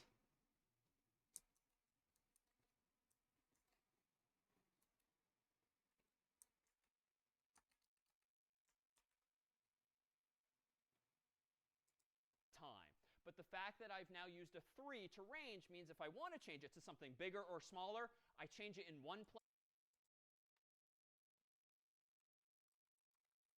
Clear.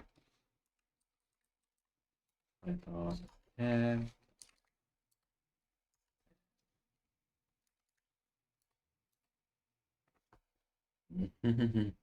Nice. Place, not in 3 or more places. And this code too, of course, if I got it right, is just going to print out the exact same thing. So we're iterating here. But let's see if we can't now integrate our discussion of writing functions of our own to begin writing something a little more dynamic and solving more complicated problems ultimately.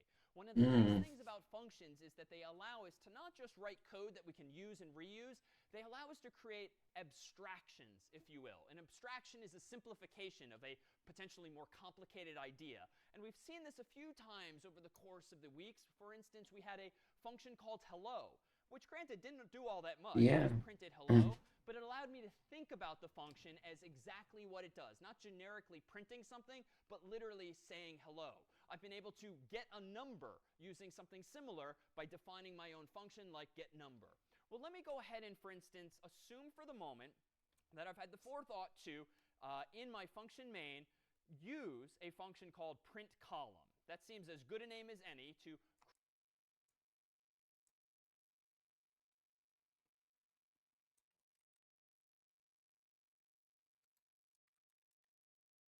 main.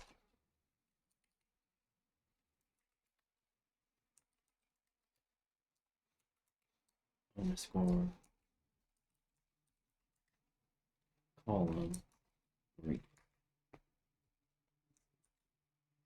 use a function that prints a column of bricks. Well, how can I go about now implementing this abstraction, this simple idea, print column, with actual code? Well, we've seen before with def, we can do just that. Let me define a function called print column. Let me accept as its input, generically speaking, a parameter called height.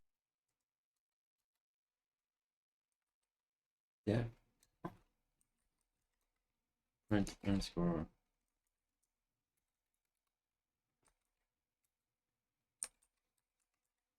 column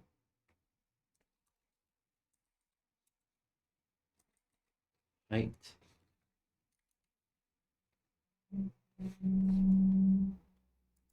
height. I could call it N or H, but I'll be a little more explicit now with height, just so I remind myself what it's doing. And now I think I can just borrow some of that same code from before. For underscore in range of height, go ahead and print out a single hash. And then at the end of range height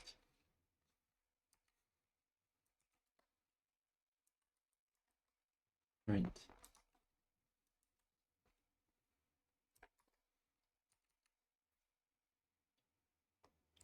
this whole program, let's just call main. So I've kind of complicated the code. It doesn't do anything more just yet, but it's setting me up for solving what I think are going to be more sophisticated problems. If I run Python of Mario.py, we're back where we began. But I now have a function, an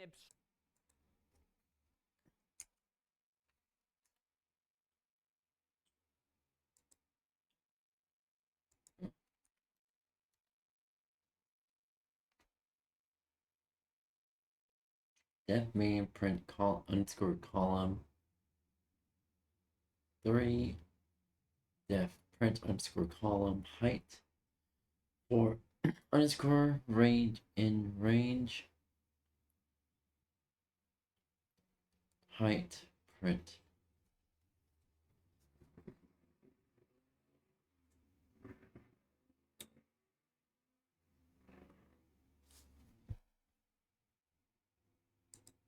abstraction print column.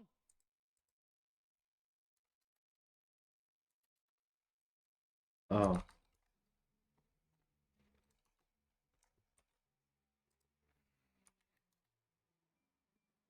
huh.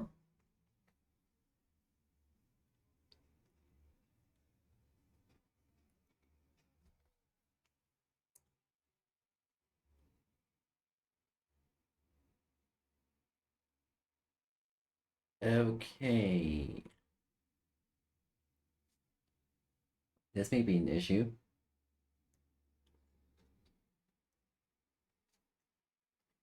Hi, how are you? Welcome. I'm Brain Blitz. I'm a variety streamer. I stream video games. I stream art. I'm currently stream programming, and soon I'll be getting into 3D modeling. My main focus now is advancing my skills in both digital art and programming.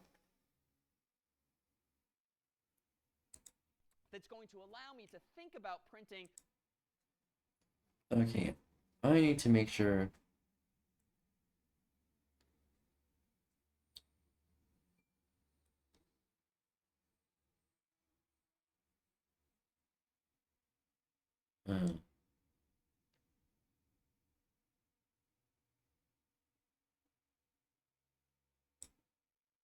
I'll do that. I may have to. Can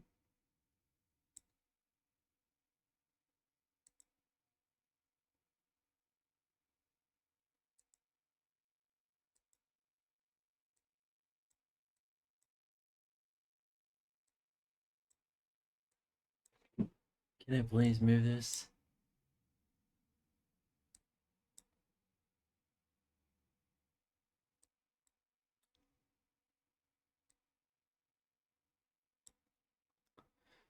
Alright.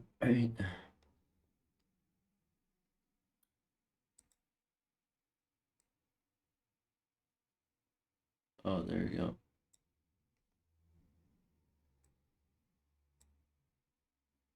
It's bigger. There we go. Alright.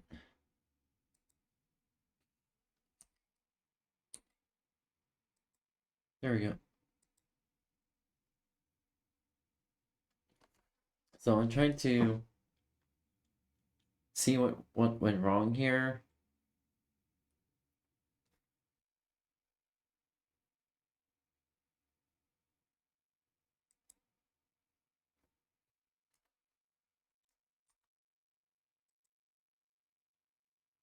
Or underscore in range.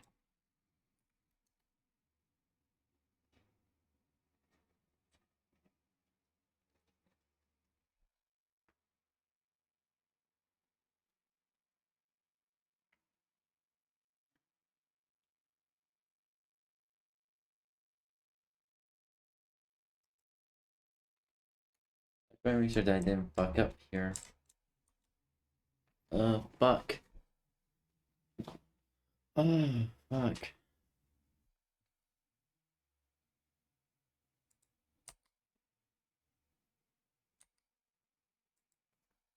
Okay, so I'm comparing what I wrote to what the video is showing.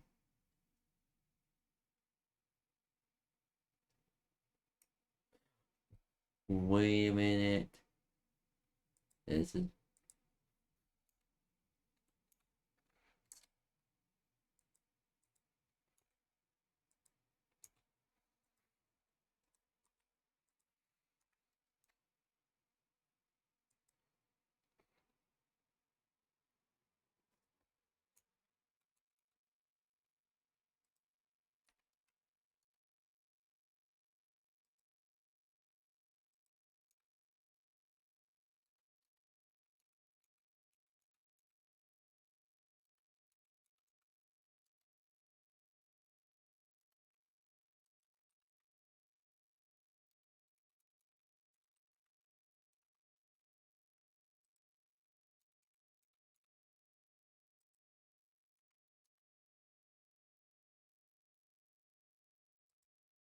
Unexpected indent.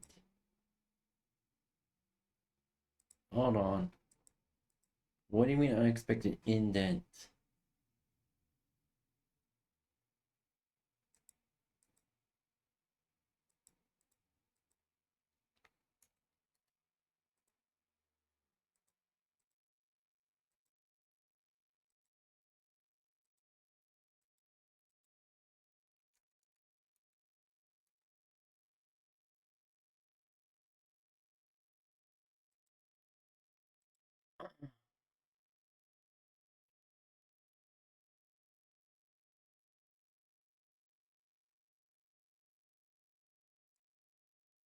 Let me rewrite this portion just in case. Or underscore range height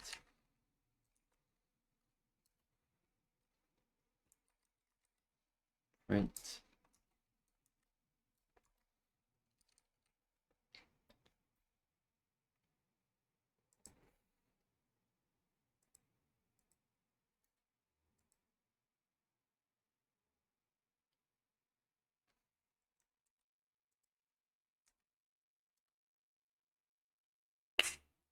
we did it. It was that what? Oh, so that was a mistake from the previous one. Holy shit. Okay, let me leave myself a note here.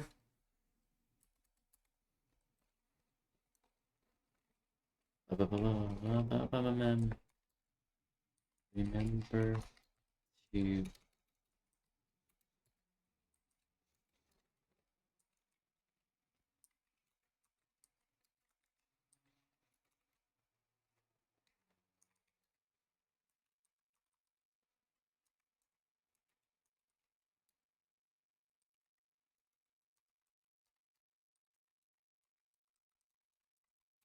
patience to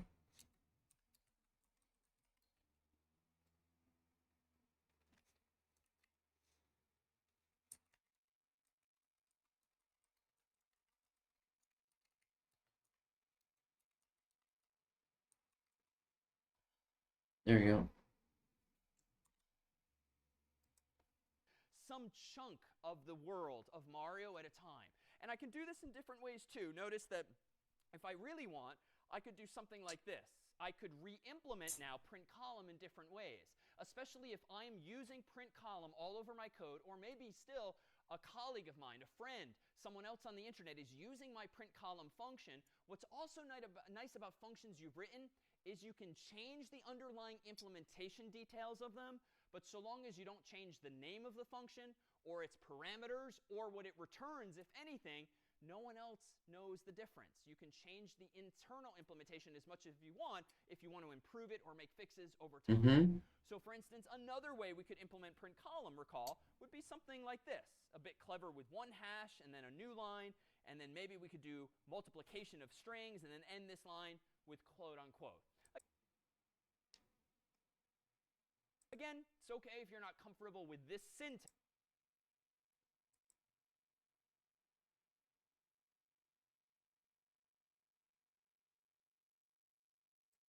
I mean, anything to shorten it.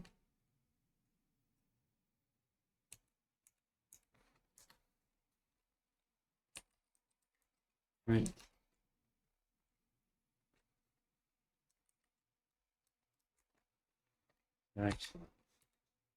Backslash n times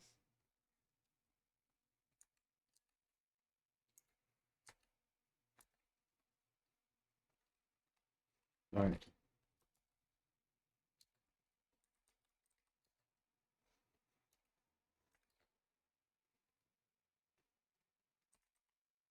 N equals. There we go. This was a more clever approach we saw in the past.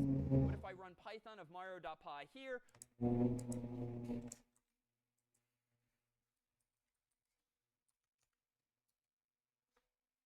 still works. I'll still see a column of 3. But what's important here is that main does not need to know that the underlying implementation of print column has changed. Well, let's transition to a different dimension, if you will. And rather than print out just these vertical bricks, let's fast forward in the game to this part of the world here. At some part, Mario encounters these bricks in the sky that if he jumps up underneath, they become coins. And so he gains to his score.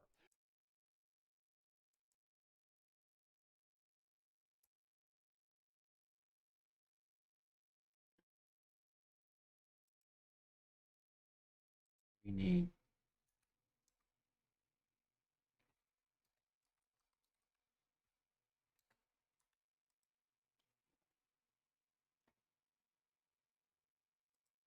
But let's go ahead and focus only on those coins. And let me propose that we print out, just these 4 question marks here.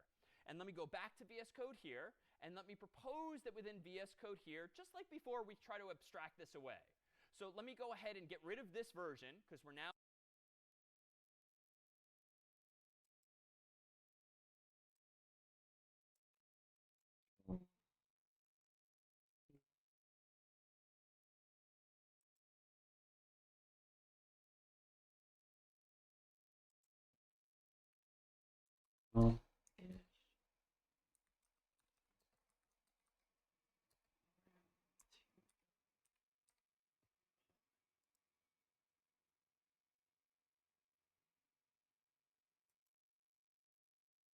I spelled S wrong.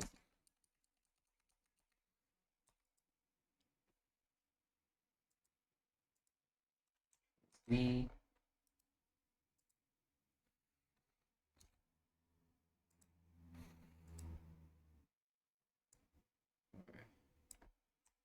C. B. now going horizontal instead of vertical with our output. And let me just say, well, print row 4 times. Let me just abstract away the problem at hand. I don't know yet how I'm going to print those 4 question marks, but let's call it print row 4, and I'll assume I'll now solve this problem. Let's now go down that rabbit hole of solving the problem. Define a function called print row.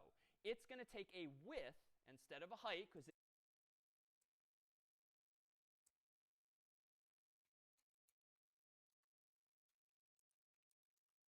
Print row.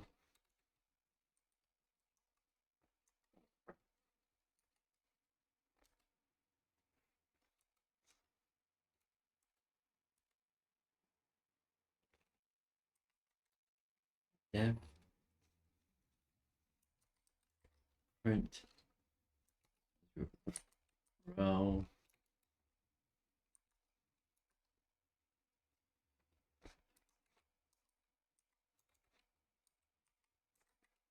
With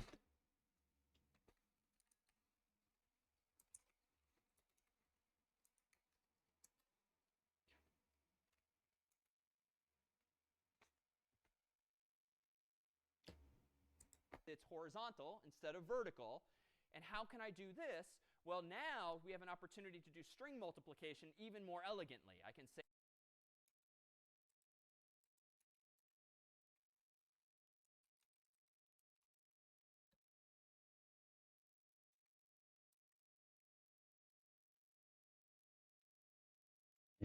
question. a quote-unquote question mark times width.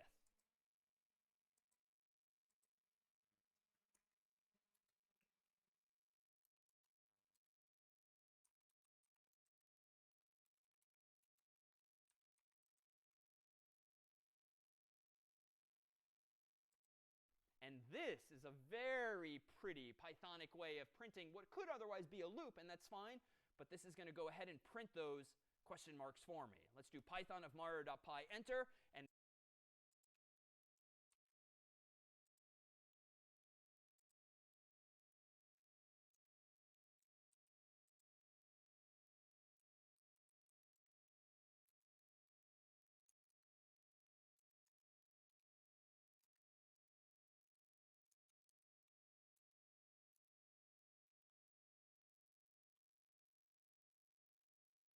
One, two, three, four. Yep. now I've got 4 question marks. It's not nearly as pretty as the more graphical version, but it is at least a building block toward having now a reusable function like print row. And why am I doing all this? Like, why are we over-engineering the solution to these problems by having print column and print row? Well, it's a useful problem-solving technique as soon as your world does not look one-dimensional like this, or with the column version, but what about this? Later in Super Mario Brothers, does Mario have to jump down into this world where there's a lot of these underworld barriers? And this one here, for instance, looks like a square. It's two-dimensional. There's a height and a width to it. And that is to say, there's a bunch of different ways we could implement this thing. If maybe for discussion, it's like a 3x3 grid, Ooh. a 3x3 square of sorts. All right. Well, how can we go about solving this here problem? Well, let me propose we come back to VS Code, and let me propose that we think about this in a couple of different ways. I could do this, Let me new file 13 dash.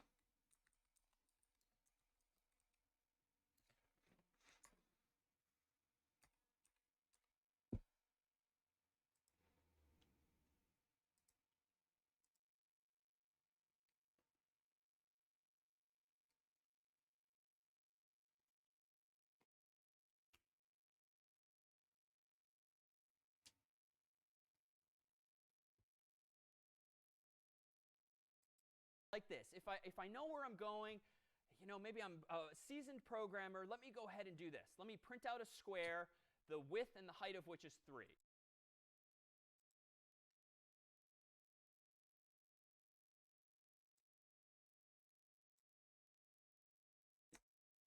So I'll see.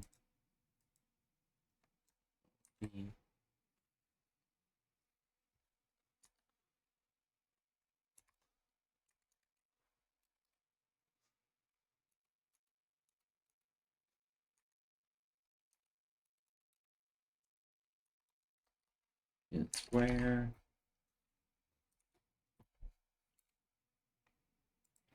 That's an abstraction. I'm just taking for granted for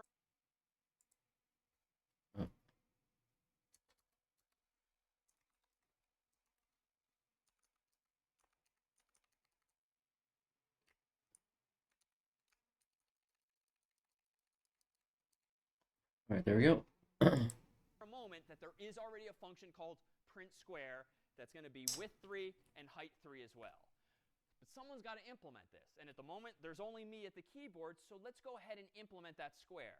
Let me go ahead and define a function called print square that takes in a specific size, both for height and for width.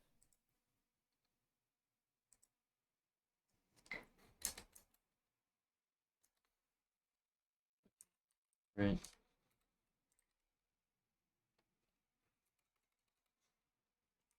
Yeah.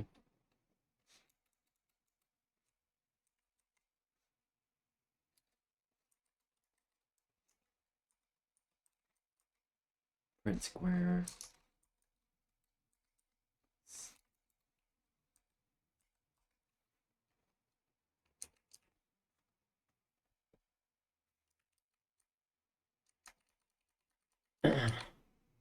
Alright. And here's where we have an opportunity to use some of those loops. And we can use those loops in a way we haven't yet. If I want to print out all of these rows, but also all of these columns, I now have to think not just cyclically, like a loop allows, but I need to think two-dimensionally. And if you're familiar with like an old school typewriter, or even a printer nowadays, it generally prints from top to bottom. So even if you have multiple columns, you print out one line at a time, and while you're on that line, the printer or the typewriter prints from left to right. And that's kind of the mental model to have with your black and white terminal window. All of the output for every example thus far starts at the top and goes down to the bottom, from top to bottom, left to right. So we have to generate our output, our square, in that same way. So let me propose that we do this. Let me propose that we know we need to iterate this many times, 3 or more generally size. So let me do this. For I in the range of size, what do I need to do 3 times? Well, I want to print out what? 1, 2, 3 rows of bricks. But within each row of bricks, what do I want to print? 1, 2, 3 bricks specifically. So if we go back to our diagram here, and I stipulate that it's indeed meant to be a 3 by 3 square, 3 wide and 3 tall, what do I want to do to print the first row? I want to print brick, brick, brick, brick, brick. What do I want to print on the second row? Brick, brick, brick. And the third row, brick, brick, brick. So I'm doing 3 things 3 times. There's a lot of printing that must happen. So let me go back to my code here, and let me propose now that we think of this outer loop that I've just started as representing each of our rows. For I in range of size is going to ensure, no matter what I do next, that I can print out 1, 2, 3 rows, or more generally, size, where size could be 3, but it could be smaller or larger. What do I want to do on each of the rows? Well, just like an old school typewriter or printer, on each row, I want to print out brick, brick, brick, brick, brick, brick, brick, brick, brick. Well, that sounds like a cycle, some kind of loop. So maybe I can have inside of one loop another loop. I don't want to use I again because I don't want to use the same variable and mess up my counting. So I'm going to, by convention, use J. Very common to use I and then J, maybe K, but after that, you shouldn't keep nesting inside of each other. Let me go ahead and say for J in range of size 2, because it's a square, and then each of these rows, let me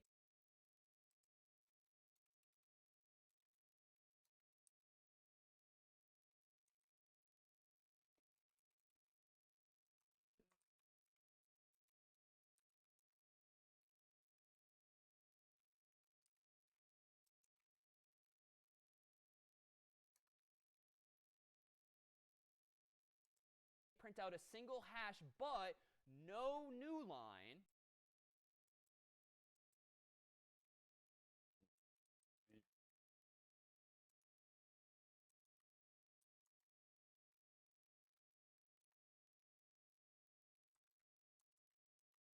And equal.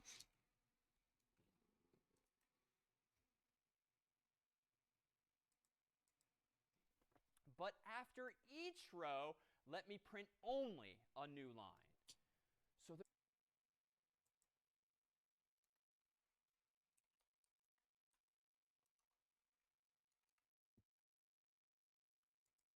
there's a lot going on here, especially if you've never touched Python, let alone loops. But notice what I've done here too, and I'll add some comments for clarity.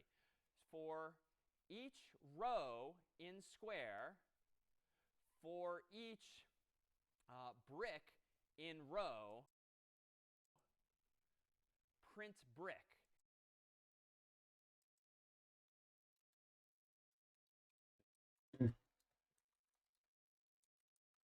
Each.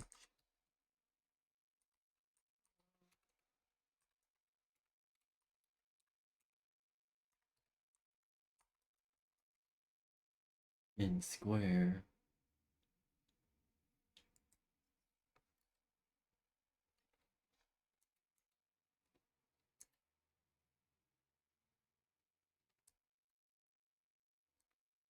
Let's check.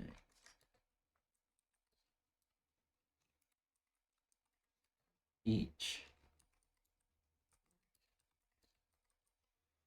row.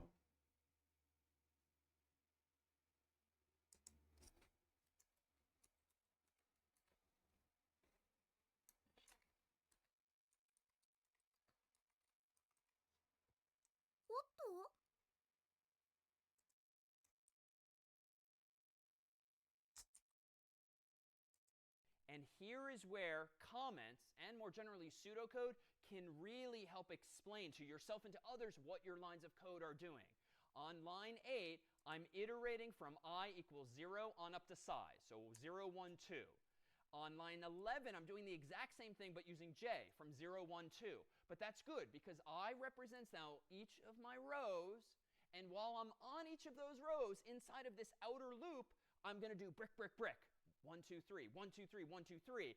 But I don't want my cursor to keep moving to the next line while I'm on a row, so I'm just overriding that line ending. But let me ask you.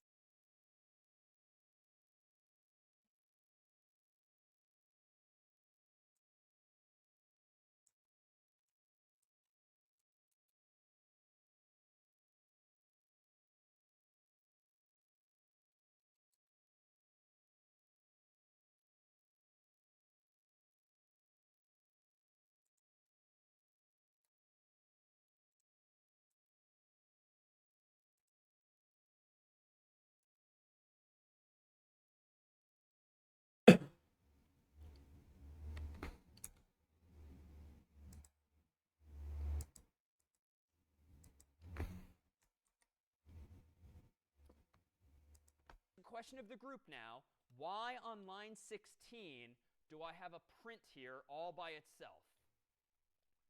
Why do I have a print all by itself? Notice that it's below the inner loop, but inside of the outer loop, so to speak. What is that loop on line 16 doing, ultimately? Every time you finish a line, you have to add a new line at the end of it. So print, it prints a new line. Perfect. I don't want a new line after every brick. I only want to do that at the end of the row, and that's why my comments now are perhaps enlightening. Notice that this loop here is just iterating for each brick in the row. Once I'm done with that inner loop, so to speak, once I'm done with these highlighted lines here, to Evelyn's point, I need to print out one blank new line. And we've not done this before, but when you call print with no arguments, all you get is that automatic line ending, the \n, where the cursor moves to the next line. So if I now go back to my terminal window and run mario.py, I think I should get a 3x3.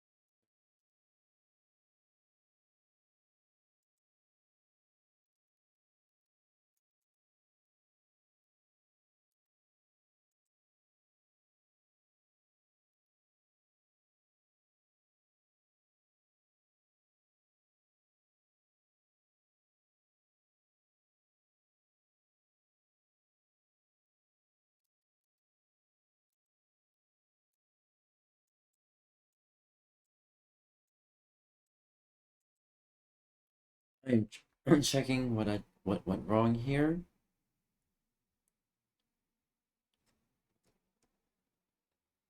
Div.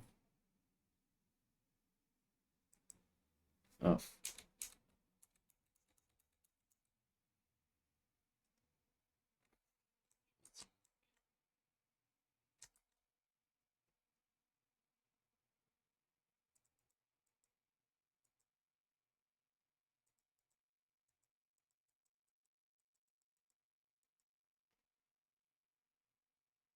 Line while I'm on a row, so I'm just overriding that line ending.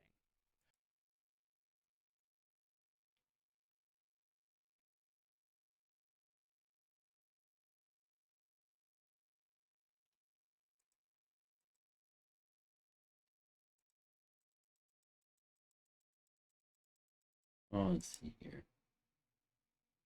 For each row, let me print only.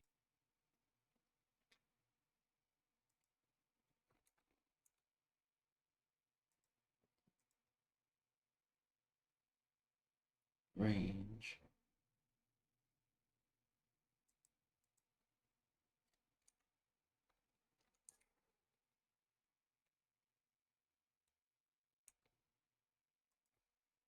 That's why.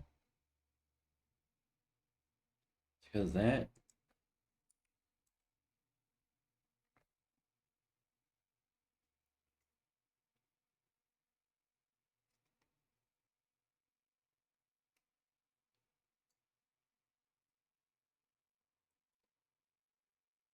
Okay, let's see here. 3 depth. And print underscore square size.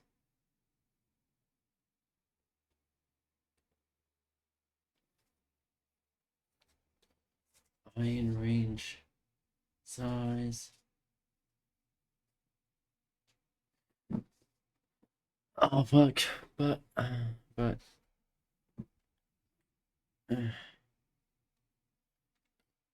all right. Let's see.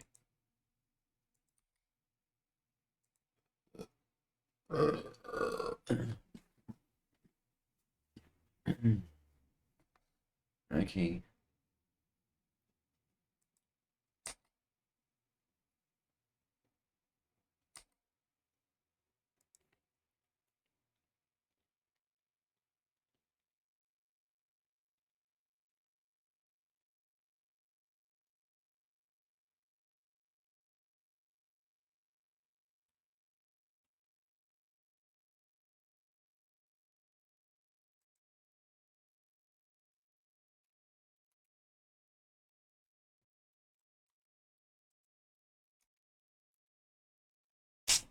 Got it. Honestly, I should have just went to the first one. See, yeah, remember to clear all possible empty indentations to avoid unexpected indent errors. Yeah, should have thought about that. But there we go. A new line. So there's a lot going on here, especially if you've never touched Python, let alone loops. But notice what I've done here too, and I'll add some comments for clarity.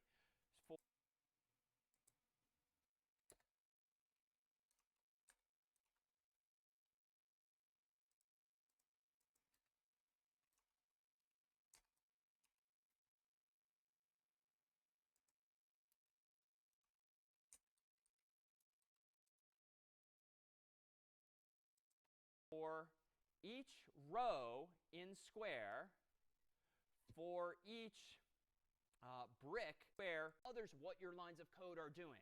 On line 8, I'm iterating from I equals 0 on up to size. So 0, 1, Yeah. 2. On line 11, I'm doing the exact same thing but using J from 0, 1, 2. But that's good because I represents now each of my rows. And while I'm on each of those rows inside of this outer loop, I'm going to do brick, brick, brick. 1, 2, 3, 1, 2, 3, 1, 2, 3. But I don't want my cursor to keep moving to the next line while I'm on a row, so I'm just overriding that line ending. But let me ask a question of the group now. Why on line 16 do I have a print here all by itself? Why do I have a print all by itself Notice that it's bullet loop ultimately. At this loop here, row, and that's why my comments now are perhaps enlightening. Notice that this loop here is just iterating for each brick in the row. Once I'm done with that inner loop, so to speak, once I'm done with That's these interesting. highlighted lines here, to Evelyn's point, I need to print out one blank new line. And we've not done this before, but when you call print with no arguments, all you get is that automatic line ending, the \n, where the cursor moves to the next line. So if I now go back to my terminal window and run mario.py, I think I should get a 3x3 square. And it doesn't quite look like a square on my screen because these hashes are a little taller than they are wide, but it is in fact 3x3. But let me propose, as we've always done here, how we might tighten up this code further. Just for clarity's sake, let me get rid of my comments for a moment, just so we can see how many lines of code we have total. And let me propose that we maybe do this. Let me propose that, you know what, this inner loop, especially if you're having trouble wrapping your mind around one loop inside of another loop, you don't strictly need it. What if we do this trick again? What if we print out inside of the outer and only loop each of those hashes times the number of times we want them? Right? We draw inspiration from an earlier approach and we run Python now of mario.py.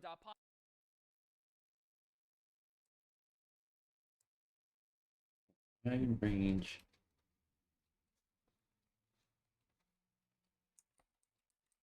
Print. Hashtag times size.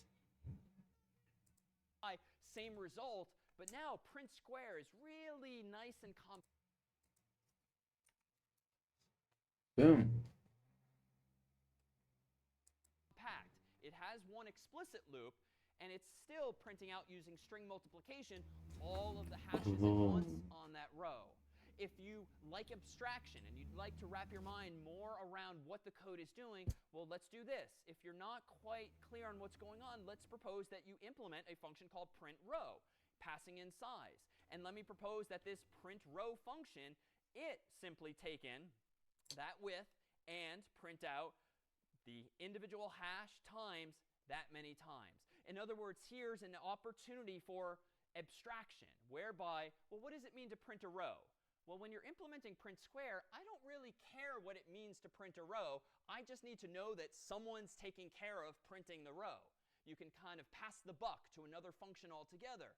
And how does print row work? Well, it could use a for loop. It could use this string multiplication trick. This is a way to take a larger program, and this is probably the most complicated one we've looked at thus far, and to decompose it into these smaller components that, once assembled, achieve your final idea. Seeing no questions, that's the end of our look at loops in Python, this ability to do things shit. again, and when we combine those with conditionals, this ability to ask and answer questions and combine them with our functions and variables, we really now have most of the building blocks we need to solve much larger, much more interesting, much more personal questions. So in the weeks to come, we'll start to see exactly what could go wrong, though, when we do so, but we'll introduce you to all the more tools via which you can troubleshoot those same problems. Alright, that's... Alright, so we're gonna end that lesson off there.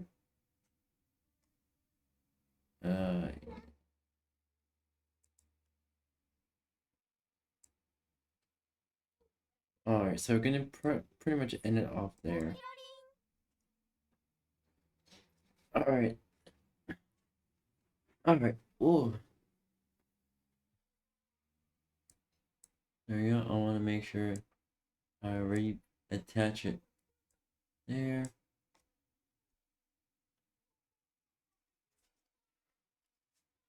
Alright.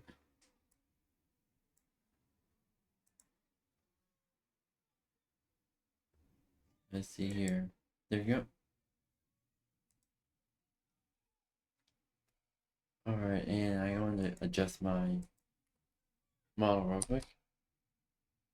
There you go. There you go. I'm pretty happy with the progress you made. Also, fun note, what I do after I complete a program lesson is I save it. No, I make a copy to save on my thumb drive, and then I make a copy to save on 2 cloud storage sites. So therefore, if I need to like retrieve it somehow, I have pretty much 2 ways of retrieving it, or 3 basically. Anywho, this was a fun stream. I enjoyed gaming, getting all the ultimate parts for the M3 GTR. Well, not really like I had fun. Clearly I was raging a little bit. I got to chill and just draw for a bit and have fun learning how to program, which is I'm fucking happy about that. Anywho, that being said, I'm gonna take the rest of the night to relax, have some dinner, and just chill before I have to go to work in the morning. Anywho, that being said, thank you for joining today's stream. Thank you for watching today's YouTube pod. My name is Brandon Blitz. I'm a variety streamer. I stream a bunch of video games chat suggests me, as well as draw art, do programming, and soon I'll be getting into 3D modeling. And that being said, I hope you all having a fabulous day, evening, night, or time zone. I hope you're hydrating. Hope you're eating. Hope you're stretching and using making sure you're using the bathroom. That being said, I'm gonna get going to Blitzies. Bye bye, matinee.